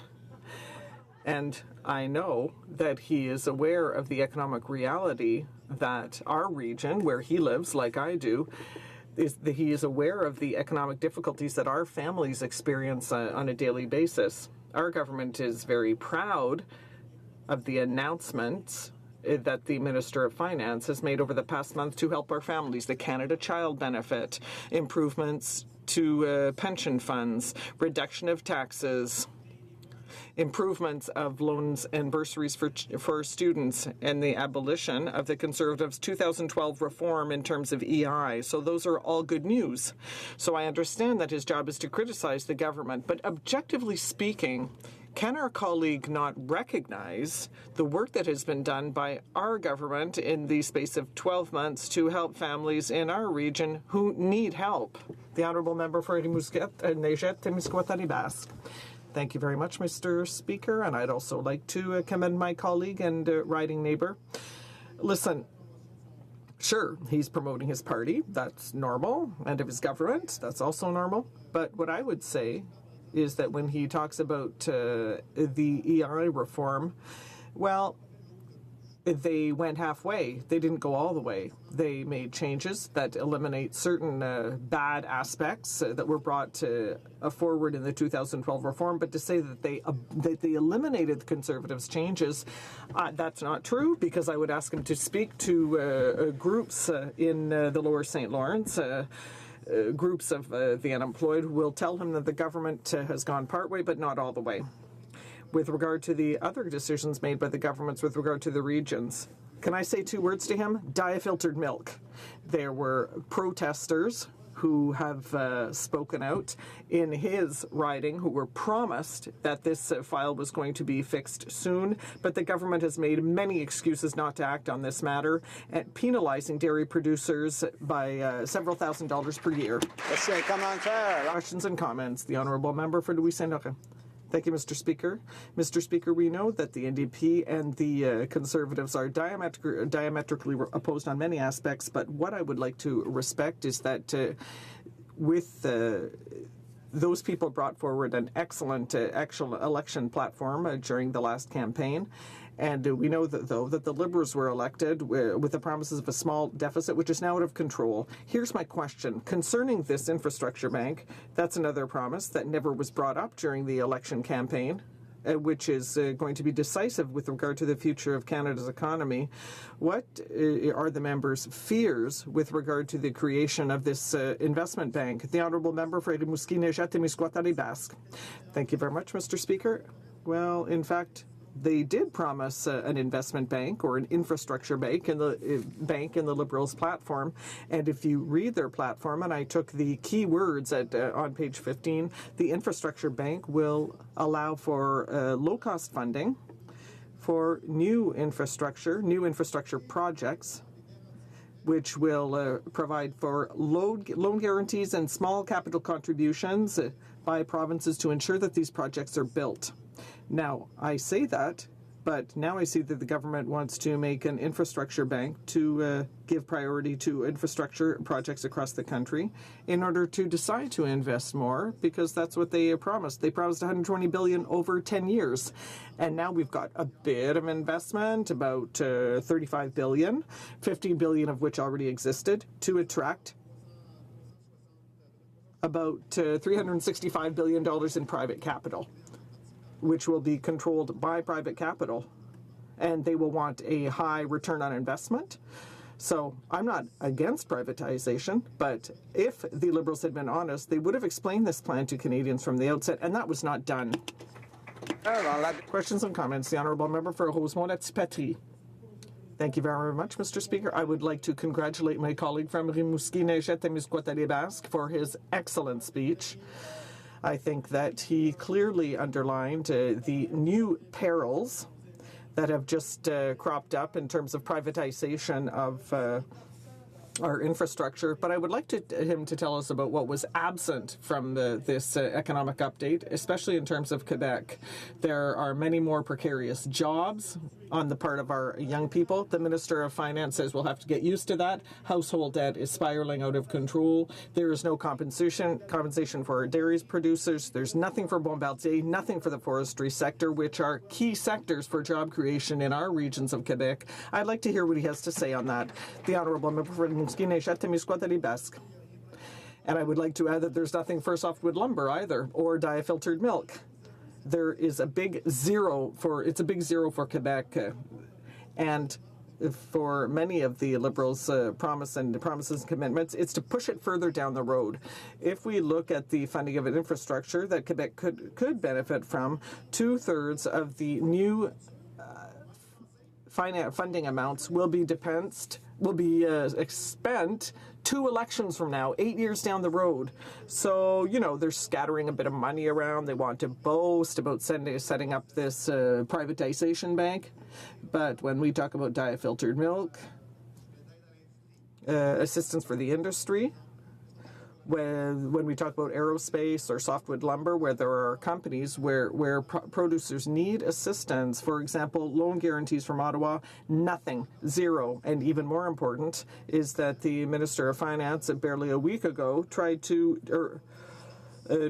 tell young people that they should expect job churn, and there was nothing in this economic update to say, I understand you and I'll help improve your situation. Questions and comments. The Honourable Parliamentary Secretary to the Minister of Finance. Mr. Speaker, I'd like to thank my colleague for his speech. He knows that I greatly respect him. He's a member of the Finance Committee who has done a great deal for that committee. But let's set the record straight. What the Minister announced today are the next steps in our investment plan to generate jobs and growth for Canada. What the Minister announced, and I would ask my colleague to look closely at the figures, $81 billion more for infrastructure this year that has just been announced in this update. $80 billion more over 11 years. We're talking about $180 billion in total for infrastructure, and out of that, we're taking $15 billion for the infrastructure bank. Why, Mr. Speaker? Because we want to develop more infrastructure more quickly. The rest of the money will be invested by our government. We talked about social infrastructure, green infrastructure. So I would ask my colleague why he is against putting in place more social infrastructure in the country. The Honourable Member. Privatization. Wow, that word. I analyzed the economic update in the lockup before we came here. And no, we're not taking $15 billion from the bank. We're taking $15 billion that was promised to the municipalities to put it in the infrastructure bank. And then they add things that aren't clear, like, for example, participation in current infrastructure to attract private investment. So that money is not to be spent. The money will be there in order to provide a carrot to the private investors who will want to use it to ensure adequate income. I think Mr. Sabia talked about 9% on his investments. I would like to hear from my Liberal friends why it was never formulated in that fashion during the election campaign. Why didn't they talk about this massive investment that the private sector will be making in our infrastructure in return for a very high rate of return? Questions and comments. The Honourable Member for Joliette. Thank you, Mr. Speaker. I would like to thank my colleague from Rimouski for his speech. I have a technical question to ask him. In the last budget, the government announced the elimination of P3 Canada, and we thought that was a good idea. It was high time it was done. So with the current form of this new infrastructure bank, doesn't my colleague find that P3s are back? The Honourable Member for Rimouski-Neigette-Témiscouata-Béarn. I need to study the consequences more, but I would say yes. That's what it looks like to me. In fact, I saw an article very recently written by Joël Denis Bellavance, and he used the example of the Caisse des dépôts et placements with the rail project in Montreal towards the West Island. Now, there was a participation of the case and of the federal government. Obviously, the case wants a very high return on investment. And so I would say you probably have to multiply that by 50 or 100%. We're talking about wastewater treatment, distribution grids, airports. I think that the government wants to go ahead with privatizing all of these things. Before resuming debate and pursuant to Standing Order 38, it is my duty to inform the House that the questions to be raised tonight at the time of adjournment are as follows. The Honourable Member for Drummond, Official Languages. The Honourable Member for Desnethé-Mississippi-Churchill River concerning Indigenous Affairs. And third, the Honourable Member for London Fanshawe, Veterans Affairs. And now I see the Honourable Member for Joliette concerning a point of order. I would call for unanimous consent from this House to speak. The Honourable Member from Joliette, does he have the unanimous consent to speak in this House? No. There is no unanimous consent. Resuming debate. Parliamentary Secretary to the Government House Leader. Thank you, Mr. Speaker. And, like other members of this chamber, I had the good fortune today to listen to the Minister of Finance. And in that announcement, I believe that it is a happy day for Canadians. And we should all look at what was presented a little bit earlier today as a positive thing for all of Canada, for all regions, in fact, Mr. Speaker. And just before I got underway, I had my colleague from Quebec come to me and say, to make sure I emphasize one of those little gold nuggets that are within this announcement, and that's a $2 billion commitment for rural development, which once again reinforces this government's commitment to rural economic and social development, Mr. Speaker, and this is something in which we as a government take very seriously. But anyway, Mr. Speaker, it's a good day today. We see once again the Government of Canada emphasizing the importance of our middle class. And if you read the title of the book in itself, Mr. Speaker, and it's a good read, I'd highly recommend that members across the way, in fact, all members, read the papers supporting the document, supporting the speech from the Minister of Finance, and you'll find that in there it talks about the wonderful things from within that is going to advance or see progress with Canada's middle class and those that are aspiring to be a part of it, Mr. Speaker. And that's the reason why I say it is a good thing in terms of what it is that we heard today. A special emphasis goes on infrastructure. We saw that in terms of the official opposition and their comments, and also from my friends in the New Democrats, where they talk about infrastructure. Allow me to point out the difference between the three political entities inside the chamber, and it's not to discard the Greens or the Bloc, Mr. Speaker. I suspect that they are supportive, in general, of the investment in infrastructure. In opposition, I sat for years, as a number of my colleagues did, and we would see a Conservative government talk about infrastructure. And there was a great deal of frustration from the opposition as to why it is the government was doing nothing more than just talk about infrastructure. You see, we, within the Liberal caucus at the time, recognized the value of the Government of Canada to invest in the infrastructure and to actually see shovels in the ground, to see projects being greenlit and moving forward, to see the progress, because we genuinely believed that by investing in infrastructure, you're investing in Canada and the future of our country, Mr. Speaker. But for years, we saw very little being done in regards to that particular file. Well, Mr. Speaker, there was no surprise, and I'm glad. The critic for finance and the critic from the New Democrats both brought out the Liberal platform book, and one of them made reference to the commitment of just over $100 billion, Mr. Speaker, that the Liberals party during the election committed to. Well, good news. not only are we maintaining or doing that particular policy platform, we're actually increasing the amount of money going towards Canada's infrastructure, Mr. Speaker. And I see that as a positive thing. Because at the end of the day, Mr. Speaker, I think there are some things that we might have in similarity with the New Democrats.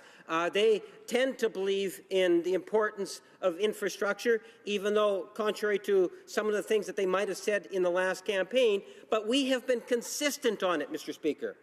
The Liberal Party was the only one that said, yes, we are going to invest in Canada's infrastructure, even if it meant that we would have to incur a deficit situation. That makes us a little bit more unique than what the New Democrats had said. If you want separation in terms of the Conservatives and the Liberals, Mr. Speaker, all you needed to do was look at the Stephen Harper government and you'll clearly see that. Earlier today, it was interesting, we had a member from the Alberta Conservative Caucus stand up and say, well, what has the Liberal government done in the province of Alberta? And kind of maybe baiting a little bit, possibly, Mr. Speaker, in terms of what exactly has the Liberal government done.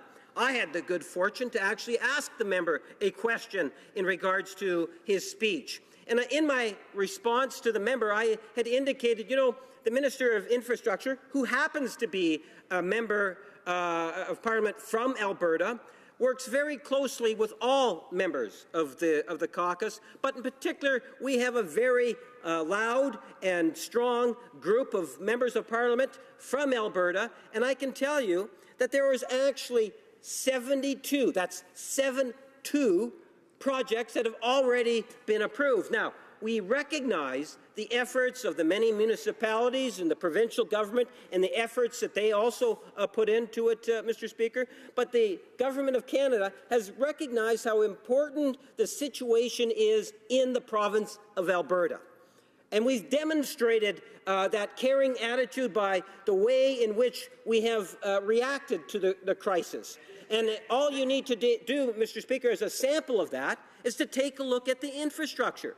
72 projects, cumulative total by other levels of government coming into it is close to $3 billion. Mr. Speaker, that's probably more than what the Conservatives did in their entire 10 years. And we've been in government for less than a year, Mr. Speaker. You know, at the end, and that's why I said it was likely more than the previous government of 10 years, Madam Speaker. And I don't say that lightly because I know the frustration that many of those municipalities in the prairies, including the city of Winnipeg, had in terms of trying to get approval and the shovel in the ground with the former Conservative government. Well, now we have an enhancement of the infrastructure program.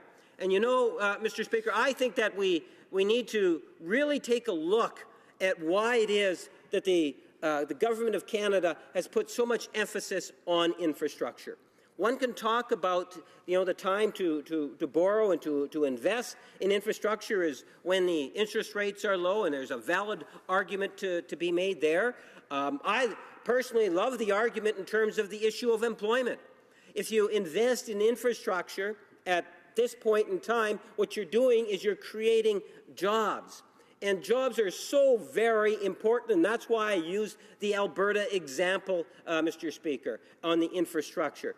Investing in infrastructure is an investment in jobs, and we need those valuable jobs.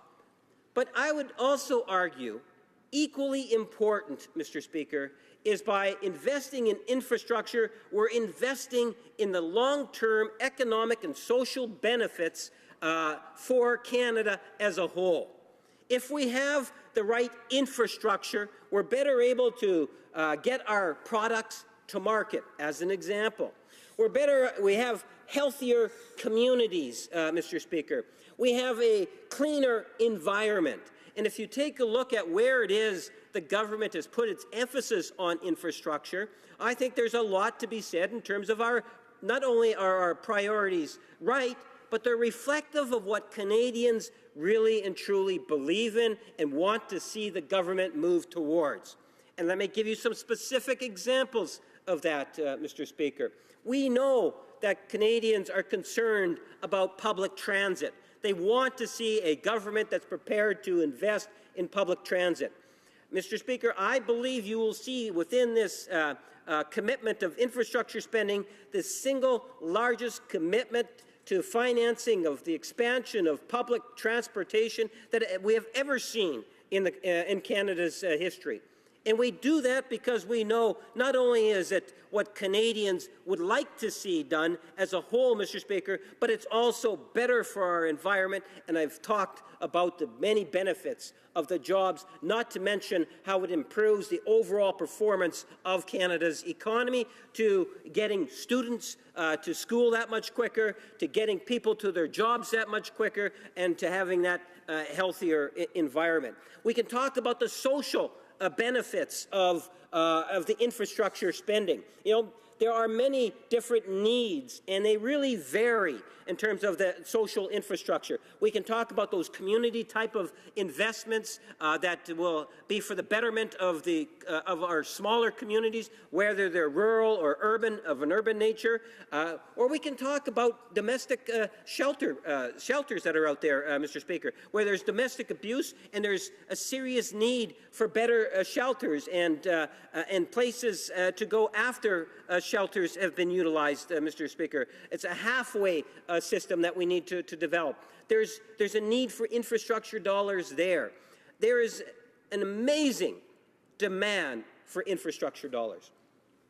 I remember standing in the opposition bench and talking to and asking the question on infrastructure about the city of Winnipeg and how our streets and sidewalks are in desperate need of attention, and that the monies that the Harper government at the time had talked about was nowhere near going to meet the needs of the city of Winnipeg.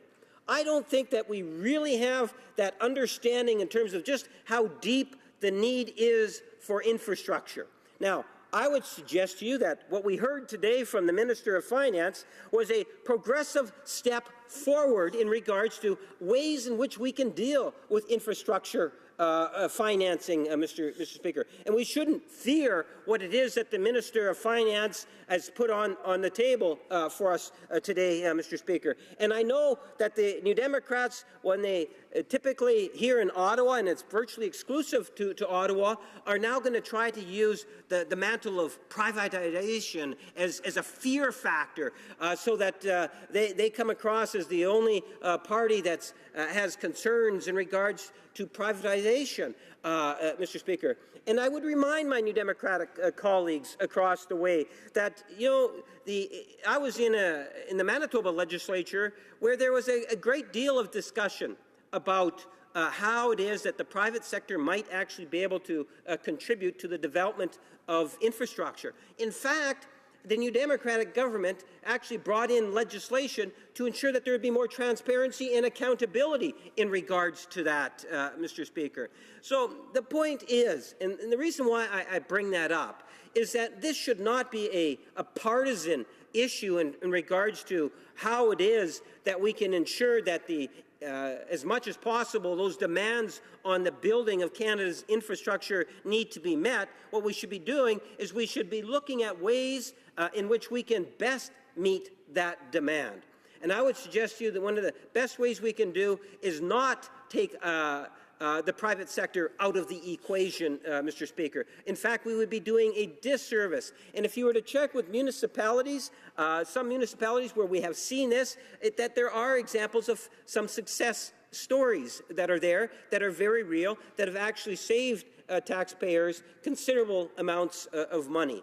And at the end of the day, Mr. Speaker, all we're really saying is that, look, the infrastructure demands are of such a magnitude that what we need is a strong national leadership that is prepared to work with the different stakeholders, and I'm referring specifically with our provinces and our municipalities, and to try to come up with a comprehensive, holistic approach at dealing with those needs that are very real and very tangible. And that is something in which I believe that we're seeing from this government. It's called leadership, Mr. Speaker.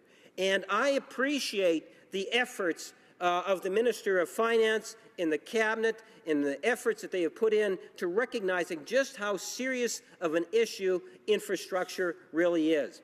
And that means a part of that is that we should be listening to what it is that the provinces are actually saying and what the municipalities are actually saying. And if you have provinces or municipalities that are saying that, look, we want to see a private role, or if there is a way in which pension potential programs can invest in infrastructure, why would we be obligated to shy away from it if for no other reason that you have a fear factor that some might want to espouse, Mr. Speaker.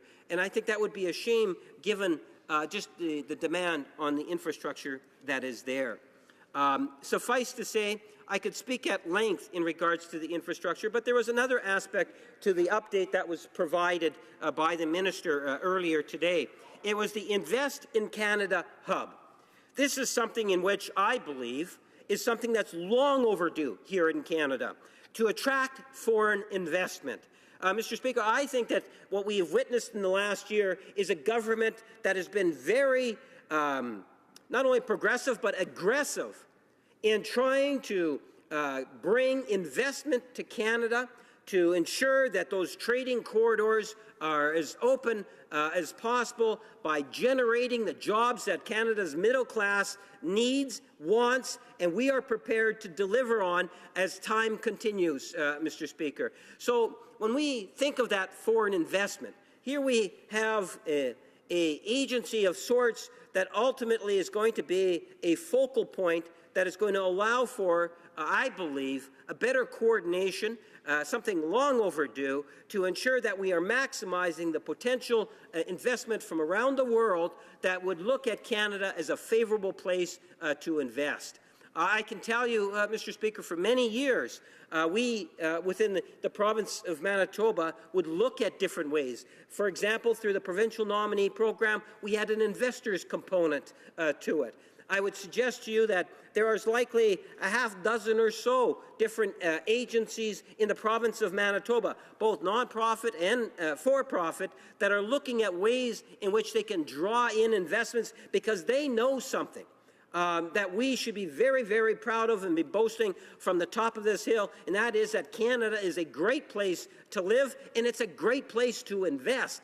And what we have to do, Mr. Speaker, is to be able to communicate that message. And today we heard from the Minister of Finance, the Government of Canada, that we are going to have and develop that hub so that the rest of the world will know what we already know, and that is that Canada is a great place to invest. It's a safe place to invest. There are many different opportunities, Mr. Speaker, and I have known that when I was immigration critic by just the level of interest that has been expressed from some countries where they are prepared to invest literally hundreds of millions of dollars into our country. I see that as a positive thing, Mr. Speaker. And it's not just the investment that excites me and many of my colleagues within the caucus. It's the fact that we go far beyond that. You know, from the prairies, look at the issue of the canola and China. And that literally saved hundreds of millions of dollars of potential exports, Mr. Speaker. The government went in directly to resolve that issue. The issue of beef, we can talk about the signing off of the Ukraine-Canada trade agreement and just the fantastic work that the minister responsible for international trade did on the signing off of the and getting across the goal line the EU-Canada trade agreement, Mr. Speaker. This is something that is of great significance for all Canadians. Mr. Speaker, I believe that people as a whole understand the importance of trade. And this is a government that is committed not just to get trade, but to get the best deals that we can in order to ensure that Canada continues to grow and prosper into the future, looking at investment, looking at trade as ways in which we can generate the jobs of the future, and it's going to be those jobs in the future that is going to be help feeding our middle class and those that are aspiring to be a part of the middle class. There are other initiatives that have been taken by this government. You know, the Minister of Finance made reference to a few that I talked about yesterday. You know, we spend a lot of time talking about Canada's middle class. We know of the tax break that was given to our middle class, where 9 million plus Canadians are receiving more money today as a direct result of that tax cut, Mr. Speaker. Over 9 million families, Mr. Speaker. That is something that's there. That's more money in the pockets of Canadians. Well, we also put in the tax on the 1% of Canada's wealthiest to help compensate that particular commitment, Mr. Speaker. But he also made reference to what I believe has been a tradition of the Liberal Party, that caring attitude of social programming. We see that in terms of whether it is the increase to the GIS, whether it's the increase to the student loans for our young people, whether it's the increase in the Canada Child Benefit Program. These are programs, Mr. Speaker, that ultimately are going to literally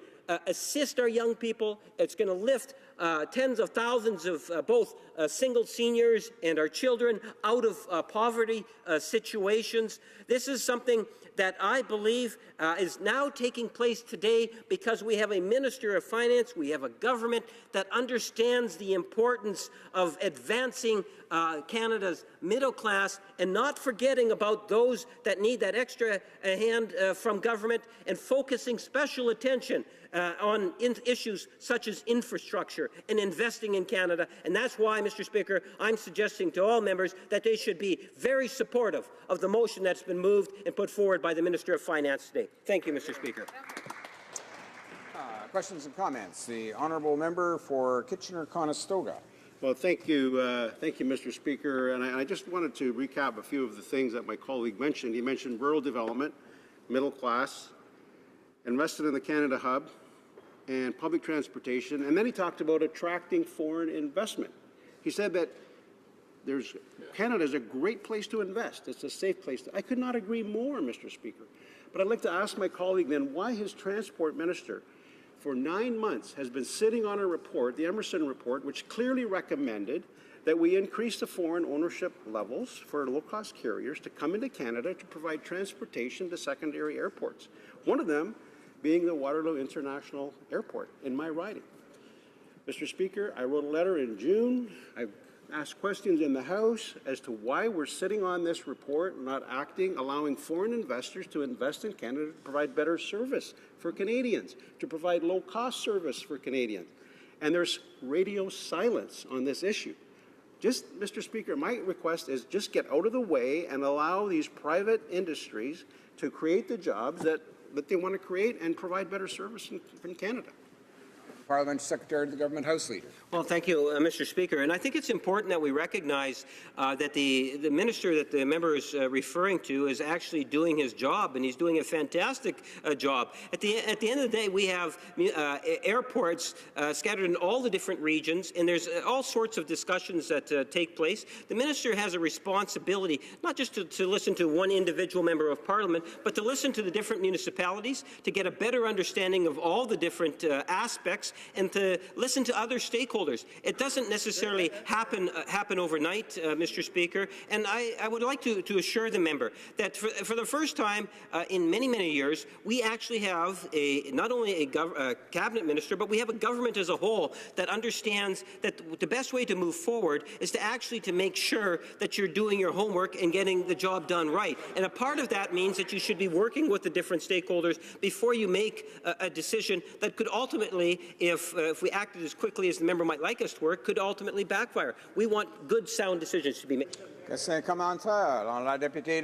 and comments. The honourable member for Rimouski-Neigette-Témiscouata-les-Basques. Thank you, Mr. Speaker. My colleague from Winnipeg North is as entertaining as usual, of course. But listening to his speech, he didn't really address the concerns that I raised in my speech. It's clear to us that the infrastructure bank, or the privatization bank, was never announced by the Liberals during the election campaign. They made Canadians believe deliberately that they'd be investing public monies to improve infrastructure. So Canadians thought that $20 billion would be going into infrastructure, and that the modest Liberal deficit would pay for that. But on the contrary, what we're seeing here is an attempt at privatization. I'd like to know whether my colleague from Winnipeg North and the other Liberals think that they would have been elected if they'd promised to privatize infrastructure in this fashion. The Honourable Parliamentary Secretary. I actually did listen to the member, and one of the things that he indicated is he actually read from the Liberal platform book. And in that Liberal platform book, it was a commitment to $125 billion towards infrastructure. I would think that the member would have been standing up and applauding the government, because not only did we meet that requirement and that promise of $125 billion, we've actually expanded on that, Mr. Speaker, to $180+ billion over the next 11 years, Mr. Speaker. I would think that the member would appreciate that what we're doing is we're listening to the many different stakeholders that are saying, are there other alternatives? Why would we have to say absolutely not to different cities or municipalities, or absolutely not to different provinces that want us to explore other avenues to look at? Mr. Speaker, the issue of infrastructure and investing in infrastructure is far too important than us just to stay on one narrow scope that the NDP want us to do. After all, at the end of the day, we are spending more money than the NDP would have spent. Questions and comments. The Honourable Member for Saanich Gulf Islands. Thank you, and I thank my honourable colleague, Parliamentary Secretary, to the Government Leader in the House. I have a question that I wanted to pose to the Minister of Finance. I hope my colleague won't mind if I put it to him. And it's a concern I have about where government spending will occur. And it's this. It's back on page 67 of the projection. It says, compared to budget 2016, direct program expenses are projected to remain largely unchanged. And then it goes out the forecast horizon saying they'll go up because of employee future benefits. My concern is this. The previous government cut deeply into many programs. We have not reversed the pain and the loss of those cuts. For instance, 10% was lost from Parks Canada's budget. It's not as though everything is okay and we build from here. We have damage to repair, and I don't see the damage being repaired. The Honourable Parliamentary Secretary.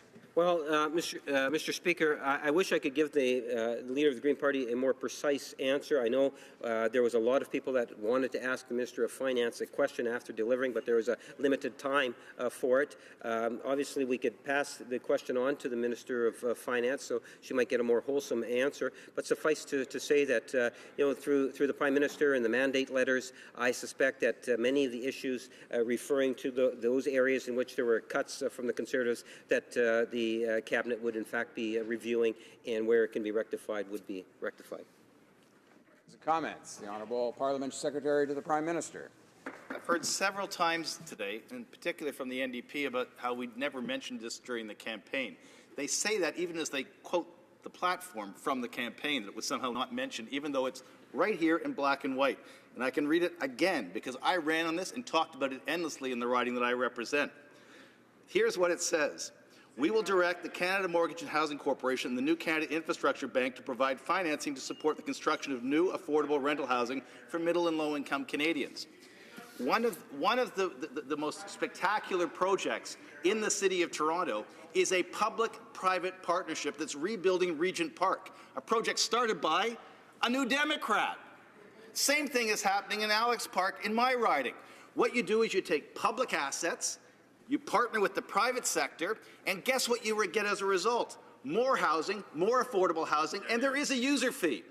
It's called rent. My question to my colleague is this. Why, when you have such a successful model, would you abandon it and try and build less, unless your goal is not to build housing, which is exactly what that party did when they collapsed the 2005 budget with Mr. Martin? Honourable Parliamentary Secretary to the Government House Leader. Well, Mr. Speaker, it's a very good question.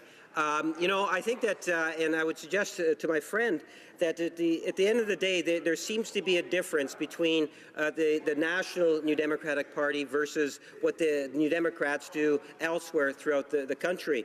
I made reference to the NDP government in Manitoba and how they didn't seem to have a problem in terms of some role for the private sector in infrastructure. In fact, they had brought in legislation to ensure that there's more accountability and transparency and so forth on the issue. I think it's more so exclusive. Their attitudes might actually change upon new leadership. It's hard to say, Mr. Speaker. Questions and comments. The honourable member for Caribou Prince George. Thank you, Mr. Speaker. I want to go back to our honourable colleague, his speech, and he talked about the investment in Canada and the historic investment that his government is doing in making Canada more attractive for foreign investment, getting goods and services to other markets, and I want to talk about the investment that he said never happened in his own riding of Winnipeg, how hard it was. But, Mr. Speaker, I want to bring him back to 2009, where our government, the Harper government, committed over $1 billion to the Asia-Pacific Gateway. As a matter of fact, it was in 2006 to 2015. It was over $218 million in his riding alone for the Asia-Pacific Gateway Centerport. And I want to also mention that it was through the Asia-Pacific Gateway and Corridor Initiative that Canada was back on the stage, because we signed over 43 trade agreements.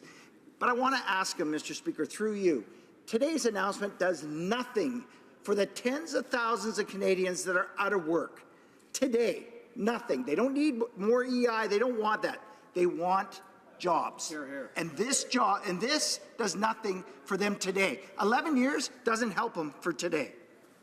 Parliament Secretary to the Government House Leader. Yes, thank you, Mr. Speaker. You know, if you're in government for 10 years, you're bound to spend some money on infrastructure, and I do appreciate the monies that were spent. But the point is that never before have we seen the type of investment in infrastructure as we have under this particular government, Mr. Speaker. You know, at the end of the day, there's lots of things that are within this budget that are helping people today. I made reference to the 72 projects that have been approved in the province of Alberta, which is going to generate jobs today for individuals. The tax cuts are actually in place. They are benefiting. That's money in the pockets of the middle class today. The Canada Child Benefit Plan is increased, taking tens of thousands of children out of poverty today. The GIS increase is taking tens of thousands of single seniors out of poverty today. There's a lot of good news in this budget. The members should support it. Resuming debate, the honourable member for Carleton. Speaker. So today I begin my speech with an admission that I was wrong. No, I know. Hear me out. I said when this finance minister presented his budget in the spring, and he said that he was going to add $113 billion in new debt. I thought that not even this profligate group of overspenders could achieve something so monumental as that. And I went out and I said they're simply trying to inflate the numbers so that later on they could come back and say, it's not as bad as what we said, we beat our outrageously terrible expectations.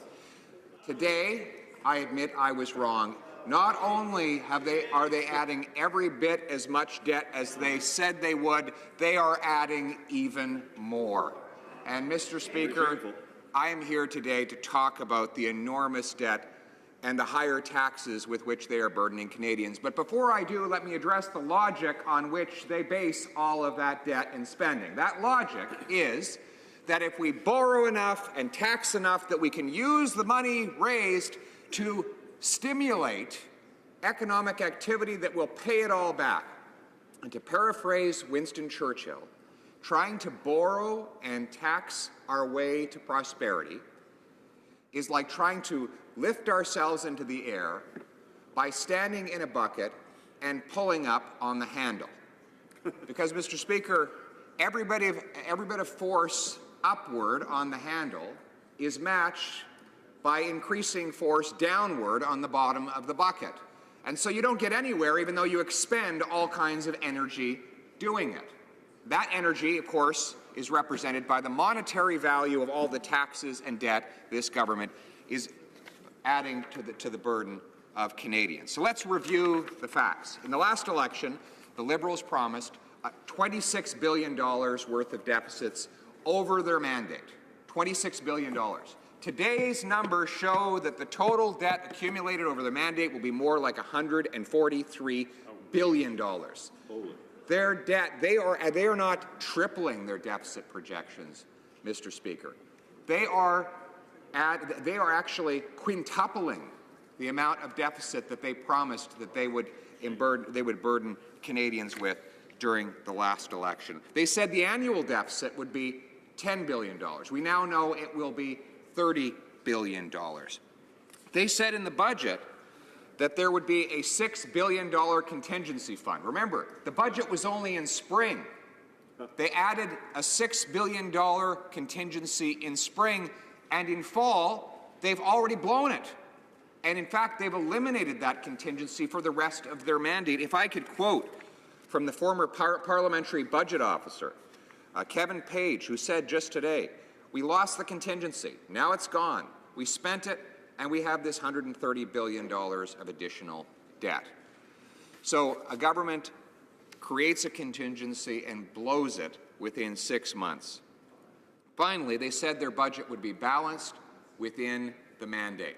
That yes, there would be small, short-term deficits in the early days of a Liberal government, but by the time Canadians go back to the polls in 2019, we would have a balanced budget. Now, we have a document before us today presented by the Finance Minister, which doesn't even promise to balance the budget ever. There is literally not even a target date to return to balanced budgets, and the date on which the farthest date out for which we have any numbers is 2021, 2022, and in that year they're still projecting a $14.6 billion deficit. Now that's now without any additional spending that they will add in the next 5 budgets. Does anybody believe that in the next 5 budgets, the next 4 budgets, the next 3 budgets, that this Liberal government will add no new spending at all? Because if they did add no new spending, the best we could hope for is that in 2022, we would still have a $14 billion deficit. That is the track that they have put us on, Mr. Speaker. And for what? They told us that all of this spending was going to stimulate the economy, that all the money would go into our neighborhoods and communities, and people would spend more and build more and, of course, hire more, and there would be more growth and more hiring. So what has happened? Well, according to these documents, growth is actually down since this deficit spending binge began. In the last year, since this Prime Minister took office, we have not seen the creation of one net new full-time job. In fact, it's worse than that. 6,000 fewer people are working full-time than when the Prime Minister took office. There are 20,000 fewer manufacturing jobs, despite a low dollar. That ran against the expectations of everyone, the Bank of Canada, the Finance Minister himself. I even believed that despite this government's policies, a low dollar would mean a resurgence in manufacturing. 20,000 fewer people work in that sector today, and that it does not even touch upon the 40,000 fewer jobs in our energy sector. The blue-collar working family in this country is being clobbered right now. They have been devastated, despite the fact that we have a government that claims its deficit spending is specifically designed to create jobs for those very people. So we've added more debt. We've increased taxes. This Liberal government has increased taxes on the people who create jobs. And they're spending money they don't have on things that we don't need. And the result, Mr. Speaker, is that fewer people in Canada are working than when they took office. Now, they can just claim, they will claim that it's not their fault, that it's all external factors that led to these terrible outcomes. Well, you can't blame it on the previous government, because the numbers I'm citing are all numbers that come from the year in which this government has been in power. Nor can they say that was just the trajectory of things when they took office. According to the Parliamentary Budget Officer's report, the last 5 years of the previous Conservative government saw an average annual net increase in jobs of 200,000, and almost 100% of them were full-time. Now, we're seeing about 100,000 jobs being created in the last year, and 100% of those are part-time. As I said at the outset, there has not been a single net new full-time job created in the country since the Prime Minister took office. So he cannot blame it on a faulty trajectory where that's just, things were headed in a bad direction and they just inherited that trajectory and they're trying their best to turn it around. In fact, the trajectory was in the opposite direction. There had been over 1 million net new jobs created in the last 6 years of the previous Harper government, and under this government there has been no full-time job growth. Nor can he say that's just the way things are going around the world. In fact, the trend line of Canada's job growth is worse than in the United States, the G7, and the OECD, according to the recent Parliamentary Budget Officer report. So we are as a nation, we are underperforming our peer group over the last year. Job creation was chugging along up until this Prime Minister took office, and then it slammed straight into a brick wall. But I don't want to be strictly negative, because I believe that there's nothing wrong with Canada that cannot be cured by what is right with Canada. Mr. Speaker, what is right with Canada? Our entrepreneurs are right with Canada. They're the ones who we know will generate the jobs that Canadians need. Scotiabank came out with a report just 2 weeks ago demonstrating that basically all of the job growth that Canada saw in the previous half-decade was from small and medium-sized enterprises. So how can we empower them to further create opportunities for our people? One, we can honor our commitments to them. The previous government announced reductions in the small business income tax rate. The Liberal Party across said that's a great idea. We're going to put it in our platform. When they took office, they canceled those tax cuts. Right. There's still time to do the right thing, get back on track, and reenact those tax reductions so that our job creators have more money with which they can hire. Two, we can lower the cost of hiring. How can we do that? We can cancel planned increases to payroll taxes. Payroll taxes, by their definition, are an increased cost on hiring. In fact, a briefing note supplied to the finance minister when he was in the development phase of his planned CPP payroll tax increase said that such an increase would do two things. One, it would make it more expensive to hire, and two, it would make it less rewarding to work. And that the combined impact of these things would lead to less employment. Makes sense. Tax hiring and work, you get less hiring and work. But the positive corollary of that is if you cut taxes on work and hiring, you get more work and more hiring. And so that's what we propose the government do. There is still time before all of these new payroll taxes kick in to cancel them and to proceed with reductions in employment insurance premiums, which had been budgeted by the previous government, a major reduction from about $1.80 on $100 earned to $1.40, which is a very large reduction. Mr. Speaker, it's over 20% in the EI payroll tax. It's a 20% reduction in the EI payroll tax. So that reduction would help small businesses afford a larger payroll. More of their money would be dedicated to paying wages for hardworking people and less paying government. And I think we'd all agree that working class employees are more deserving of that money than is the voracious appetites of government. So cut payroll taxes, a second hopeful idea that we can pursue to empower our entrepreneurs to hire more. Third, we can continue to reduce red tape. Under the previous government, we brought in something called the Red Tape Reduction Action Plan. That found that there were 400,000 rules that governments were imposing. The federal government alone was imposing on small business. Can you imagine that? So we eliminated 80,000 of those rules, systematically got them out of the way. Working with business groups like the Canadian Federation of Independent Business, we relieved much of the federal paper burden, but there's still more work to be done. And I pledge to work with the government in order to do it. Let us all commit to relieving businesses of the burden of paperwork so that they can spend all of their time creating jobs and delivering the best possible products at the lowest price to Canadian customers. Finally, so those are the things that we can do to empower our small business job creators who we know are going to supply the jobs that our young people, that are impoverished, that are disabled workers are going to benefit from in the future. Secondly, in addition to small business, we can change our tax and benefit systems across this country to make work pay. You know, in various jurisdictions of this country, if people leave social assistance to get a job, they're actually worse off. They end up paying more in tax and losing more in clawbacks than they gain in wages. So it's the effect of having a tax rate of over 100%. You know, some people complain. The NDP leader said that it was legalized theft for wealthy Canadians to pay more than 50% of their income in taxes.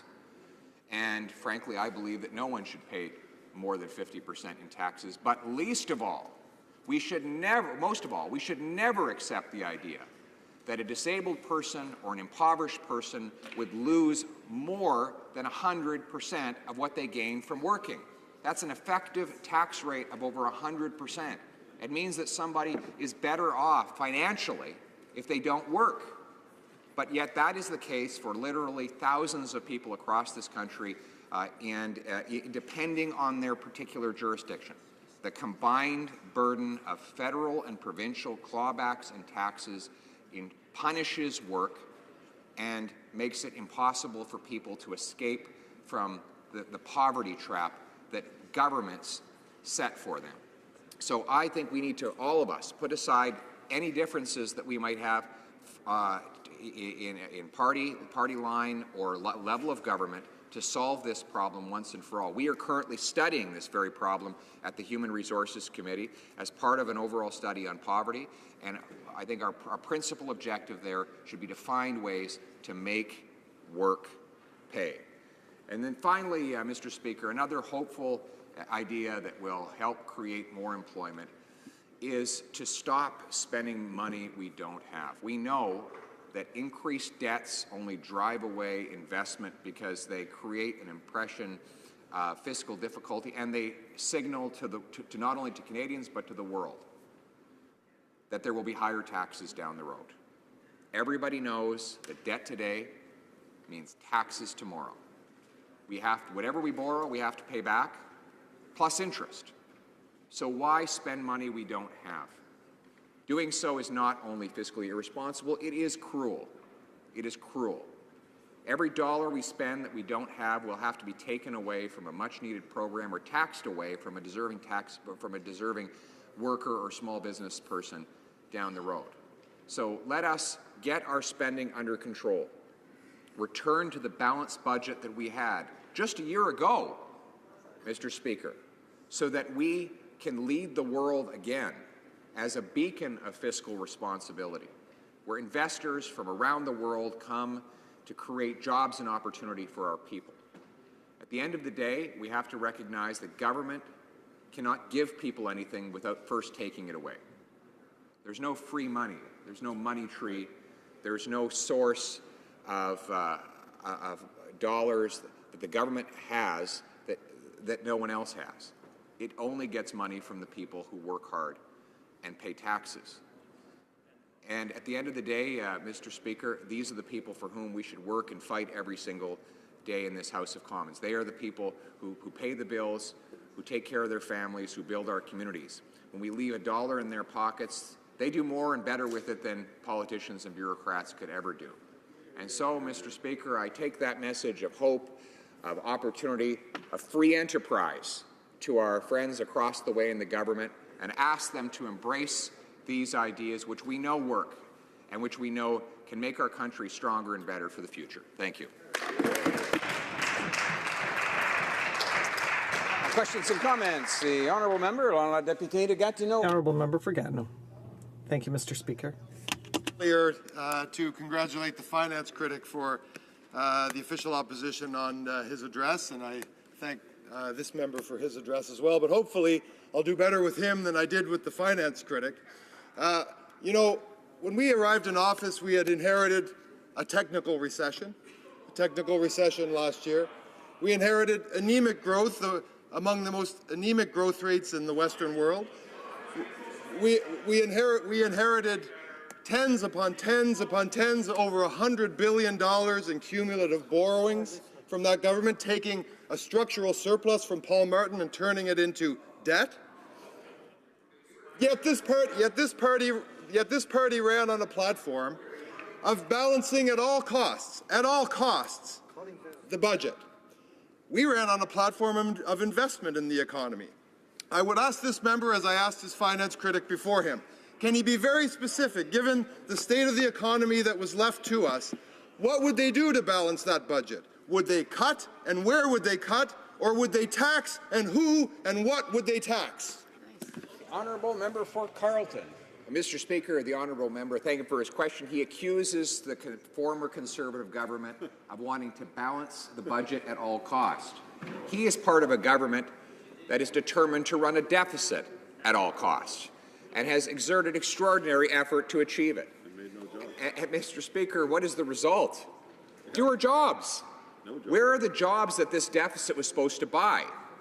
We have 6,000 fewer people working today than when the Prime Minister took office, full-time working. He talked about the middle class.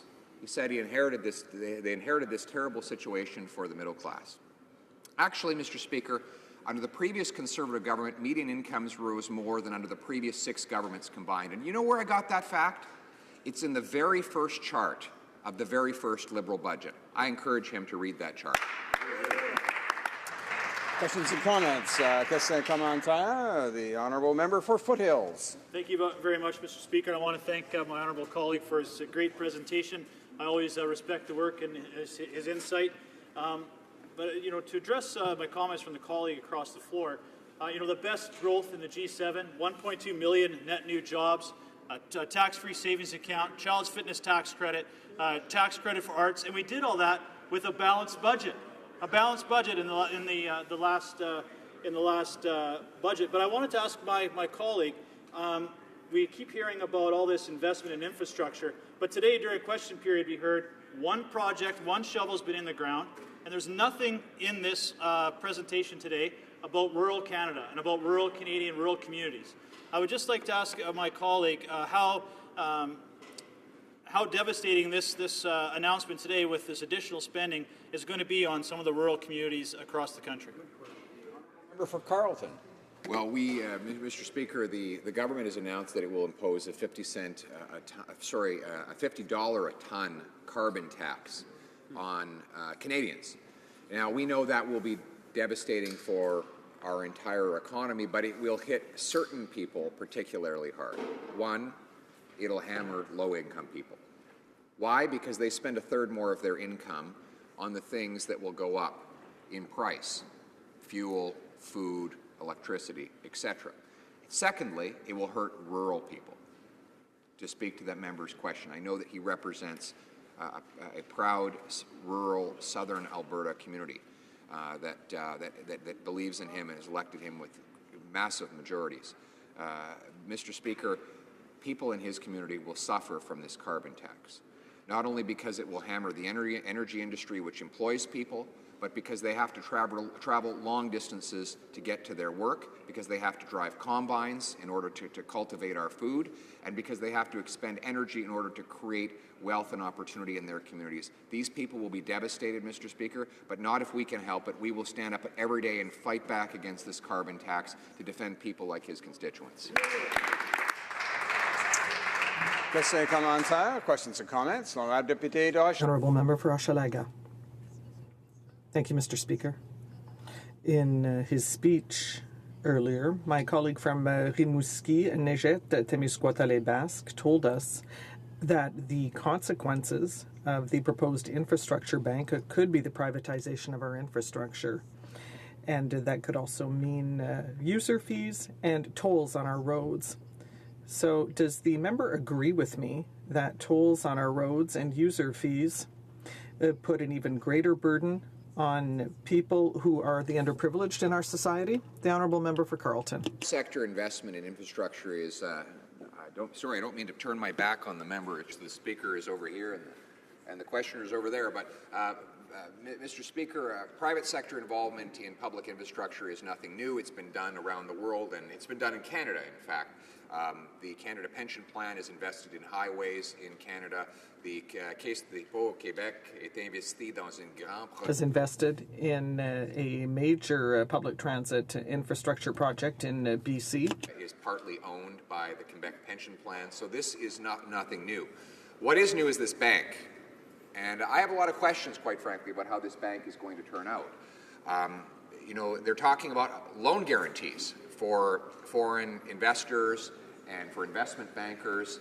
So the profit of these infrastructure projects will go to the private sector company, and all the risk will go to Canadian taxpayers. So if the project doesn't generate the revenues promised, well, taxpayers foot the bill. But if the project is profitable, well, then these international investors, they get all the money. Mr. Speaker, that's what the Liberals mean when they talk about public-private partnerships. The public gets the costs and the risk, and the private sector gets all the profit. I believe in a true free enterprise economy, risk and reward go together. And any attempt by business to put the risk of their investments on the backs of taxpayers should be aggressively resisted. Thank you. Questions and comments? The Honourable Member for Spadina Fort York. Putting aside how the Conservatives piled $150 billion onto the debt, and it's curious to hear them talk about how bad debt is when they were so good at producing it. Even without a recession, you went into deficit before the meltdown of 2008. But the question on the infrastructure bank, I recognize that, and I think we all recognize that a bad deal is a bad deal and should be avoided at any cost. But is the Conservative Party really saying that they are going to oppose this initiative to create an infrastructure bank, even though we know in many cities across this country it's generated even more infrastructure than the initial spend would indicate? In other words, are they going to fight the infrastructure bank or are they going to support it? The Honourable Member for Carleton. Well, Mr. Speaker, the devil is in the details. And because the Honourable Member is afraid of the devil, he avoids the details altogether.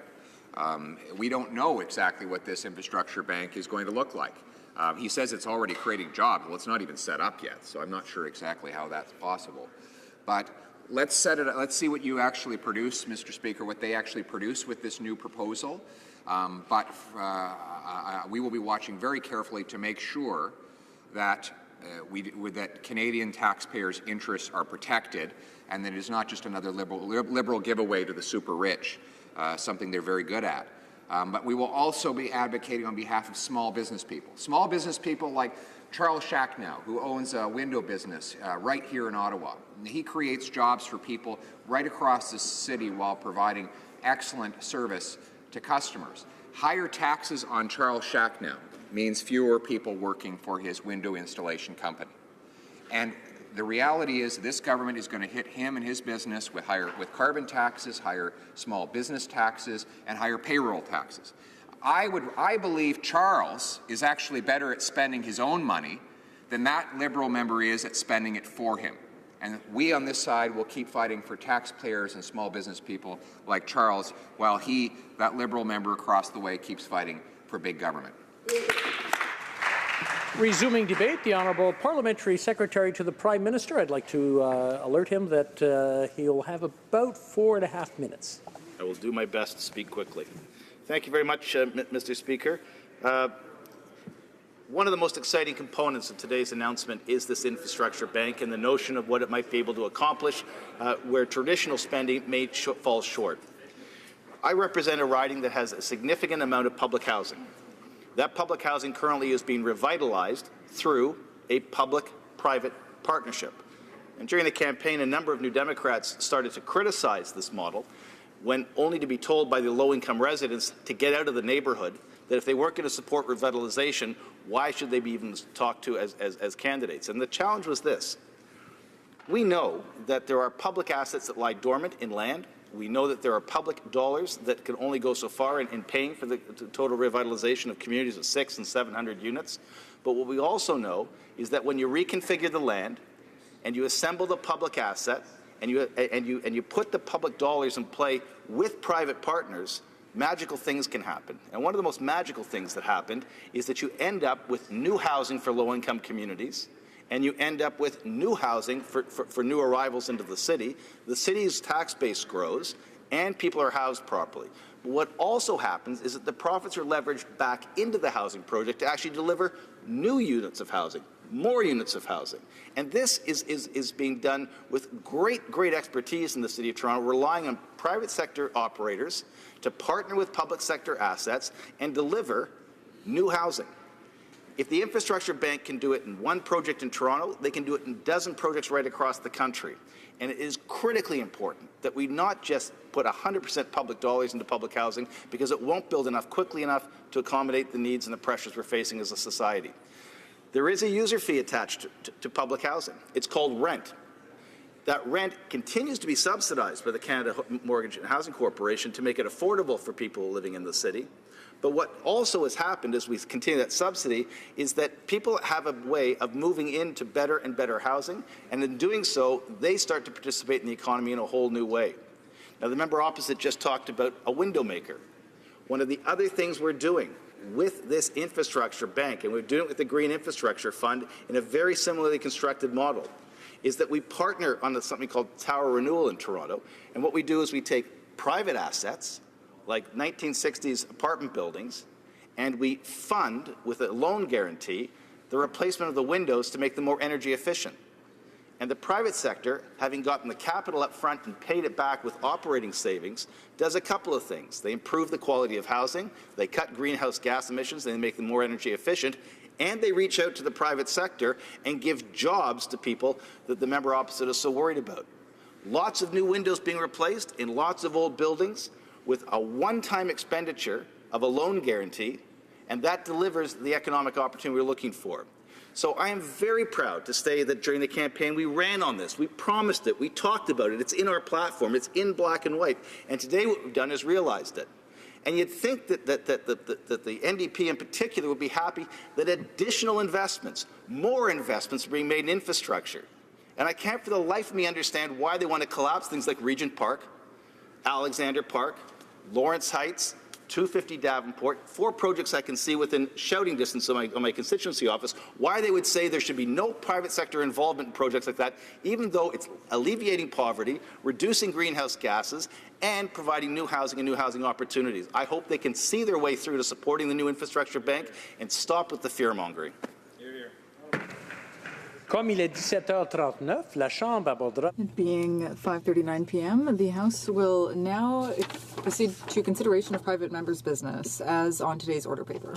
Private members' business, consideration and second reading of Bill C-228, an act to amend the Fisheries Act, closed containment aquaculture, standing in the name of Mr. Donnelly. Mr. Donnelly, seconded by Ms. Malcolmson, moves that Bill C-228, an act to amend the Fisheries Act, be now read a second time and referred to the Standing Committee on Fisheries and Oceans. Debate. The Honourable Member for Port Moody Coquitlam. Hear, hear. Hear, hear. Mr. Speaker, it's an honour to rise in the House today to formally introduce my private member's Bill C-228, an act to amend the Fisheries Act, closed containment aquaculture. I'd like to thank my seconder, the Honourable Member for Nanaimo Ladysmith. I'd also like to thank my colleagues who have told me that they plan to support my bill. This bill protects wild salmon by requiring BC salmon farms to transition from harmful open net pens to safe closed containment systems within 5 years of the bill becoming law. It's silent on the type of technology, but it must meet the definition of a closed containment system. It also requires the minister to create a transition plan within 18 months of the bill receiving royal assent. Wild salmon are in trouble on Canada's west coast, and Canada is uniquely positioned to become a world leader in closed containment salmon aquaculture.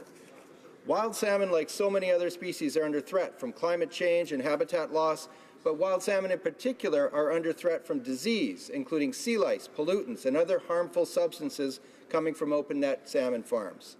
Mr. Speaker, I, like so many other British Columbians, have a personal connection to wild salmon. They are an iconic part of our past, present, and hopefully future.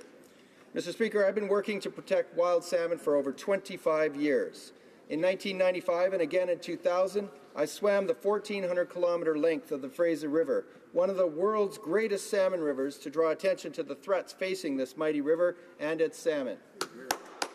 In 1997, in recognition for my work to protect salmon, the Squamish Nation bestowed me with the name Iem Yoyos, which means blackfish, orca, or strong swimmer in the animal world. It's an honor and a huge responsibility that I stand here today to continue the work to protect wild salmon. Wild salmon are a keynote species in BC to our economy, our environment, and our culture. Commercial fishermen, sports fishers, and First Nation fishermen depend on salmon for their economic livelihood. Recreational and sports fishing contributes hundreds of millions of dollars to our economy and provides unforgettable experiences that so many families cherish. Salmon feed our incredible forests. Grizzly bears and eagles drag their carcasses into the forest, nourishing soil, providing nutrients and nitrates. Mr. Speaker, Canadians know the impacts from one industry shouldn't negatively impact another, yet that's what's happening. Salmon aquaculture, a much smaller industry, is negatively impacting a much larger wild salmon industry. So let's compare. Wild salmon support a $102 million commercial fishery on the West Coast, employing about 1,400 people. They support a $325 million recreational West Coast fishery that employs about 8,400 people. They also fuel a $780 million West Coast wilderness tourism industry that employs more than 40,000 people. Mr. Speaker, that's over $1.1 billion and about 50,000 employees. Compare that to BC aquaculture industry, which the Canadian Aquaculture Industry Alliance says is responsible for some 5,500 jobs, with only 2,400 of those being full-time, generating about $475 million in exports. Mr. Speaker, there was a day when the numbers of salmon were so great they couldn't be counted. It was said that you could walk on the backs of salmon to cross rivers, but now their returns are greeted with fear and anxiety. Historically, Fraser River salmon runs topped 100 million. Now a run of 20 million is considered exceptional. And in the last few years, we've witnessed some of the worst returns in recorded history. In 2009, just over 1 million Fraser River sockeye returned to spawn, triggering a judicial inquiry led by Justice Bruce Cohen. Sadly, this trend has continued, with indicators showing 2016 salmon run will most likely be the worst return in recorded history. Justice Cohen concluded, quote, "The potential harm posed to Fraser River sockeye from salmon farms is serious or irreversible. Disease transfer occurs between wild and farm fish, and I am satisfied that salmon farms along the sockeye migration route have the potential to introduce exotic diseases and to exacerbate endemic diseases that could have a negative impact on Fraser River sockeye," end quote. And Canada is not alone in experiencing the harsh realities of impacts from open net salmon farms. Norway, Chile, and Scotland have all had problems with impacts of salmon farming industry on their wild fisheries, leading to a decline in wild salmon populations and, in some instances, aquaculture collapse. The problems include diseases from sea lice like infectious salmon anemia, ISA, and heart and skeletal muscle inflammation, HSMI, spreading to wild salmon. Feces and waste feed damaging ecosystems, and escaped farm salmon interbreeding with wild populations. Mr. Speaker, sea lice are naturally occurring parasites, but are intensified by open net salmon farms. In BC, many of these open net salmon farms are located right on the wild salmon migration route, creating the perfect storm for transmission of sea lice and deadly disease. As wild juvenile salmon leave the mouth of the Fraser River, they swim by these farms. Parasites from the farms latch onto them, sucking the life out of them and hindering their growth. This makes them more susceptible to be picked off by predators, thus continuing their decline. If we continue on this path of open net salmon farms, scientists say it's only a matter of time before disease spreads to our entire wild salmon population. Earlier this year, DFO scientist Dr. Christy Miller confirmed the presence of HSMI by testing Atlantic salmon samples collected between 2013 and 14 from a BC fish farm located in Johnson Strait. The finding further raises the alarm that action must be taken to prevent the spread of this deadly salmon disease. While I commend this government for their endorsement of the precautionary principle and their renewed commitment to implementing the Cohen Commission recommendations, I call on them to turn their words into actions. The precautionary principle recognizes that in the absence of scientific certainty, conservation measures can and should be taken when there is knowledge of a risk of serious or irreversible harm to the environment and/or resources using best available information. Under this principle, the trigger for government action to protect wild salmon is for the science to demonstrate the existence of more than a minimal risk. Mr. Speaker, the science is clear. The risks are real and the diseases are present. It does not make much sense to let a much smaller industry, open net salmon farms, destroy the much larger wild salmon industry. This was recognized by Justice Cohen in his report. Recommendation 3 reads, quote, "The Government of Canada should remove from the Department of Fisheries and Oceans mandate the promotion of salmon farming as an industry and farm salmon as a product," end quote. We cannot sit back and continue to watch the decline of wild salmon, especially when we have such clear scientific evidence showing us the problem and such promising technological innovation showing us the solution. Mr. Speaker, the solution is closed containment technology, and if we act now, we can become a world leader. Closed containment systems involve a physical barrier, a solid wall between wild and farm salmon, eliminating the negative impacts of open net salmon farms. By transitioning to closed containment technology, the industry will eliminate its impacts on wild salmon, allowing it to grow and wild salmon economy to thrive. We are making strides across Canada in closed containment salmon production, with Katerra leading the way in BC and Sustainable Blue in Nova Scotia.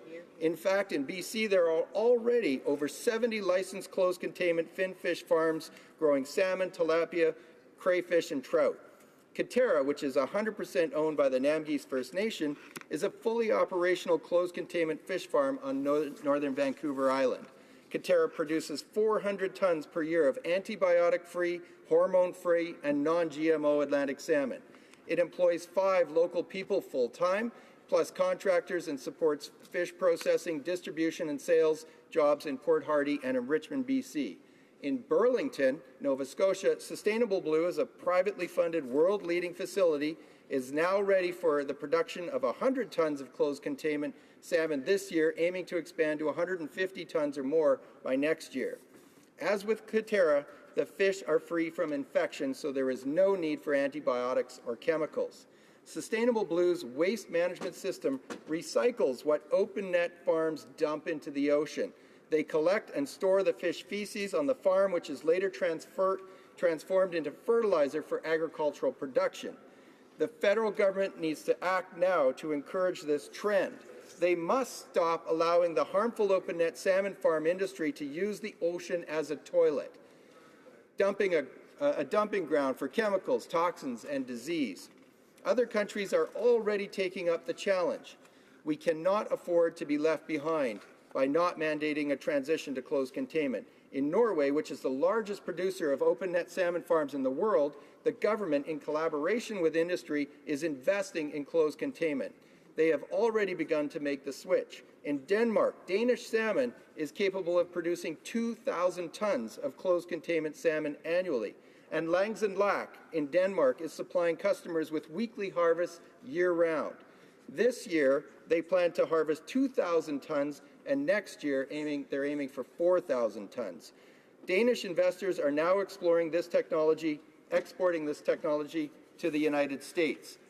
They are building a massive closed containment facility south of Miami, Florida, aiming to produce 30,000 tons of farmed salmon annually. Mr. Speaker, we can't let other countries get ahead of us. We have a golden opportunity here in Canada, but we need to act now, be bold, and realize the potential of closed containment salmon aquaculture. We can start by supporting Bill C-228 and mandating the transition to closed containment on Canada's west coast. Hear, hear. Why Canada's west coast, you ask? Well, because, Mr. Speaker, we are ideally located beside the ocean with excellent growing conditions for salmon, and we have a well-trained workforce. I have consulted and sought support from industry, commercial and recreational fishing sectors, First Nations, academics, scientists, business leaders, labor groups, environmental organizations, the BC government, and the public for my bill. Thousands have rallied behind this bill. They have signed petitions online and on paper, and they are contacting their members of parliament, asking them to vote their conscience and protect wild salmon. Endorsements continue to come in, and the list is as diverse as Canada itself. Business leaders like Yvon Chouinard, the founder of Patagonia, Jim Lawley of Scotia Fuels, and Tony Allard of Wild Salmon Forever. Independent fishermen and chefs right across Canada. Renowned environmentalist David Suzuki, Alexandra Morton, and Mark Angelo. First Nation leaders like Grand Chief Stuart Phillip and Chief Bob Chamberlain. The First Nation Wild Salmon Alliance, the Union of BC Indian Chiefs, and the First Nation Summit, as well as BC AFN. Industry associations like the Sport Fishing Institute of BC, the BC Federation of Fly Fishers, the BC Federation of Drift Fishers, and the Fraser River Sports Fishing Alliance. Conservation organizations like the BC Wildlife Federation, the Steelhead Society of BC, the Atlantic Salmon Federation, Watershed Watch Salmon Society, and the Outdoor Recreation Council of BC. Trade unions like UFAWU Interfor, QPBC, and UFCW Local 1518. Academics and scientists like Dr. Rick Routledge, Dr. Andrew Wright, Dr. Lawrence Dill, and Dr. Marie Clement, just to name a few. I even have received support from Stanley Cup champion Willie Mitchell. And, as many of you have seen, an online video endorsement from the captain himself, Canadian actor and icon William Shatner. Here. Mr. Speaker, the bill offers members a clear choice. They can either stand with wild salmon and the people who depend on them, stand with progress, technology, and innovation, or they can remain mired in status quo, impeding progress and putting wild salmon further at risk. Mr. Speaker, if we ignore the science and do not embrace closed containment technology, we not only risk taking advantage of our opportunity to become world leaders, but we endanger a globally significant species. A collapse of wild salmon will lead to further job losses on coastal communities and undermine First Nation culture. That is why the majority of First Nations in British Columbia are strongly opposed to open net salmon farms. Let us learn from one of the greatest ecological tragedies in Canadian history, the collapse of the northern cod. Let us not repeat the same mistake on the West Coast. We cannot afford to sit back, make excuses, and not take action. We cannot let the impacts from a smaller industry destroy a much larger wild salmon economy. We can choose a healthy future for wild salmon and the people who depend on them. We can choose to expand new economic opportunities for rural, First Nation, and coastal Canadians by embracing closed containment technology. We can choose to revitalize our salmon by protecting them from the threats of disease from open net salmon farms.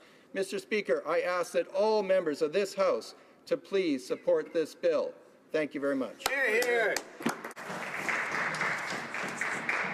Questions and comments, l'honorable député. The honourable member for Acadie Bathurst. Very much. C'est une question. No, just a speech. Non, je pense qu'il a fait un discours. Were you going to do this speech? No, we have 5 minutes of questions and then we'll move on to debate. Sorry. Questions and comments. Questions et commentaires. On the rules are, I'll just clarify it for those in the room today. What happens is on private members' business, the first person speaks for 15 minutes and then gets 5 minutes worth of questions. So right now we're doing 5 minutes worth of questions and we'll go to 10-minute session for each of the presenters. Est-ce que le député a une question? Does the member have a question? Go ahead. Well, Mr. Speaker, I know that my colleague across the way is an ardent defender of aquaculture in BC, in his region, much as I am in New Brunswick. And in New Brunswick, we have aquaculture sites in the Bay of Fundy, where we have different species of salmon. And particularly, we harvest oysters and other mollusks. But to get to my question, I know that aquaculture in Canada is very important. It's an industry that generates a huge amount of revenue and that creates good jobs. So my question for the member, Mr. Speaker, is does he believe that having all of this aquaculture in closed containment system will not in any way harm the industry in BC? Because we know the industry creates a lot of jobs. It generates a lot of revenue for the province. So does he not believe that by changing the system that there might be a negative effect on the economy of his region? Whitlam. Thank you, Mr. Speaker, and I'd like to thank my colleague for the questions. And first of all, I just wanted to say I'm definitely an ardent supporter of wild salmon, and that's a critical issue I've been working on for half my life and a quarter century. And I do want to point out that this bill is specific to Canada's west coast, so it is really just focused in British Columbia. The important question about the impacts of transition, yes, there's always impacts of transitioning to new technology.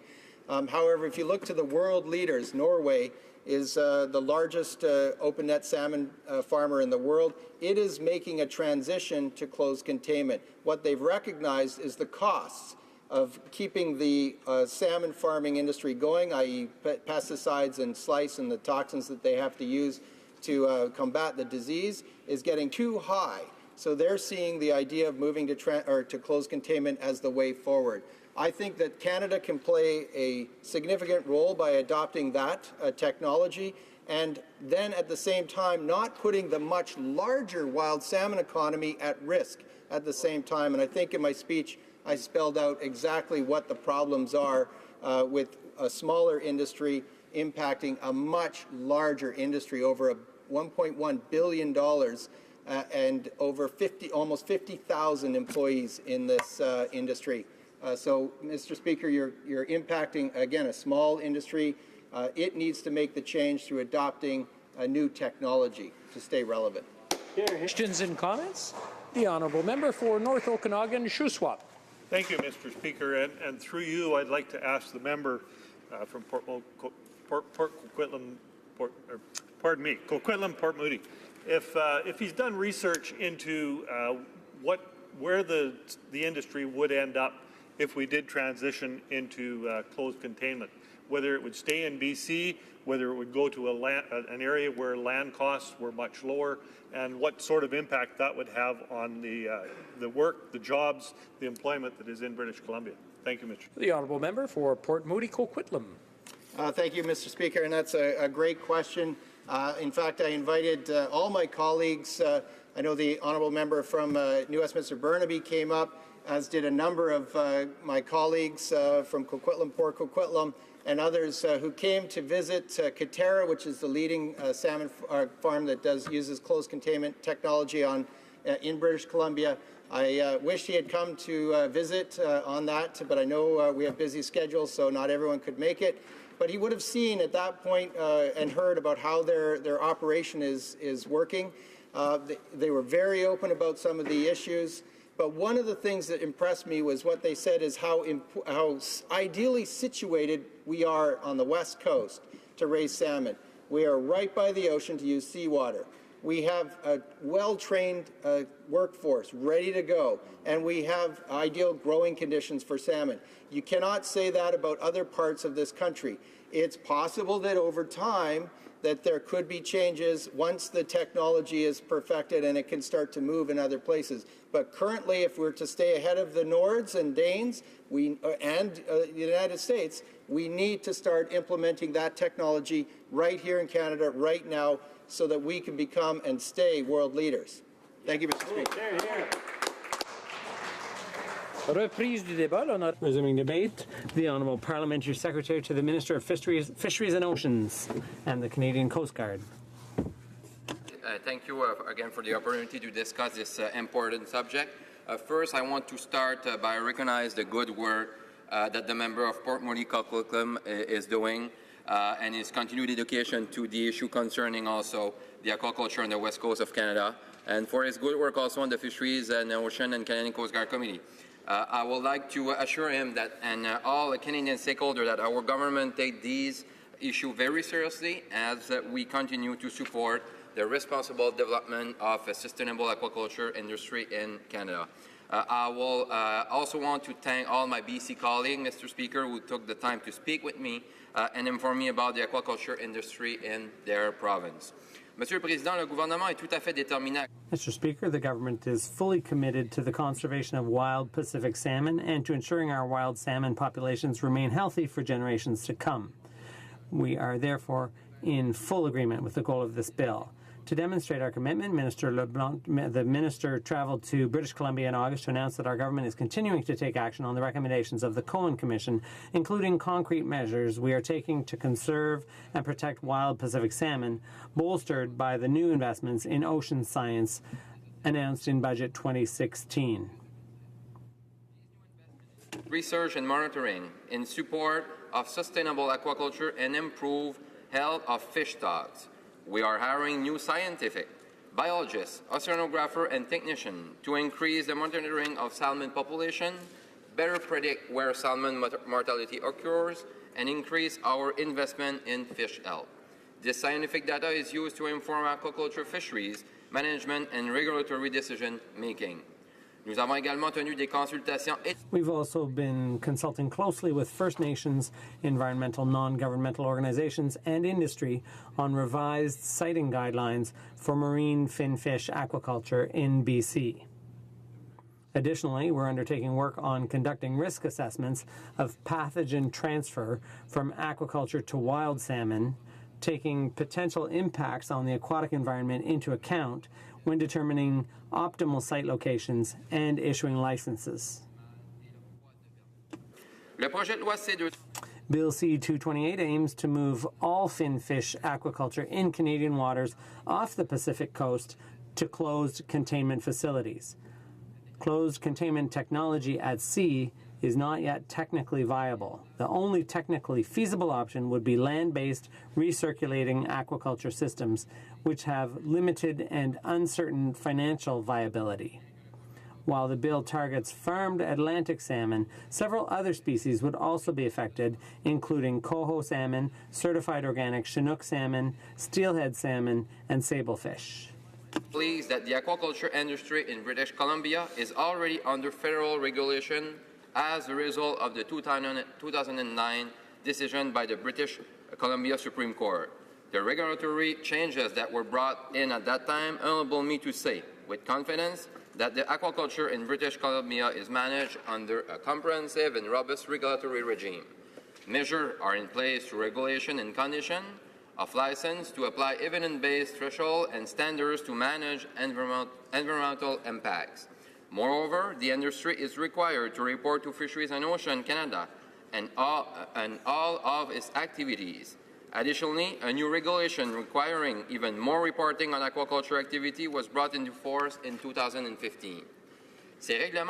The effect of all these regulations and reporting requirements makes finfish aquaculture in BC the most heavily regulated and most transparent aquaculture sector in Canada.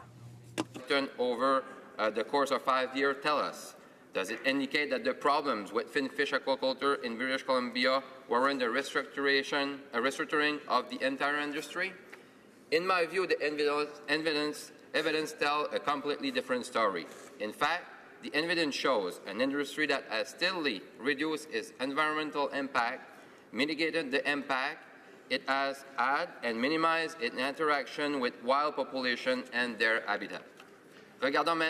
Let's take a closer look. Operators in BC are required to report on an extensive array of technical regulatory requirements, from the state of the environment in and around the net pens to the number of sea lice on the fish. Operators must report in detail on any escape events and any diseases occurring in their farmed fish. Starting in 2017, drugs and pesticides used in all aquaculture operations across Canada, including in BC, will be reported publicly. All aquaculture operators are now required to report the measures they take to mitigate the impact of their activities, and these results will also be publicly reported. We are a country and a government that rely on the best scientific advice to inform our regulatory regimes. We use evidence as a basis for making decisions. And, Mr. Speaker, we see no evidence that the environment is being sacrificed to further the economic development of the aquaculture industry in BC. With respect to the state of the environment below and around finfish facilities, more than 80% of sites in BC have acceptable seabed impacts. Regulatory requirements mandate that sites exceeding the established threshold must be left fallow and cannot be restocked until levels return to normal. Escape of farm salmon could have. Aquaculture operators in British Columbia are required to report any escapes to Fisheries and Oceans Canada within 24 hours. Escape events are very rare. Interestingly, the largest escape happened when a storm damaged an experimental at-sea closed containment facility.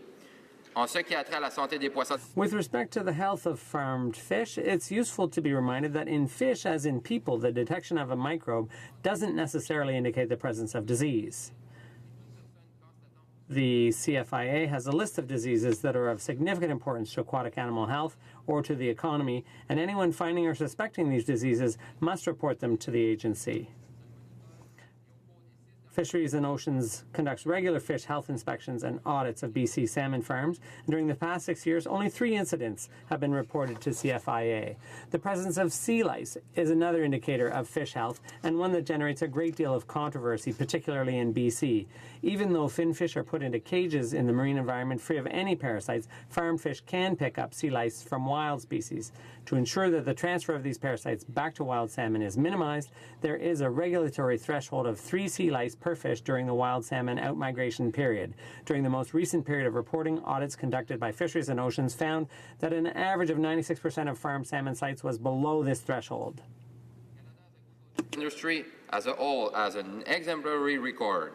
The Canadian Environmental Sustainability Indicator shows that the compliance rate of aquaculture operation with Fisheries Act regulation was over 99% each year. Monsieur le Président, Mr. Speaker, based on all the evidence, we believe that the regulatory regime is sufficiently robust and strong to be able to ensure well-paying and stable jobs for thousands of people living in rural, remote, and coastal communities, support an innovative and world-leading aquaculture industry, and protect wild populations and the aquatic environment. Stand here in the House in full support of British Columbia aquaculture industry as well as the aquaculture industry across the country. In support of our robust regulatory regime, in support of a good jobs, and in support of healthy and nutritious farm seafood products that feed Canadians as well as people around the world. We recognize, Mr. Speaker, the potential of close containment aquaculture, and as the industry evolves and grows, our government will continue to pursue innovation in salmon aquaculture. Et Monsieur le Président, Mr. Speaker, I respectfully oppose this bill because I believe that our regulatory framework is sound. Thank you, Mr. Speaker. Honourable Member for Caribou, Prince George. Thank you, Mr. Speaker. I rise in the House today to speak on Private Members Bill C-228, an act to amend the Fisheries Act. First, I'd like to commend the member from Port Moody Coquitlam for having his bill debated at second reading. I know how tirelessly he has campaigned and worked on this effort. I know how much work it goes into getting these bills to the floor of this House, and I'd just like to recognize your efforts. Secondly, I'd like to acknowledge the natural beauty of the rivers and lakes in my riding of Caribou Prince George that are chock full of some of the finest fish on the West Coast. From salmon to trout to char, Arctic grayling, Dolly Varden, Rocky Mountain whitefish, and even ling cod, we have it all in the Caribou, Mr. Speaker. Fisheries are an important economic driver in the northern regions of our country, but they are struggling. A recent article in the Prince Rupert Northern View spoke of salmon being caught in Prince Rupert and shipped to Vancouver or China to be processed. The demand for same-day catch or fresh-to-plate is high. Demand for Canadian products is always good, Mr. Speaker. While this is a good opportunity for Canadian producers and our Canadian economy, it does mean that it is putting jobs at risk. Bill C-228 would ban fanfish aquaculture in Pacific waters unless it is carried out in a closed containment facility. It would require that within 18 months, Cabinet complete a transition plan for current license holders, including specific support measures for corporation and workers affected or impacted by these changes. If mandated, it also mandates companies 5 years to phase out open net pens. Mr. Speaker, British Columbia is Canada's largest producer of farmed salmon. Farmed salmon is BC's largest agriculture export. Wild and farm salmon industries provide important economic activity for the province and in communities where families depend on the fishing industry to put food on their tables. 90% of all direct and indirect jobs in rural, coastal, and First Nations communities are supported by fisheries. And as a matter of fact, Mr. Speaker, 78% of farmed salmon production comes from traditional territories. 19 First Nations have joint ventures and partnership agreements in place with salmon producers. The salmon farming sector has become a significant economic driver and source of jobs for First Nation communities who provide an estimated 30% of the workforce in this industry. If Bill C-228 were to be adopted, it would come at a significant financial and economic cost to our agriculture or aquaculture industry and a loss to those communities. This is an issue that has been studied at Fisheries and Oceans Committee numerous times over the years, with the most recent report completed in 2013. Unsurprisingly, the committee witnesses expressed a number of views on the matter of net pen aquaculture. Committee witnesses pointed out that mandating closed containment and banning net pen aquaculture without closed containment being economically viable could have drastic effect on employment, Mr. Speaker, especially in our rural coastal communities who are already suffering from the lack of significant growth in salmon aquaculture production in recent years. But it's not just economic concerns that I have with this bill, Mr. Speaker. It's worth noting that environmental impacts are not unique to open net pen aquaculture production. Closed containment aquaculture carries its own set of environmental impacts, which, given the state of the industry, have been and are not well studied.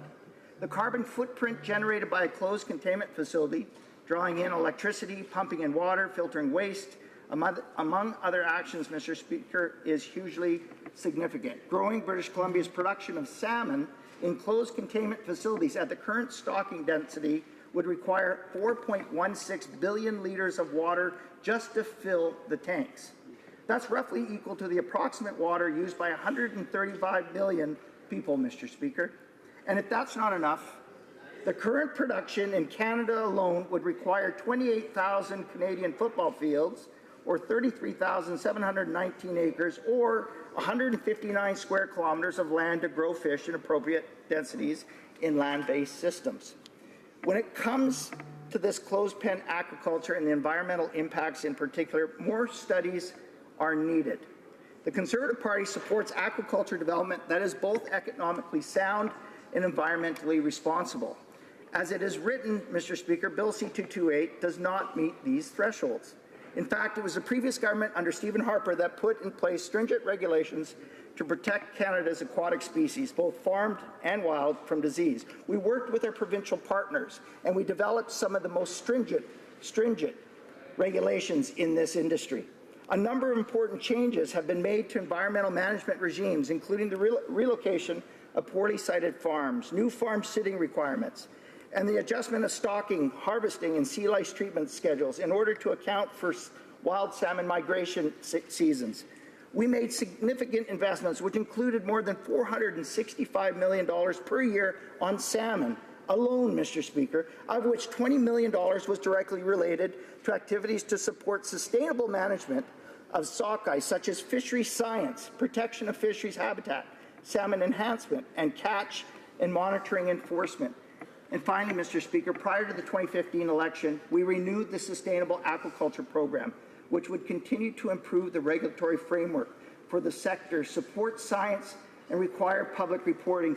Mr. Speaker, Abbotsford on the West Coast, Abbotsford has one of the most state-of-the-art health facility centers. It is called the Animal Health Center. It's located in Abbotsford. It is the state-of-the-art. It's one of only 3 in North America. It is probably the only institution in North America with 2 American College of Veterinary Pathology board-certified veterinarian pathologists that work exclusively with fish. That's on the West Coast, Mr. Speaker, and it's in Abbotsford.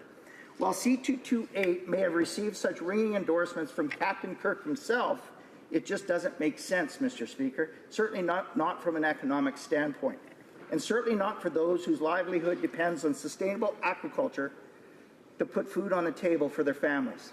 With more and more uncertainty in our forestry and our resource sector, and with the Trudeau government increasing taxes at every opportunity, communities like those in my riding of Caribou Prince George or those just north of us like Prince Rupert do not need more uncertainty. If Bill C-228 were to be adopted, it would essentially be moving aquaculture away from small towns and into larger cities where they are closer to resources and transportation hubs, Mr. Speaker. I can tell you from firsthand experience, when jobs are slashed, communities are left without a lifeline. No amount of subsidization can make up for this fact. That's why I'm able to support Bill C-228 today.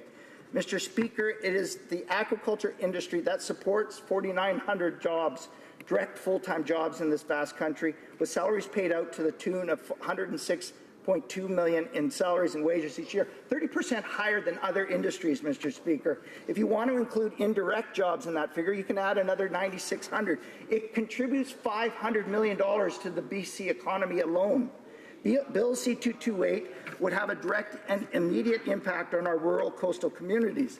Mr. Speaker, that alone, if we were to move it, based on the number of currently operating marine farms, conversion to land-based systems would result in an estimated lost investment in farm equipment of approximately $500 million. Capital investment in land-based systems for equivalent current provincial production can be roughly estimated to exceed $1 billion in capital investments alone, based on the above figures. Siting facilities close to urban centres would increase this estimate significantly. We know the price of real estate in the Lower Mainland is amongst the highest in Canada. We're not quite sure where we're going to see the amount of land needed to move these facilities. Mr. Speaker, Bill C-228 would put full-time, well-paying jobs in jeopardy. During a time when we are faced with economic uncertainty and layoffs in many sectors across this country, I'm not saying there aren't benefits to closed-pen aquaculture, Mr. Speaker. What I am saying, there needs to be more studies conducted in terms of the impact of closed containment aquaculture on our coastal communities, those coastal communities that need these jobs the most.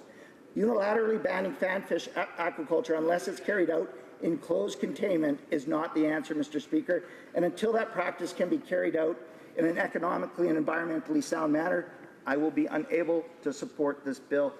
With that, Mr. Speaker, I do again want to commend our honourable colleague for putting forth this bill and the work that he has done on this.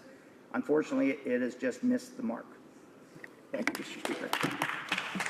Before resuming debate, I just want to point out a couple of things. One, we can't name an honourable member here in the room by his name or her name. It has to be by the writing. I'm sure that was a little slip that just slipped in there, but that's not a problem. And I'm sure the honourable members appreciate it when somebody coaches them from far on the other side of the room, but it makes it very hard for the rest of us to hear what he's saying. If you really feel compelled to coach someone, you might want to talk to them. Come to me, I'll tell you who's speaking, and you can talk to them before they go up so that they're prepared when they give their speech. Reprise du débat, l'honorable député. Resuming debate, the honourable member for Drummond. Thank you, Mr. Speaker. It is a pleasure and an honour for me to be able to rise in this House and to support Bill C-228, an act to amend the Fisheries Act, closed containment aquaculture, and I am very, very pleased to support my colleague, the member for Port Moody Coquitlam from DC, who has been working since I've known him for many years, since the first time I was elected to this House, and I can tell you that he's worked very hard, not only for the protection of the oceans and marine animals, but also for the environment in general. And it is not the first time that he has brought this idea forward to protect wild salmon. He also tabled a motion in the past for the sustainable development of sea products. So this is a different approach that we need to take, not only for aquaculture, but also for the protection of how we do commerce so as to protect the ecosystem. Let's look at some concrete examples, for example, of the serious consequences on our ecosystems that the use of open nets can cause. There can be diseases and parasites that can infect wild salmon. And my colleague talked about the economy of wild salmon and its importance for BC. I'll come back to that. There's also a lot of fecal materials that are at the bottom of the sea that can harm the fauna and the flora that can be found at the bottom of the ocean. And also, there are escaped wild salmon, or rather farmed salmon, that can convey diseases to wild salmon. So it is. We should remember that wild salmon is a national treasure here in Canada, and unfortunately, it is threatened by the illnesses and pollution associated with open net salmon farming. We need to act immediately to protect the economy based on wild salmon. Obviously, my colleague talked about the economy based on salmon farming. But his arguments only referred to that. But there is also another aspect of wild salmon. This species is disappearing from the oceans on the BC coast, and that will result in the loss of even more jobs. So those jobs, in any case, will not be lost. They will simply be transferred to closed containment aquaculture. Now, Canada could become a world leader in the area of closed containment technology.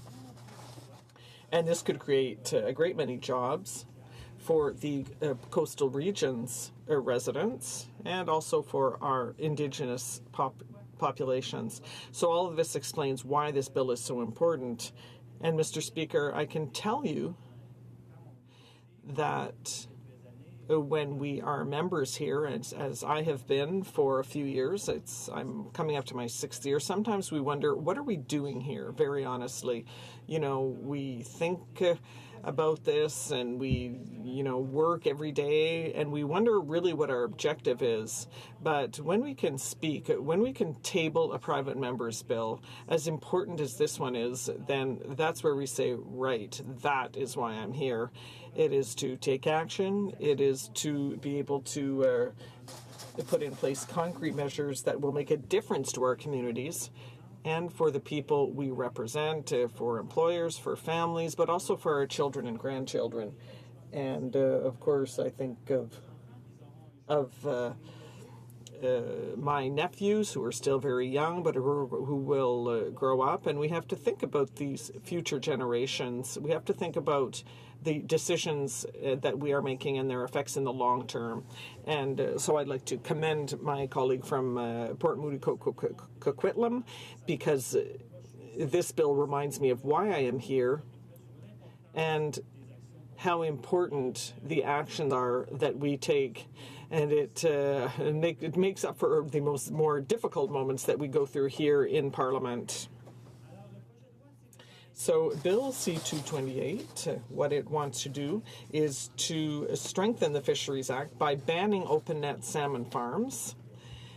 And so this is quite simple, but it has a great deal of impact in terms of benefits.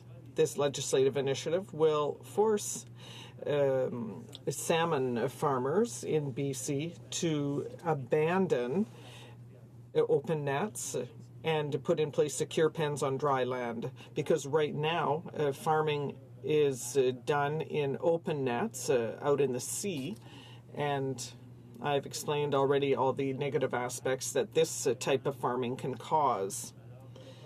So the federal government must act, because salmon farms are undermining the survival of wild Pacific salmon. So obviously people are wondering, yes, but what about jobs? What about the transition?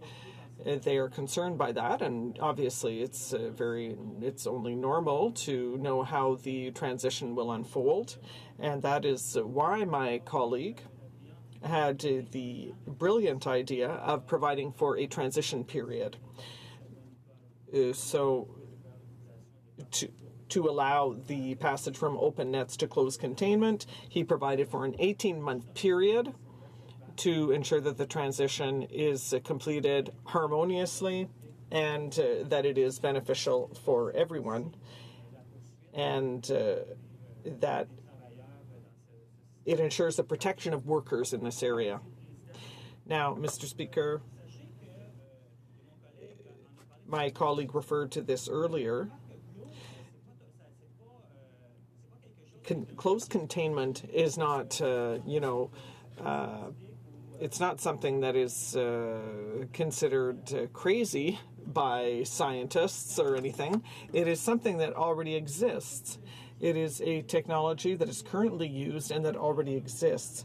And my colleague referred to the Cutera farm in BC, which which farms Atlantic salmon, and already it has received support from a number of scientists and organizations, and it also received the Best Choice certification and its Sea Choice program. So we can see that once this transition is completed, well, in fact, it's being done already. The technology already exists. So this is something that is being done in a healthy and beneficial manner for the economy and the environment. More and more, consumers are calling for products that respect the environment as well, that are environmentally friendly. And obviously, wild salmon, we've referred to this, a number of fishers, a number of people who practice this sport and who fish wild salmon, they are also calling for action so as to be able to conserve our salmon stocks. So these are all reasons that show how essential it is when we think about it. You know, the consumers are calling for better quality products. In order to do so, there have to be better environmental practices, and closed containment can ensure this. We gave the example of the Cutera farm, which shows that it is possible to do so, economically speaking, in terms of sustainable development. And we must also think of the future. What do we want to bequeath to our children? I talked about my nephews recently, and the children that they will have later. They want a healthy environment and a sustainable environment. Sure, prosperous, but we need to be forward-looking, and that is why this bill is extremely important, and we must absolutely support it, and I certainly hope my colleagues will join me in that. Thank you, Mr. Speaker. Honourable Parliamentary Secretary to the Government House Leader. Thank you, Mr. Speaker. And, maybe I should start off by just complimenting the member for taking the initiative to ensure that we had the debate that we're having here this afternoon, and to assure the member that I can tell him that within the government's caucus, in particular my colleagues from British Columbia, that they take this issue very seriously. It's an issue in which I've had the opportunity to have discussions on. It's an issue in which I believe goes outside of the province of British Columbia, but recognizing the sensitivity to BC, in particular my colleagues who are quite actually opinionated on this issue, wanting to make sure that the government gets it right, Mr. Speaker, and that is something in which this government is committed to doing, because it's not quite as simple as some might try to give the impression. The issue of fisheries is something that you can be a landlocked province and still care about our oceans and, in fact, our industry here in Canada. I think that at the end of the day, we want to make sure that the the wild salmon is in fact protected, and whatever we can do as the national government, that we do just that. And this is one of the reasons why I thought in the parliamentary secretary to the minister made a couple of statements, one of which I want to be able to repeat to the House, Mr. Speaker, because it is in the budget 2016, where the Government of Canada has invested $197 million over the next 5 years to improve fisheries and aquaculture science, to inform the development of regulations which will contribute toward further improvements to the environmental performance of this sector. I think that is something that's really important for us to recognize, Mr. Speaker, because as the Conservative made reference to it in his speech, when you talk about our fisheries industry, whether it's in the wild or it's on the farm, Mr. Speaker, we have to make sure that not only is it good for Canada's economy, but it's also good for our environment. And this is something in which I like to believe that as a government, not only are we talking that, but we're also walking the talk on it. And that's why we have seen a substantial investment in the area of science. We've heard members in the House talk about the importance of regulation. And we do have some of the most stringent, robust regulation, I would ultimately argue, in the world dealing with this specific issue, Mr. Speaker. And I think it's absolutely critical that we do have that regulation, and that it is something that is ongoing and monitored, because there's always room to improve. As the Prime Minister often likes to say, there's always the opportunity to do better. And this is a government that's committed to doing just that, Mr. Speaker. And that's why, even this evening, and listening to the debate, I like to believe that there are ideas that have flowed through thus far that will, in fact, allow for more thought on this very important issue. You know, I did recognize, and maybe I should recognize, that there is so much information on the net in regards to this particular issue. And one of the websites that I went to was the Watershed Watch Salmon Society. And it just commented on some basic facts in British Columbia, their salmon farming industry. One should know that one farm can hold 500,000 to 750,000 fish in an area the size of 4 football fields. That biomass of farmed salmon at one farm site can equal 2,400 tons, which equals 480 Indian bull elephants, Mr. Speaker. BC has approximately 137 salmon farm tenures with about 85 farm activities at any one time. In brackets, and I'm quoting right from their website, Mr. Speaker, it indicates that 84 tenures on eastern Vancouver Island and mainland coast, 48 on the western Vancouver Island, and 6 on the central coast. Mr. Speaker, I bring this up because I think it's important that we recognize just how strong the industry really is. And if you take a look at the last number of years, you know, many years ago when I was first elected, not here in Ottawa, but in the province of Manitoba, the whole concept of aqua farming was pretty much foreign. We didn't really hear too much about that in the public arena, Mr. Speaker. I think it was just starting, but over the last 10, maybe 15 years, we have seen significant growth in the area. Some countries, more than others, have really pushed the industry and pushing the envelope. And you know, I can appreciate the need for us to look at it in terms of as an industry here in Canada that does have just fantastic potential with respect to growth. We have seen it quadruple in size virtually in previous years, Mr. Speaker. So it's an industry that not only is the Government of Canada following, and I must say it's not just the province of British Columbia. We have, according to many of my strong-willed Atlantic colleagues, they will tell you that there is a healthy, vibrant industry in Atlantic Canada also. And in those industries, they want to see that industry to continue to grow, Mr. Speaker.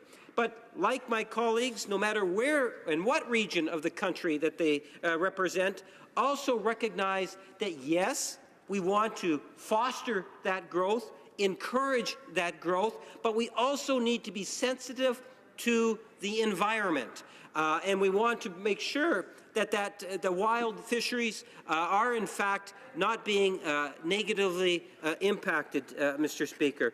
And this is one of the reasons why I suggest that when I look at the bill that the member is actually proposing, the essence of the bill, Mr. Speaker, 228 would be to impose requirements on the industry for the use of technology that is not yet proven to be commercially viable. We need to be concerned about that, Mr. Speaker. If you're concerned about the jobs and how the industry has impacted the lives of many communities, in particular in communities like the Pacific coast of British Columbia, one should not be overly quick to try to impose something on an industry that could virtually shut it down in a very short time period, Mr. Speaker. I think that the responsible thing to do is to do what the federal government has committed to do, and that's to invest the financial resources in order to allow for proper science to take place so that the industry as a whole can in fact be protected. You know, we hear many of the types of jobs that are there. In particular, from my perspective, you know, our Indigenous communities and the positive role that they've played in the development of that industry. It's not just providing the workforce in many ways, but it's also spearheading the growth within that industry, which is coming in good part from very strong leadership from within the Indigenous people, Mr. Speaker. So I think that we need to be sensitive to that. And so when we look at what it is that's come before us, that's being debated, you know, as innovation and technology, two areas in which, once again, you will find that this government has been exceptionally proactive on in terms of budgetary commitments. Maybe at some point in time we will see that difference, Mr. Speaker, which will, in fact, make it that much more commercially viable in terms of what's being proposed within the legislation. But suffice to say that from what we have detected and from what the Fisheries Committee, Standing Committee has provided and the expert witnesses have put on record today, today's science is clearly indicating, Mr. Speaker, that what is happening today, as long as we continue to develop those strong regulations and rules and ensuring that they are in fact being followed and respected, and we continue to have an industry that is there, that's developing and understands their important role in terms of how it needs to be done, that we should continue to allow that industry to grow and to prosper. But again, I would emphasize, Mr. Speaker, that we are not putting the industry's needs ahead of the environment. We look at the industry and see the industry as a complement to the overall community, whether it's the societal whole or the economy, Mr. Speaker, and we know that the responsible thing will in fact be done. I thank you for the opportunity to share. The time provided for the consideration of private members' business has now expired, and the order is dropped to the bottom of the order of precedence on the order paper.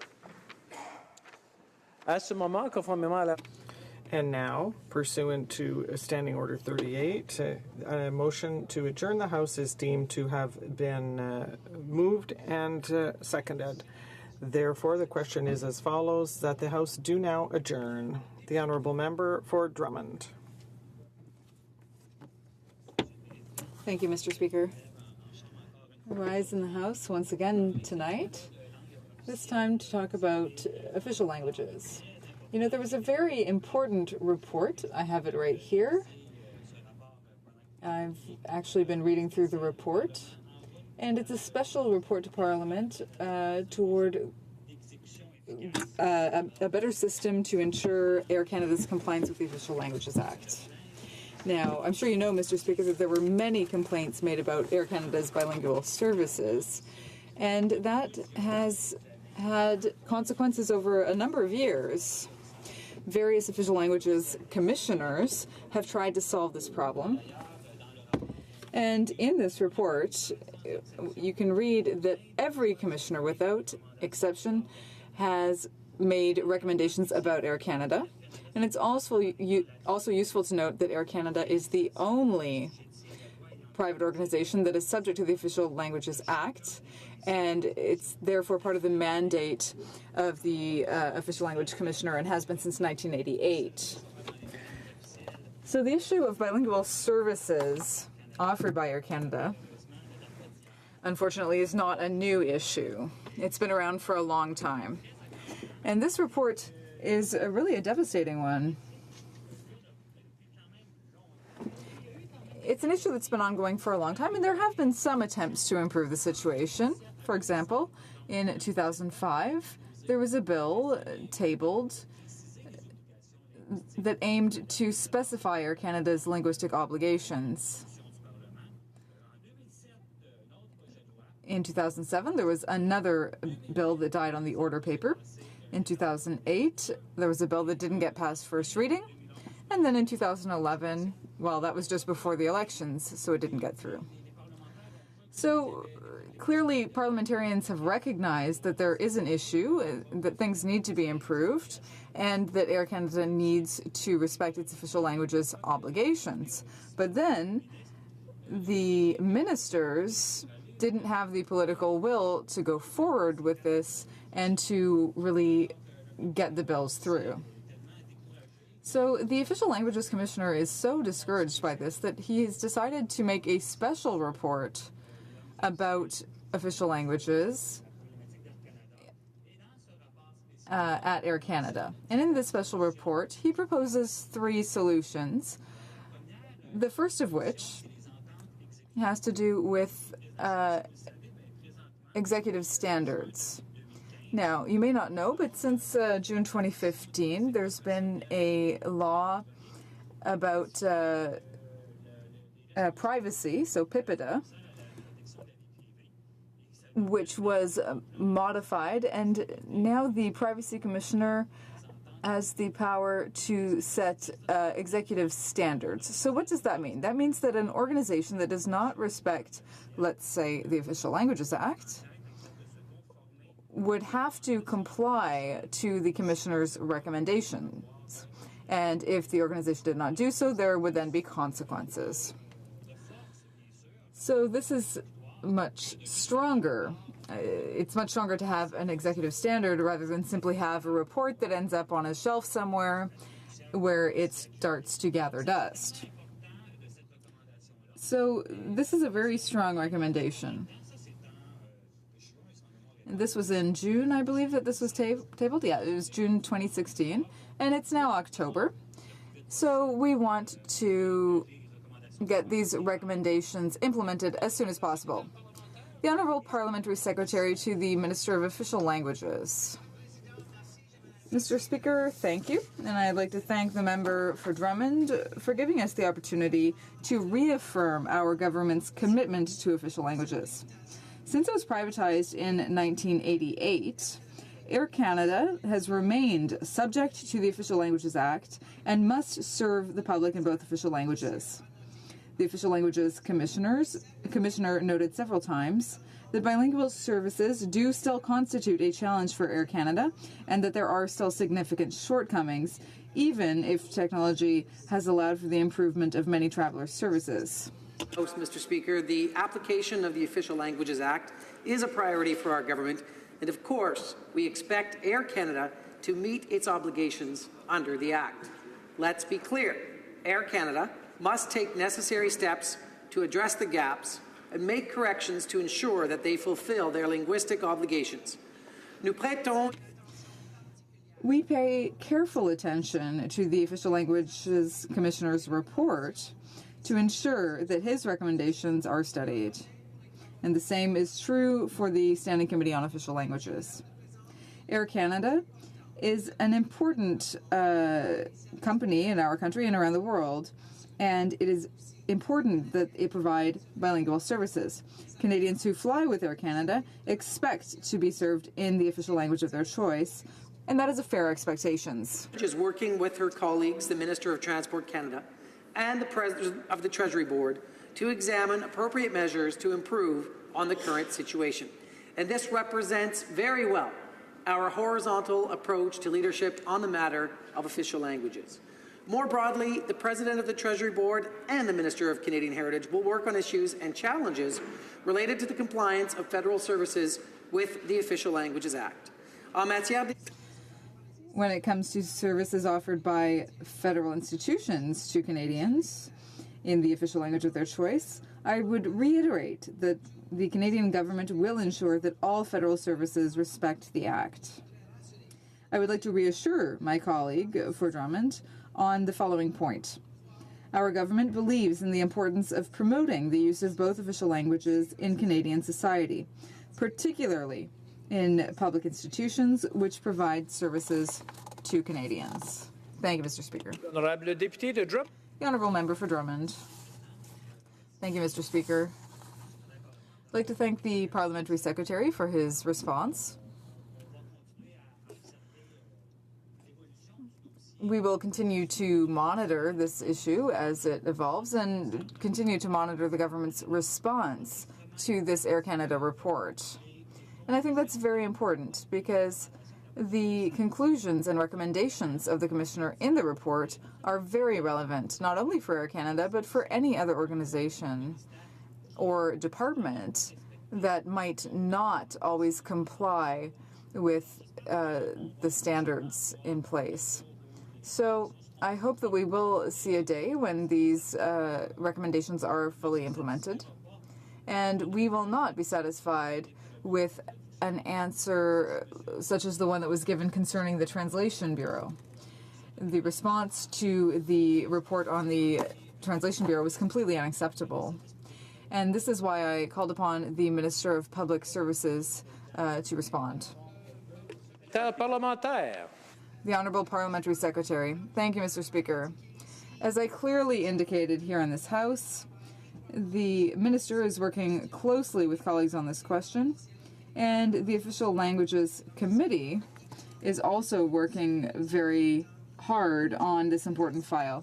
Canadians expect federal institutions that are considered bilingual provide services in the language of their choice. This is a legitimate expectation and respects the Official Languages Act, which has been enforced in Canada for many decades. There are appropriate measures to support Air Canada in respecting its linguistic obligations. Our government strongly believes in the importance of promoting the use of both official languages from coast to coast to coast, and particularly in services to which Canadians are entitled.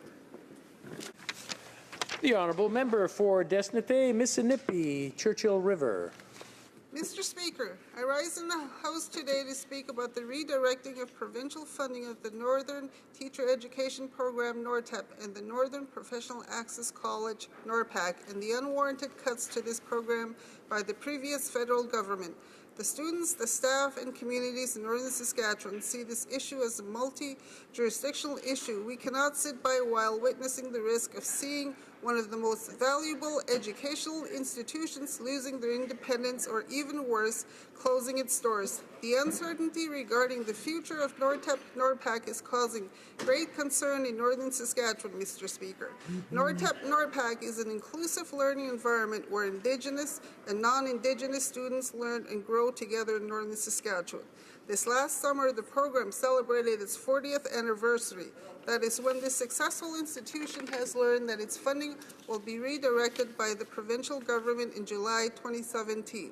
NORPAC plays a crucial role in educating and providing meaningful employment opportunities to Indigenous northern communities.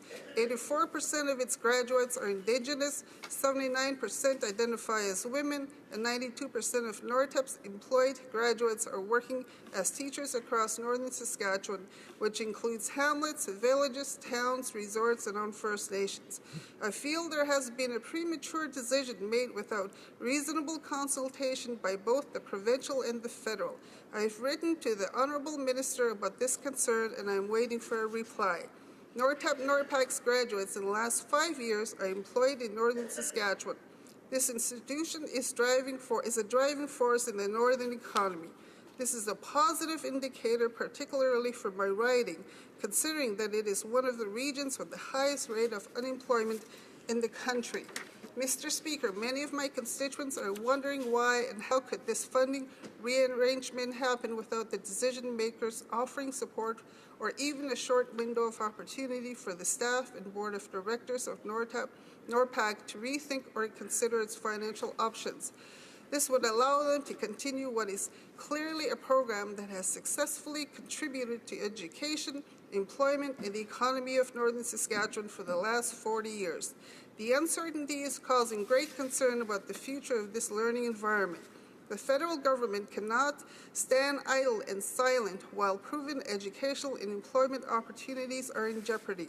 NORPAC is a pivotal entity that could be better utilized to effectively deliver culturally relevant educational programming. This government has committed to First Nation and Métis post-secondary education to nation relationship, and the TRC calls to action. We need to see action on these commitments, Mr. Speaker. The future of NORPAC is unknown. The program is important to Northerners, the economy, and for future generations of students, particularly in light of the recommendations for education made by the TRC. While I believe that there has been unwarranted cuts of federal funding for this important institution and that NORPAC program has been besieged by chronic underfunding and now is threatened by not having a current funding commitment by the Saskatchewan government, will this government ensure that NORPAC program receives funding that strengthens the vision, sustainability, and high quality that Northerners seek in their education services? Thank you. The Honourable Parliamentary Secretary to the Minister of Indigenous and Northern Affairs. Thank you, Mr. Speaker. I'm pleased to respond to the question that's been posed by my colleague this evening. And I recognize, Mr. Speaker, that we are on traditional Algonquin territory. The government believes in investing to improve Indigenous students' access to more and better educational opportunities at every level. This is fundamental to opening the door to a brighter future for First Nations, Inuit, and Métis students and the communities in which they live. I'm quite sure I do not need to explain how greater educational opportunities lead to greater life opportunities. This is why I want to refer the Honourable Member to examples such as the historic investments in elementary and secondary education on reserve that was found in Budget 2016. $2.6 billion over 5 years will help a new generation of First Nations students prepare to secure post-secondary dreams. That includes all First Nations Indigenous students across Canada, Mr. Speaker, including those in Saskatchewan. In addition to this new budget funding, investments are being made each year through the Post-Secondary Partnership Program, which is administered by Indigenous and Northern Affairs Canada. This program provides funding to post-secondary institutions to design and deliver programs that are tailored for First Nations and Inuit students. It will deliver some $18.5 million in support to nearly 100 post-secondary courses and programs in all parts of Canada this fiscal year alone, including the province of Saskatchewan. We are also committed to working with Indigenous students, communities, and leaders, as well as Indigenous education institutions and personnel, to ensure that post-secondary student support programs properly support First Nations students pursuing post-secondary education by providing them with financial assistance. We have a lot of students that are taking advantage of this particular program. And the government currently invests over $310 million a year in this program. And it comprises part of the $340 million that we have provided for support for Indigenous and post-secondary students last year as well. So further, we have adopted a whole-of-government approach to improving access to these and other post-secondary programs for Indigenous students. That includes financial support, Mr. Speaker. For instance, we have increased the Canada Student Grant for full-time students from low and middle-income families, as well as the Canada Student Grant for part-time students by 50%. We are working with students, with parents, with educators, and Indigenous groups to ensure that eligible First Nations students are aware of these funds and are fully able to avail of them. So, Mr. Speaker, I would like to assure the House and the honourable member that we're going to continue to work with Indigenous groups to ensure that Indigenous students have the resources and the supports they need to pursue and achieve their post-secondary goals. That is what we aim to do, that is what we're investing to do, and that includes all First Nations students across Canada. Thank you. Honourable member for Desnete, Mississippi, Churchill River. Again, Mr. Speaker, I would like to reiterate that despite the important role it plays, funding for NORTAP-NORPAC is a continuing challenge. The institution underwent a complete federal funding cut under the previous government, and despite a recently signed 5-year agreement with the province of Saskatchewan. There is now a decision on a redirecting of the institution's funding. The organization, its staff, students, and community at large are grappling to understand these imposed program challenges, cuts, and changes, which are proposed to take place as early as 2017. They're counting on their federal government to do everything in their capacity to ensure that NORTAP-NORPAC remains independent and continue to offer the high quality that Northerners seek in their education services. The students, staff, teachers, and communities in Northern Saskatchewan have made it clear. Keep the North strong, safe, NORTAP-NORPAC. Thank you. The Honourable Parliamentary Secretary. Thank you, Mr. Speaker, and I certainly understand the concern that the member expresses opposite on behalf of her constituents and her riding. The Government of Canada is fully supportive of Indigenous students in post-secondary education. We are making historic investments to ensure that Indigenous students right across Canada have the ability to access and afford post-secondary education. We have some 23,000 Indigenous students that are already benefiting from investments, such as post-secondary student support programs. And we'll continue to work with Indigenous communities, with Indigenous groups, and with First Nations and Inuit students in reaching their post-secondary and educational goals.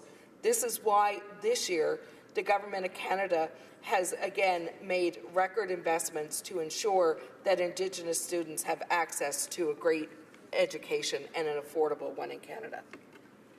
The Honourable Member for London Fanshawe. Mr. Speaker, back in September, I asked the Minister of Veterans Affairs about the report from the National Defence and Canadian Forces Ombudsman, who called for significant changes to the process of transition for medically releasing members of the armed forces. Many medically released veterans are falling through the cracks as they transition out of the military. Because of its complexity, paperwork is not completed, veterans may be unaware of services available, new approvals need to be sought, new doctors need to be found, and new medical assessments need to be done. Mistakes on paperwork end with rejection. No indications of how or what went wrong, just a letter in the mail. Contact with case managers continues to be challenging. A 1-800 number is very frustrating for veterans just trying to get answers. On top of all this, the Liberal government made promises, clear promises to veterans in the last election. And now, a year later, these promises are being delayed, ignored, or even broken. Promises such as reestablishing lifelong pensions, hiring 400 new service delivery staff, doubling the increase already committed to by Conservatives, 2 new centers of excellence in veterans care, providing greater education, counseling, and training for families, increasing the veteran survivors pension amount from 50% to 70%, eliminating the marriage after 60 clawback clause, and promises like doubling the funding to the last post fund. We are a quarter of the way through the government's mandate, and the minister has let veterans down. To add insult to injury, the government is taking veterans back to court and arguing that the government does not owe veterans a sacred obligation. If the government is not interested in fulfilling the commitments made to veterans only a year ago, perhaps it will be willing to at least listen to the Ombudsman, who is speaking for fixes for veterans that will improve the lives of medically releasing military members. The Ombudsman recommends 3 things, and I quote from his testimony before the Veterans Affairs Committee. 1, the Canadian Armed Forces retain medically releasing members until all benefits and services, including those from Veterans Affairs, have been finalized and put in place prior to releases. 2, that one point of contact be established, if you will, a concierge service for all medically releasing members to assist in their transition. And 3, that the Canadian Armed Forces develop a tool that is capable of providing members with information so that they can understand their potential benefit suite prior to release. Mr. Speaker, these are 3 simple initiatives. They're not costly, and they will help the veterans who need it most, those that are wounded and very much need our help and assistance on the road to recovering and to becoming civilians again. My question today is whether the government will actually take concrete steps to help veterans, in particular those who have been wounded during their service. Will the government fulfill its promises? Will the Minister of Veterans Affairs implement the Ombudsman's recommendations? The Honourable Parliamentary Secretary to the Minister of Veterans Affairs. Thank you, Mr. Speaker, and I'm very pleased to rise today to answer my colleagues' questions about how we are addressing the needs of Canada's veterans, and I appreciate her concern for veterans. Because we do owe a huge debt of gratitude to the brave men and women who have served Canada so well in times of war, in times of conflict and peace. And the debt is even greater when a member of the Canadian Armed Forces becomes disabled as a result of doing his or her job. There is no doubt we can always do better for them and their families, and we shall. To be clear, in addition to implementing new benefits for veterans, Veterans Affairs processed over 37,000 claims last year. The 11,500 claims referenced in the report are in the process of being addressed. Some of them have actually come in very recently. In the last year, we've seen a 22% increase in the number of new applications for disability benefits. And Mr. Speaker, this is a good thing. It means that our efforts to reach out to veterans and encourage them to ask for the benefits that they so rightfully deserve, it's working.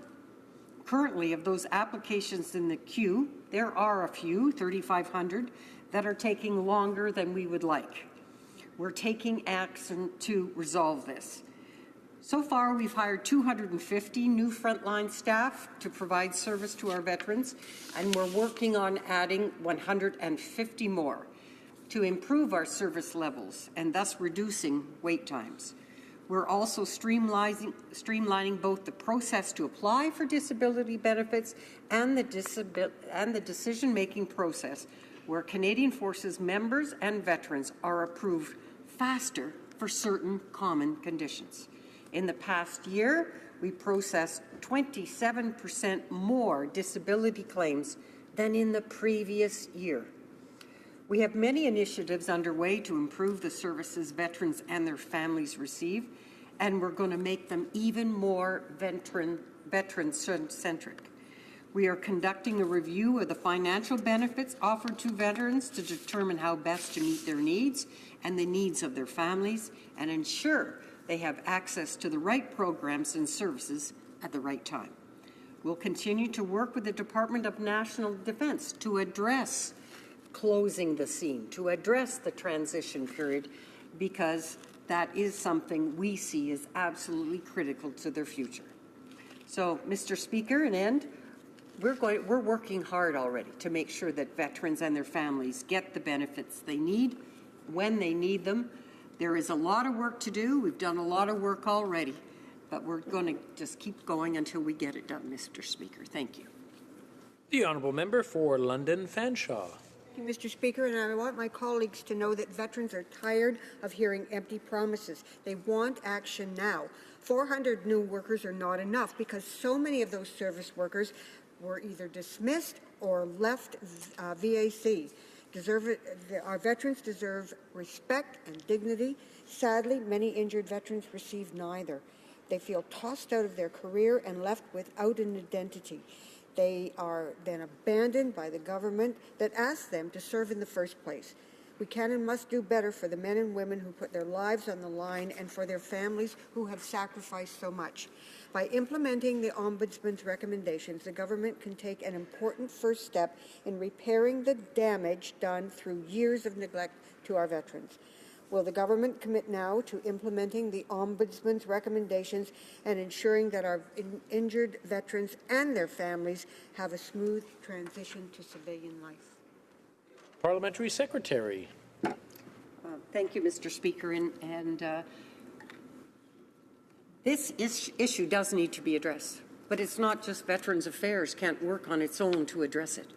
We need to work with National Defence to close that seam, to create that seamless transition to civilian life.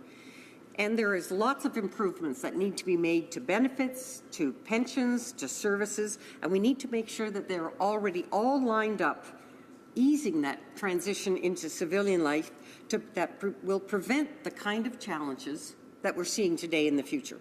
We're going to continue to make things better for all veterans and their families, ensuring that they get the right benefits in a timely manner when they are needed. Thank you, Mr. Speaker. The motion to adjourn the House is now deemed to have been adopted. Accordingly, this House stands adjourned until tomorrow at 2 p.m. pursuant to Standing Order 24-1.